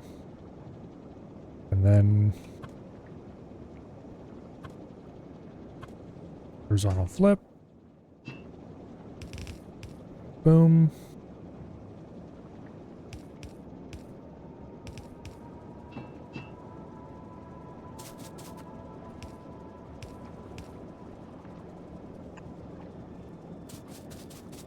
Fine, robots aren't out right now. Okay. Water. Let's set these to batteries before I forget. Do I have water in the area? Surely I brought water over here for something. Okay, I didn't. Where is the nearest water?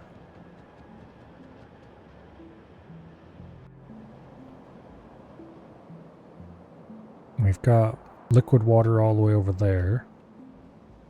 We surely have piped water somewhere. Not too far away. The nearest water might just be over here. Which is kind of a long ways to go. So I think we'd be better off just dropping a pump over here and running a pipeline.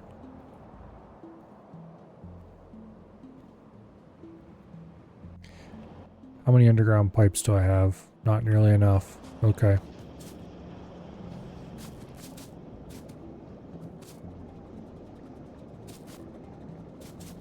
Okay.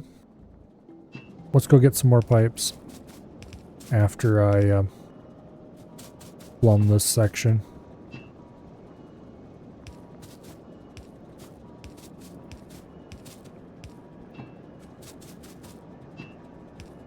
There we go.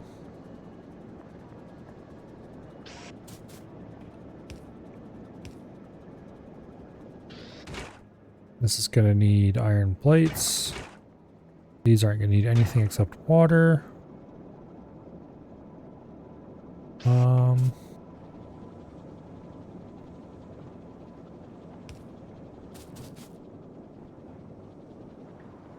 Yeah, okay.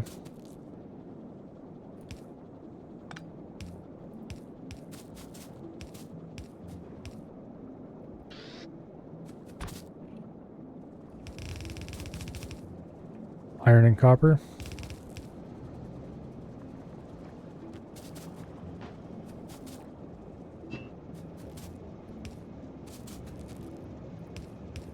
Okay.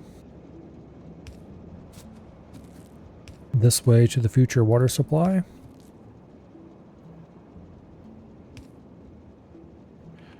Alright, let's go get ourselves some more underground pipes. And then we just need to hook up the iron and copper, and we will have hopefully enough batteries.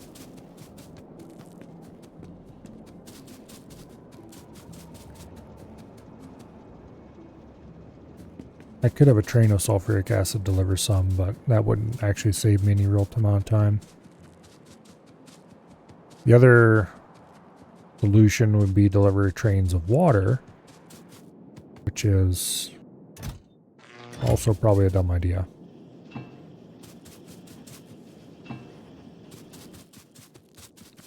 Alright, is there anything else we're particularly in need of? Yes. Belts.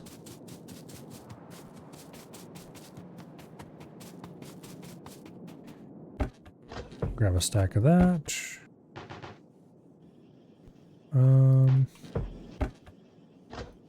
That should be good.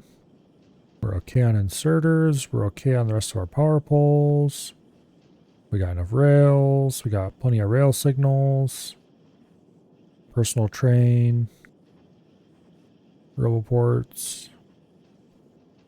Various miscellaneous raw materials I need to get rid of, including wood that I don't want anymore.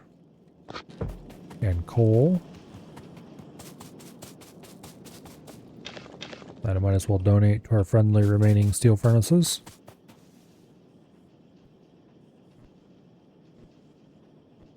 I need to get rid of some of this crap. Oh well, it's not a high priority right now. High priority is to run water pipeline. I do have a offshore pump on me, don't I? Yes, I do. I have 5 of them. Good.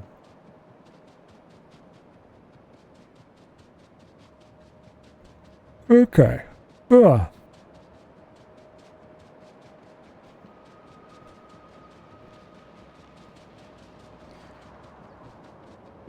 So I figured we would have yellow science done today, but I don't think that's going to be the case.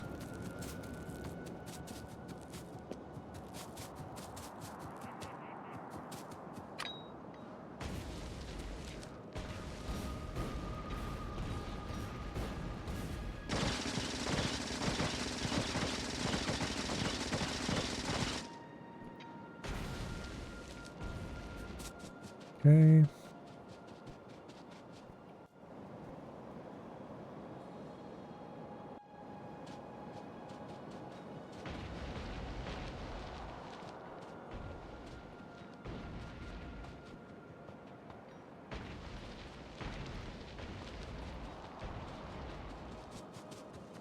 That looks good. Now, where is my... There it is. Hello? I guess that's just not straight enough. Well. I guess it's a good thing I got a little bit of landfill here then. Being able to pick up landfill that you misplaced is really nice. Definitely one of my favorite changes. There's the offshore pump. Okay. Did I have the wrong kind of pump? I think maybe I did. Oh well.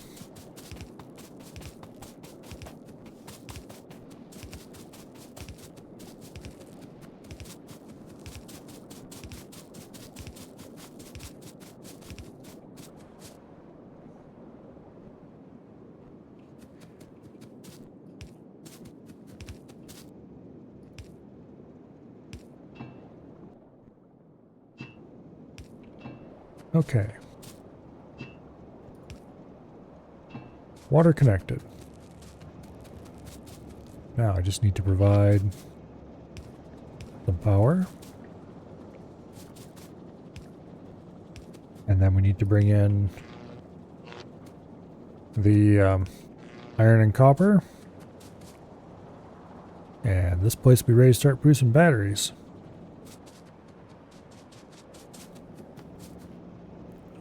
So, first things first, let's make an iron and copper belt. And the way to do that is going to be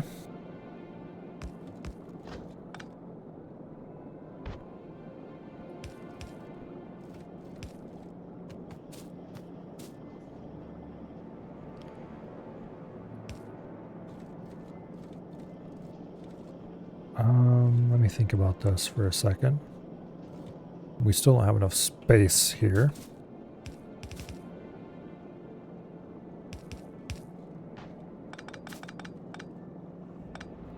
This is looting my inventory with more crap.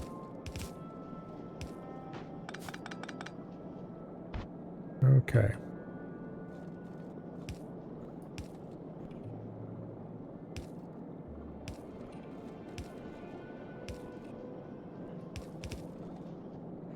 There we go.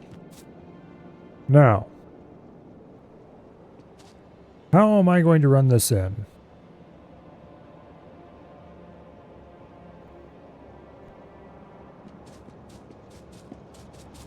We could bring it down through here, across, down through here.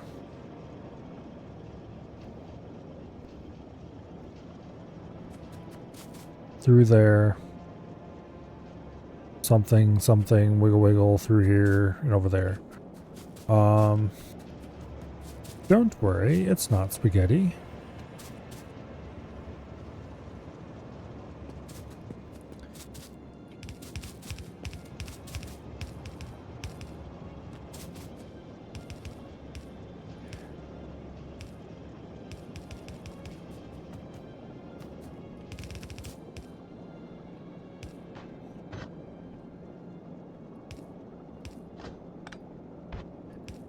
Okay.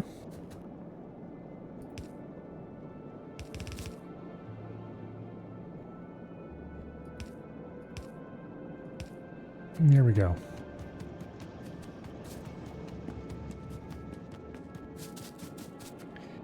That is a really awful abomination, but it will work.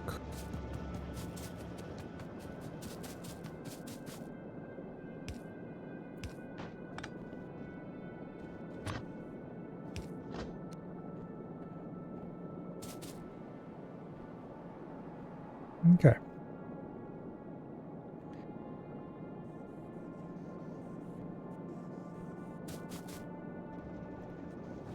And there goes the sulfuric acid.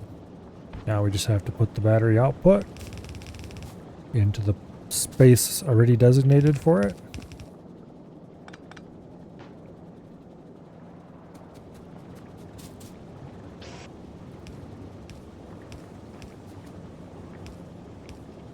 And there we go, batteries.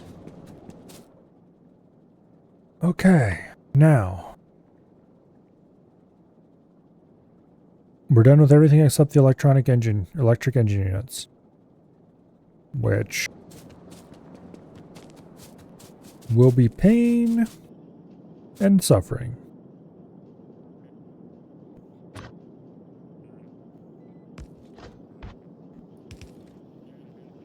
Okay. Now, technically, this is ratio correct.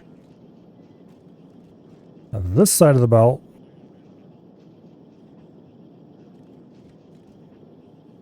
combined with whatever this thing uses is for the actual flying robot frames. The other side of the belt, this one that's only hooked to this machine here, should be enough for just the electric engine units.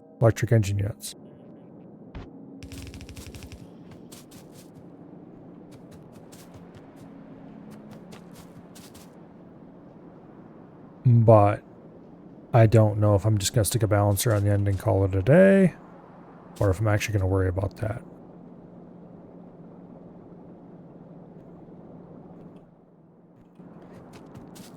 Either way,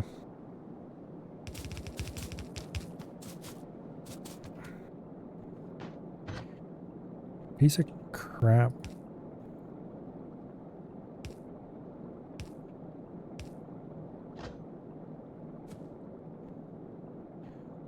Either way, this gets weird sometimes when you're dragging belts across other belts.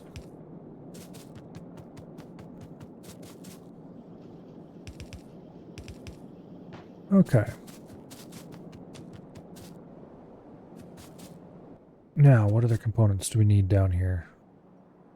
We have everything for the flying robot frames. We're going to need to get lubricant down here. Lubricant, lots of iron and steel.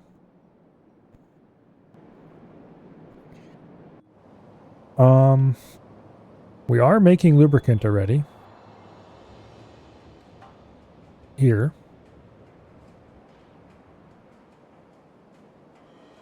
So I should just run a pipeline down and that'll be good. Where should I run the pipeline down is the other question. And I think the answer is I'm going to run it along this side of the area and then across and in. But I'll worry about it when we actually have a thing to connect the lubricant to. As far as iron, okay, steel we can get right off that belt.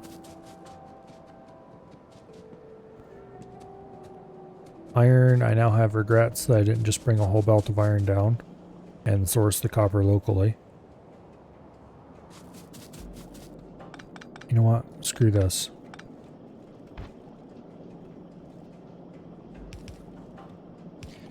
We are going to pull the copper off this belt.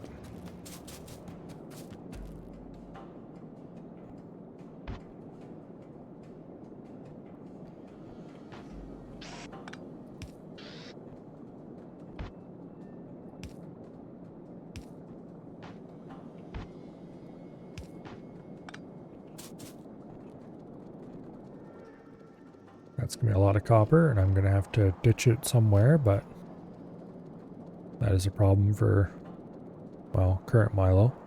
It's probably going to go straight into these chemical plants, to be perfectly honest.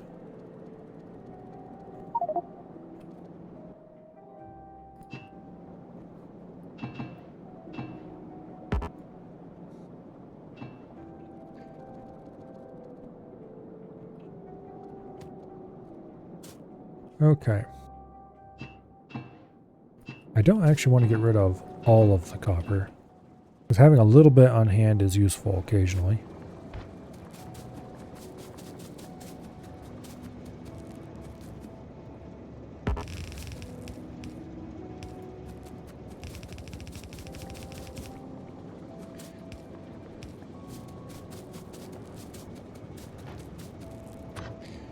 Okay.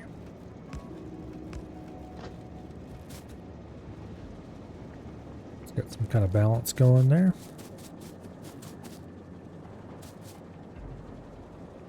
And then when we need iron over here, we can just go ahead and split this line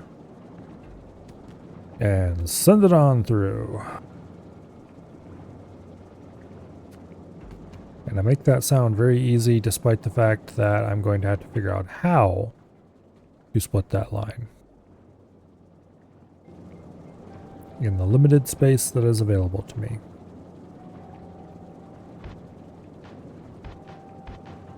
And I think the answer to that is going to be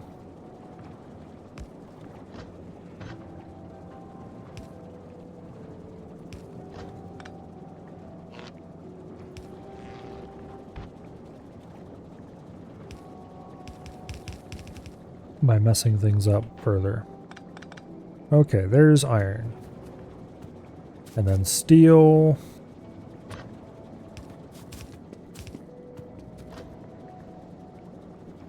We can barely get across, but we can get it across.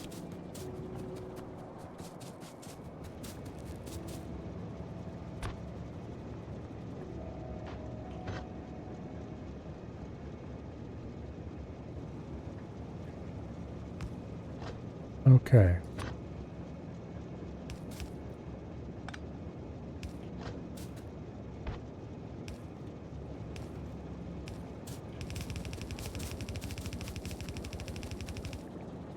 Boom.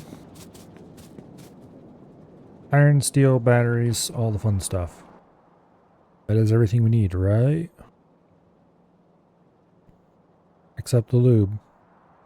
Yes. Okay. Well,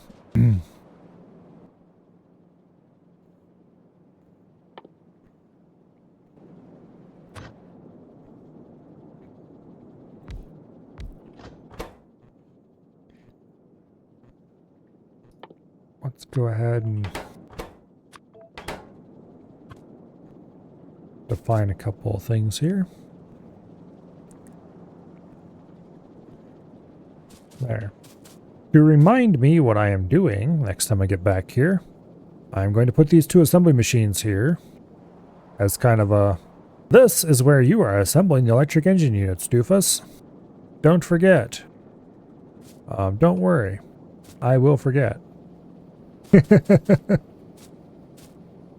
anyway, it is 10:44. So I believe we are going to save the game here for now.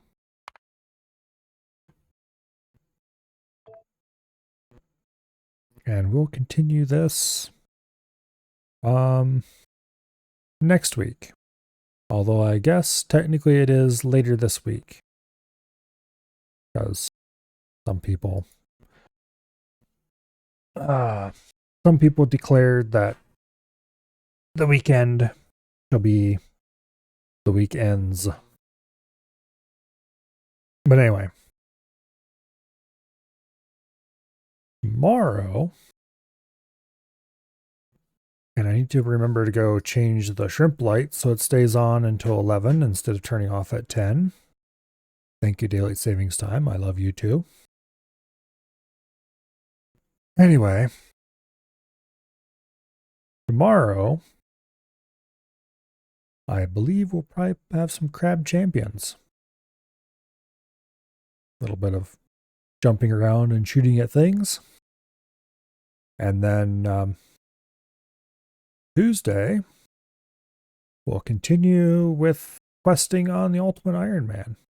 Hopefully I can get done with the current run of quests, and then I can have plenty of stuff to grind going forward. But anyway.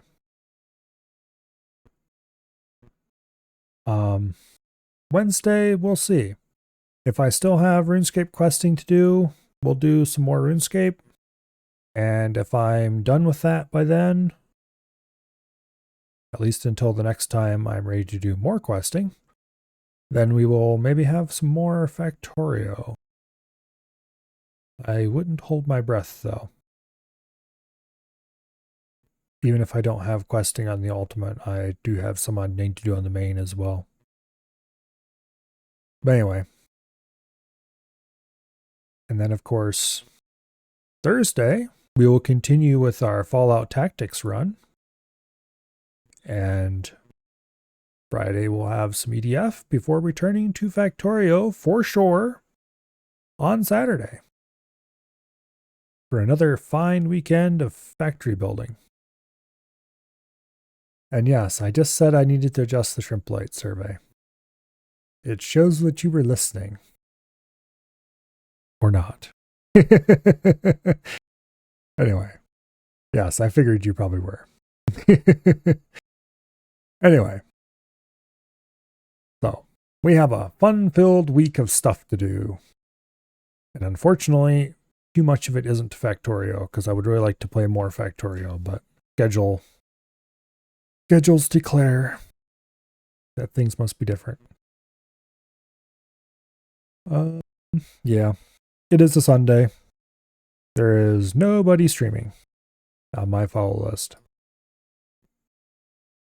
Not too surprising. So I don't think we're going to raid anybody tonight. Hopefully your follow lists are less boring than mine is. Because I shall be forced to go watch some YouTube. And the series that I was watching, which was actually a really long diplomacy game. I've never heard of Diplomacy. It's a pretty cool board game that I have never actually played, but actually enjoy watching. Or at least watching commentary. But anyway, I finished that, so I need to find something new to do. Means I'll probably just go to sleep instead. But anyway. Hopefully you all have an awesome night. And I will see you all later. Good night. And goodbye.